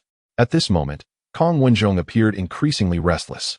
The gravity of Yang Fan's proposition was indeed monumental, transcending the capacities of their relatively modest backgrounds in wealth and influence. Yi Qiu had no objections to Kong Wenzhong's suggestion, and neither did Tang Xiangdong or Yang Fan. Thus, the four prominent gentlemen departed without hesitation. Since the room was a long-term reservation of Kong Wenzhong, there was no need to call the staff for checkout. They simply closed the door and hurried toward the elevator. As they made their way from the lobby to the parking lot, they encountered several middle-aged men and women, seemingly officials, who greeted Kong Wenzhong and Yi Qiu with nods and smiles. Both Kong Wenzhong and Yi Qiu displayed no airs of entitlement, responding with warm smiles and occasional pats on the shoulders, suggesting they should dine together sometime. This detail further enhanced Yang Fan's impression of both Kong Wenzhong and Yi Qiu. Upon retrieving the car, Kong Wenzhong beckoned Tang Xiangdong to join him, presumably to discuss matters privately. Yang Fan, however, paid no mind to this and took the car key handed to him by Tang Xiangdong, swiftly entering the latter's military-registered Mercedes-Benz 320. Soon, Yang Fan, driving the Mercedes, alongside Yi Qiu in a Nissan Duke, followed closely behind Kong Wenzhong in another military-registered Crown 30, maintaining a distance of approximately 10 meters between vehicles, forming a distinguished convoy as they sped away from the Jiangtan Hotel toward the municipal party compound. Chapter 78. He actually cheated on Chun Jingwei during this period. The western region of Jiangtan River remained the political, economic, and cultural center of Jiangtan City. The bustling streets are decidedly more vibrant than the modest neighborhood of Yangfan and Hedong. Along the roadsides, one can find a plethora of bustling restaurants and taverns teeming with patrons. The karaoke halls, dance clubs, and nightclubs far outnumber those in Hedong. Inside the swaying Crown 30, Kong Wenzhong drove while conversing with Tang Xiangdong, who occupied the passenger's seat. Brother Dong, what exactly is the background of this Yang Fan? I only met him today. Tang Xiangdong sighed. It was Sister Lan who specifically introduced us. According to her, he is an orphan and once the top scorer in the liberal arts for the college entrance examination in Jiangnan province, though he dropped out of Donghua Political University.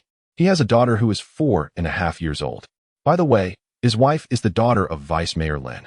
Lin Yue is his wife? Kong Wenzhong expressed evident surprise, a playful smile creeping onto his face. So Lin Yue has borne him a daughter, who is already 4.5. Huh, how intriguing. Truly fascinating. That Chen Jingwei has always looked down upon us simple folk.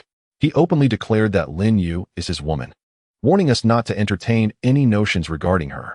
Who would have thought Lin Yue had already given birth to a daughter with Yang Fan? This is downright amusing. Upon hearing Kong Wenjong's words, Tang Xiangdong suddenly slapped his thigh and laughed heartily.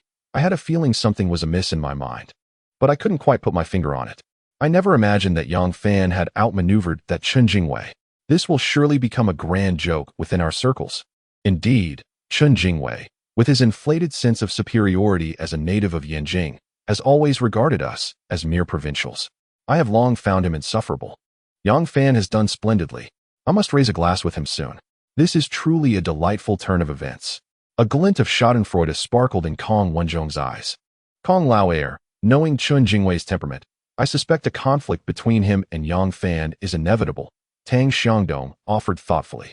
Let there be conflict. What is there to fear? I will undoubtedly stand by Yang Fan. Kong Wenjong dismissed the notion, curling his lips in disdain. In the territory of Jiangtan, even if Chen Jingwei is a fierce dragon crossing the river, he must remain subdued. This is our Jiangtan, not the provincial capital. Wait, isn't Lin Yue's mother, Tang Huiru, always trying to facilitate a match between Lin Yue and Chen Jingwei? How could Lin Yue suddenly have a daughter over 4 years old? If we calculate the timeline, doesn't this imply that Lin Yue was involved with Yang Fan while still in university? Tang Xiangdong nodded in agreement. It seems so. At today's lunch, Yang Fan brought Lin Yue along, and they appeared to share a very close bond. Their daughter is also exceptionally charming.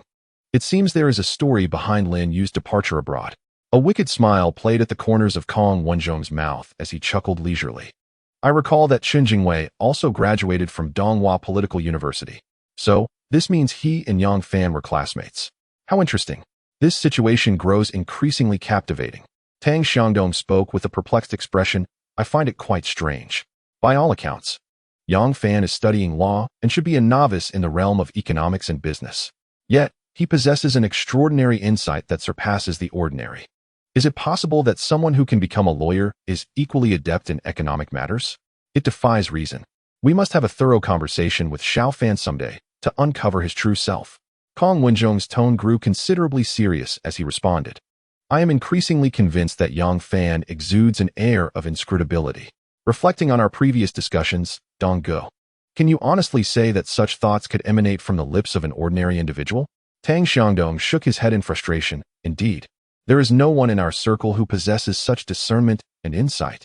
I hope that once we arrive at my home, my father can discern something. A sly smile crept upon Kong Wenjong's lips as he spoke. A little over 10 minutes later, their small luxurious convoy arrived at the municipal compound.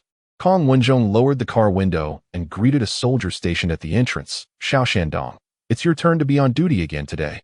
He then tossed a pack of Furong Wang cigarettes to him. Hello, Kong de Xiao. It's been a while since you've returned home, the soldier replied cheerfully, catching the cigarettes with both hands and speaking in a strong Shandong accent. The 2 cars with military and armed police plates behind you are with you, correct? Indeed. They are my friends. No need for any formalities, I presume? Not at all. We trust you implicitly. Xiao Shandong waved his hands dismissively and gestured for his companion to raise the barrier and grant them passage. The 3 cars entered in succession, traversing the serene, tree-lined asphalt road, and soon arrived at the entrance of the number 2 villa within the municipal compound. Rather than calling out, Kong Wenjong took out his keys and unlocked the door. The spacious living room was softly lit. A middle-aged woman in her 40s, clad in pajamas, sat on the sofa watching a television drama from Hong Kong. Upon seeing Kong Wenjong enter, she appeared momentarily startled and inquired, Wenjong, what brings you home so suddenly? I haven't been home in days. I've missed my dear mother, he replied, changing into slippers by the shoe cabinet while greeting her. He also gestured for Yiqiu, Tang Xiangdong, and Yang Fan to change into slippers. Mother, is my father at home? He's in the study reviewing some materials. The middle-aged woman indicated towards the slightly ajar door of the study, where a faint light was visible. Chapter 79. A visit to the mayor's residence without needing an introduction from Tang Xiangdong. Yang Fan recognized the esteemed woman before him. She must be Kong Wenjong's mother, Mrs. Xia Qinghong, the spouse of the second most influential figure within the Jiangtan municipal system. Hello, Aunt Xia, you're still awake? Yiqiu greeted Kong Wenjong's mother warmly. Oh, it's young Master Qiu. Come in, come in. I heard from Wenjong that you were on Xiong Island. When did you return? Upon seeing Yiqiu, Xia Qinghong promptly rose from the sofa, enthusiastically inviting him and the others to take a seat. Hello, Mrs. Kong. Tang Xiangdong politely nodded in greeting. Hello, Auntie. Yang Fan respectfully bowed slightly to Xia Qinghong. Qiu, could you please attend to Xiao Fan and Dongge for me? I need to visit my father's study. Kong Wenjong greeted Yi Qiu and then addressed his mother, saying, Mom, this is Yang Fan. Dongge, you know him. He has been to our home before. This is Xiao Fan's first visit, and he is an important guest I invited. Please prepare a few cups of tea. It was not the first time Wang Wenjong brought friends home, but apart from Yi Qiu, it was the first time Xia Qinghong witnessed her son so ceremoniously introducing a guest. After a brief moment of surprise, Xia Qinghong quickly returned to her usual demeanor, smiling and nodding at Yang Fan before warmly inviting Tang Xiangdong to assist her in making tea and offering cigarettes.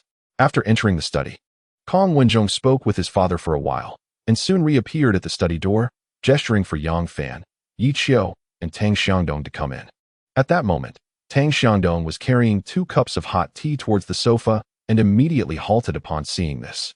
Yang Fan, not yet settled into his seat, exchanged glances with Yi Qiu, then rose to walk toward the study. The study was spacious, over 40 square meters, furnished entirely in exquisite redwood, exuding an antique charm and a rich scent of books. Behind a rectangular redwood carved writing desk sat a middle-aged man who appeared to be in his 40s. Dressed in a white cotton silk garment adorned with auspicious symbols, his shiny black hair was neatly combed back, radiating an air of cultured elegance. Dad, this is Yang Fan, Kong Wenjong said, gesturing towards Yang Fan. Xiao Fan, this is my father. Hello, Uncle Kong. Yang Fan placed his hands gently on his abdomen and bowed respectfully at a 45-degree angle to Kong Wenjong's father, the influential figure of Jiangtan City, Kong Chaoxian.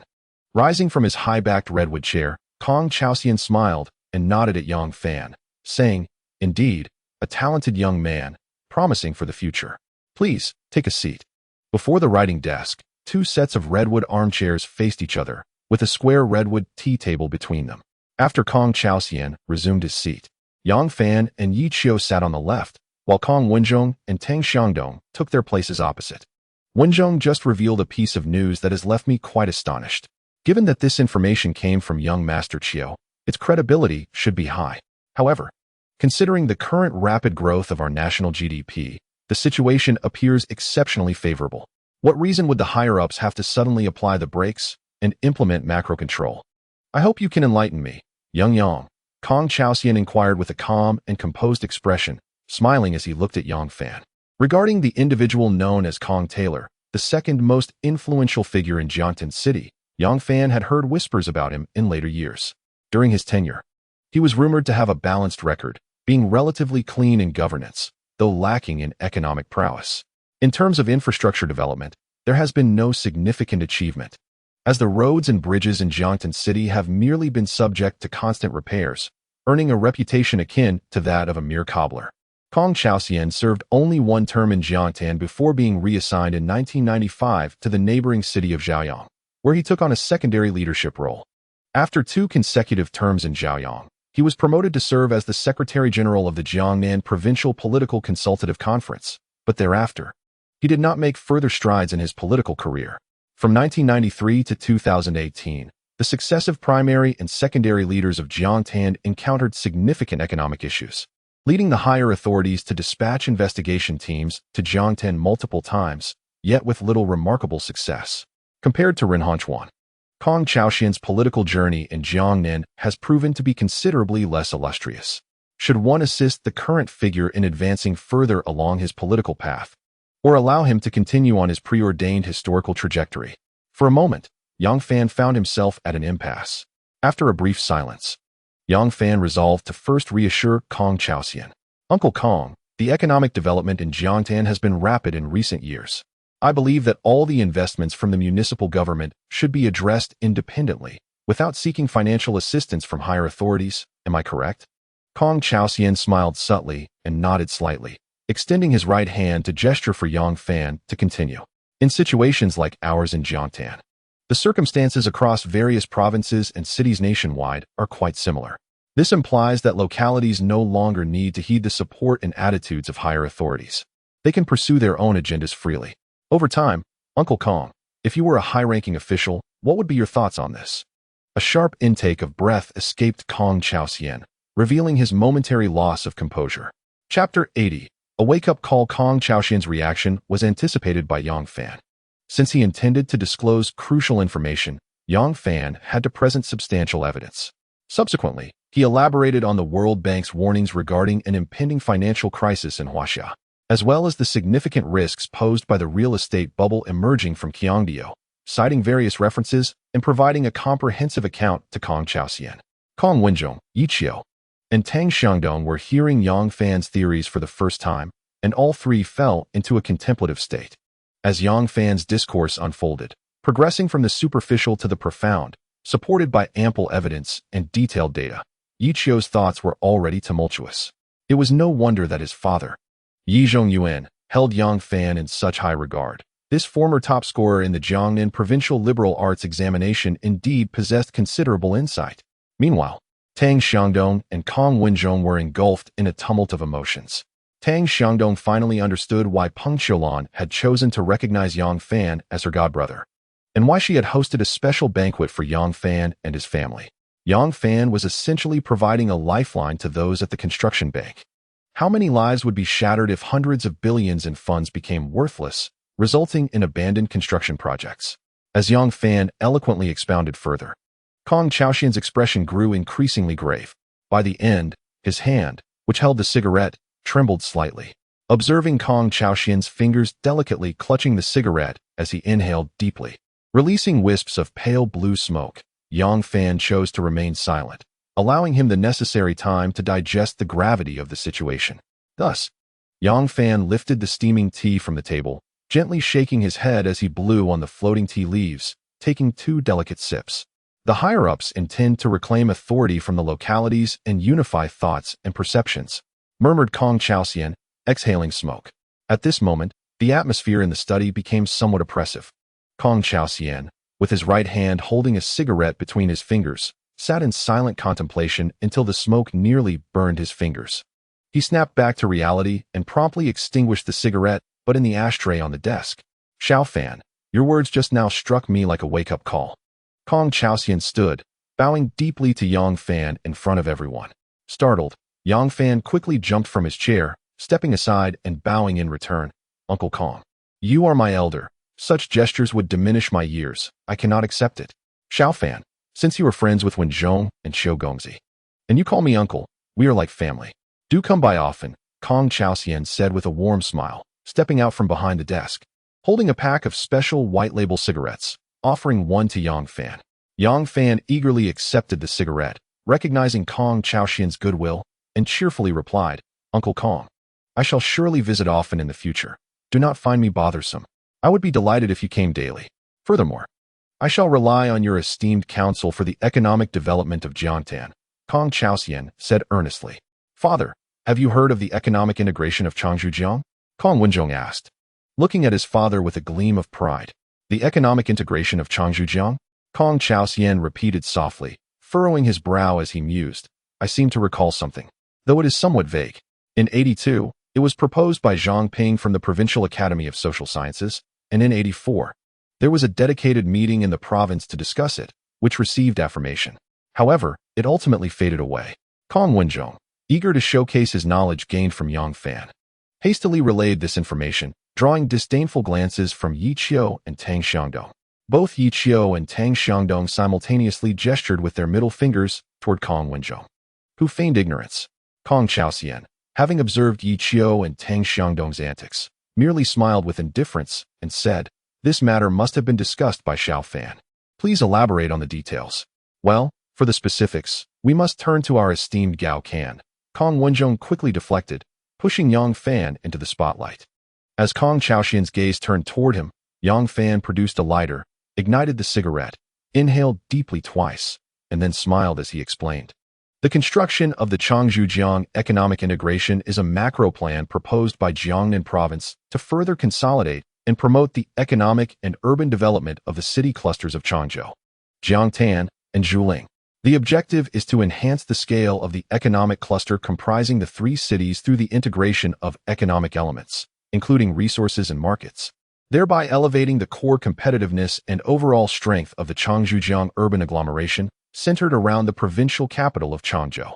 Additionally, It aims to amplify regional influence and foster the social integration of Changzhou, Zhuling, and Jiangtan, ultimately realizing the amalgamation of the three cities into a cohesive entity and seeking to elevate it to become the fourth directly governed municipality in our nation. This concept is indeed commendable. Kong Chaoxian could not help but lightly tap his desk.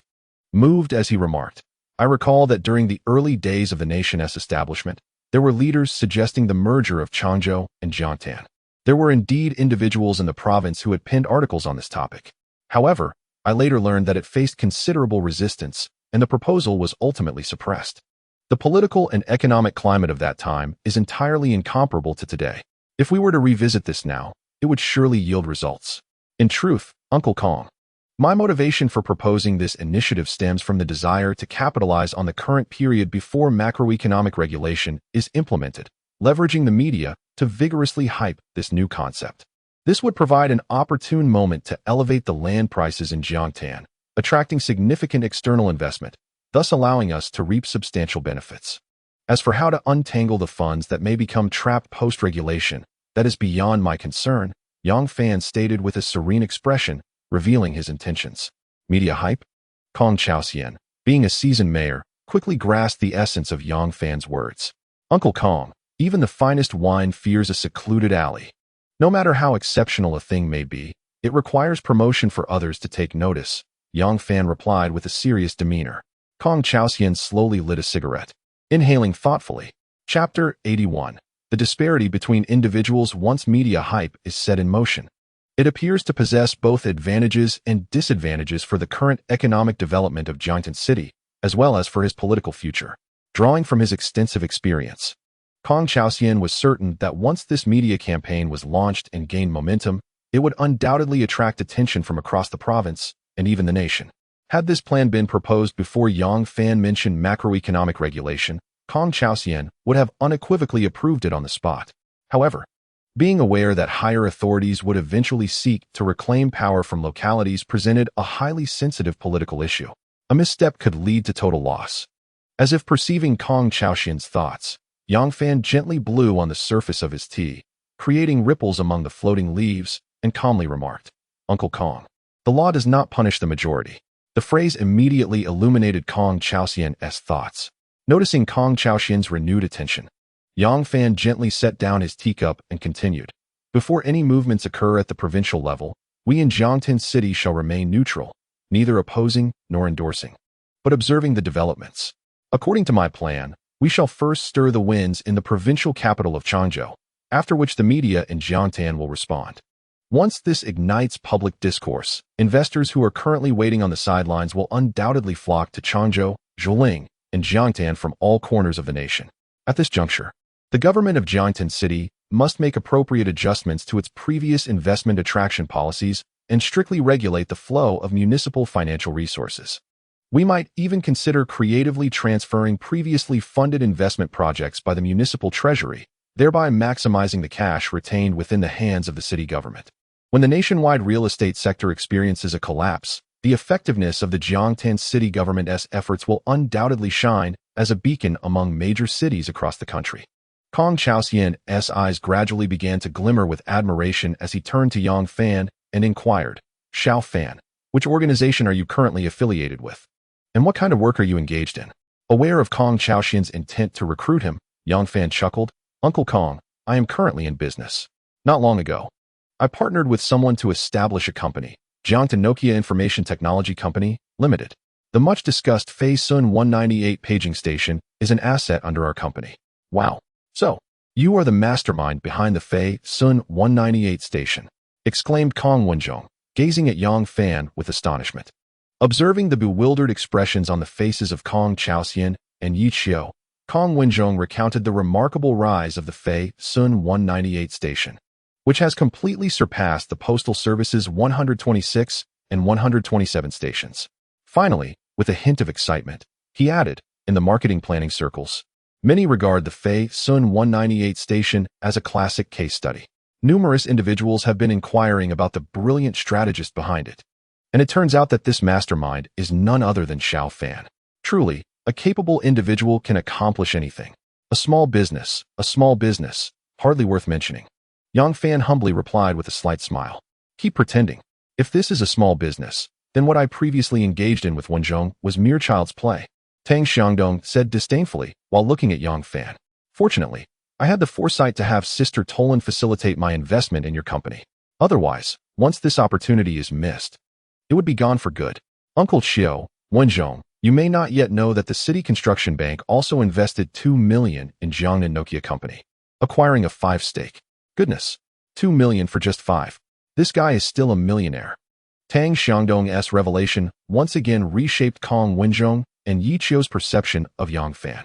While they needed connections to secure loans for their businesses, often relying on relationships to wine and dine bank personnel, Yang Fan found banks eager to offer him money, fearing he might decline. Uncle Kong, please don't entertain such thoughts. I believe Xiao Fan's decision to remain outside the system is quite advantageous. Like us, he runs a company and enjoys a carefree life, far more relaxed than the trepidation of navigating a bureaucratic career with constant caution. Yi Qiu wisely shifted the topic, smiling at Yang Fan. Yang, we must find an opportunity to seize the land from the wealthy. Uncle Qiu, I hardly qualify as wealthy. My assets have not reached $100 million. I have no right to claim such a title, Yang Fan humbly remarked. I wholeheartedly agree with Uncle Qiu's perspective. The realm of politics is indeed not a domain where we, the youth, can easily navigate. I find myself contemplating how to carve out a name for myself in the business world. However, one cannot dismiss the matter so lightly. Kong Chaoxian shook his head and remarked, Xiao Fan, your ability to make timely judgments regarding the impending macroeconomic controls demonstrates a political acumen and sensitivity that even I, your Uncle Kong, cannot match. Uncle Kong, your words are a bit too modest, Yang Fan responded earnestly. I approach this from an outsider's perspective, synthesizing insights from numerous domestic and international experts to arrive at some superficial conclusions. In contrast, you, like the majority of officials in our country, are enmeshed in the situation and may find it difficult to see clearly, occasionally blinded by the very light that should illuminate. Xiao Fan, setting aside the forthcoming macroeconomic controls, do you have any further insightful thoughts on the integration of the Changzhou, Zhuzhou, and Jiangtan cities in the concept of economic unification? Kong Chaoxian inquired with a sly smile, resembling an old fox. Uncle Kong, I cannot claim to have profound insights, but I do possess some immature thoughts, Yang Fan humbly acknowledged. I believe that the integration of Changzhou, Zhuzhou, and Jiangtan is an inevitable path as these cities advance with the reforms and opening up policy. However, if our provincial leaders, along with the various levels of leadership in Changzhou, Zhuzhou, and Jiangtan, cannot set aside the regional barriers imposed by administrative divisions, and fail to make corresponding efforts and achievements before the return of Hong Kong in '97, it is likely that the title of our nation's fourth directly governed municipality will elude us. In subsequent years, the inability of Changzhou, Zhuzhou, and Jiangtan to unite and advocate for this proposal caused delays in the economic integration of the three cities. Consequently, when the higher-ups decided in '97 to elevate Shenzhen to the status of the fourth directly governed municipality, the leaders of Jiangnan province were taken aback, only to realize that it was too late. The opportunity for the integration of Changzhou, Zhuzhou, and Jiangtan had been tragically missed. This matter remains a profound regret in the hearts of every resident of Changzhou, Zhuzhou, and Jiangtan, as well as all the people of Jiangnan. Chapter 82. This project is indeed monumental. Noticing the attentive demeanor of Kong Chaoxian, Yang Fan understood that if he did not present some substantial ideas today, the mayor might not let him leave easily. After a brief contemplation, Yang Fan lifted his teacup and took a couple of slow sips before articulating. To advance the economic integration of the three cities, the first step is to propose the restructuring of the Changzhou-Jiangtan Integration Planning Leadership Group and its dedicated office at the provincial level. This should be spearheaded by the main provincial leaders, delegating the responsibility to the Provincial Development and Reform Commission to establish a development strategy for the economic integration of the three cities. Working groups should be formed in Changzhou, Zhuzhou, and Jiangtan.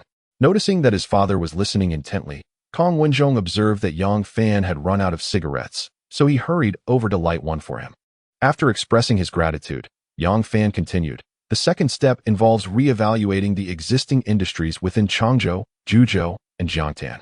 Currently, in terms of traditional industrial foundations, Changzhou primarily focuses on electronic information, engineering machinery, food, and biopharmaceuticals. Zhuling is centered around the manufacturing of transportation equipment, non-ferrous metallurgy, and chemical raw materials. While Jiangtan emphasizes black metallurgy, electromechanical and machinery manufacturing, chemical fiber textiles, as well as chemical raw materials and fine chemicals. The scale of the industrial foundations in these three cities dominates their respective basic industries. In order to expedite economic reforms and minimize the disparities between inland regions and economically advanced coastal cities, thereby aligning more closely with international standards and contemplating future developmental directions, I propose that the provincial capital, Changzhou, should prioritize the accelerated construction of ecological new towns and promote substantial progress in integrated geographical development, with a guiding principle centered on high-tech industries, while manufacturing and service sectors remain paramount. Zhuling could implement strategies to extend eastward and westward, consolidate the triangular area, and establish a manufacturing base for rail transit equipment, highlighting its advantages in non-ferrous deep processing, chemicals, and ceramics.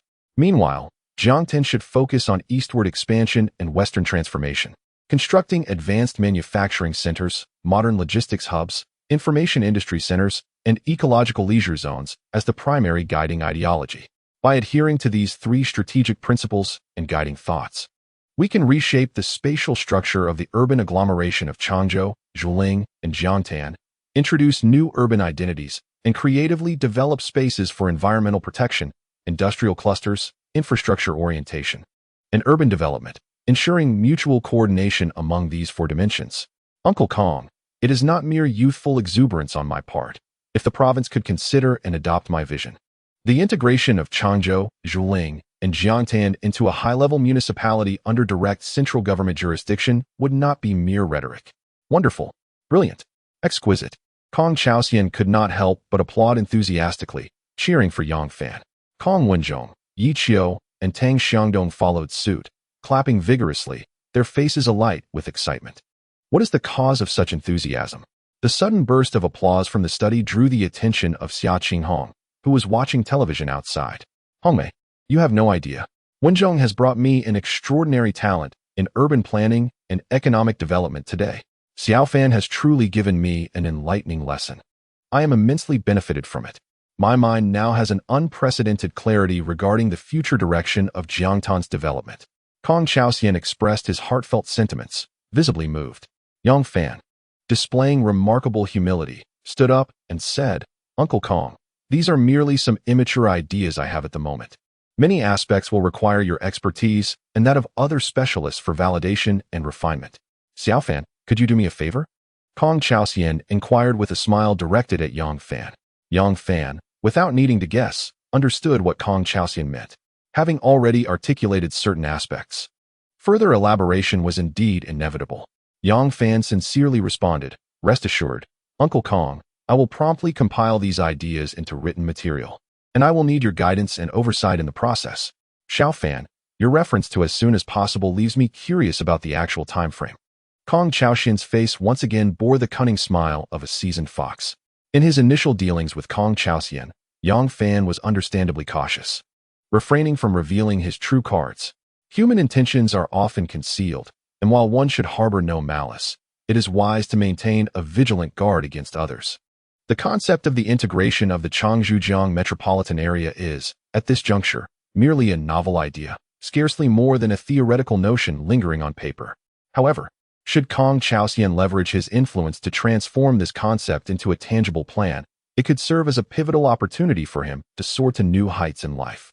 With Kong Chaoxian at the forefront of this bureaucratic endeavor, Yang Fan felt a sense of assurance. Upon receiving a discreet signal from his father, Kong Wenzhong quickly grasped the implication and, with an expression filled with hope, addressed Yang Fan. Brother Fan, those capable should bear the burden. Might I trouble you to transpose your ideas into written form today? I have a computer and printer at the ready. After a moment's contemplation, Yang Fan nodded in agreement. Consequently, Kong Wenzhong escorted Yang Fan to his room. As Yang Fan settled before the Great Wall 586 computer, he deftly opened the word processing software, his fingers dancing across the keyboard with the finesse of a master pianist performing a symphony, entirely unperturbed by the need to glance at the keys. Kong Wenzhong and Tang Xiangdong stood in awe, their eyes nearly popping from their sockets. Goodness! Brother Fan's computer skills far surpass those of the professional clerks we employ. They marveled. With the document titled Feasibility Analysis Report on the Economic Integration of the Changzhoujiang Metropolitan Area, freshly completed. Yang Fan even included concepts pertaining to a resource-efficient and environmentally friendly society, which would not be referenced for over a decade. Kong Wenjong busied himself with lighting cigarettes and pouring tea, flitting about energetically. Standing behind Yang Fan, Tang Xiangdong and Kong Wenjong watched in awe as lines of content unfolded on the screen, their astonishment growing with each passing moment. Yang Fan approached the issue from a national strategic perspective, transcending regional limitations, artfully merging economic development, environmental preservation, and urban planning. Should this plan come to fruition, it would undoubtedly harness the collective strength of Changsha, Zhuzhou, and Jiangmen and involve neighboring cities, resulting in an urban development scale that would dwarf the establishment of a new economic zone. The enormity of this project was staggering. Anyone fortunate enough to gain entry into this venture could easily amass significant wealth from even the smallest scraps. The glimmer of aspiration shone in Kong Wenjong's eyes as he clenched his fists, silently vowing to devote his entire being to ensuring the realization of this plan, regardless of the cost or means required. Chapter 83. The most reliable bonds of interest. After thoroughly reviewing the meticulously crafted document by Yang Fan, Kong Chaoxian felt a profound expansion of his perspective and thought process. Kong Chaoxian can now fully foresee that as long as the plan for the integration of the three cities of Changsha, Zhuzhou, and Jiangmen is submitted to the provincial authorities, and with the simultaneous hype from the media, the land prices in Changzhou, Zhuzhou, and Jiangtan are bound to skyrocket. Speculation will undoubtedly drive up the land prices. However, the national implementation of macroeconomic control is an undeniable trend. Even if the province intends to initiate the integration plan for these three cities, it will not be realized in the next few years. This will be a long-term project spanning at least a decade. Furthermore, this plan has a significant prerequisite. The economies of Changzhou, Zhuzhou, and Jiangtan must be swiftly improved, with each city developing its own distinct pillar industries. To draw an analogy, the feasibility analysis report drafted by Yang Fan is akin to the great leaders on protracted war written during the early stages of the War of Resistance. This report is likely to become the overarching blueprint for the future economic development of Jiangnan province, positioning the three cities as the core driving force behind the province's economic growth. When Yang Fan signs off with Kong Chaoxian's name, the mayor will surely object. "Uncle Kong, let me explain," Yang Fan said earnestly. "I've been quite in the spotlight lately, which doesn't suit my character. It's the way of the world to do things high profile while living low key, to accumulate wealth quietly. Doing things high profile while living low key," Kong Chaoxian murmured softly, then gave Yang Fan a thumbs up, sincerely praising. "Xiao Fan, you are remarkable. I, Kong Chaoxian, owe you this favor." At that moment, Tang Xiangdong suddenly had a brilliant idea and said earnestly, "Wenjong, Qiu Yi, with such a talented person like Xiao Fan among us, we should take advantage of it. I propose this. Let the four of us establish a real estate development company. With such a large cake as the Changsha Zhuzhou Jiangtan integration project, we must savor our fair share." "Ha! Xiangdong, your words resonate deeply. I believe we have a consensus." After Kong Wenjong finished speaking with a smile, he looked at Yang Fan and inquired, "Xiao Fan, you have no objections to this, right?" Yang Fan cheerfully nodded and replied, "I think it's a great idea. With Brother Zhong at the helm, Qiu Yi steering, and Dong Gu providing protection, I can act as a consultant behind the scenes. This endeavor is reliable." Thus, the four of them, in front of Kong Chaoxian, began to express their opinions on how to distribute shares and what name to give the newly formed real estate development company. Ultimately, it was Yang Fan who made the final decision. The company would be named Shengshi Yangwang Real Estate Development Company, Limited, abbreviated as Shengshi Yangwang, with a registered capital of 10 million. Kong Wenjong would contribute 4 million, while Tang Xiangdong and Yang Fan would each contribute 3 million, with Yi Qiu investing resources in exchange for shares, distributed as 3, 2, 2, 2, leaving 10 in a pool for future distribution. The board of directors of Shengshi Yangwang consisted of Kong Wenjong as chairman, Tang Xiangdong as general manager, Yi Qiu as executive director, and Yang Fan as supervisor. The largest real estate group in Huaxia, as it would later be known, was quietly established in this very bedroom. Jiangtan City suddenly gained a privately owned enterprise with substantial financial strength and significant growth potential, much to Kong Chaoxian's delight. Xiaofan, do you have any free time lately? I would like you to accompany me to the provincial capital. Upon hearing Kong Chaoxian's words, Yang Fan pondered briefly and then solemnly replied, Indeed, Uncle Kong. I have matters to attend to on Hong Kong Island the day after tomorrow. It pertains to an investment of nearly 200 million Hong Kong dollars for my company. My purpose for visiting Hong Kong Island is to finalize and sign the official investment agreement, as well as to bring back the capital. 200 million Hong Kong dollars. That is no small sum. This is, in fact, the largest investment our city has attracted in recent years. Young Fan, how confident are you in this endeavor? Kong Chaoxian, deeply concerned about the investment promotion efforts in Jiangtan City, inquired. Over 90%. Yang Fan responded without hesitation. Excellent. Such ambition. Kong Chaoxian exclaimed with a hearty laugh. I wish you success in your endeavors.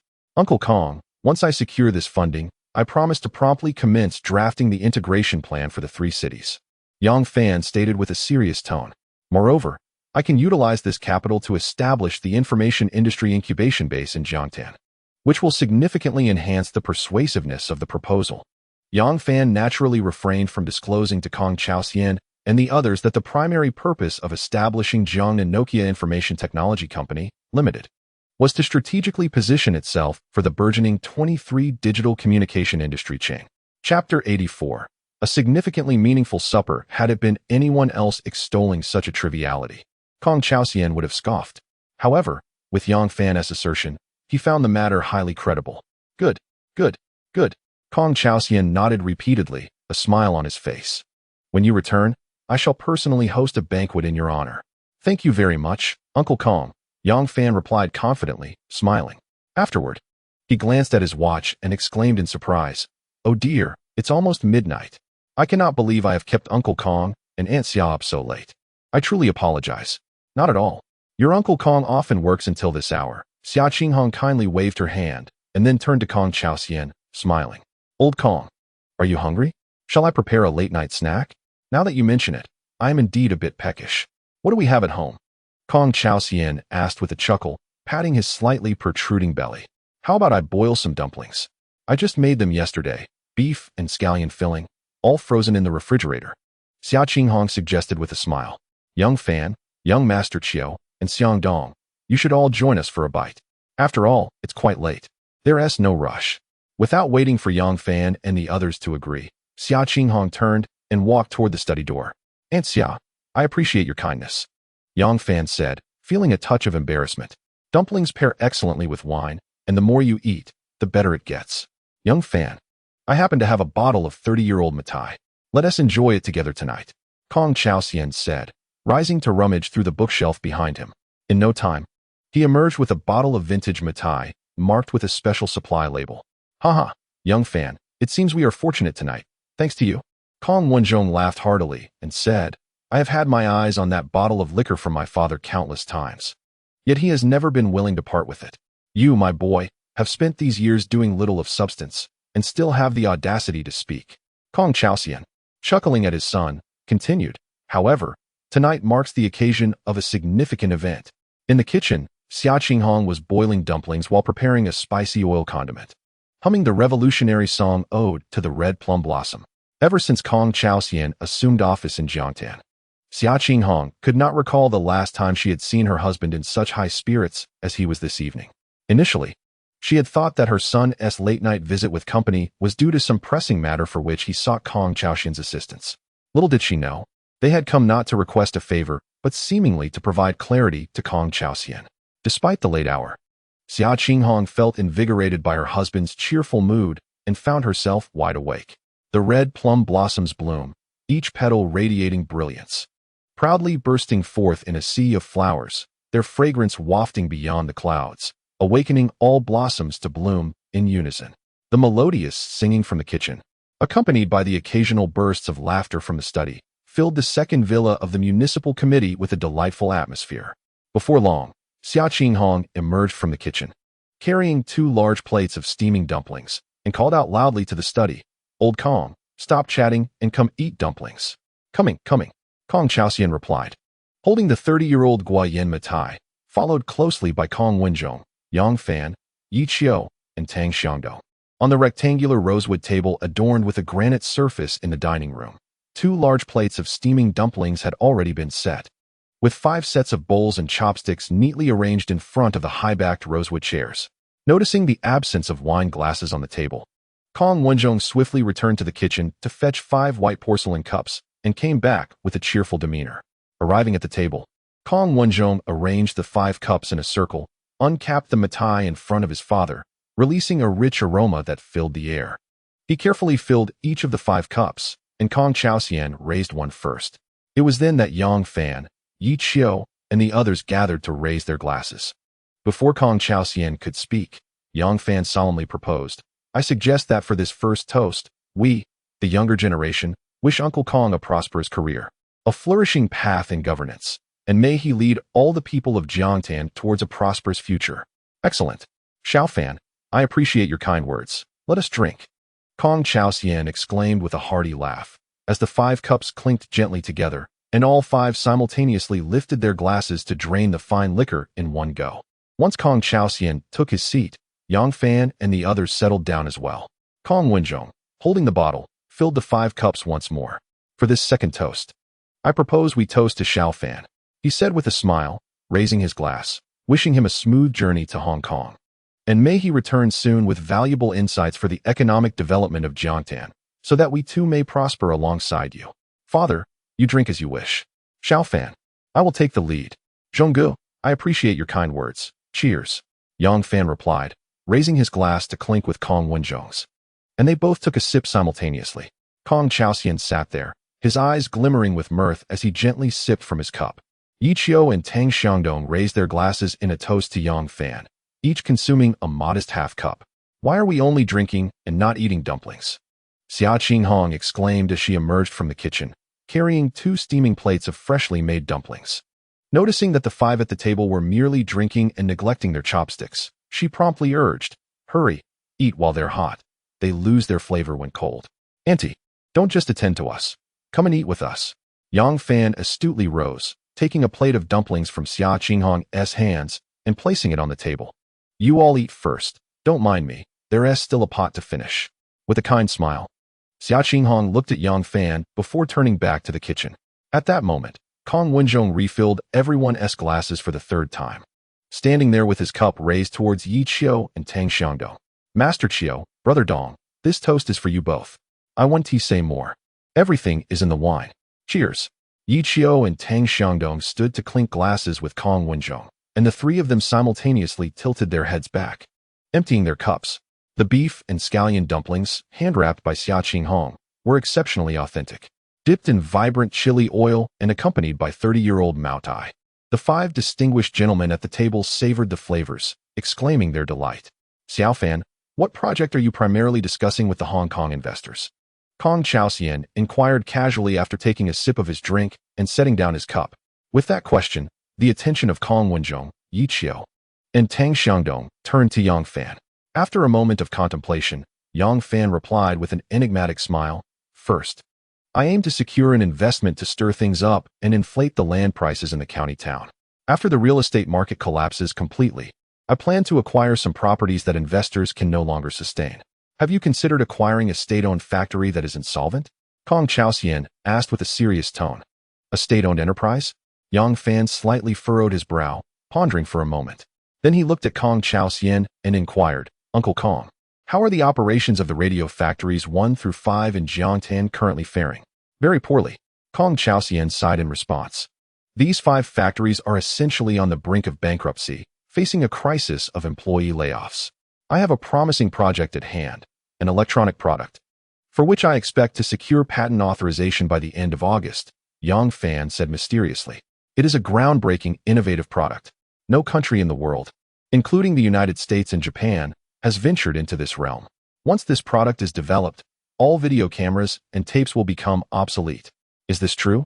Kong Chaoxian's eyes nearly sparkled with excitement. "Indeed," Yang Fan affirmed with confidence.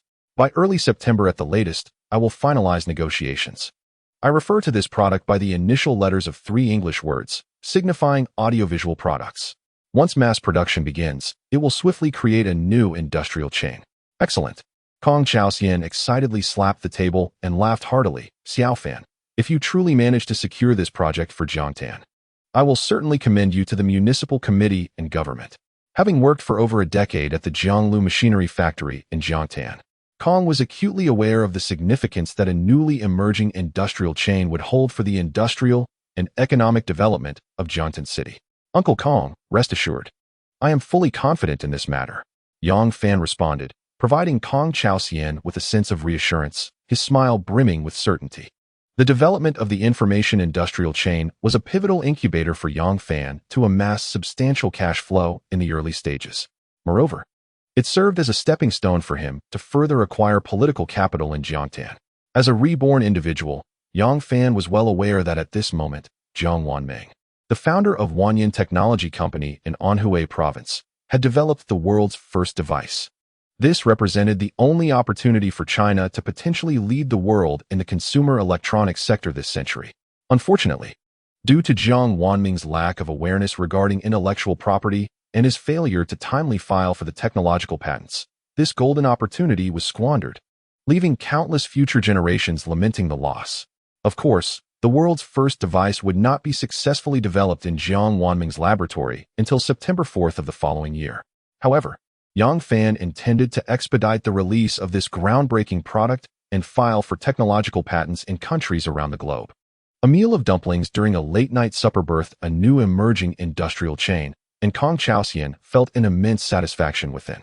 With his experience and insight, he could ascertain that Yang Fan harbored even more profound ideas yet to be revealed, which undoubtedly bolstered his determination and confidence in fostering a closer relationship with Yang Fan. Yang Fan, naturally, was not naive. The best treasures must be revealed gradually to maintain others' interest. Displaying all one's cards at once was a foolish endeavor. After enjoying the dumplings personally prepared by the leader's wife and finishing a bottle of 30-year-old Mount Ai that Kong Chaoxian had cherished for years, Yang Fan and his companions exited the municipal committee's second building just before 2 in the morning. Kong Chaoxian and his wife personally escorted Yang Fan to his doorstep, only agreeing to return home after Yang Fan insisted multiple times. Seeing Kong Wenzhong attempting to send them out of the municipal compound, Yang Fan timely interjected, "Zhongguo, let us avoid any pretense between us. You should head home quickly. I suspect your father has more to discuss with you." Xiaofan speaks wisely. "Wenzhong, we are brothers. We have ample time ahead. You should return," said Tang Xiangdong, standing by the open car door with a smile. "Rest assured, I will ensure both Master Chiu and Master Fan are well taken care of. Come to my hotel early tomorrow morning, and we shall have breakfast together." "Very well, Xiaofan. Chiu, see you tomorrow," Kong Wenzhong conceded without further insistence. After the two vehicles carrying Yang Fan and Yi Qiu slowly departed, he turned and entered the house, shutting the door behind him. In the living room, Xia Qinghong was tidying the tableware, while Kong Chaoxian sat heavily on the sofa, smoking a cigarette. "Mom, don't clean up, it's quite late. You and Dad should get some rest," Kong Wenzhong exclaimed with concern. "I shall be ready shortly. You need not concern yourself. However, I do suggest you speak to your father. Observe, he shows no inclination to return to his room." Xia Qinghong smiled, pointing at Kong Chaoxian, who was seated on the sofa, deep in thought.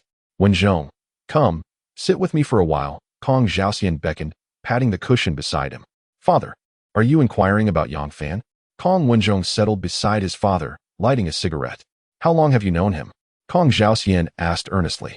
"Today was our first meeting. In total, it amounts to merely half a day," Kong Wenzhong replied nonchalantly. Yi Qiu came to Jiangtan specifically to find Yang Fan. From what he shared, the second in command of the province holds Yang Fan in high regard. "He is indeed a remarkable talent," Kong Chaoxian responded with solemnity. "You should take the time to learn more about Xiao Fan and his family. I wish to understand everything related to him." "Certainly, father. Rest assured, I am well aware of this matter," Kong Wenzhong nodded earnestly. "By the way, father, did you know that Yang Fan is married? Can you guess who his father-in-law is?" "From the way you speak, I must know his father-in-law?" Kong Chaoxian inquired thoughtfully. "Lin Jingguang," Kong Wenzhong said, narrowing his eyes slightly. "Yang Fan's wife is Lin Yue. However, to my knowledge, Director Tang Huiru seems rather skeptical of Yang Fan. She has been trying to matchmake Lin Yue with Chen Jingwei." Little did Chun Jingwei realize that Lin Yue has already given birth to a daughter, who is now 4.5 years old and can even run errands. Kong Zhaoxian perceived the underlying implications in his son's words and could not help but chuckle mockingly. Lin Jingguang and Tang Huiru are a classic case of failing to recognize a gem. Chun Jingwei merely flaunts the Chun family's influence in the provincial capital. But in essence, he is as worthless as a red-painted toilet. Had Lin Jingguang acknowledged this son-in-law earlier, I suspect he would have already ascended to the standing committee of the municipal party. At this juncture, Kong Zhaoxian patted his son's shoulder and spoke with heartfelt sincerity. My son, the stability and magnitude of this official cap upon my head may very well rely on the strength of your new friend in the future. Yang Fan is the most creatively gifted individual I have encountered among various talents, a rarity indeed. Indeed, father, I concur with your sentiment. Kong Wenzhong nodded in agreement. I truly did not anticipate that such extraordinary talent could be concealed within our Jiangtan territory. It is a reminder that one must not judge by appearances. The depths of the sea cannot be measured by mere gallons. Chapter 86. This young man is remarkable. While the father and son conversed about Yang Fan, coincidentally, 2.5 hours prior, 1,000 miles away in Yanjing, two elders were also engaged in discussions regarding Yang Fan.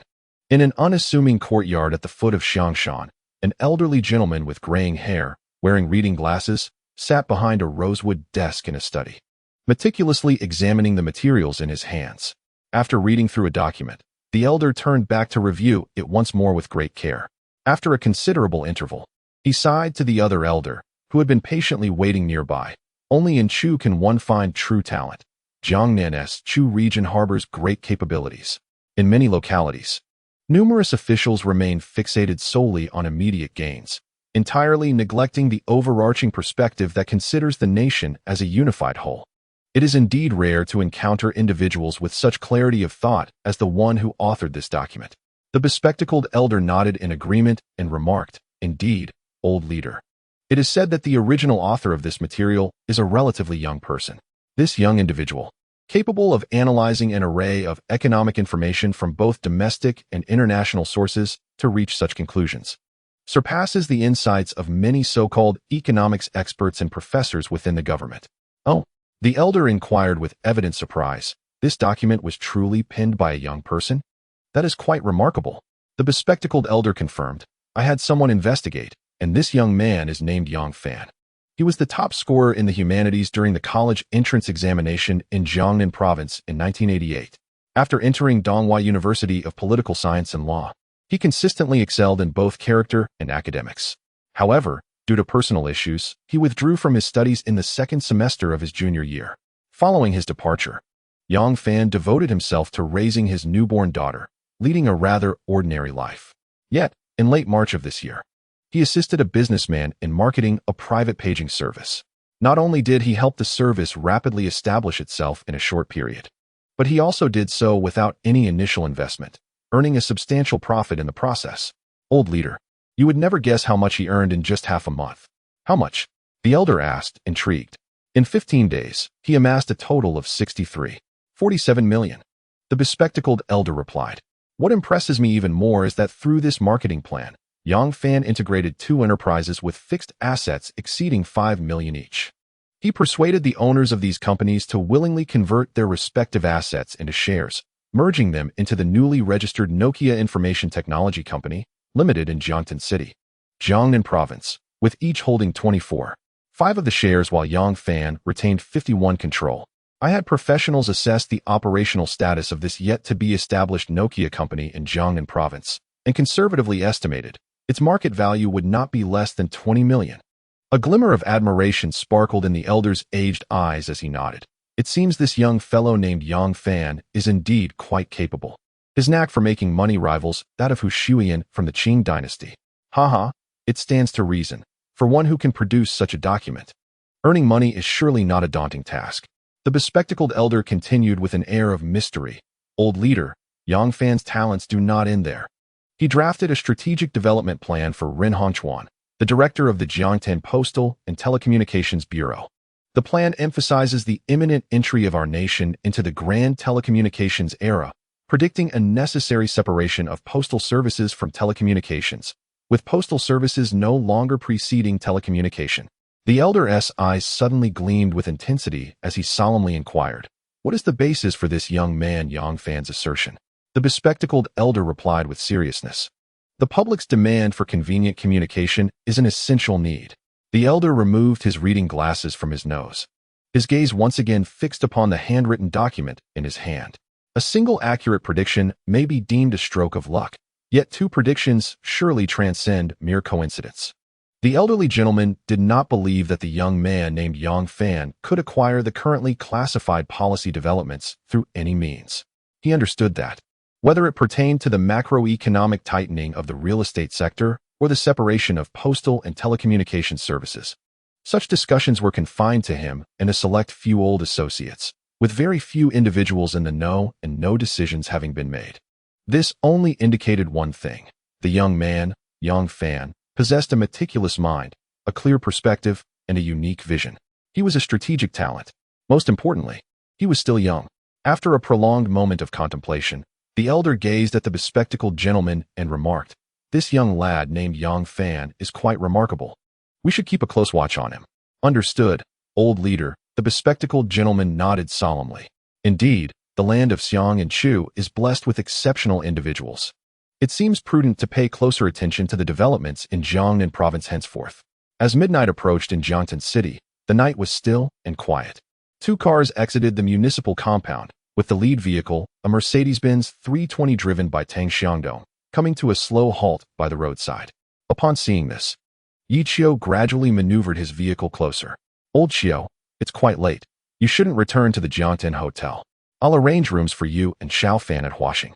Xiao Fan, you shouldn't go home either. It's late, and you wouldn't want to disturb your wife and daughter." Yi Qiu nodded with a smile, saying, "I'm fine with wherever I sleep. But if Xiao Fan stays out all night, won't his wife punish him with the washboard when he gets home tomorrow?" "Not at all." Yang Fan waved his hand with a grin. "I fear you two might find it amusing. But even though Lin Yue and I live under the same roof and our daughter is already 4.5, we haven't yet obtained a marriage certificate." "Impressive." Yi Qiu gave Yang Fan a thumbs up. Yang Fan realized Yi Qiu had misunderstood him and could only roll his eyes in response. "It's not that I don't want to get married. It's that she won't agree," he exclaimed. "I may bear the title of cohabitant, yet the reality is devoid of such companionship. It is truly a solitary plight to be a married man confined to an empty bed. It is a burden I find difficult to share." Tang Xiangdong, fully aware of the reasons behind Yang Fan and Lin Yu's lack of formal marriage, chose not to disclose this understanding. He pulled his head back, called to Yi Qiu, and suddenly accelerated the Mercedes 320, speeding towards Renmin Road. "Xiao Fan, I know about that scoundrel Chen Jingwei," Tang Xiangdong said suddenly, catching Yang Fan off guard as he had been resting his eyes in the passenger seat. Why would Tang Xiangdong suddenly mention Chen Jingwei? Chapter 87. Yang Fan. Save me. Although Yang Fan had only recently met Tang Xiangdong, he was well aware of this underground figure's influence in Jiangtan. He could discern that Tang Xiangdong seemed to have some issues with Chen Jingwei. "Do you have a history with him?" Yang Fan inquired nonchalantly. "Not exactly a history, just a bit of a distaste for the fellow," Tang Xiangdong replied, hands gripping the steering wheel as he looked ahead. "Even though we all move in the same circles, both Wenzhong and Old Qiu have had their disagreements with him. Just yesterday at the police station on Zhongshan Road, I gave that rascal a good thrashing." Yang Fan spoke in a calm tone. "Oh? What transpired? Please, do share," Tang Xiangdong asked with great interest. Yang Fan recounted the events that transpired yesterday at the police station on Zhongshan Road. "Xiao Fan, your future mother-in-law has truly been led astray by you this time." Tang Xiangdong chuckled with schadenfreude. "With your intellect, that Chen Jingwei still dares to set a trap for you? Ha ha ha, it's utterly amusing. He is akin to a mouse attempting to court a cat, courting disaster. I must share this tale within our circle. It is bound to be a grand joke. Ha! Brother Dong, Chen Jingwei's grandfather is Chen Shanha. One would assume that Yi Qiu and Kong Wenzhong should be able to align with him. Yet how is it they cannot seem to find common ground with this fellow?" Yang Fan pondered. "It is precisely because his grandfather is Chen Shanha that he looks down upon us, viewing us as mere commoners. We are all individuals with dignity. We cannot debase ourselves merely to curry favor with the Chen family. Given his nature, it is indeed his style.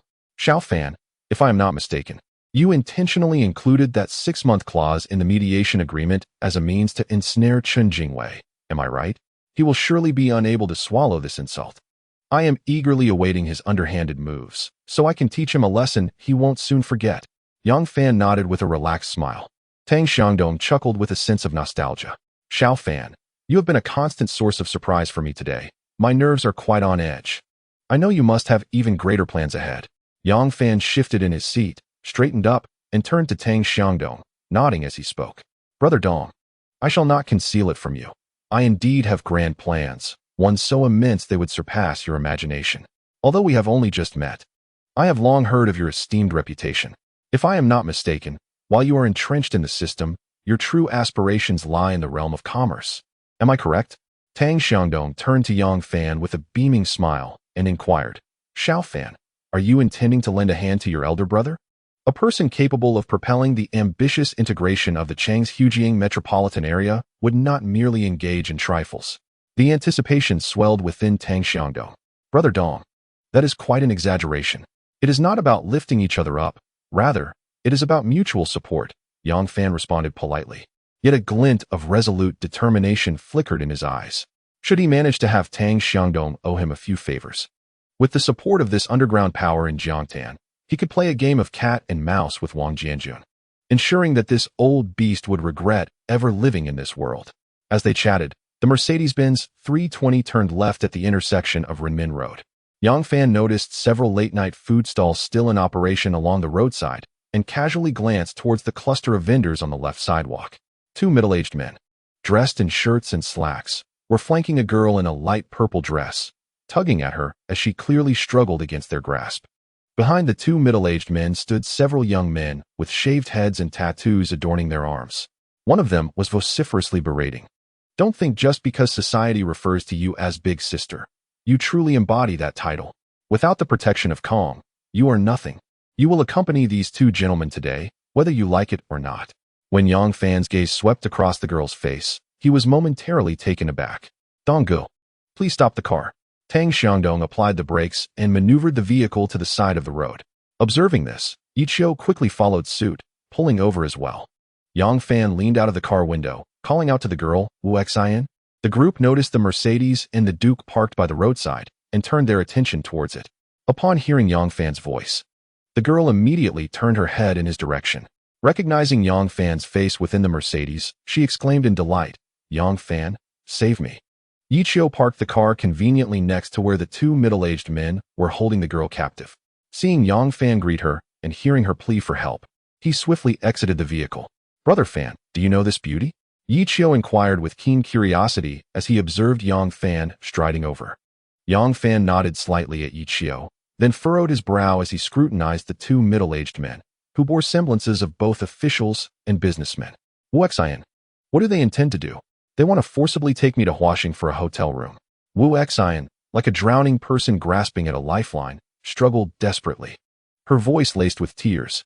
Release her. Yang Fan's gaze bore into the two clearly inebriated middle-aged men as he commanded in a low, stern voice. Who the hell are you? Before the two men could respond, one of the young thugs behind them seized a beer bottle from a nearby table and approached Yang Fan menacingly. What is this? Think just because you have tattoos, you're part of the underworld? Yang Fan cast a dismissive glance at the thugs, a cold smile curling his lips.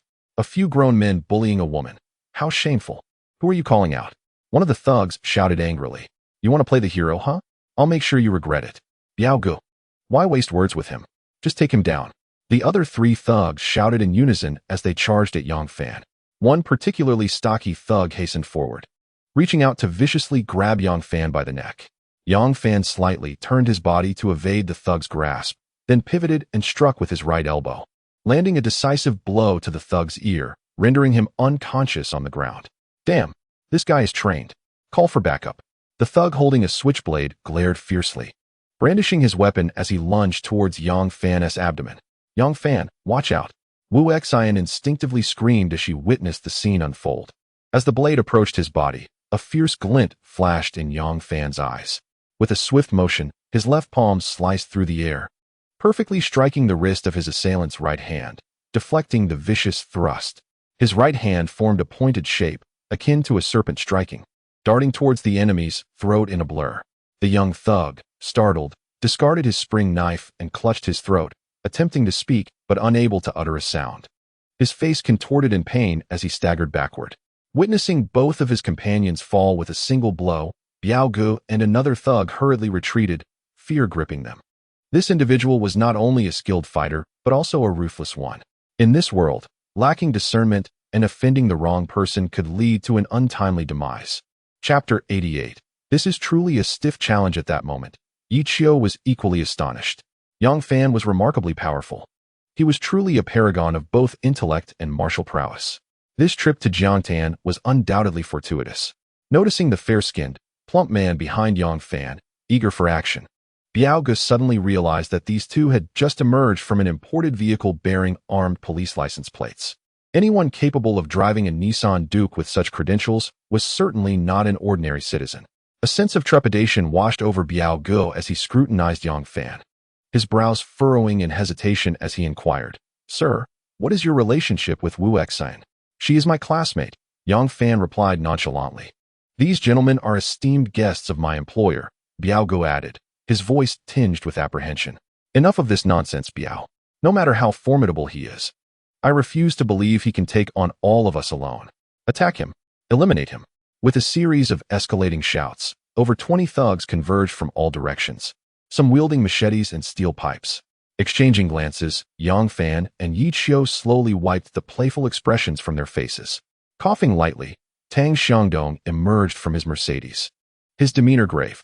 "These blind fools are truly a source of frustration," he muttered. Upon his arrival, the cacophony of shouts abruptly ceased, and an eerie silence enveloped the scene. "Master Qiu, Master Fan, if you wish to engage in a brawl, you ought to seek opponents of merit, not waste your time with these lowly thugs," Tang Xiangdong remarked with a hint of exasperation. "Mr. Tang," Biao Gu, now ashen-faced, hurriedly approached Tang Xiangdong and bowed deeply. "Unworthy scoundrel, kneel here." Tang's voice brooked no argument. Biao Gu, trembling, lowered his head and knelt in place, not daring to utter a word. "Why is my luck so dire today? How could I not have recognized Mr. Tang's license plate earlier? Who exactly is this Yang Fan, that even Mr. Tang addresses him with such reverence? I've truly been blind," Biao Gu lamented internally, regretting his earlier actions. "Wu Xian, why didn't you mention you had a classmate esteemed enough to earn Mr. Tang's respect? Had I known, I would have treated you with the utmost deference." Originally, those little brothers who followed him in a raucous manner now stood obediently like grandsons, heads bowed and utterly still, hardly daring to breathe. Indeed, Sister Xian is remarkable.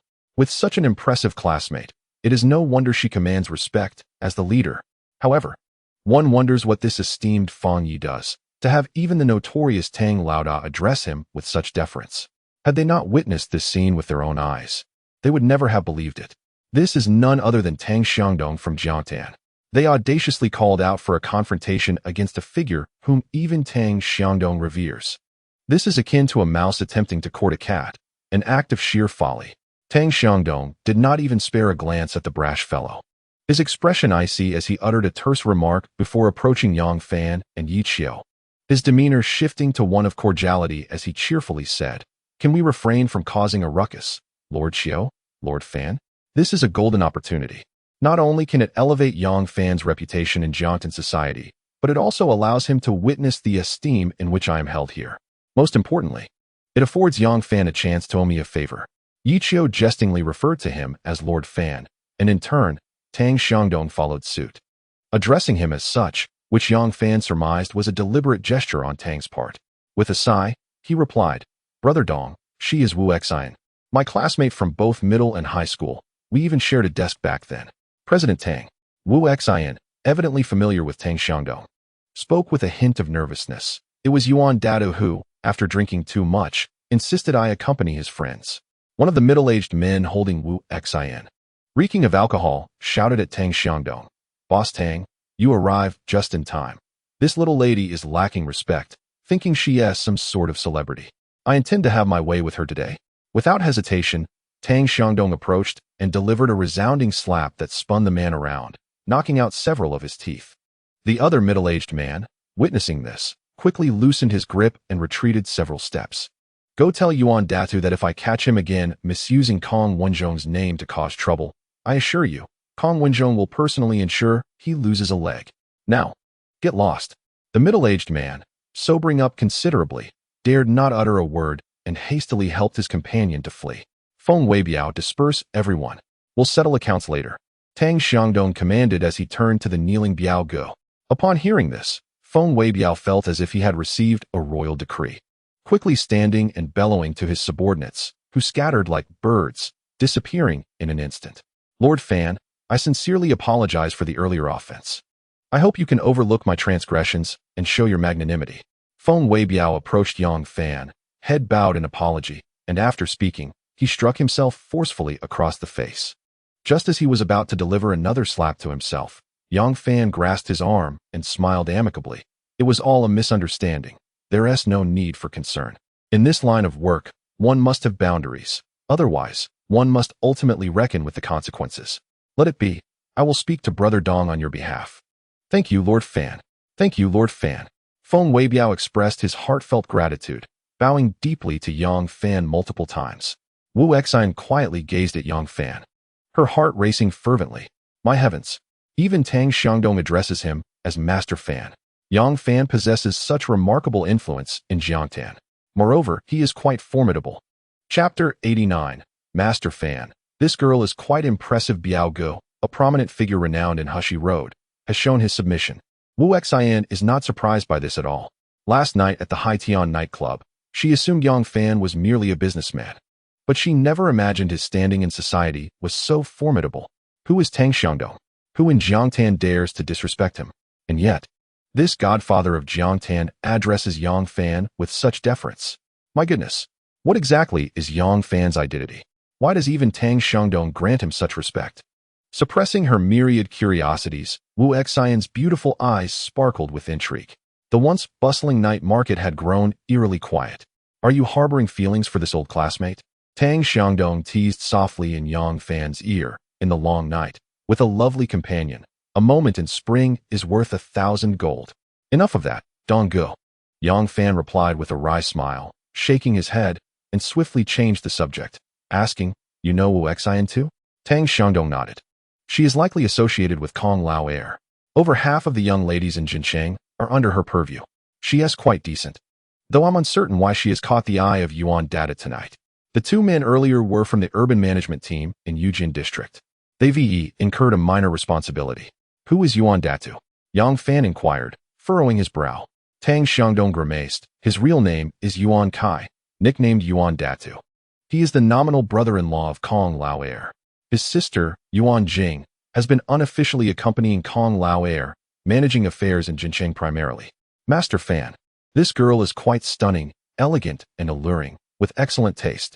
At that moment, Yiqiu approached Yang Fan with a playful grin. It seems you have company tonight. I must also find a lady later.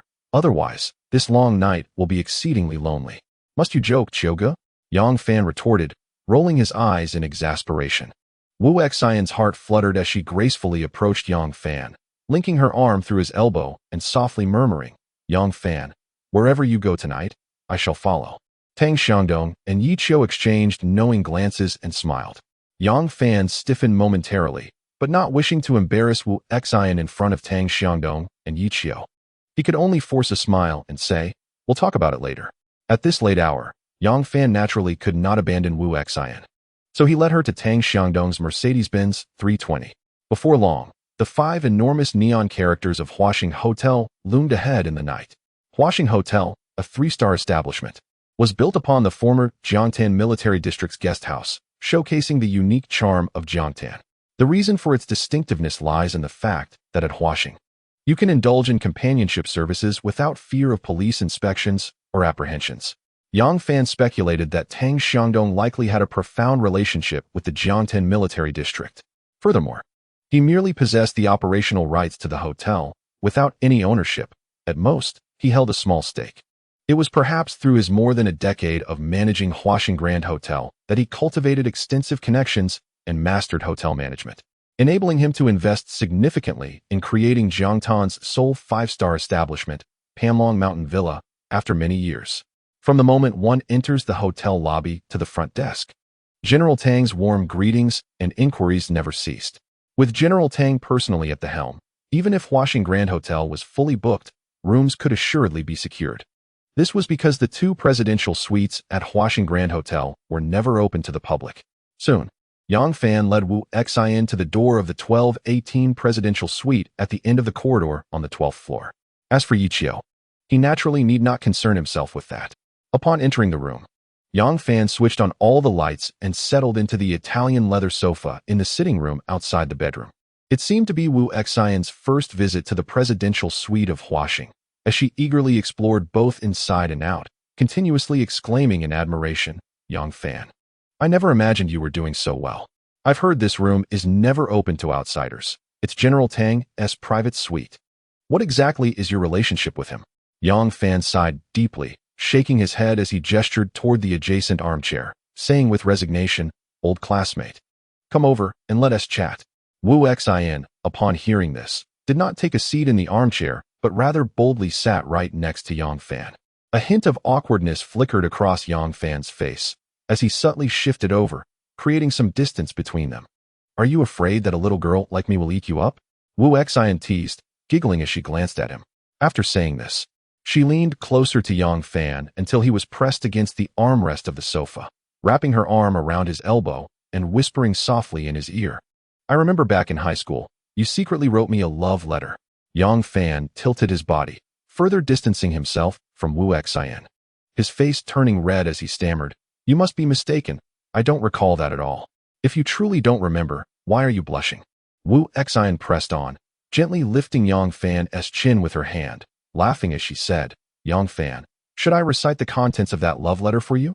"Perhaps it's best not to," Yang Fan replied, visibly flustered, shaking his head repeatedly as he seized the opportunity to evade her delicate touch. Chapter 90. Do you look down on me? In the blossoming years of youth, every boy seemed to harbor a goddess in his heart. Indeed, Yang Fan had once penned a love letter to her, but it was merely a fleeting fantasy of a tender-hearted youth, not even a semblance of a first love. After Wu Xian withdrew from school, Yang Fan experienced a period of sorrow, but gradually, the pressures of preparing for the college entrance examination distracted him, causing those feelings to fade. As Wu Xian reminisced about the past, Yang Fan felt increasingly awkward, his body tensing. "Wu Xian, please, don't joke like that. I am now a man with a wife and children." Wu Xian smiled alluringly, lifting her long legs to sit upon Yang Fan, her slender, fair fingers gently tracing the contours of his lips, her gaze enchanting as she purred, "I know, you told me last night, but I do not mind." Under the dim light, the beauty captivated all who beheld her. Wu Xian was strikingly beautiful, her figure graceful and sensuous. With her legs elegantly crossed beneath her dress as she perched on his lap, it was impossible not to let one's imagination wander. "No, I cannot do this. I cannot betray Lin Yue." Yang Fan, in a panic, instinctively reached to push her away, only to find his hands inadvertently pressing against Wu Xian's bosom, causing him to recoil as though he had touched a searing hot surface. "I am sorry. Wu Xian, I did not mean to." Wu Xian seized Yang Fan's hands, placing them once more upon her chest, her sultry eyes glimmering as she cooed, "I told you, I want to mind. Does it feel good? Would you like to touch a little more intimately?" Reflexively, Yang Fan's fingers grasped, but he soon jerked his hands back as if stung by a venomous snake. Raising them in alarm, his eyes tightly shut, unwilling to gaze at her. "Wu Xian, I did not mean it.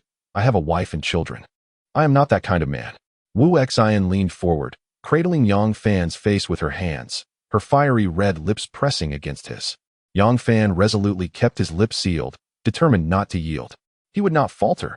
Form is emptiness. Emptiness is form. Beauty is but a mask. "I cannot betray Lin Yue."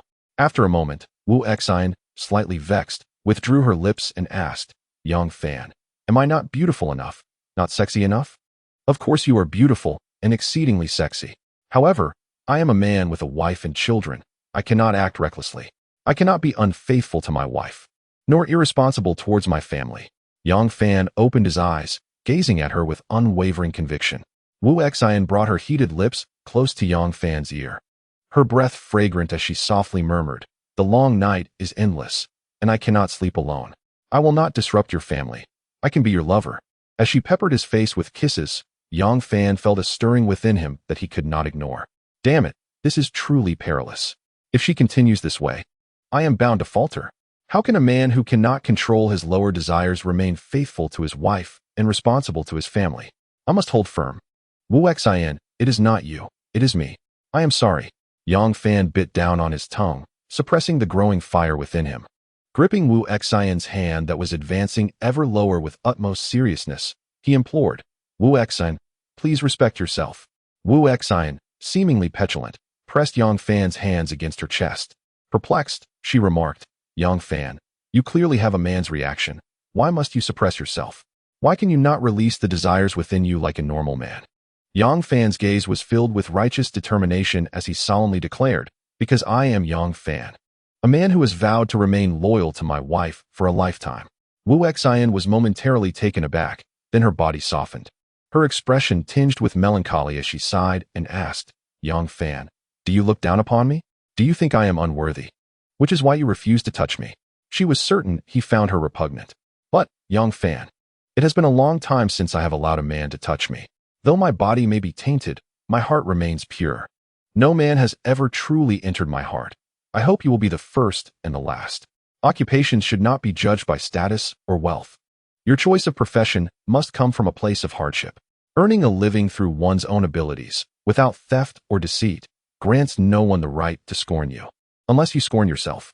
Yang Fan gazed at her with sincerity and shook his head, saying, Wu Xin, we are old classmates, and I wish for us to preserve this innocent camaraderie. Why did you suddenly drop out of school? What led you to this line of work? If you wish to share, I am eager to listen. If not, I shall not press you. Do you truly wish to know? Wu Xin asked softly, her voice tinged with sadness. I am very curious. Yang Fan replied earnestly, nodding vigorously. Back then, my academic performance was poor, and I had little hope of entering university. Coincidentally, my father suffered a work-related injury and was forced into early retirement, which led to my being sent to work in a factory. Initially, I was utterly ignorant and could only clean the workshop. After more than a month of sweeping, one day, the workshop director, Deng Ziqiang, suddenly informed me that I no longer needed to clean and was to be transferred to the storeroom as a custodian. I thought fortune had finally smiled upon me. But little did I know it was a carefully orchestrated scheme by that scoundrel Deng Ziqiang. One night, while we were working overtime, Deng Ziqiang barged into the storeroom with the intent to assault me. He was very strong, and I was powerless to resist. As she recounted this, tears streamed down the corners of Wu Xin's eyes. Yang Fan sighed sympathetically and gently wiped away her tears. Chapter 91. This girl is surprisingly tough, overcome by emotion. Wu Xin threw herself into Yang Fan's embrace and wept openly. He gently patted her back, allowing her to release her pent-up feelings for a while.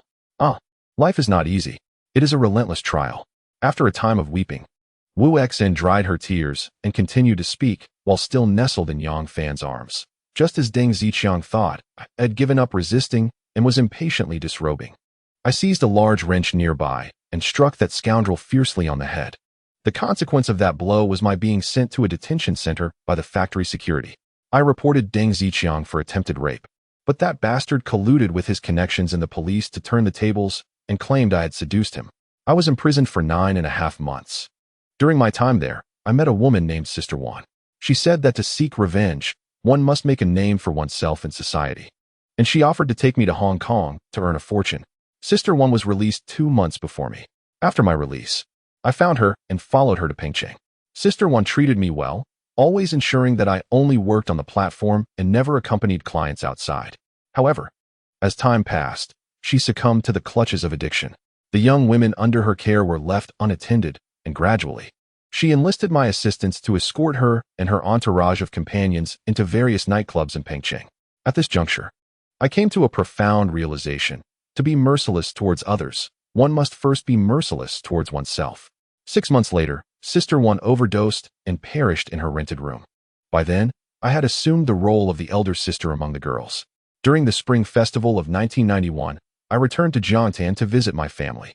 On the 15th day of the Lunar New Year, while enjoying a late-night meal at Huaxing, Kong Wenzhong, through an introduction, sought me out, claiming he had opened an entertainment venue in the county town and requested my help in procuring a group of women. I agreed to find the women, but insisted he assist me with a favor first. Yang Fan, deep in thought, inquired, "Do you wish for Kong Wenzhong to aid you in seeking revenge?" "Indeed." Wu Xin replied with disdain. Deng Ziqiang frequently visits Huaxing to indulge with the women. With Kong Wenzhong's backing, I devised a scheme to ensnare this scoundrel with one of my northeastern companions, ultimately leading Deng Ziqiang to unwittingly fall into the abyss of addiction. This scoundrel is now utterly dependent on drugs, having squandered all his family's wealth. His wife has divorced him and taken their daughter away. Initially, I contemplated selling Deng Ziqiang's daughter into the trade in Hong Kong, but upon reflection, I softened and decided against it. Whenever I am in a foul mood, I have people from the underworld locate him and give him a severe beating. I have already crippled one of his legs and plan to render the other leg useless in due time. I must say, I never anticipated Wu Xin would be so ruthless. Hee, but I like it. Her methods of dealing with enemies are precisely what I desire. Noticing Yang Fan's silence, Wu Xin weakly queried, "Do you think I am too cruel?" Without hesitation, Yang Fan shook his head and responded, "When dealing with adversaries, one must be as relentless as autumn winds sweeping away fallen leaves. By the way, what transpired tonight?" Wu Xin sighed, replying, "Kong Wenzhong's brother-in-law, Yuan Datu, learned that I had a hand in crippling Deng Ziqiang's leg and is now using this information to coerce me into personally entertaining his guests. I haven't worked in a long while. In the eyes of those in power, individuals from the underworld are akin to disposable vessels. They are utilized when needed and cast aside when no longer deemed valuable." Yang Fan sighed deeply, stating, "Wu Xin, I believe you can empathize with such a sentiment. Despite having thousands of sisters under your command, in the eyes of some, you must comply with their demands." Wu Xin forced a bitter smile and lamented, "In this world, one is often bound by the circumstances, and what choice do I truly have?" Wu Xin, while it is commendable for women to be strong, excessive assertiveness can become a burden, leading to a life of weariness and significant sacrifice.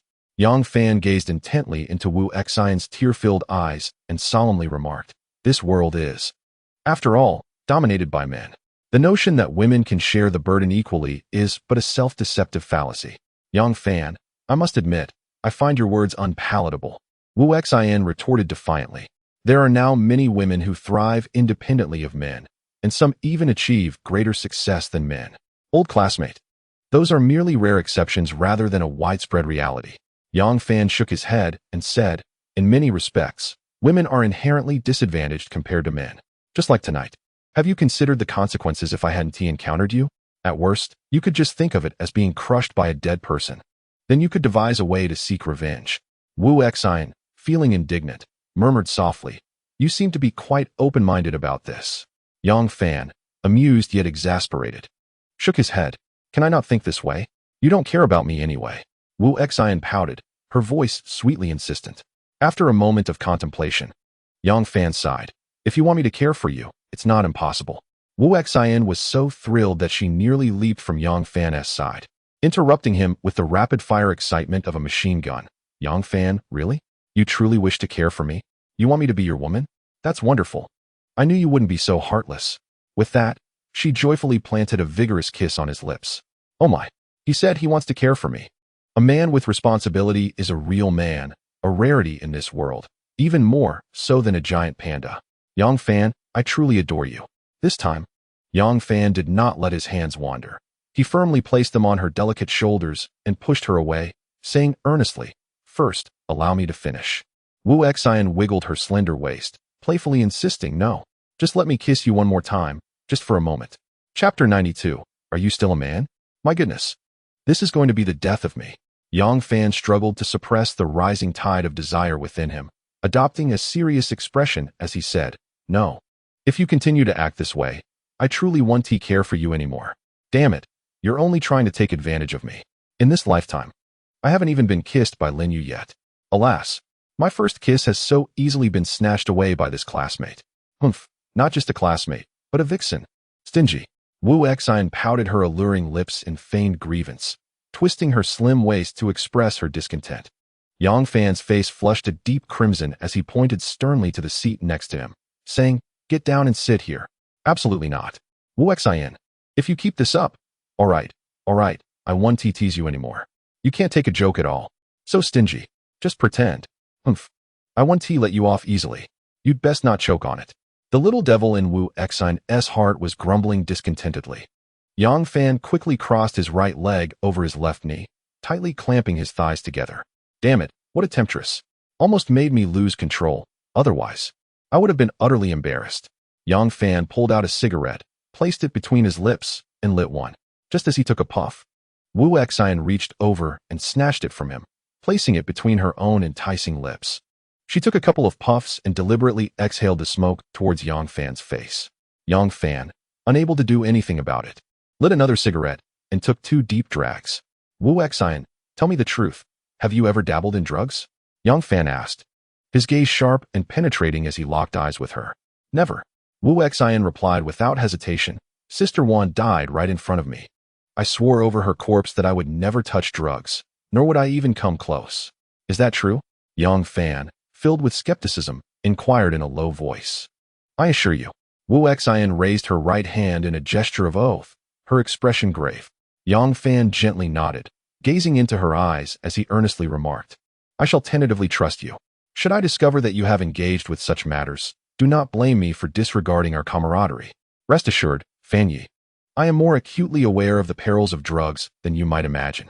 I would never indulge in such substances, Wu Xian replied confidently. Yang Fan shifted in his seat, crossing his left leg over his right knee, and took several slow puffs from his cigarette before responding, Wu Xian, if you desire my guidance, you must heed my counsel. Without hesitation, Wu Xian nodded vigorously. I will listen to you, whatever you say, as long as you are willing to guide me. Yang Fan acknowledged her commitment and stated solemnly, while society may mock the impoverished and not the fallen, I believe you should consider pursuing a profession where your interpersonal skills can truly shine. Of course, this is contingent upon your desire to change your current circumstances. What else can I do? Wu Xian asked, bewildered. I have so many sisters under my wing. I cannot simply abandon them. Yang Fan offered her a knowing look and sighed. I never intended for you to relinquish everything at once. After all, this is your sole resource. What I mean is that you must cultivate the resolve to withdraw from this industry gradually, entrusting your responsibilities to the sisters you trust. That sounds feasible. Wu Xian replied earnestly, nodding her head. Yang Fan shifted his legs again, his demeanor serious as he continued. I manage the Fei Sun 198 wireless paging service, which, as it expands, will require a substantial number of operators. In my future plans, I aim to establish a computer hardware manufacturing plant and a vocational school dedicated to computer application technology. This means that the operators from Fei Sun 198 will become the first cohort of students at my school. You and all the girls under your care who wish to reform can embark on a new career path from scratch. In the future, not only will the paging service need a multitude of operators, but my specialized digital mobile phone stores will also require numerous young and attractive saleswomen. Wu Xian appeared lost in thought, murmuring, will I still have the opportunity to attend school? Absolutely, you are still young. Learning is not about whether one can master it, but rather the distinction between the desire to learn and the lack thereof. The path to knowledge is paved with diligence. The sea of learning is boundless.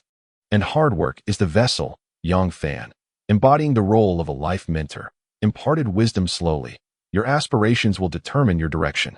The road to success is not crowded, for few possess the perseverance to endure. It is not a matter of the abundance of talent, but rather the scarcity of those who persist. There are no shortcuts in this world. Immersing oneself in experience and honing one's skills is the best route. Choosing wisely is more crucial than mere effort, yet without effort, one cannot even seize the opportunity to choose. When people envy the achievements of others, they often attribute success to mere luck. However, they seem to overlook a crucial point. Without the initial hard work and accumulation, how can one expect to attain luck and breakthroughs later on? Successful individuals do not start with a favorable hand. Rather, they persist in the face of adversity when dealt a poor hand, enduring all pressures and resisting temptations, quietly toiling towards their goals. At this moment, Wu Xian had already tossed her cigarette into the ashtray, resembling a starry-eyed elementary student, filled with admiration. He possesses such profound knowledge and articulates it so eloquently. A man like him is undeniably captivating. Chapter 93. The unromantic wooden man. Noticing her earnestness and absence of mischief, Yang Fan felt a sense of relief wash over him. His gaze gradually turned serious as he continued. How could Sun Wukong cause chaos in heaven without his 72 transformations? Do not let your temper exceed your capabilities. If one cannot even control their emotions, No matter how much you are given, you will inevitably lose it all. Respect is not something bestowed upon you. It is something you earn. Without genuine skills, who would care to witness your true self? Wu Xian, remember this. Success lies in the dedication to hard work. If you are not outstanding, if you are not strong, no amount of connections will be of any use. MHM, MHM, MHM. Wu Xian's large eyes sparkled with admiration and infatuation. He truly exemplified the essence of a university student, brimming with knowledge. His words resonated deeply within her soul, illuminating a brilliant path amidst the dense fog of her thoughts. He had shown her the way forward, and she understood how to proceed from here. This man was simply extraordinary, handsome, charming, knowledgeable, wealthy, and endowed with a sense of responsibility that many affluent men lack. His unwavering loyalty to his wife was astonishing. Oh heavens! Such a man is a potent enchantment for any woman. Suddenly, a flush crept across Wu Xian's enchanting face, betraying her inner thoughts. Yang Fan, recognizing her expression, understood that her mind was likely wandering again. He quickly stood, maintaining a serious demeanor, and looked at her as she sat on the sofa, her chin resting on her hands, her eyes sparkling with admiration. He spoke earnestly. I will say no more for today. When you go to bed, elevate your pillow a bit, reflect deeply on what I've said. Now it's late, wash up and sleep. You take the bed, and I'll take the sofa. That is settled. A mischievous smile flickered in Wu Xian's beautiful eyes as she obediently followed Yang Fan's instructions, joyfully trotting to the bathroom for a quick warm shower. In less than 5 minutes, she emerged barefoot, towel in hand, drying her damp, dark hair. Yang Fan instinctively cast a glance her way. What a stunning beauty. Emerging like a lotus from the water. Goodness, she was tempting him again. Amipa. Form is emptiness, and emptiness is form. Beauty is but a fade. An allure is merely a painted disguise. Without uttering a word, Yang Fan pointed towards the bedroom, signaling Wu Xian not to linger and to enter promptly. The miser. Devoid of charm, wooden and dim-witted. Wu Xian muttered discontentedly, glancing back with every step as she slowly made her way into the bedroom. With little regard for decorum, she sprawled across the large double bed in a most unladylike manner. In the room lingered a persistent female admirer, Yang Fan, who was so apprehensive that he dared not even bathe. He merely washed his face and then retrieved a blanket from his storage box, lying on the sofa fully clothed. Seeking solace and rest, Wu Xian leaned over the edge of the bed, her little feet swinging playfully as she called softly, Yang Fan. If you sleep on the sofa tonight, you'll surely wake up with a sore back. Come to bed. I promise I won't touch you truly, I swear. Yang Fan remained silent, feigning sleep. Teacher Yang, what kind of hand do you think I hold at this moment? Is it a bad hand or a good one? Are you currently controlling your emotions? Enduring all pressure and resisting all temptation is truly difficult. Yang Fan, do you remember when we were in middle school, and I got my first period? I was so scared that I cried, and you opened the health textbook to explain that it was a normal physiological phenomenon for girls. Do you recall? Hee hee, I remember how red your face was then. Looking back, you were really quite adorable. Why didn't I like you back then? As Wu Xian's incessant chatter filled the air, the little devil within Yang Fan began to emerge. Damn it, Yang Fan, if you can endure under these circumstances, just go for it. She doesn't want you to take responsibility, so go for it. Go for it. Go for it. Release your inner desires and enjoy to the fullest. Get lost. A man who cannot control his lower half is doomed to fall for a woman. I shall not make such a foolish mistake. I aspire to be a unique and great man, surpassing this planet. Then you must have a harem. 3 palaces, 6 courtyards, 72 concubines, plus 3,000 beauties in the harem. None should be missing. Hurry up and go for it. Go for it. Indulge in her. Get lost. You devil. I won't fall for your tricks. I can withstand all pressure and resist all temptation. Humph. Feeling that Wu Xian had suddenly fallen silent, Yang Fan instinctively opened his eyes a crack. He saw Wu Xian, barefoot and stealthily approaching him. Stop. Yang Fan abruptly sat up, his expression stern as he pointed to the large bed behind Wu Xian, saying in a low voice, Turn around. Go back. No. Wu Xian retorted stubbornly, pulling the towel wrapped around her off with a swift motion. Yang Fan's gaze fixated upon her, unable to suppress the urge to swallow hard. Wu Xian glided towards him, a fragrant breeze following her. Chapter 94. Guess what Fan Yi is doing right now? In such a beautifully enticing scene, Yang Fan, in both his lives, had only encountered such allure during his university days with Lin Yue.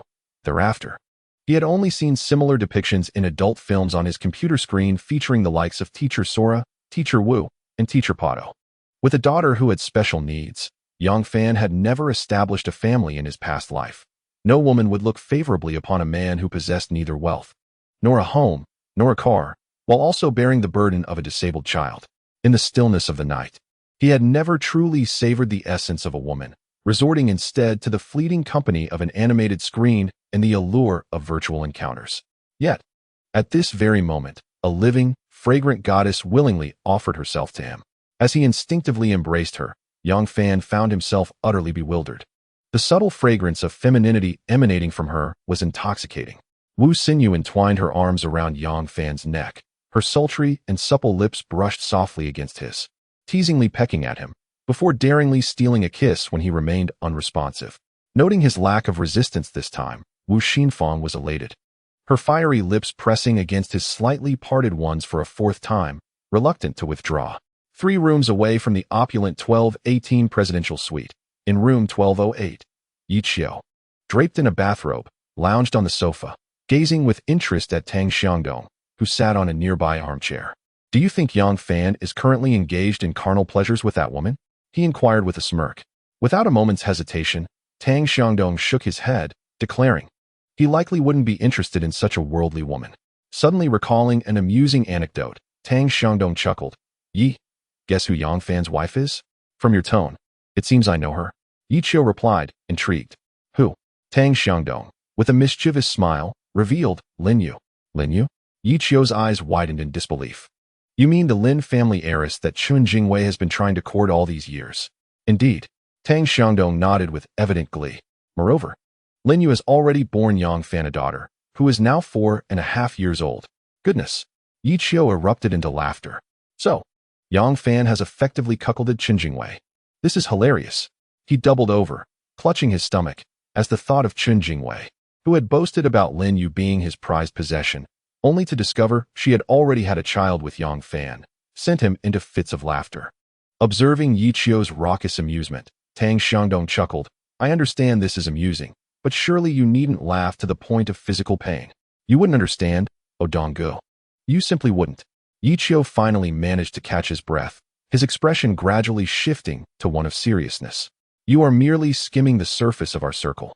Within it lies an inner circle, and at its core, an even more exclusive group. I have only just begun to step into this inner realm." Raising a wine glass from the coffee table, Yi Qiu downed the red wine in a single gulp, then violently hurled the glass against the wall. With a shattering crash, he seethed. "Most individuals within the inner circle possess provincial connections, and some even have direct access to Yanjing. Do you know what Chun Jingwei once labeled me?" Tang Xiangdong, his demeanor darkening, refrained from responding. "He called me a country bumpkin, a mere rustic." Yi Qiu gritted his teeth and shouted furiously. "Just because at that time my old man was merely an assistant in the Changzhou Municipal Committee. That bastard Chun Jingwei actually dared to say that being an assistant means being subordinate, like a strategist without a commander, utterly worthless. The humiliation of the subject leads to the death of the minister." At this moment, Tang Xiangdong suddenly comprehended the profound meaning of this phrase. That wretched scoundrel. Yang Fan had barely given this rascal a beating the other day. Tang Xiangdong clenched his right fist and brought it down heavily on the armrest of the sofa. "You mean Yang Fan beat up that scoundrel Chun Jingwei the other day?" Yi Qiu asked incredulously, his eyes wide with disbelief. "What happened? Tell me everything." Tang Xiangdong recounted the incident at the Zhongshan Road police station as relayed by Yang Fan, concluding with a grin. "In the end, Yang Fan even set a trap for that scoundrel, just waiting for him to walk right into it." "Ha ha, well done." Yi Qiu, exhilarated, rose to his feet and paced excitedly on the sofa. Bursting into laughter, Yang Fan did something I have wanted to do for years, but never dared. "Ha ha ha. Just thinking about Chun Jingwei's bruised face and him having to humbly apologize to Yang Fan fills me with uncontainable joy. Given Chun Jingwei's character, after suffering such disgrace, he would undoubtedly seek revenge. Ha ha, I must find Yang Fan. I can hardly wait. I need to consult with him thoroughly. Next time we deal with Chun Jingwei, I absolutely must be present." After laughing, Yi Qiu disregarded the late hour, nearly 2:30 in the morning, donned in a bathrobe and barefoot, like someone possessed. He flung open the door and rushed towards room 1218. Bang, bang, bang. Yichio pounded on the door, exclaiming, "Master Fan, open up, quickly. It's me, Yichio. Haha, I have something to discuss with you. I assure you, it will pique your interest." Inside the room, Yang Fan, startled by Yichio's loud calls as if caught in a scandal, froze momentarily. Chapter 95. We share a common enemy. Seeing this, Wu Xian swiftly secured his pants and belt, tidying up his waist with evident displeasure, asking, "Who is that? What a buzzkill." Yang Fan, feeling guilty, whispered, "Our province's #1 official's son. Quickly, get to bed, don't let him find us." Wu Xian's eyes widened in shock, quickly falling silent, resembling a startled deer as she darted back to the bedroom, curling up in bed and feigning sleep. "He is coming." Yang Fan, adjusting his attire, approached the door and opened it. Dressed neatly yet with a playful glint in his eyes, Yichio chuckled, "I hope I'm not interrupting anything important." Yang Fan, slightly flustered and unable to meet Yichio's gaze, turned away and asked, "I say, Yichio, why are you still awake at this hour? Can't this wait until tomorrow?" "Tomorrow? I can't wait even a minute," Yichio exclaimed with palpable excitement. "Tell me how you managed to trap that bastard Chen Jingwei. This is the best news I've heard in 2 years." Upon hearing the words of the corpulent Yi, Yang Fan immediately grasped the situation, undoubtedly having been informed by Tang Xiangdou. Judging by Ye's unabashed glee, it appeared that this prominent figure from Jiangnan province had some rather unpleasant history with Chen Jingwei. Fortunately, the timely knock on the door saved him, otherwise, he would have surely fallen victim to the advances of a predatory woman that evening. What a close call. He was perilously close to being ensnared. He had one foot precariously perched on the edge of a cliff. Surely, this could not be classified as infidelity. It was not of my own volition, but rather an act of coercion, Yang Fan reassured himself. Henceforth, it would be wise to avoid solitary encounters with Wu Xian. The danger was far too great. "Autumn, what is it that makes you so at odds with that scoundrel Chen Jingwei?" Yang Fan inquired curiously, gazing at Yichio. "I have no enemies in this circle, but Chen Jingwei is certainly one," Yichio replied through gritted teeth, filled with resentment. "Regrettably, I am not yet in a position to provoke the Chen family behind him. Otherwise, I would ensure to confront him at every opportunity. Indeed, dealing with a scion like Chen Jingwei is not as formidable as it may seem." Yang Fan responded with a serene smile. "Once he is deemed a pariah by his family, he shall become a mere scapegoat. Do you possess a strategy?" Yichio's eyes gleamed with intrigue. "The younger generation of the Yan Jingchen family is not limited to Chen Jingwei alone," Yang Fan stated calmly. "Among the third generation of the Chen family, Chen Jingwei is not the eldest grandchild. He has 2 uncles and 2 younger cousins. If he were valued by the family elders, he would not have been relegated to Jiangtan." "Go on," Yichio urged, nodding earnestly. The two settled onto the sofa, and Yang Fan offered a cigarette to Yichio before lighting one for himself.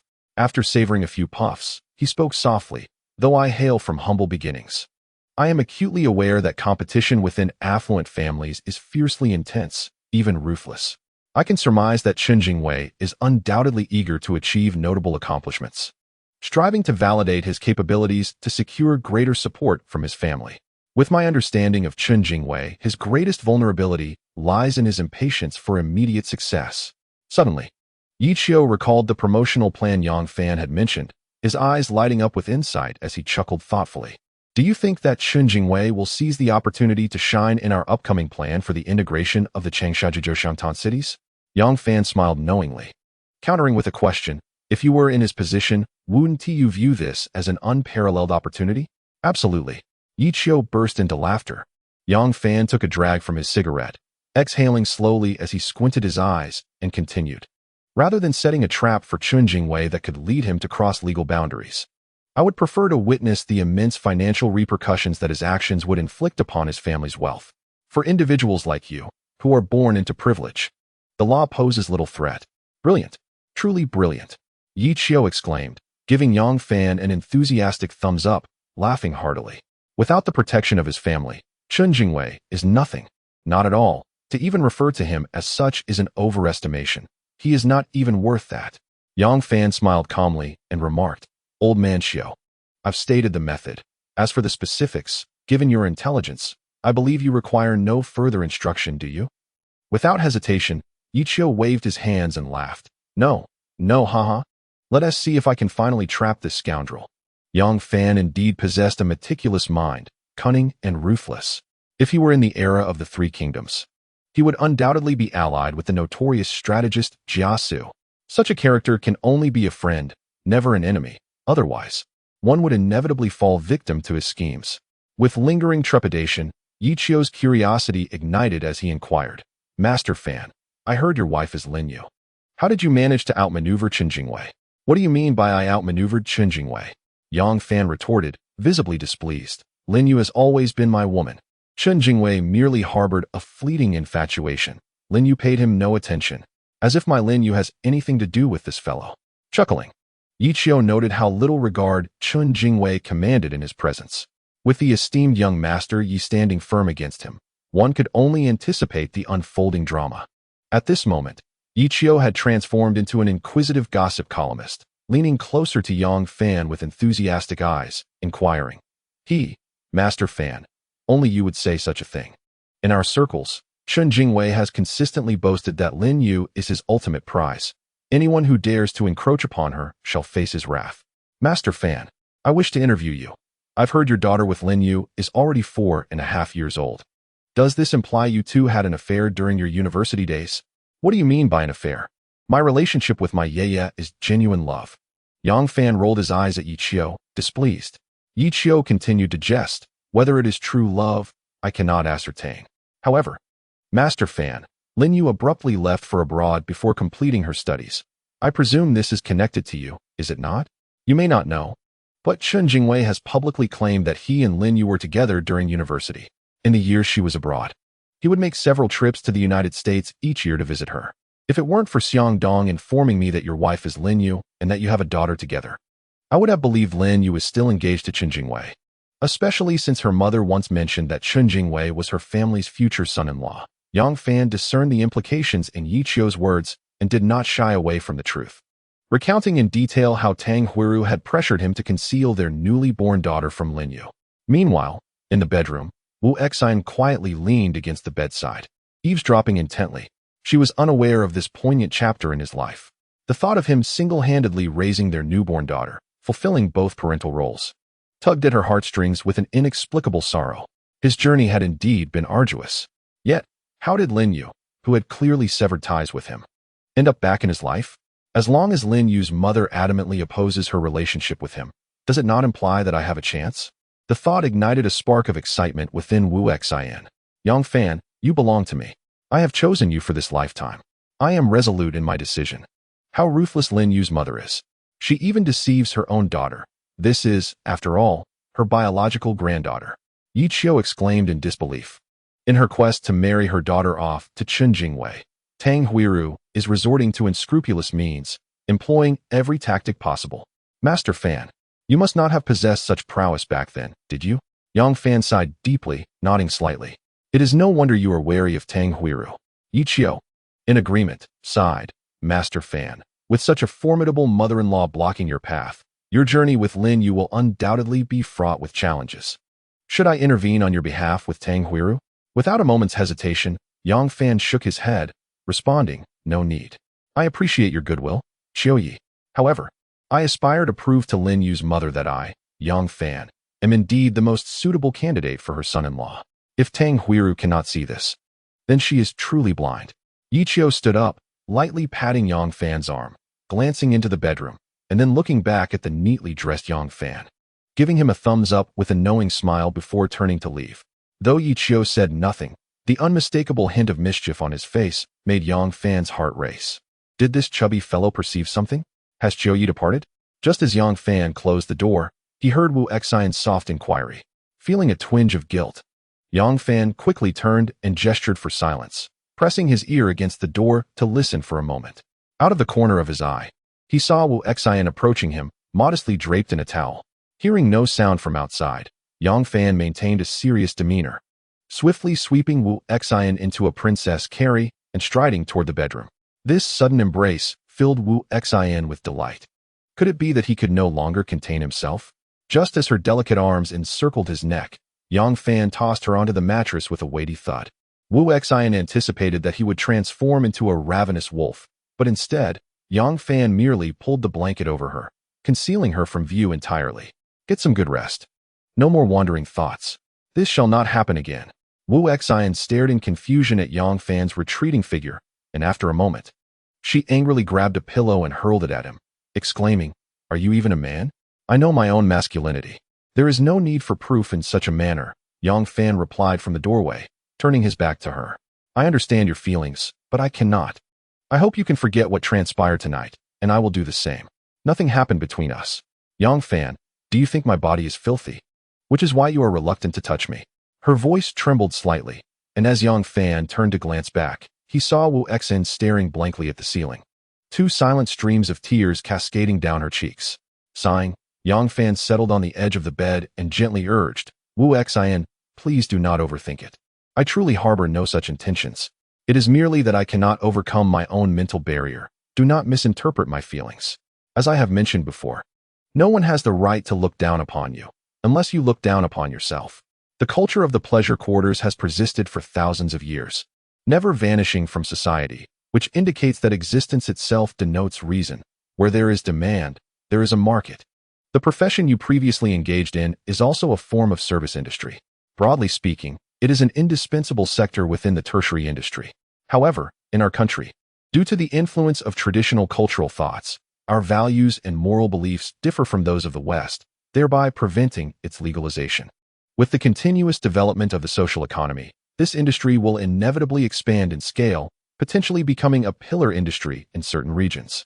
Upon hearing Yang Fan's words, Wu Xian felt a sense of relief wash over her. "Then why are you unwilling to be with me?" she asked. A look of confusion etched on her face as she gazed at Yang Fan. Chapter 97. Do you even deserve to talk money with me? The truth is, I genuinely wish to be with you. Do you have any idea how long it has been since I last touched a woman? Yet, I truly cannot. Wu Xian, would you want me to be with you while my thoughts are occupied by another woman? Yang Fan asked with a bitter smile. Wu Xian stared blankly for a moment before shaking her head vigorously. Even if you possess my body, you cannot attain my heart. Do you find that amusing? Yang Fan gently patted her hand and smiled. All right, stop crying and do not dwell on it. Get a good night's sleep. I understand your thoughts. I still stand by my words. As long as you wish for my care, I will not neglect you. For no other reason than the love letters I once penned to you, I owe you my protection. Yang Fan, do you not have any desires? It has been so long since you separated from Lin Yue. Do you not yearn for a woman? Wu Xian gazed at him dreamily. Everyone has desires, but I can restrain mine. Yang Fan looked deeply into her eyes and said, I do not wish for you to become an outlet for my desires, for once. You were my goddess. I do not want to tarnish the image of that pure, beautiful, innocent, and kind girl I once held in my heart. Wu Xian was momentarily stunned, and after a while, she threw herself into Yang Fan's arms, weeping uncontrollably. Yang Fan remained silent, embracing her gently, patting her back. Sighing, he thought that letting her release her emotions was for the best. She, too, was a woman burdened by her fate. Despite the grandiloquent words he had just spoken, any woman, given other choices, would undoubtedly shy away from a life in the sex service industry. After a long while, she finally ceased her tears, extricating herself from Yang Fan's embrace and burrowing under the blankets. She wiped her tears with the back of her hand, gazing at Yang Fan with emotion, and choked out. Thank you, Yang Fan, for remembering the person I once was. Thank you for your respect. Your respect shall forever remain etched in my heart. Yang Fan bestowed upon her a comforting gaze filled with encouragement, nodding gently with a faint smile. Sleep well. Good night. Good night. Wu Xian reluctantly watched his departing figure, her tear-brimmed eyes reflecting a resolute determination. Yang Fan, I will not let you down. I will ensure that you hold a place for me in your heart. In that moment, Wu Xian had awakened to the truth. She had truly fallen for Yang Fan. Previously, her thoughts had been consumed by the desire for a steadfast companion in the form of an old classmate, someone to shield her from the casual cruelties of other men. Yet, she had never anticipated that Yang Fan would prove to be such a man worthy of her love, even someone for whom she would be willing to sacrifice everything. Not for any other reason, but for the respect he held for her in his heart. Yang Fan, I have fallen in love with you. Unbeknownst to Wu Xian, Yang Fan lay on the sofa, quickly succumbing to sleep. The following morning, after completing his morning routine, Yang Fan noticed Wu Xian still asleep and opted not to wake her.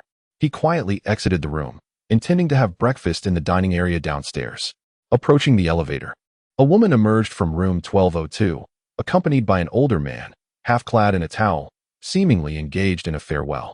Upon noticing Yang Fan, the older man hastily shut the door. Yang Fan, initially unfazed, was taken aback when the woman turned around and they locked eyes. "Yang Fan," she exclaimed, momentarily at a loss for words. After a brief pause, she hurriedly pulled him into the fire escape, her face contorted with displeasure as she glared at him and demanded, "Are you following me?" Yang Fan couldn't help but chuckle, a teasing smile gracing his lips. "Oh, Luna, from where does this sense of superiority stem? Why would I follow you? Could it be that you were caught in the act with someone else and now feel guilty in my presence?" Luna's already glum expression darkened further as Yang Fan's words pierced through her secret. She glared at him for a long moment before begrudgingly retrieving a wallet from her handbag, counting out $200 bills, contemplating for a moment, and then adding another. Tossing the bills at Yang Fan. "Damn it, how am I so unfortunate to encounter this pauper at Huaxing? I cannot let him inform Huang Tianla about this. You saw nothing just now. If you dare to utter a word outside, I will not be kind to you," Luna declared, her voice laced with venom. "Not kind to me?" Yang Fan looked at Luna mockingly, then suddenly delivered a sharp slap across her left cheek. "What do you intend by that?" His eyes were filled with disdain as he smirked. $300 to silence me? Luna, you must be dreaming. You dare strike me?" Luna covered her face, a mix of shock and fury in her eyes. "Anyone can strike a shameless person like you who betrays their partner." Yang Fan scoffed. "My brother must be blind to even consider marrying a woman of your ilk. Damn this wretched world. Pity my brother Lu that day. In this lifetime, you shall not merely remain a small police officer. I will assuredly assist you in ascending the ranks, and subsequently aid you in finding a gentle and virtuous woman. What is it that you truly desire?" Luna's expression fluctuated between anger and despair as she spat with venom. "How much do you want? Speak. To discuss money with me, do you even think you are worthy?" Yang Fan scoffed, and with that, he turned on his heel and departed. Luna glared at Yang Fan's retreating figure, her eyes filled with resentment. After a long moment, begrudgingly, she picked up the 300 yuan from the ground. Daring not to take the elevator, and with a sullen expression on her face, she hurried down the fire escape stairs. "Yang Fan, I will not let you escape. The humiliation you bestowed upon me today shall be repaid tenfold." Chapter 98. What is the origin of this gentleman in the restaurant on the third floor of the hotel? Few patrons were present for the breakfast buffet at this hour. Just as Yang Fan sat down and took a couple of bites, he noticed Tang Xiangdong and Yi Qiu entering the restaurant, engaged in light-hearted banter. "Master Fan, you're up so early. I thought you might still be asleep." Yang Fan waved his hand and smiled. "Good morning, Donggu, Qiu Yi."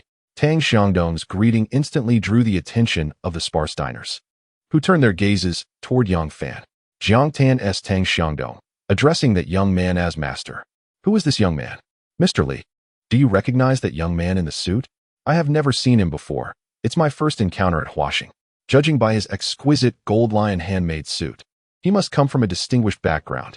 The fact that Tang refers to him as Master Fan and his Jiangtan accent. When did Jiangtan produce such an esteemed figure? Have you noticed the man beside Tang?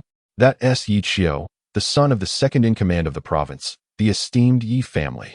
Just as the guest's words faded, Yi Qiu took a seat beside Yang Fan, smiling broadly. "Master Fan, I trust you enjoyed yourself last night?" Upon hearing Yi Qiu address Yang Fan as master, the guest was nearly struck dumb, nearly dropping his cutlery. Heavens! The first son of Jiangnan province dares to call that gentleman master. This is monumental news. No, I must keep this under wraps. I need another opportunity to see if I can get to know that master. Jiangtan has produced a remarkable figure. Yi Qiu's words nearly caused the patrons in the restaurant to drop their jaws in astonishment. Tang Xiangdong, carrying 2 breakfast plates, settled across from Yang Fan and Yi Qiu, casting a knowing glance at Yang Fan with a smirk. "I spoke to Kong Lauer this morning regarding Wu Xian. He assured you not to worry. She will belong to you from now on, and no one shall harbor ill intentions towards her again." Alas, Yang Fan couldn't help but inwardly chuckle at the absurdity of it all. However, he understood that if he claimed nothing transpired between him and Wu Xian last night, no one would believe him. Moreover, it was not entirely untrue, for Wu Xian had indeed tasted his flute. Since Tang Xiangdong had already spoken to Kong Wenzhou, he thought it best to let this misunderstanding continue. Thank you for your thoughtfulness, Dongge. Yang Fan lifted a glass filled with milk and toasted to Tang Xiangdong. Tang Xiangdong raised his glass of milk and gently clinked it with Yang Fan's, smiling warmly as he said, "We are all brothers." Such words make it seem distant. As men, we understand each other. As long as the red flag at home remains upright, it is indeed a skill to have colorful flags fluttering outside. The trio engaged in light-hearted conversation about romance and life, when suddenly an elderly man in his 50s, balding and clad in a somewhat ill-fitting dark suit, entered the restaurant. Upon seeing this man, Yang Fan's brow furrowed slightly. Noticing Yang Fan's expression, Tang Xiangdong curiously glanced back. "Ah, Mr. Tang, it's a rarity to see you at Huaxing." "And so early too," the elderly man exclaimed, his face lighting up with a broad smile upon spotting Tang Xiangdong.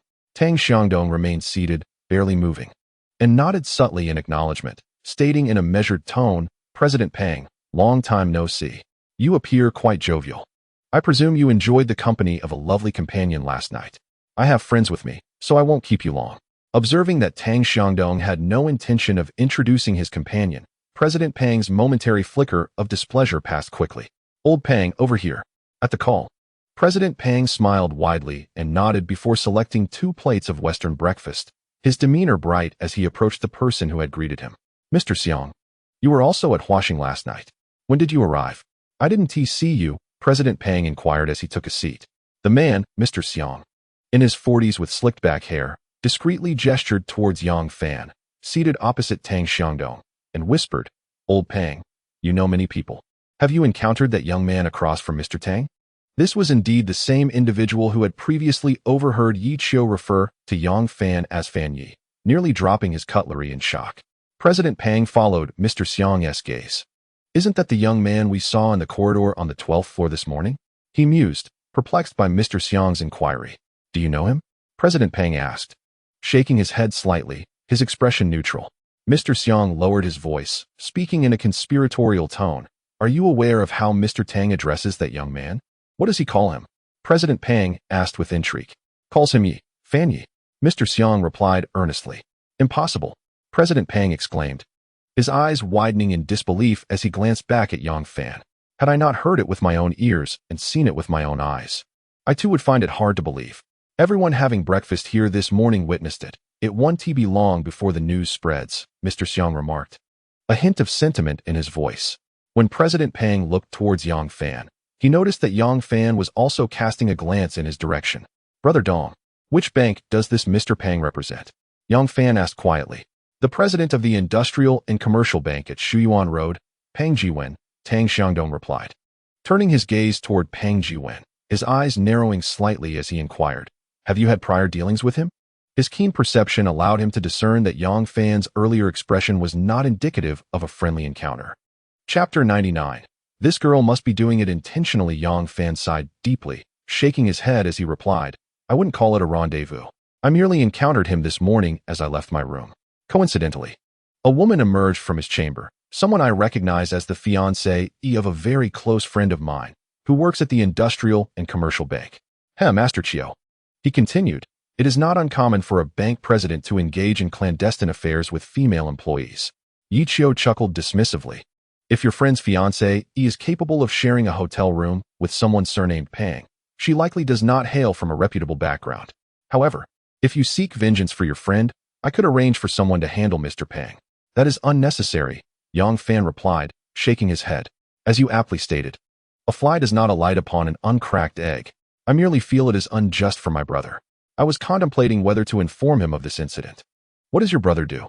Tang Xiangdong inquired. "He is a detective at the police station on Shuyuan Road," Yang Fan answered truthfully. "He assisted me during my most challenging times." Detectives often find themselves away from home due to the nature of their work, Tang Xiangdong remarked understandingly. "Master Fan, I believe it would be wise not to discuss this matter with your brother directly. Many detectives have fiery tempers. Should he impulsively act out of rage, it could lead to catastrophic consequences for his fiancée." "Indeed," Yang Fan nodded gravely. Tang Xiangdong's warning was timely, given Huang Tianla's temperament. It could very well incite a serious incident. "Master Fan, you have a good relationship with Luo Zhengxian, do you not? If you wish to assist your brother, a word with Luo Zhengxian would suffice. As the second in command at the Municipal Bureau, It would be a simple matter for him to facilitate the transfer of a grassroots officer. Tang Xiangdong proposed to Yang Fan. Contemplating this, Yang Fan nodded thoughtfully. After breakfast, Yang Fan, Yi Qiu, and Tang Xiangdong ascended to the 12th floor via the elevator. Upon returning to his room, Yang Fan intended to greet Wu Exine, only to find she was already awake and had undergone an elaborate transformation. With a light application of makeup, she appeared radiant, her figure elegantly accentuated by a fitted dress that showcased her graceful curves. Her long, lustrous hair cascaded naturally over her shoulders, exuding an air of purity and elegance, devoid of any worldly allure. There is a self-service breakfast downstairs. Would you care to join me? I do not have a habit of eating breakfast. That habit is quite detrimental. You must change it. Yang Fan stated earnestly. Understood. I assure you I will improve, she replied. Master Fan, do you have a meeting with Mr. Tang and the others this morning? Might I accompany you to witness how you magnates conduct business? Seeing her pitiful demeanor, Yang Fan considered the opportunity to formally introduce her to Tang Xiangdong and Yi Qiu. The burgeoning market in Chang's Hujiang's Tri-City merger could greatly benefit from the assistance of the hostesses under Wu Xian's employ. With this thought in mind, Yang Fan naturally nodded in agreement. Wu Xian, in delight, swiftly pressed her warm, soft lips against his cheek in a fleeting kiss. With a charming smile, she affectionately linked her arm through his elbow and cheerfully remarked, This shall not happen again. I understand. It shall not happen again. Yang Fan shook his head with a wry smile and led her to the room where Yi Qiu and Tang Xiangdong were situated. Upon seeing Wu Xian, elegant and graceful, linking arms with Yang Fan, Yi Qiu could not help but exclaim, Master Fan, to have such a captivating companion through the long night is truly enviable. Tang Xiangdong, with a jovial demeanor, looked at Yang Fan and pointed at the left side of his face. Confused, Yang Fan touched his face, only to discover a faint trace of lipstick on his fingers, causing his cheeks to flush. He hastily withdrew his right arm from Wu Xian's grasp and retreated to the washroom to cleanse his face. The teasing laughter of Tang Xiangdong and Yi Qiu echoed from outside, making Yang Fan feel as though he could not clear his name even if he plunged into the Yellow River. That mischievous girl must have done it on purpose. Shortly after Yang Fan and Wu Xian entered, Kong Wenzhong arrived.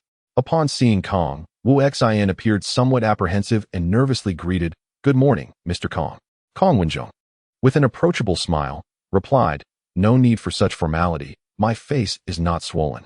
You are now Xiao Fan's woman, so feel free to call me brother. Where is Xiao Fan?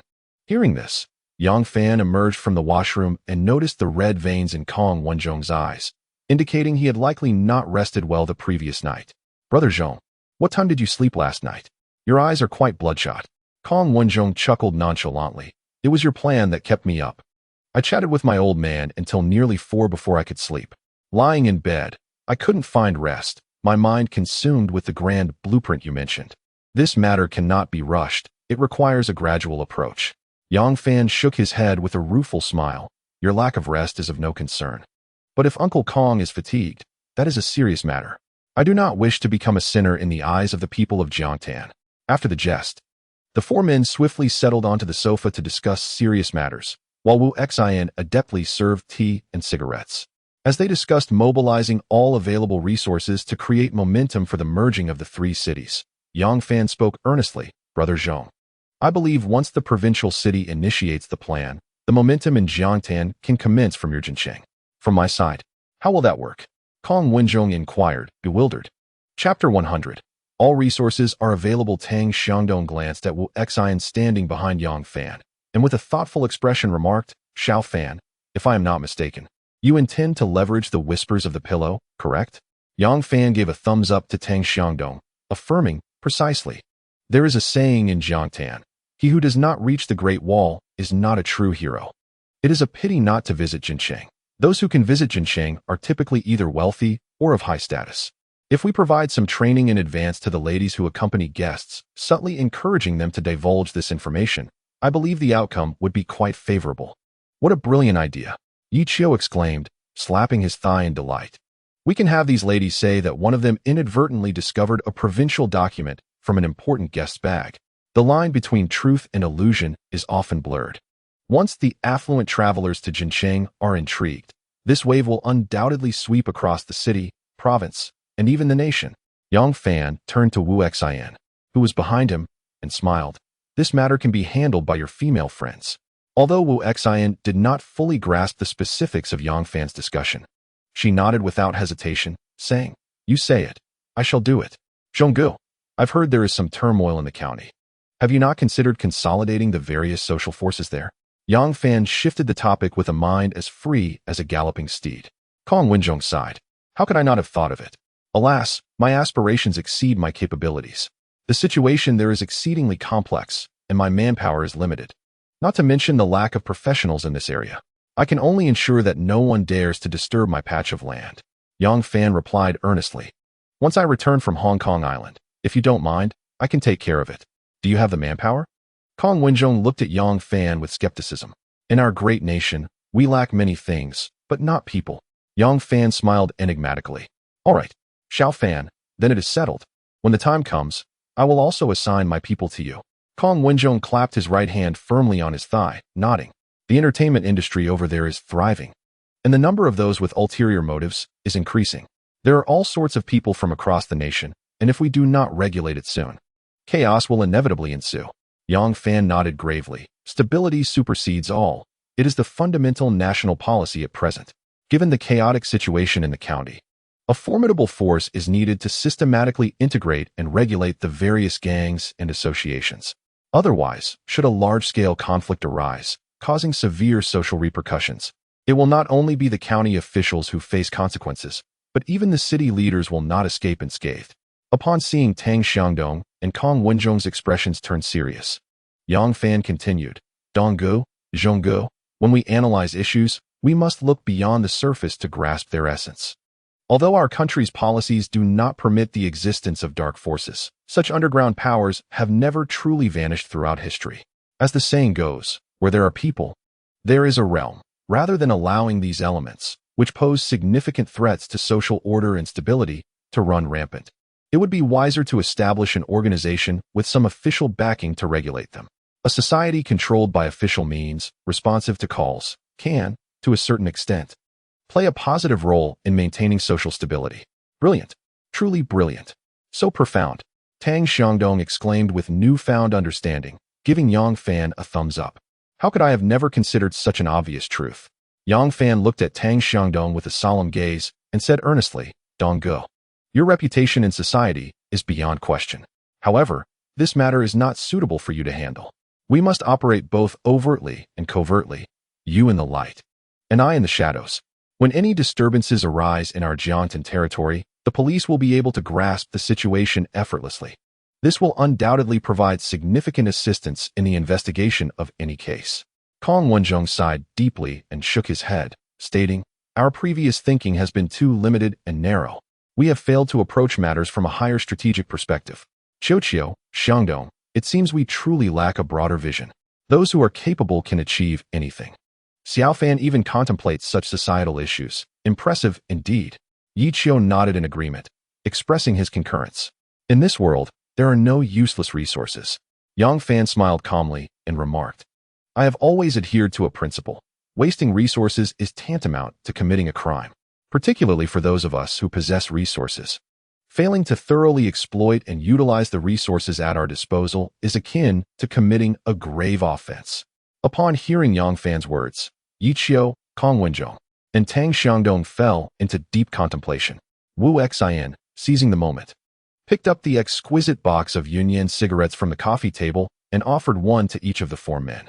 Yang Fan lit his cigarette with the lighter Wu Xian provided, took a couple of slow puffs, and then turned to Tang Xiangdong, saying, Brother Dong, I believe you must have a few trustworthy comrades under your command. A true hero is supported by 3 allies. Given your substantial reputation in Jiangtan, you must have a band of capable and tenacious subordinates. Chapter 101. Are we really going to play this big? Tang Xiangdong did not disappoint Yang Fan, nodding without hesitation. Of course, one is named He Feng, a retired armed police veteran, and the other is Zhou Yu, who trained in wrestling at the municipal sports school. I can always entrust my back to these 2 brothers. Yang Fan nodded appreciatively and continued. The 4 of us will only be responsible for planning and overseeing from behind the scenes. The execution will be left to your 2 brothers. On the surface, We must maintain no form of contact with those so-called social miscreants. Brother Dong, you can arrange for He Feng and Zhou Yu to take a trip far away, ensuring they gradually fade from the sight and memory of your other personnel. What about the others? Tang Xiangdong asked, his expression filled with confusion. Simple, recruit. Yang Fan replied, his demeanor composed and smiling. In recent years, our military has undergone significant downsizing, resulting in an abundance of veterans returning to civilian life, eagerly awaiting local employment opportunities. If these individuals, who have undergone formal military training, are not properly placed, any one of them could pose a greater threat to society than those petty thugs. We shall establish a security company. I will cover the funding, and the registration will be in Hong Kong, giving it an international facade. As for the necessary procedures for the company to operate domestically, I will leave that to you, Brother Dong, and to you, Chiu and Zhong. Goodness, are you really planning to employ all retired military personnel, Master Fan? Kong Wenzhong could not help but exclaim, his eyes wide with astonishment. Why not? Yang Fan smiled lightly. Dismissing the concerns, loyal brother. Our actions serve a dual purpose. We assist the military in addressing the challenges faced by retired soldiers, while simultaneously aiding local communities in securing employment for these veterans. Why should we refrain from such mutually beneficial endeavors? I remarked, Master Fan, you cannot be considering emulating the American Blackwater Company, can you? Tang Xiangdong murmured, almost to himself. Why not? Yang Fan responded with a smile, countering the question. If America can have Blackwater, why can't our homeland establish a Whitewater, Bluewater, or Greenwater Company? Blackwater thrived due to the backing of the American government and military, Tang Xiangdong observed, his countenance growing serious. Funding is not an issue. I will handle that. Yang Fan reassured, waving his hand dismissively, his demeanor calm and composed. In my vision for this international security company, every employee will receive a monthly salary, complemented by generous benefits and pensions. All members must maintain regular military training. Master Fan, if you truly pursue this venture, the required funding will be substantial, certainly calculated in the hundreds of millions. Yi Qiu interjected, his tone earnest and serious. If you can resolve this, I assure you, the military districts nationwide will honor you as a distinguished guest. Of course, it must be in the hundreds of millions, Yang Fan chuckled knowingly. However, we are speaking in U.S. dollars, not yuan. Tang Xiangdong gasped sharply, his eyes widening in disbelief as he stared at Yang Fan. Master Fan, are you certain you are not jesting? Yang Fan's expression turned serious. Donggu, do you believe I would jest about such a significant matter? Excellent, Tang Xiangdong exclaimed, slapping the table and laughing heartily. If you can accomplish this, you shall be esteemed wherever you go. At this moment, Tang Xiangdong appeared to recall something important and asked earnestly, Master Fan, my uncle has a batch of last year's retired soldiers under his command, many of whom remain improperly settled. He has been quite troubled by this issue recently. Given your current financial capacity, how many can you accommodate? Upon hearing this, Yang Fan immediately understood how Tang Xiangdong had established connections with the Jiangtan military district. After a moment of contemplation, he inquired, how many individuals are still unsettled on your uncle's side? I estimate it to be no fewer than 120, Tang Xiangdong responded tentatively. Very well. Upon my return from the island, I shall take in all of them. Yang Fan replied decisively, his tone resolute. Splendid. Master Fan, I will approach my uncle regarding the security company's license. Tang Xiangdong declared proudly. What do you consider an appropriate amount for the company's registered capital? After a brief contemplation, Yang Fan replied, let us provisionally set it at 10 million Hong Kong dollars, and we can adjust it when we seek to increase the capital in the future. Donggu, should you come across a suitable venue, please keep an eye out. I refer to a facility capable of conducting regular training sessions. Rest assured, I will take care of this matter. Tang Xiangdong laughed heartily, exclaiming, I shall invest 2 million in this security company. Yi Qiu, with a sly grin adorning his round, chubby face, chimed in. Tang Xiangdong, momentarily taken aback, immediately shouted, by heaven, I almost overlooked this significant matter. If Master Qiu is investing 2 million, I must contribute 300,000. I shall also invest 2 million. Kong Wenzhong stated resolutely, unwilling to be outdone. Regarding this investment, my brothers, let us not rush. We shall deliberate once I return from Hong Kong. Yang Fan said with a grave and earnest expression. According to my calculations, this security company is likely to endure a protracted period of losses, lasting at least 2 years. if not longer. The expenses for personnel salaries, benefits, and daily training are akin to an insatiable abyss. This is primarily why no one domestically has shown interest in such a security firm thus far. Brothers Dong, Chiu, and Zhong, if you have spare funds, you may consider investing. However, if you are contemplating reallocating funds from other ventures or resorting to bank loans, such actions are entirely unnecessary. I advise you to refrain from investing for the time being. Since I have put forth this plan today, rest assured that all present will naturally be shareholders of this security company. This is a long-term investment, and those with modest financial means will undoubtedly find it challenging to sustain. Therefore, I implore you all to deliberate carefully before making a decision. As Ichio stated, once this security company successfully grows, I, Yang Fan, shall undoubtedly become a distinguished guest of the military. Chapter 102. Where did you spend last night? Yichio Kongwenzhong and Tang Xiangdong furrowed their brows, silently exchanging glances. Observing this, Yang Fan chuckled and continued, Brothers, let us not forget the project we discussed last night at Zhong's home with Uncle Kong. This project necessitates a substantial initial investment. Once this incubator hatches its golden eggs, and you contemplate placing your funds into the security company, I, Yang Fan, will wholeheartedly welcome it. Since Master Fan has articulated this, let us, Wenzhong and Xiangdong, temporarily set aside our ambitions. Yi Qiu sighed, acknowledging the maturity of his reasoning. What Master Fan states is indeed correct. The security company is, in its initial stages, a veritable black hole for funds. With our current financial capabilities, investing all our resources would yield no returns. Tang Xiangdong nodded in silent agreement. Having grown up in a military compound, he understood that the security company Yang Fan intended to establish was akin to funding a military unit in its infancy. This venture was less an investment and more akin to burning money. To consolidate the underground forces in the Jiangtan region would require significant time and effort. Only after unifying the various factions could the security company expect a stable income, allowing it to radiate outward from Jiangtan. It must be said that Yang Fan's thinking was truly imaginative and remarkably audacious. Should China indeed establish a security company akin to Blackwater, it would undoubtedly delight the military's high-ranking officials. At this moment, Yi Qiu and Kong Wenzhong were enveloped in a profound sense of astonishment. Yang Fan was not only assembling a security team to safeguard the forthcoming enterprise conglomerate, but was also conveying goodwill to the military through this initiative.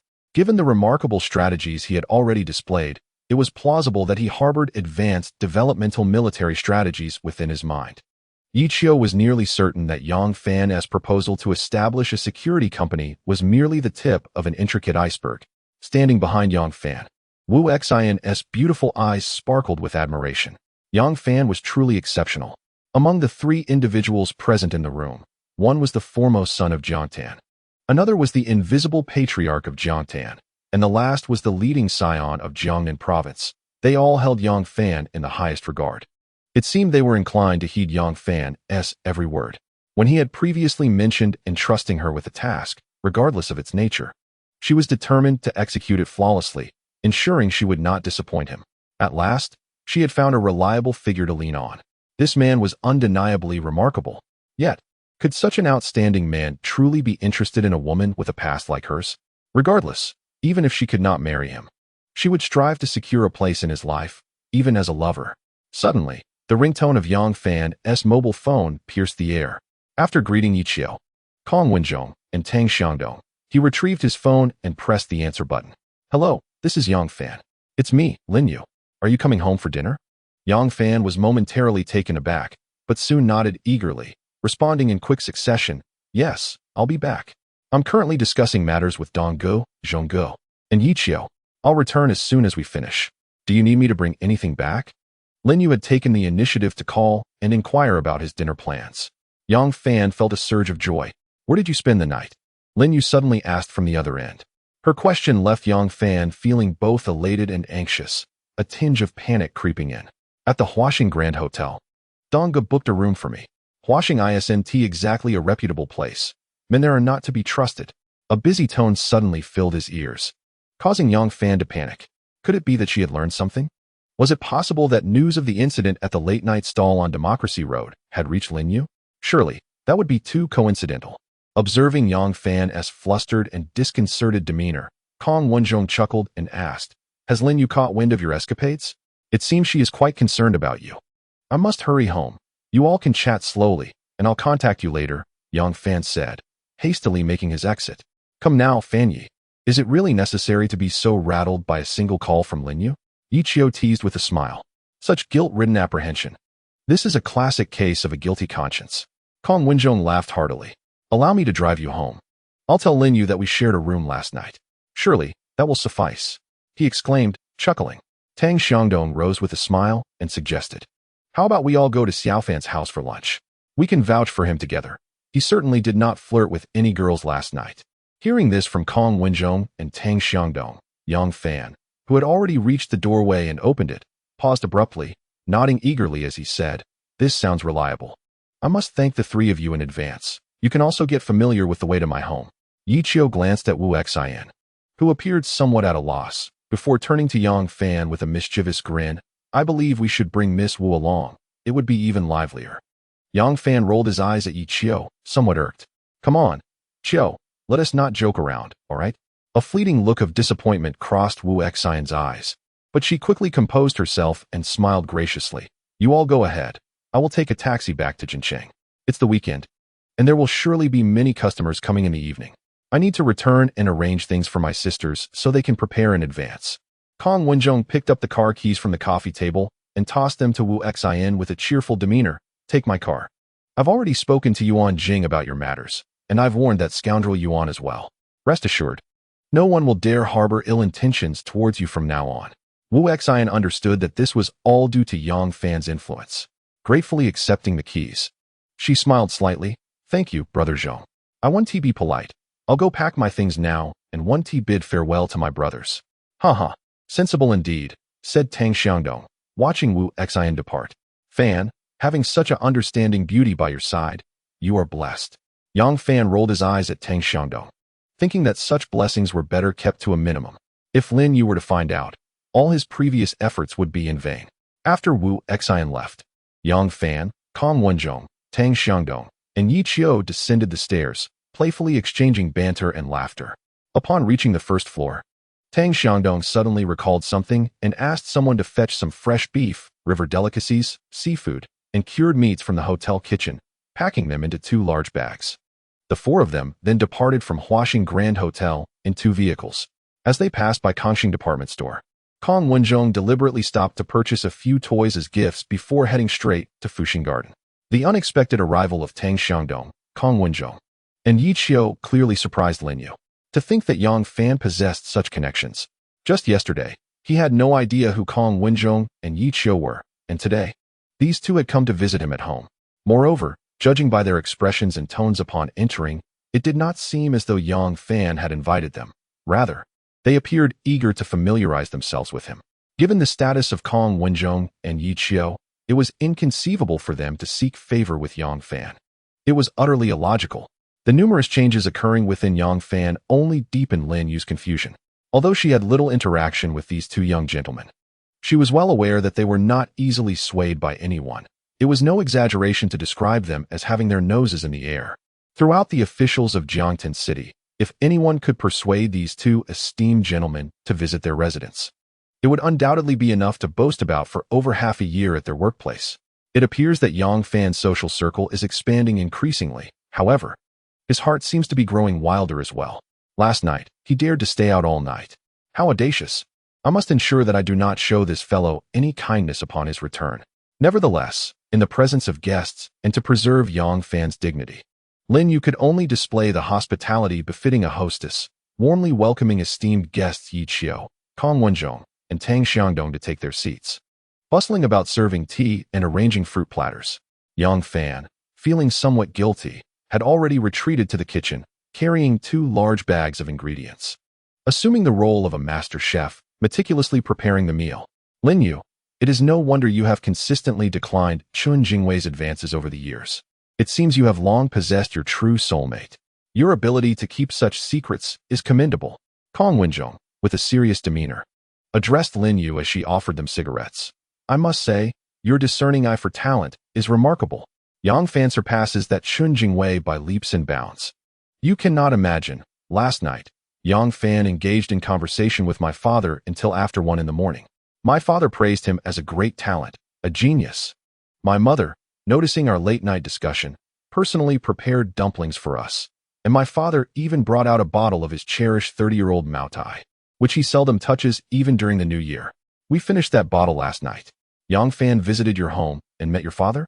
Lin Yue's beautiful eyes were filled with astonishment. Indeed. Kong Wenjong nodded earnestly, continuing. Your husband shared his ambitious vision for the integration of the Longshujian and the 3 cities with my father, along with a specific execution plan. I have never seen my father so lavish in his praise for someone. He even expressed a desire to invite your husband to the city government as his assistant. However, your husband graciously declined. You cannot imagine, my father did not sleep well all night. He was both exhilarated by Yang Fan's grand proposal and disheartened by Yang Fan's refusal of the assistant position, lamenting the lost opportunity. Lin Yue felt a surge of pride and smiled with a hint of satisfaction. If he wishes to be my daughter's father, he must perform admirably. So, he had been discussing serious matters with Mayor Kong until so late. Well, I suppose I can forgive him. Although Kong Air is somewhat unreliable at times, he would not dare to fabricate such significant matters. To have Aunt Xia accompany them in conversation for so long, even personally making dumplings for supper, is a privilege that even my parents might not enjoy. If only Uncle Kong could personally persuade my parents on my behalf. Lin Yue. Although we have only crossed paths a few times at social gatherings, Chen Jingwei has publicly declared you as his beloved, claiming you as his fiancée. A matter your mother seems to have corroborated. What is the true nature of this situation? Upon hearing Yi Qiu's inquiry in front of Lin Yue, Yang Fan, who was in the kitchen picking vegetables, instinctively perked up his ears. My mother has always sought to matchmake me with Chen Jingwei, which is the primary reason she has never accepted Yang Fan. Lin Yue sighed with a bitter smile and remarked, I cannot strip a man of his right to pursue me. However, the choice of whom to embrace is mine alone. Due to my mother's obstruction, I have been separated from my daughter for over 4 years. Throughout those 665 days and nights, I was oblivious to whether my daughter was even alive. It was only on the 24th of last month, when Yang Fan called to inform me, that I learned the truth. In this matter, Lin Yue, I believe you should not hold any resentment towards Xiao Fan. Kong Wenjong interjected, What kind of person is your mother? What is her character? Surely you and I are well aware. If Yang Fan had any choice, would he have allowed you to part from your newborn child? He is merely in his early 20s, alone and unsupported in this city, raising an infant while bearing the responsibilities of both mother and father, nurturing her through countless trials and tribulations. Just imagining the hardships he has endured fills me with empathy. Lin Yue's eyes glistened with unshed tears as she lowered her head in silence. Chapter 104. Yang Fan is truly exceptional. In recent days, Lin Yue has contemplated these matters. She cannot even fathom how Yang Fan has managed to provide for their daughter alone. The child was born with congenital deficiencies and a frail constitution, frequently falling ill and requiring hospital care. For a child like this, even a devoted couple would eventually feel the strain of the journey. Yet Yang Fan has persevered alone, not only surviving, but also raising their daughter to be so understanding and delightful. By this merit alone, he deserves respect and forgiveness. In contrast to the burdens he has shouldered and the heartache he has silently endured, her own pain and grievances seem comparatively lighter. At the very least, during her moments of suffering and distress, she has had her parents, relatives, and friends to care for, comfort, and guide her. Whereas he has nothing but a frail daughter to rely on. Noticing the tears glistening in Lin Yue's eyes, Kong Wenjong pulled a few tissues from the box on the coffee table and handed them to her. Lin Yue, you must forgive Yang Fan, he urged sincerely. Not only should you forgive him, but you should also take pride in having such a remarkable husband. In comparison to Yang Fan, Chen Jingwei is nothing. Lin Yue accepted the tissues, dabbing her tears while nodding repeatedly. Thank you, Kong Lao Air. Lin Yue, you dare to call me that nickname. Kong Wenjong feigned anger, glaring at her. Do you believe I will turn against you? Recalling the disputes and jokes that have arisen in recent years due to the nickname Kong Lao Air, Lin Yue could not help but break into laughter. All right, I won't call you Kong Lao Air anymore. I shall refer to you as Kong de Xiao instead. Is that acceptable? You still dare? Kong Wenjong's eyes widened in astonishment. Amused by Kong Wenjong's playful banter, Lin Yue could not help but stifle her laughter, her delicate hand covering her mouth as she giggled charmingly. Meanwhile, Yang Fan, who had been eavesdropping in the kitchen, finally exhaled a long sigh of relief. Kong Wenjong's recent discourse had undoubtedly reached the caliber of a political commissar. He not only dispelled Lin Yue's doubts, but also alleviated the resentment that had lingered in her heart. It seemed imperative to thoughtfully strategize for Kong Xiaoxian's political future. Coincidentally, at that very moment, within the hallowed halls of the Jiangtan City Government Building, in the esteemed Office No. 1, Secretary General Lin Jingguang was diligently reporting to his superior, Kong Xiaoxian. As Lin recounted the recent advancements in Jiangtan's investment attraction efforts, he found himself pondering in silence. Typically, Kong Xiaoxian showed little interest in such specific matters. It was unusual for him to summon Lin to discuss work. Presently, there were no significant investment projects to speak of in Jiangtan, aside from a Taiwanese businessman, Guo Changrong, who planned to establish an electronics factory. The initial investment budget for the Jiangnan Nokia Information Technology Company Limited's manufacturing plant in Jiangtan is set at 10 million yuan. My suggestion is to facilitate a partnership with the third radio factory for asset restructuring. This would significantly shorten the construction timeline for the investors and revitalize state-owned assets. I intend to dedicate time next week to engage in serious discussions with the Taiwanese business owner. Kong Xiaoxian regarded Lin Jingguang with a curious expression, his skepticism apparent as he inquired, "Comrade Jingguang, are you truly unaware?" "Unaware of what?" Lin Jingguang responded, baffled by Kong's question. Noticing that Lin did not seem to be feigning ignorance, Kong let out a deep sigh.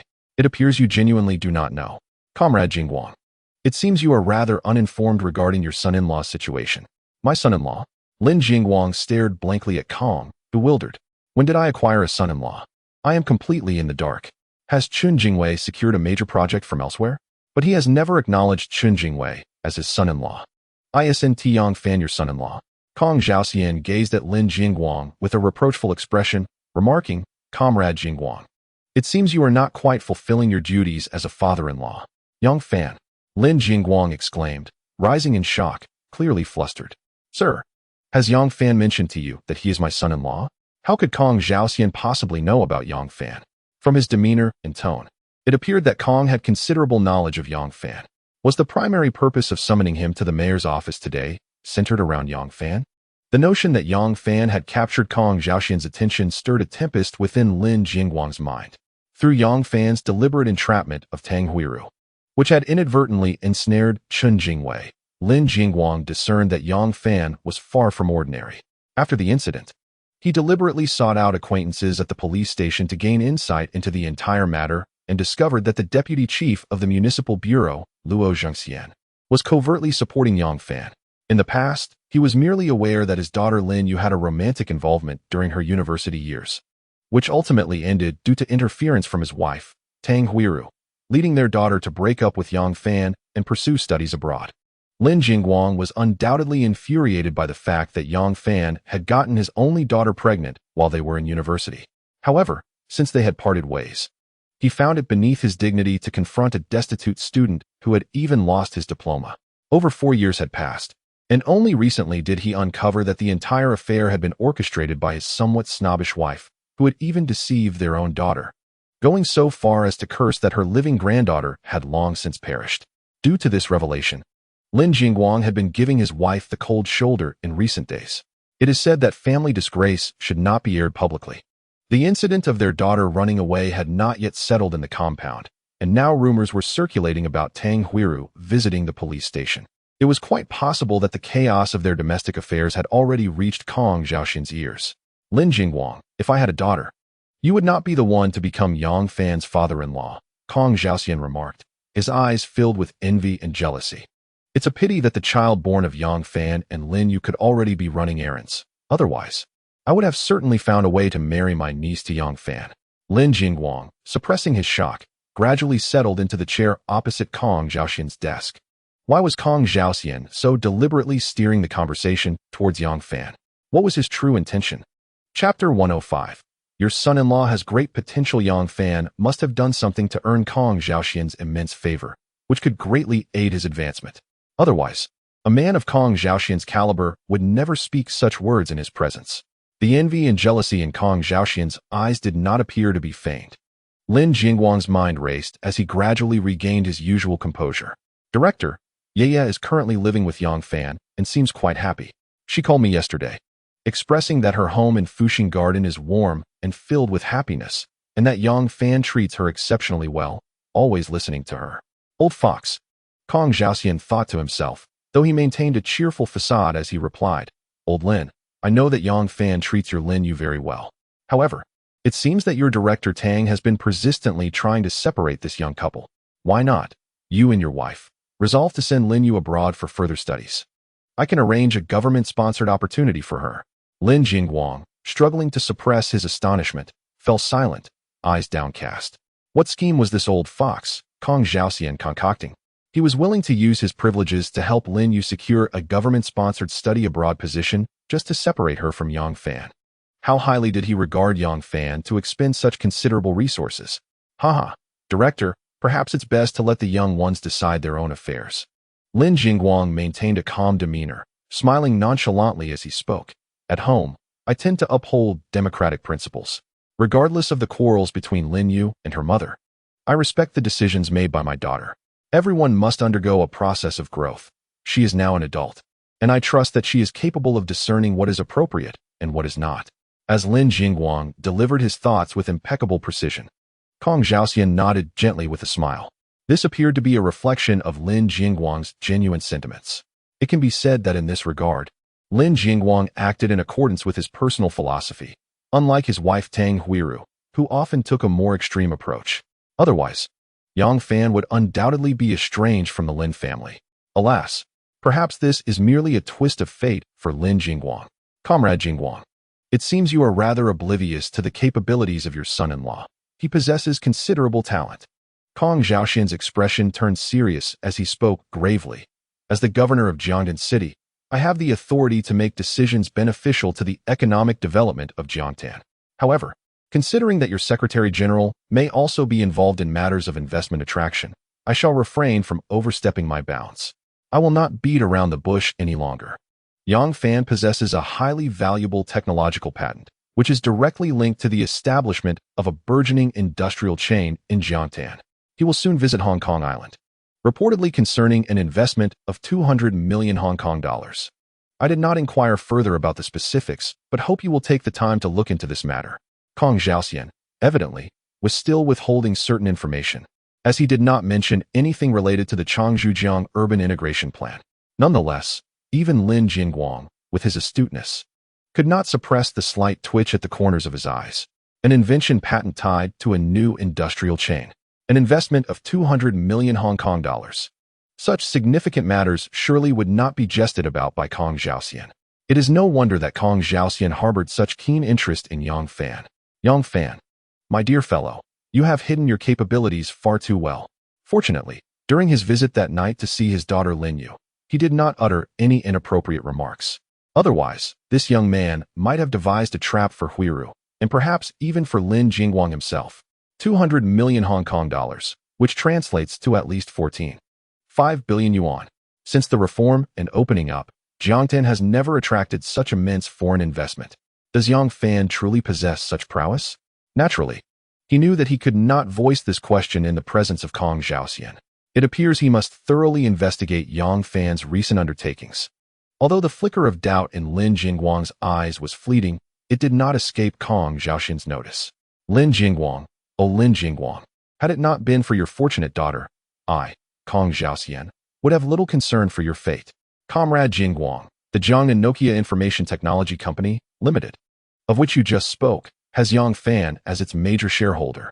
With a deep sigh, Kong Xiaoxian revealed this significant piece of information to Lin Jingguang. Yang Fan is a major shareholder of Jiangnan Nokia Information Technology Company, Limited. Lin Jingguang's eyes widened with incredulity. Comrade Jingguang, it seems your diligence has fallen short. Kong Xiaoxian solemnly criticized, as the Secretary General of the municipal government. You have failed to ascertain the true owner of the electronics factory that Taiwanese businessman Guo Changrong plans to invest in. This is a significant oversight in your duties. Comrade Lin Jingguang, bureaucratic mentality and practices are unacceptable. Lin Jingguang quickly rose and bowed his head in acknowledgement of his error, saying, Your criticism is warranted, and I shall diligently ensure that all information regarding this company is thoroughly verified upon my return. Sun Jiangwo, oh Sun Jiangwo. It seems you, the director of the Investment Promotion Bureau, have lost your will to work. At this moment, Lin Jingguang felt an urge to unleash his frustrations towards Sun Jiangwo. Upon exiting Kong Xiaoxin's office, the first action Lin Jingguang took upon returning to his own office was to dial Sun Jiangwo's number. The recently registered Jiang and Nokia Information Technology Company Limited had its true mastermind revealed to be Yang Fan. It was evident that Hui Ru had no understanding of Yang Fan whatsoever. In contrast to Chun Jingwei, who leveraged his family's connections to acquire permits for speculative ventures, Yang Fan, grounded in his experience in the real economy, clearly surpassed Chun Jingwei in capability. Upon receiving the call from Secretary Lin, Sun Jiangwo dared not be negligent. Entering the office, he was met with the sight of Lin Jingguang, whose countenance was dark and foreboding. Sun Jiangwo felt a wave of anxiety wash over him and cautiously inquired, "Secretary Lin, you summoned me in such haste. Is there a directive?" At this moment, Lin Jingguang was genuinely inclined to vent his frustrations. However, prior to Sun Jiangwo's arrival, he had meticulously reviewed the materials regarding Jiang and Nokia Information Technology Company, Limited. The company's business license listed Guo Changrong as the legal representative. Yet the shareholder list and the company's articles of association clearly indicated that Yang Fan held a 51% stake through investment in capital and technological resources. He had made the mistaken assumption that this newly established Taiwanese enterprise was solely represented by a Taiwanese businessman, presuming that the other shareholders were certainly not ordinary individuals. The blame could only be placed on the fact that the name Yang Fan was regrettably too common. Across the nation, there were thousands, if not tens of thousands, bearing the name Yang Fan. Little did he realize, this Yang Fan was indeed that Yang Fan, the very individual his wife, Tang Huiru, believed would sell his kidney or liver for a mere 500,000. How could a major shareholder of a Taiwanese enterprise, which owned two physical companies and had a valuation exceeding 20 million, possibly be a destitute young man? A person capable of orchestrating schemes alongside the deputy director of the municipal bureau, Luo Zhengxian, could hardly be considered ordinary. Tang Huiru, oh Tang Huiru, your misjudgment nearly jeopardized my significant undertaking. Suppressing the shock within, Lin Jingguang fixed a stoic gaze upon Sun Jiangwo and inquired, "Comrade Jiangwo, why have you never mentioned that the decision-maker of Jiang and Nokia Information Technology Company, Limited, is our own Yang Fan?" Sun Jiangwo, with his head bowed, replied, "Secretary Lin, this was my oversight. The project is still in the negotiation phase, and the relevant funds have yet to be secured. Taiwanese businessman Guo Changrong is currently evaluating our city's various radio factories. I intended to provide you with a detailed report once the project was firmly established." Lin Jingguang's expression softened slightly, yet his tone remained grave as he inquired, "How much do you know about Yang Fan?" Without hesitation, Sun Jiangwo replied decisively, "This individual is undoubtedly an extraordinary talent, a prodigy seldom seen in Jiangtan City for a century." Intrigued by Sun Jiangwo's remarks, Lin Jingguang pressed further, "Are you well acquainted with him?" Sun Jiangwo nodded affirmatively without a moment's thought. "Indeed, Secretary Lin. Although my acquaintance with Xiao Fan is relatively recent, we connected instantly and share a remarkable rapport. Just yesterday noon, we dined together at Zhuanshan Villa. Who else was present?" Lin Jingguang continued to inquire. Sun Jiangwo promptly responded, "Peng Qiulan from the Municipal Construction Bank, Luo Zhengxian from the Municipal Bureau, Ren Hongchuan from the Postal and Telecommunications Bureau, and Tang Xiangdong from Hongqi Farm." This gathering was hosted by Peng Qiulan as a gesture of gratitude towards Xiao Fan. Your daughter Lin Yue and granddaughter Huan Huan also attended. Lin Jingguang's interest deepened. "So, Yang Fan has a good relationship with Peng Qiulan, Luo Zhengxian, Ren Hongchuan, and Tang Xiangdong?" Observing the cloud of concern dissipate from Lin Jingguang's face, Sun Jiangwo could not help but breathe a sigh of relief, replying, "Yes, Secretary Lin. Our relationships are quite positive, to put it in colloquial terms. We are akin to brothers and sisters." Lin Jingguang nodded slightly and continued, "I have heard that Yang Fan is planning a trip to Hong Kong Island, seemingly related to a significant investment. How much do you know about this matter?" Sun Jiangwo pondered for a moment before responding. "This pertains primarily to the development plans of Nokia Information Technology Company, Limited in Jiangtan.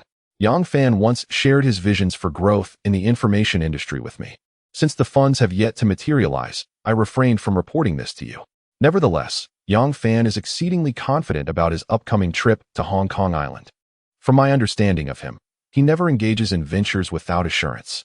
Is Peng Qiulan's invitation to Yang Fan related to his investment pursuits in Hong Kong Island? Lin Jingguang asked thoughtfully. Without hesitation, Sun Jiangwo shook his head. This matter is unrelated. Lin Jingguang, puzzled, countered. If this investment is not the reason, then why would someone of Peng Qiulan's stature host a banquet for a businessman like Yang Fan? Doesn't that seem somewhat inverted? Sun Jiangwo's expression turned serious as he replied. I initially intended to report a confidential matter to you this evening, but since you have mentioned it, I will disclose it now. After speaking, Sun Jiangwo cautiously approached the office door, peered left and right, and then closed the door behind him. Noticing Sun Jiangwo's demeanor, Lin Jingguang furrowed his brows slightly. Sun Jiangwo returned to his desk, retrieved a document from his briefcase, and presented it to Lin Jingguang with both hands, stating earnestly, Secretary Lin, once you peruse this document, you will understand. Lin Jingguang accepted the evidently photocopied document with a furrowed brow, glancing at the title before scrutinizing its contents. The more he read, the more solemn his expression became. Upon completing the document, he noticed it was signed by Yang Fan, causing his right hand, which held the paper, to tremble slightly. Oh, you Kong Chaoxian. No wonder you hold Yang Fan in such high regard. I find it quite perplexing, no matter how remarkable the patented technology or how abundant the funding. Surely these cannot be what you, Kong Chaoxian, value most. The essence of a political life is the paramount concern for any statesman, a matter of life and death. Yet, how did Yang Fan manage to connect with Kong Chaoxian? Chapter 107. My daughter's extraordinary insight. Could it be that Sun Jiangwo approached Kong Chaoxian with this material first? This notion quickly dissipated as Lin Jingguang, understanding Sun Jiangwo's character, realized he would not commit such a grave faux pas in the political arena. What of the original document? Lin Jingguang stabilized his emotions and, with a grave expression, inquired of Sun Jiangwo. With an air of mystery, Sun Jiangwo replied, the original has been taken to the province by Peng Qiulan. She directly sought out the second-in-command, Yi. That very evening, Yuan Yanjing. And he is still there now. Ye's son, Yi Qiu, visited Jiangtan yesterday and was with our city's #1 official's son, Kong Wenzhong. During our dinner at Zhuan Villa, Tang Xiangdong received a call from Kong Wenzhong and then left early with Yang Fan. Lin Jingguang nodded silently, absorbing the significant information conveyed in Sun Jiangwo's words. His mind raced as he swiftly untangled the web of relationships involved. Thus, connecting these figures, one pivotal person emerged, Yang Fan. Remarkable indeed. Such youth paired with profound insight and astute political acumen. It is no wonder Kong Chaoxian gazed at him with envy and admiration. Ha ha ha. I truly have a wonderful daughter. Ye possesses exceptional discernment. Yang Fan certainly deserves Kong Chaoxian's praise. A great talent, a genius, a prodigy. Ha ha ha. Kong Chaoxian, even with a daughter wishing to vie for my son-in-law, stands no chance.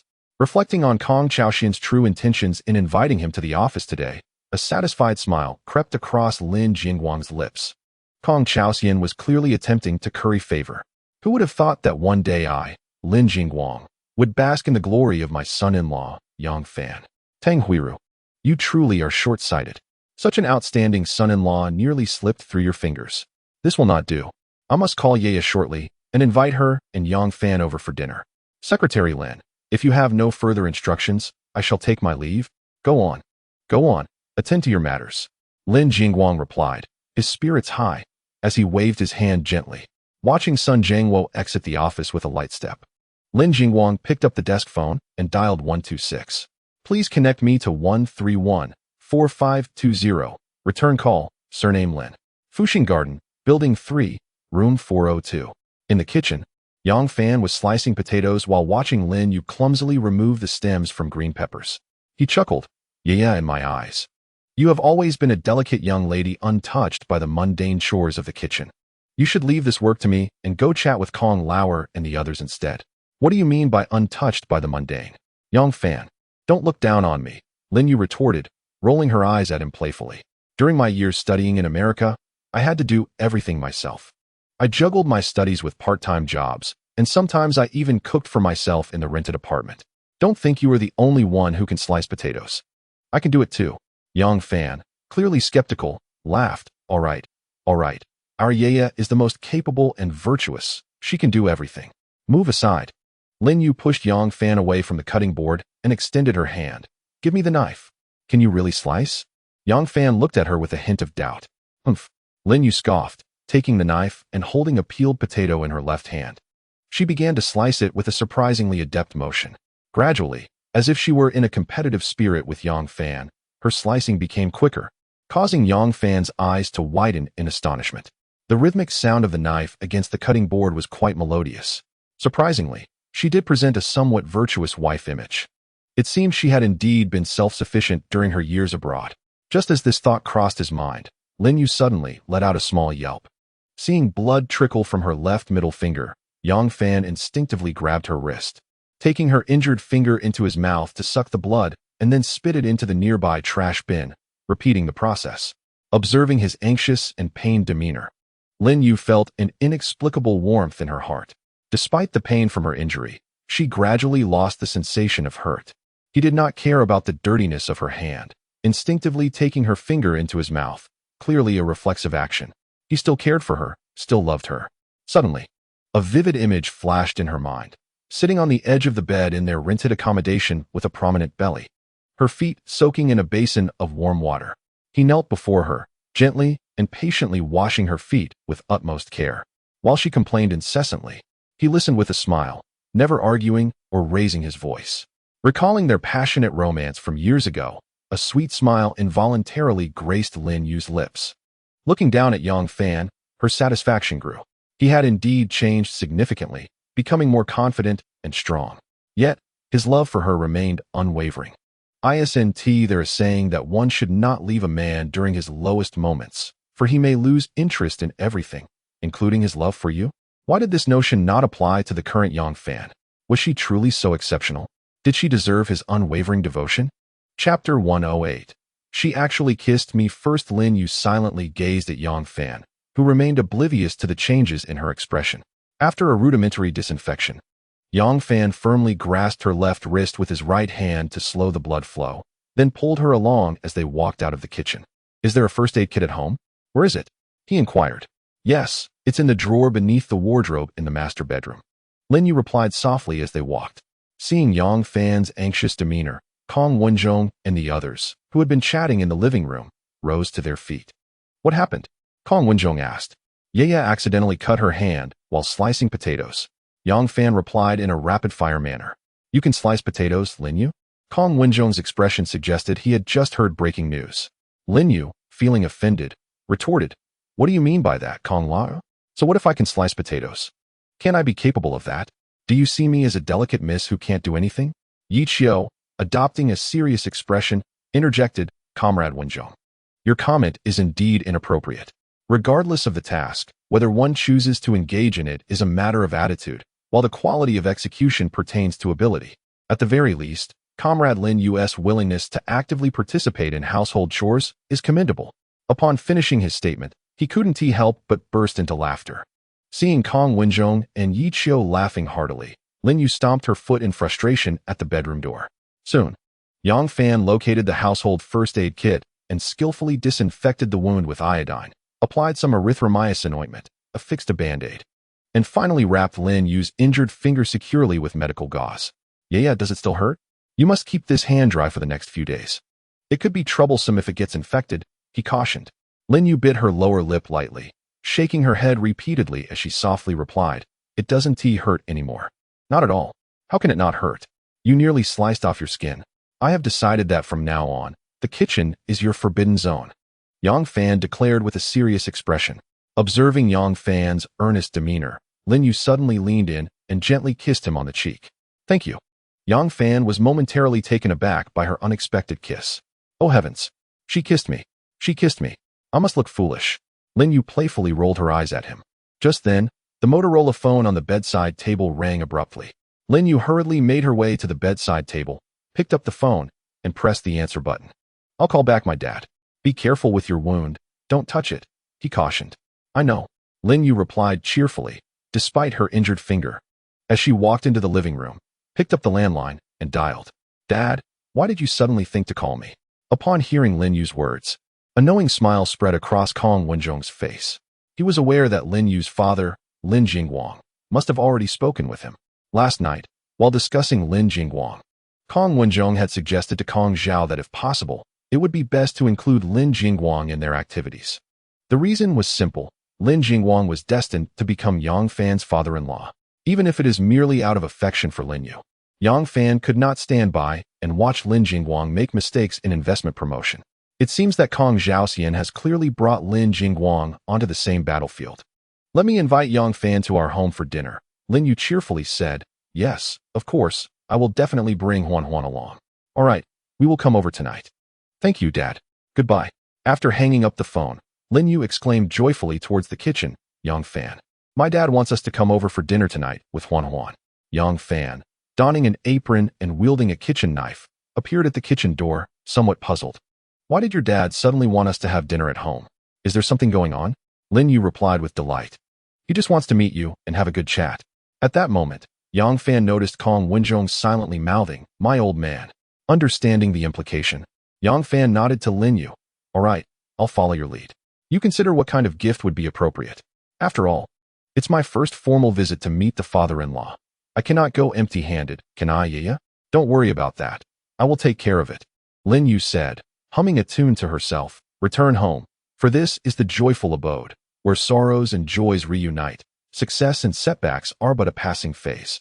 Sadness for him, joy for having him, whether in suffering or happiness. I am like a carefree lark, dancing lightly into the study to see my daughter painting." Although her voice was soft, the snippet of the Cantonese song Return Home by Chun Huixian that drifted into Yang Fan's ears was like celestial music.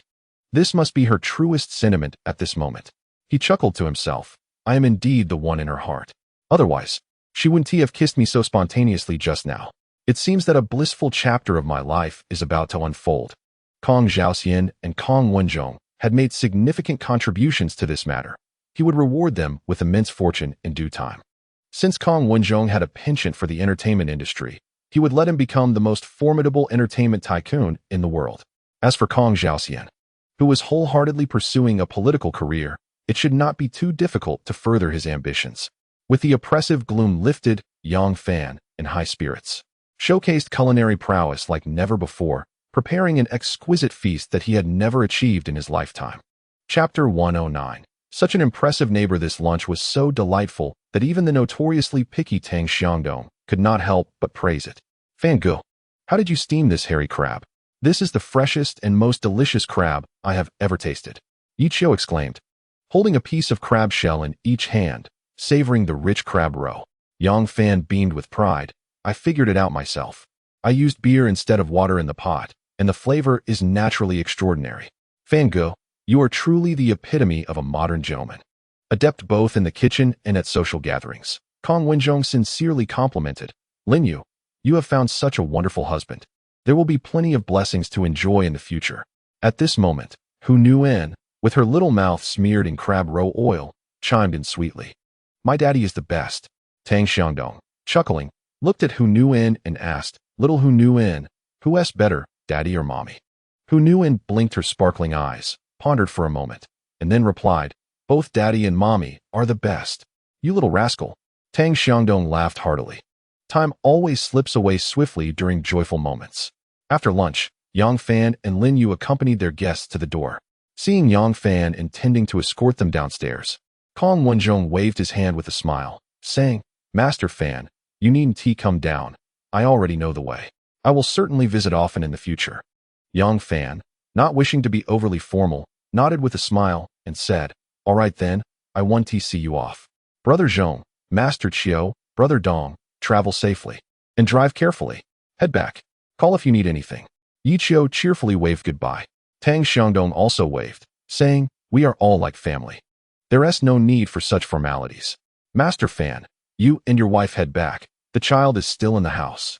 At that moment, the door of room 401 across from room 402 opened, revealing a middle-aged man in his 40s, holding a gift bag, being seen off by a couple in their 30s. Upon seeing Kong Wenjong, the man with the gift bag was momentarily taken aback, then greeted him with a broad smile, bowing slightly. "Young Master Kong, greetings." Kong Wenjong, 1 foot already on the staircase, turned to glance and asked in surprise, "And you are?" I am Qian Xiangxing from the second department of the municipal government office. I've had the honor of seeing young Master Kong from afar at the Jincheng nightclub. Realizing it was Secretary Qian, Kong Wenzhong remarked. My memory seems to be getting worse. What brings you here? Kong Wenzhong's gaze shifted to the couple standing bewildered at the door of room 402. This is my cousin's home, my maternal uncle's family. His surname is Yin Biqing, and he works at the city television station, Qian Xiangxing promptly introduced. Kong Wenzhong acknowledged with a nod before turning to descend the stairs. Qian Xiangxing eagerly followed him, while Yi Qiu and Tang Xiangdong watched the three gentlemen drive away before hastily returning upstairs. Oh my goodness! A significant figure lives right across from my cousin's home. As a secretary at the municipal government office, Qian Xiangxing kept a clear record of every prominent person he had encountered. He not only recognized Kong Wenzhong, but was also well aware of who Yi Qiu and Tang Xiangdong were. However, he could not engage them in conversation. Otherwise, he would have undoubtedly sought to ingratiate himself with young Master Yi. In the corridor on the fourth floor, Yin Biqing and Yang Fan, two newly acquainted neighbors, were engaging in polite conversation when they noticed Qian Xiangxing returning in a hurry. Yin Biqing, caught off guard, asked, Cousin, did you forget something at home? Qian Xiangxing nodded repeatedly, then bowed slightly as he greeted Yang Fan. Just before he left, he had clearly heard Kong Wenzhong and Tang Xiangdong refer to this gentleman as Master Fan. For someone whom Kong Wenzhong and Tang Xiangdong addressed with such reverence, Qian Xiangxing would gladly kneel to kiss his feet. Yang Fan greeted Qian Xiangxing with a smile before turning and closing the door behind him. Qian Xiangxing pushed his cousin inside and, with a somewhat disappointed expression, inquired, Biqing, how come you've never mentioned that a prominent figure lives across from your house? Cousin, how would I know?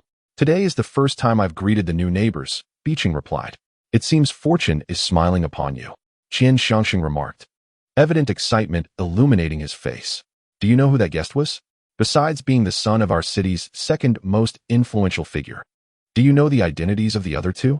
Biqing shook his head vigorously. The plump one is the son of Yi Zhongyuan, the second most powerful figure in the province, and the other one is Tang Xiangdong, the invisible patriarch of our Jiangtan society.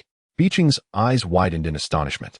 The most significant aspect is not merely their identities, but that both young Master Kong and Tang Xiangdong address your neighbor as Master Fan, Qian Xiangxing stated with grave seriousness. I also heard someone refer to Mr. Yang as Master Fan when I opened the door just now, Biqing's wife softly interjected. Cousin, do you understand why I said you are destined for great fortune? Qian Xiangxing said with a knowing smile. Having such a distinguished figure living across from your home means you must seize every opportunity to cultivate a good relationship with them. It will undoubtedly benefit you in the future. Indeed, Biqing nodded earnestly, akin to a chick pecking at grains. Mr. Yang indeed mentioned that distant relatives are not as valuable as close neighbors, and we should frequently visit and look out for one another. Qian Xiangxing firmly shook his fist in front of Biqing, saying gravely, This is an opportunity before you. You must seize it tightly. Chapter 110. This salted fish has surprisingly turned over upon entering the house. Yang Fan noticed Lin Yue preparing to clear the table, so he hurried over to urge her to set it down. Yeah, your hand is still injured. Let me take care of this. You go watch television with our daughter. Feeling his thoughtfulness, Lin Yue's heart warmed. Yang Fan, you're going to cook, and then clear the table and wash the dishes. Aren't you tired of it? What is there to be tired of? I'm already accustomed to these chores. From now on, as long as I'm at home, I will handle all the household duties. You just need to accompany our daughter and enjoy being the lady of the house. Aren't you afraid of spoiling me? Lin Yue playfully linked her arm with his and asked coyly. Yang Fan gazed at her affectionately and replied slowly, As long as you allow me to indulge you, I will cherish you in my palm, conceal you in my heart, treat you like a child, accompany you in laughter, and watch your antics, loving your innocence and childlike spirit. No matter how capricious you may be, or how mischievous, I will merely smile and refrain from losing my temper over your whims, striving to fulfill your wishes and tirelessly coaxing you into laughter. Lin Yue playfully rolled her eyes at him and teasingly said, You're quite the smooth talker. But I like it. Huan Huan sat alone on the sofa, engrossed in an animated series, while Yang Fan quietly led Lin Yue into the bedroom, holding her hand. Yeah, I love you, truly, deeply, every facet of you, even your imperfections. Before me, you can shed your pretenses. There is no need for masks. Be yourself, unrestrained. For it is you, the person whom I adore. No alterations are necessary, nor do I require you to go out of your way to please me." The two faced each other, foreheads touching, arms wrapped around each other's waists, their gazes locked in a tender embrace. Yeah, I swear to ensure your happiness in this lifetime.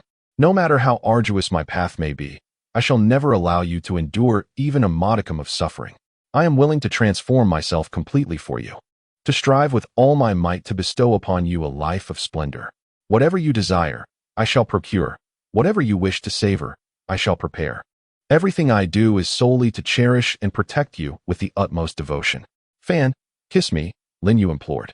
Yang Fan gently pressed a kiss to her forehead, then traced his lips down to her eyes, her nose, her cheeks, her chin, finally sealing his lips against hers, which were slightly parted and warm. In the government compound of Jiangtan City, Tang Huiru sat on the sofa, remote control in hand, incessantly flipping through channels. The words her husband had spoken at lunch plagued her mind, filling her with unease. Lin Jingguang had invited Yang Fan to their home for dinner and insisted she take the afternoon off to prepare. Damn Yang Fan, she seethed internally, unable to fathom how this underachiever had managed to turn his fortunes around.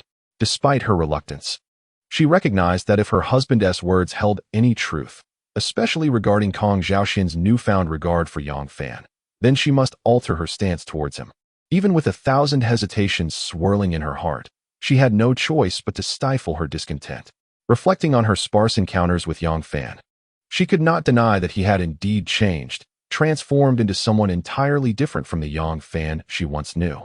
His confidence, assertiveness, and poise, coupled with the disdain he exhibited towards Chen Jingwei, stirred a sense of unease within her, as the more she pondered, the more disquieted she became. Lin Jingguang had explicitly stated that Yang Fan had not only earned Kong Xiaoxin's esteem, but was also likely to have caught the eye of Yi Zhongyuan, the second in command of the province. Yang Fan was now surrounded by influential figures: the affluent businessman Zheng Guangxing, the Taiwanese entrepreneur Gui Changrong, the deputy head of the Jiangtan Police Bureau Luo Zhengxian, the head of the city's construction bank Peng Qiulan, the deputy of the postal bureau Ren Hanchuan, the head of the investment promotion bureau Sun Jiangwo, and even Kong Xiaoxian's son Kong Wenzhong, alongside Yi Qiu, the offspring of the provincial magnate. The underworld leader Tang Xiangdong had also forged a brotherly bond with him. What stroke of fortune had this impoverished youth encountered over the past 4 years, enabling him to weave such an intricate web of connections in Jiangtan? Surely, it could not be that his ancestral grave had emitted smoke. No, that was not the case. On that fateful day at the hospital, Yang Fan, unable to even produce the funds for his daughter's hospital fees, resorted to selling his blood to repay the money that Chen Jingwei had advanced. If he possessed such extensive social connections, he could have borrowed from anyone he chose. Was it truly necessary for him to sell his blood merely to spite Chen Jingwei? Was it possible that his network of relationships began to form only after that day? My goodness, how brief a time it has been. The thought sent a chill down Tang Huiru's spine. No, I must seek confirmation. In haste, Tang Huiru rose and hurried to her bedroom, retrieving her notepad from her handbag. She flipped through it until she found Peng Qiulan's phone number, then sat on the edge of her bed to dial. Chapter 111. Is Yang Fan truly as formidable as you say? In the office of the bank president at the construction bank building in Jiangtan City, Peng Qiulan sat behind her large desk, her mind replaying every detail from the report she had presented to Yi Zhongyuan that night. Yi Zhongyuan's immediate departure for Yanjing spoke volumes about the significance he placed on the materials she had brought. Should these materials catch the eye of a certain mogul in Yanjing, her name would surely enter their sphere of influence. A transfer to the Yanjing headquarters now seemed no longer a mere fantasy. Little Fan, oh little Fan, I owe you a great debt of gratitude.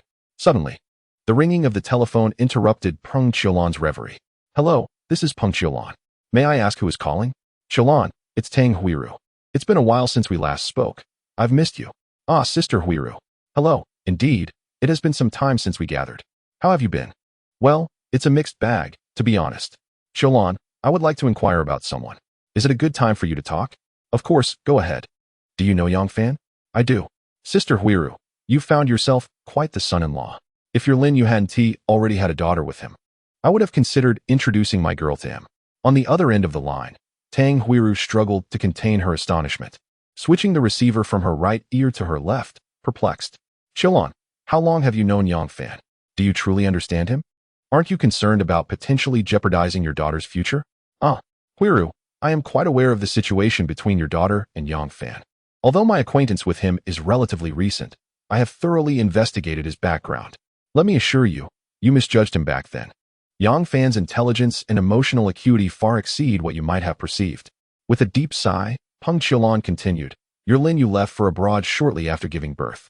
Yang Fan, with a daughter not yet a month old, bore the dual burdens of father and mother, raising her alone. The trials he faced are something we, as mothers, can comprehend better than anyone, especially considering he is a young man just in his early 20s. Yet, he has never uttered a word of complaint against Lin Yue, nor harbored any resentment. On the contrary, he even feels he has let your Lin Yue down. Regarding whether Xiao Fan has wronged your family's Lin Yue, Huiru, you are undoubtedly the most aware of the truth. Do not let mistakes pile upon mistakes. Huiru, Xiao Fan possesses immense capabilities, greater than you can possibly imagine. Tang Huiru was momentarily stunned, swallowing hard as she tentatively inquired, Qiulan, has Yang Fan truly caught the attention of the esteemed Yi from the province? After a brief silence in the phone, about 4 or 5 seconds later, Peng Qiulan's voice resumed. Let me put it this way. Not only is Xiao Fan highly regarded by Yi, but he will soon be especially favored by even higher authorities. Oh, Tang Huiru could not suppress her astonishment. Left speechless for a long while. Huiru, I know you have longed to unite your daughter with Chen Jingwei. I have some understanding of Chen Jingwei. I must caution you that his abilities and vision pale in comparison to Xiao Fan's. They are simply not on the same level. Chen Jingwei is merely a pawn, a stray piece from the Chun family of Yanjing, while Xiao Fan, despite lacking a family background, possesses the capability to establish a lineage, one that could rival or surpass the Chen family in the provincial capital. Oh, Tang Huiru gasped again, startled enough that the phone slipped from her grasp. After regaining her composure, she quickly picked up the receiver, her eyes filled with incredulity as she murmured, is he truly that formidable? Huiru, I assure you, his abilities exceed your wildest imagination.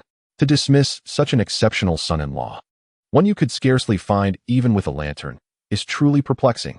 He is no longer that impoverished student you once had in your grasp.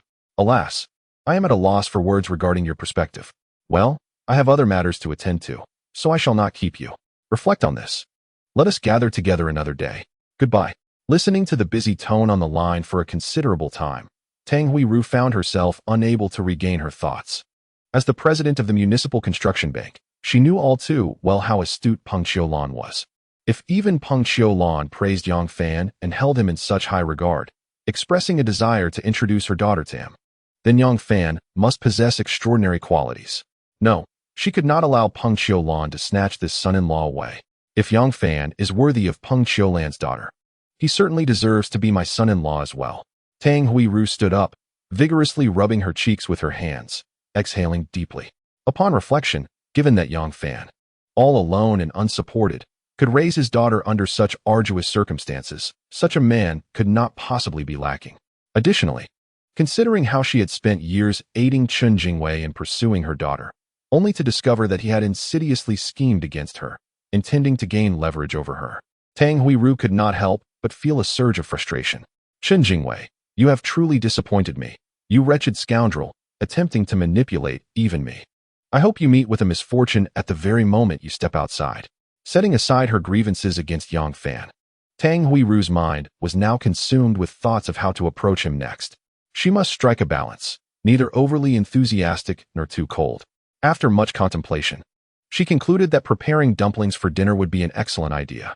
Yang Fan, oh Yang Fan, to partake in the dumplings I have meticulously crafted with my own hands is indeed a testament to our bond.